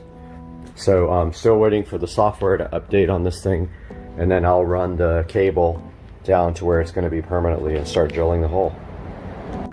Software update just finished and the cluster rebooted.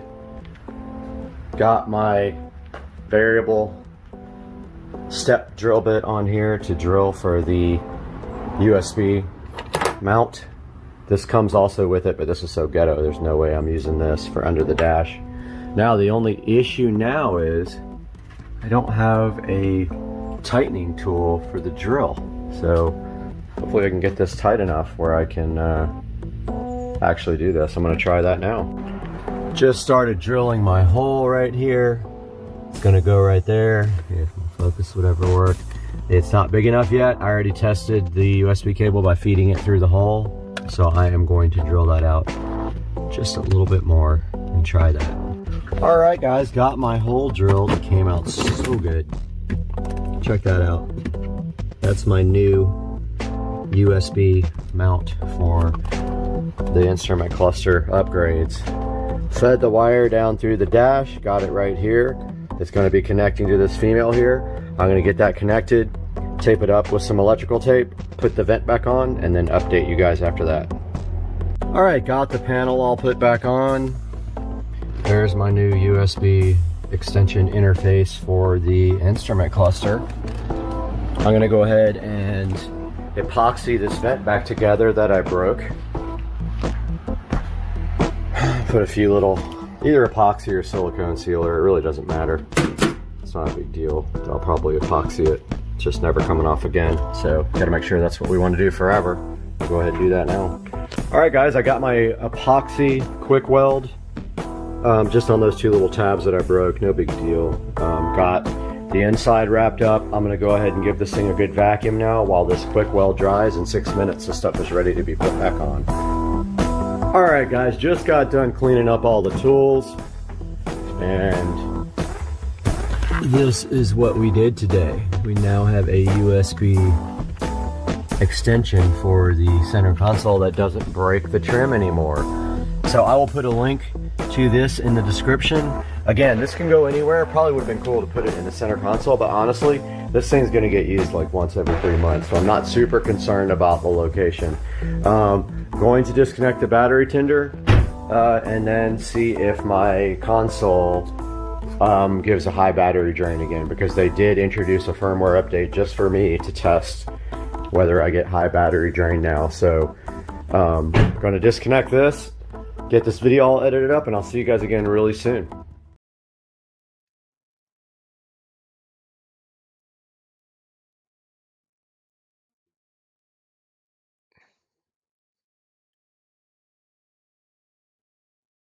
All right, guys, we are live, and we are here for a particular reason. And all of a sudden yesterday, this creator music beta showed up, and I think I chose to participate in it. I don't know what it is at all. I have no clue, but check this out. This is brand new. Creator music beta showing up on the channel, and then all of a sudden, if we look here on the content, we have under this, okay, so this guy was added yesterday. This guy was added about 10 minutes ago, and look now, and we have this license added, and when you click review, it shows you like the audio track and how it didn't affect anything. License global does not expire. Add tracks if they're not in there. They want you to add this to complete the licensing. What is this and why is it a thing? It's like, okay, so the way that creators get music for their channel is they either purchase music through a service that has licensing for music, or you actually can go here. If you go to, well, now I don't see the audio library anymore. So the audio library is gone. I don't know what happened to the music library. It's only available now on my other channel, which did not subscribe to this. And now I wish I hadn't have clicked this because the music is gone. If we go to my other channel, if I can find it somewhere,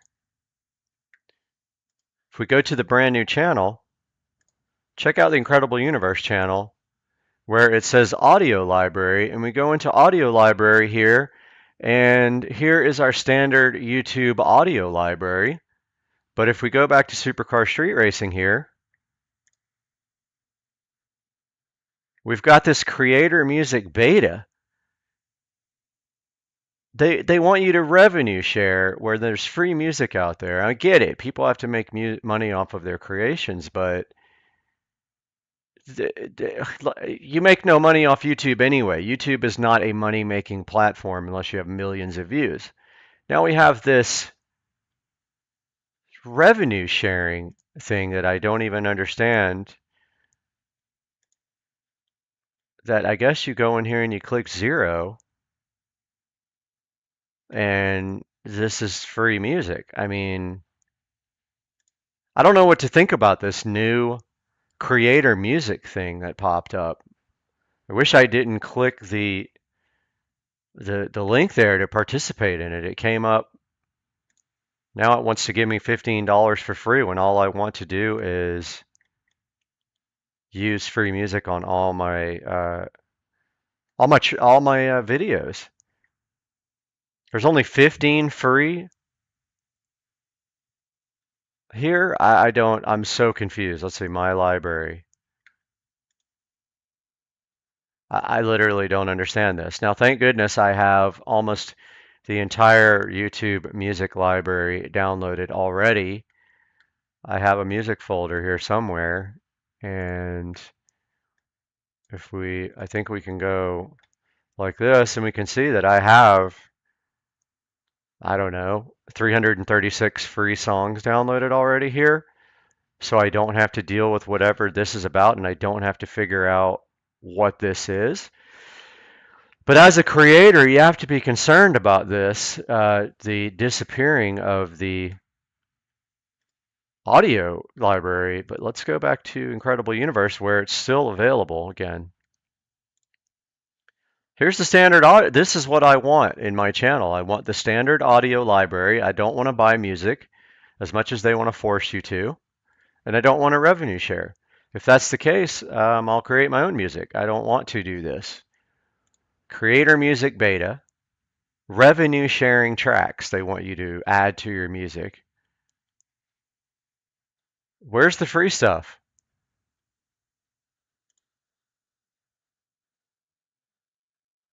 It all says 0, but yet I'm not getting it. I'm not getting the point here, what this price is. It's telling me, let's see. I can say buy license. I mean, I don't even know what this sounds like, but let's listen.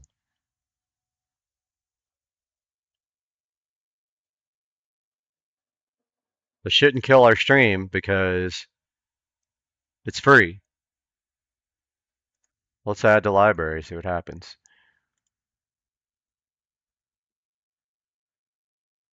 Okay, so now my library, I have this song, it was 0. Buy license. I'm not buying this.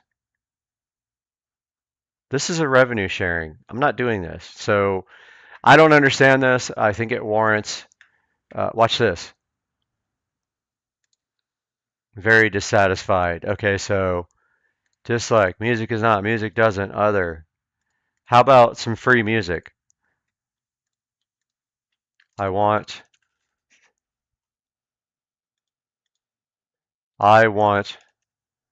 the free library back. Now, as a creator, you have to be concerned about this. Look at this. Okay, so look, okay. Creator music on the left here. All right. Okay. So go back to, let's go back to the Incredible Universe.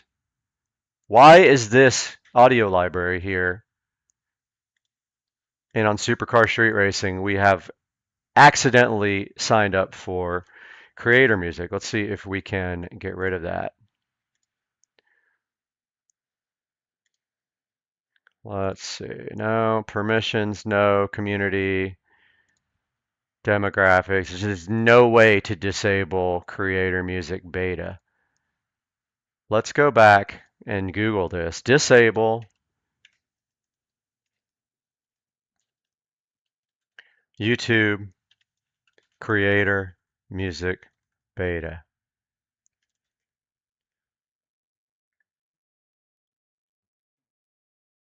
No, it's all creator music. It's all creator studio. And here's the fact about this. So this is going to take over. This is going to take over where the audio library was, guys. Look at this. This music situation on YouTube is literally out of control, and you can't really do anything music-wise on YouTube. Forget about using any commercial tracks. If you do, you won't get to monetize your video. Even though a guy like me, let's be honest, what do I make?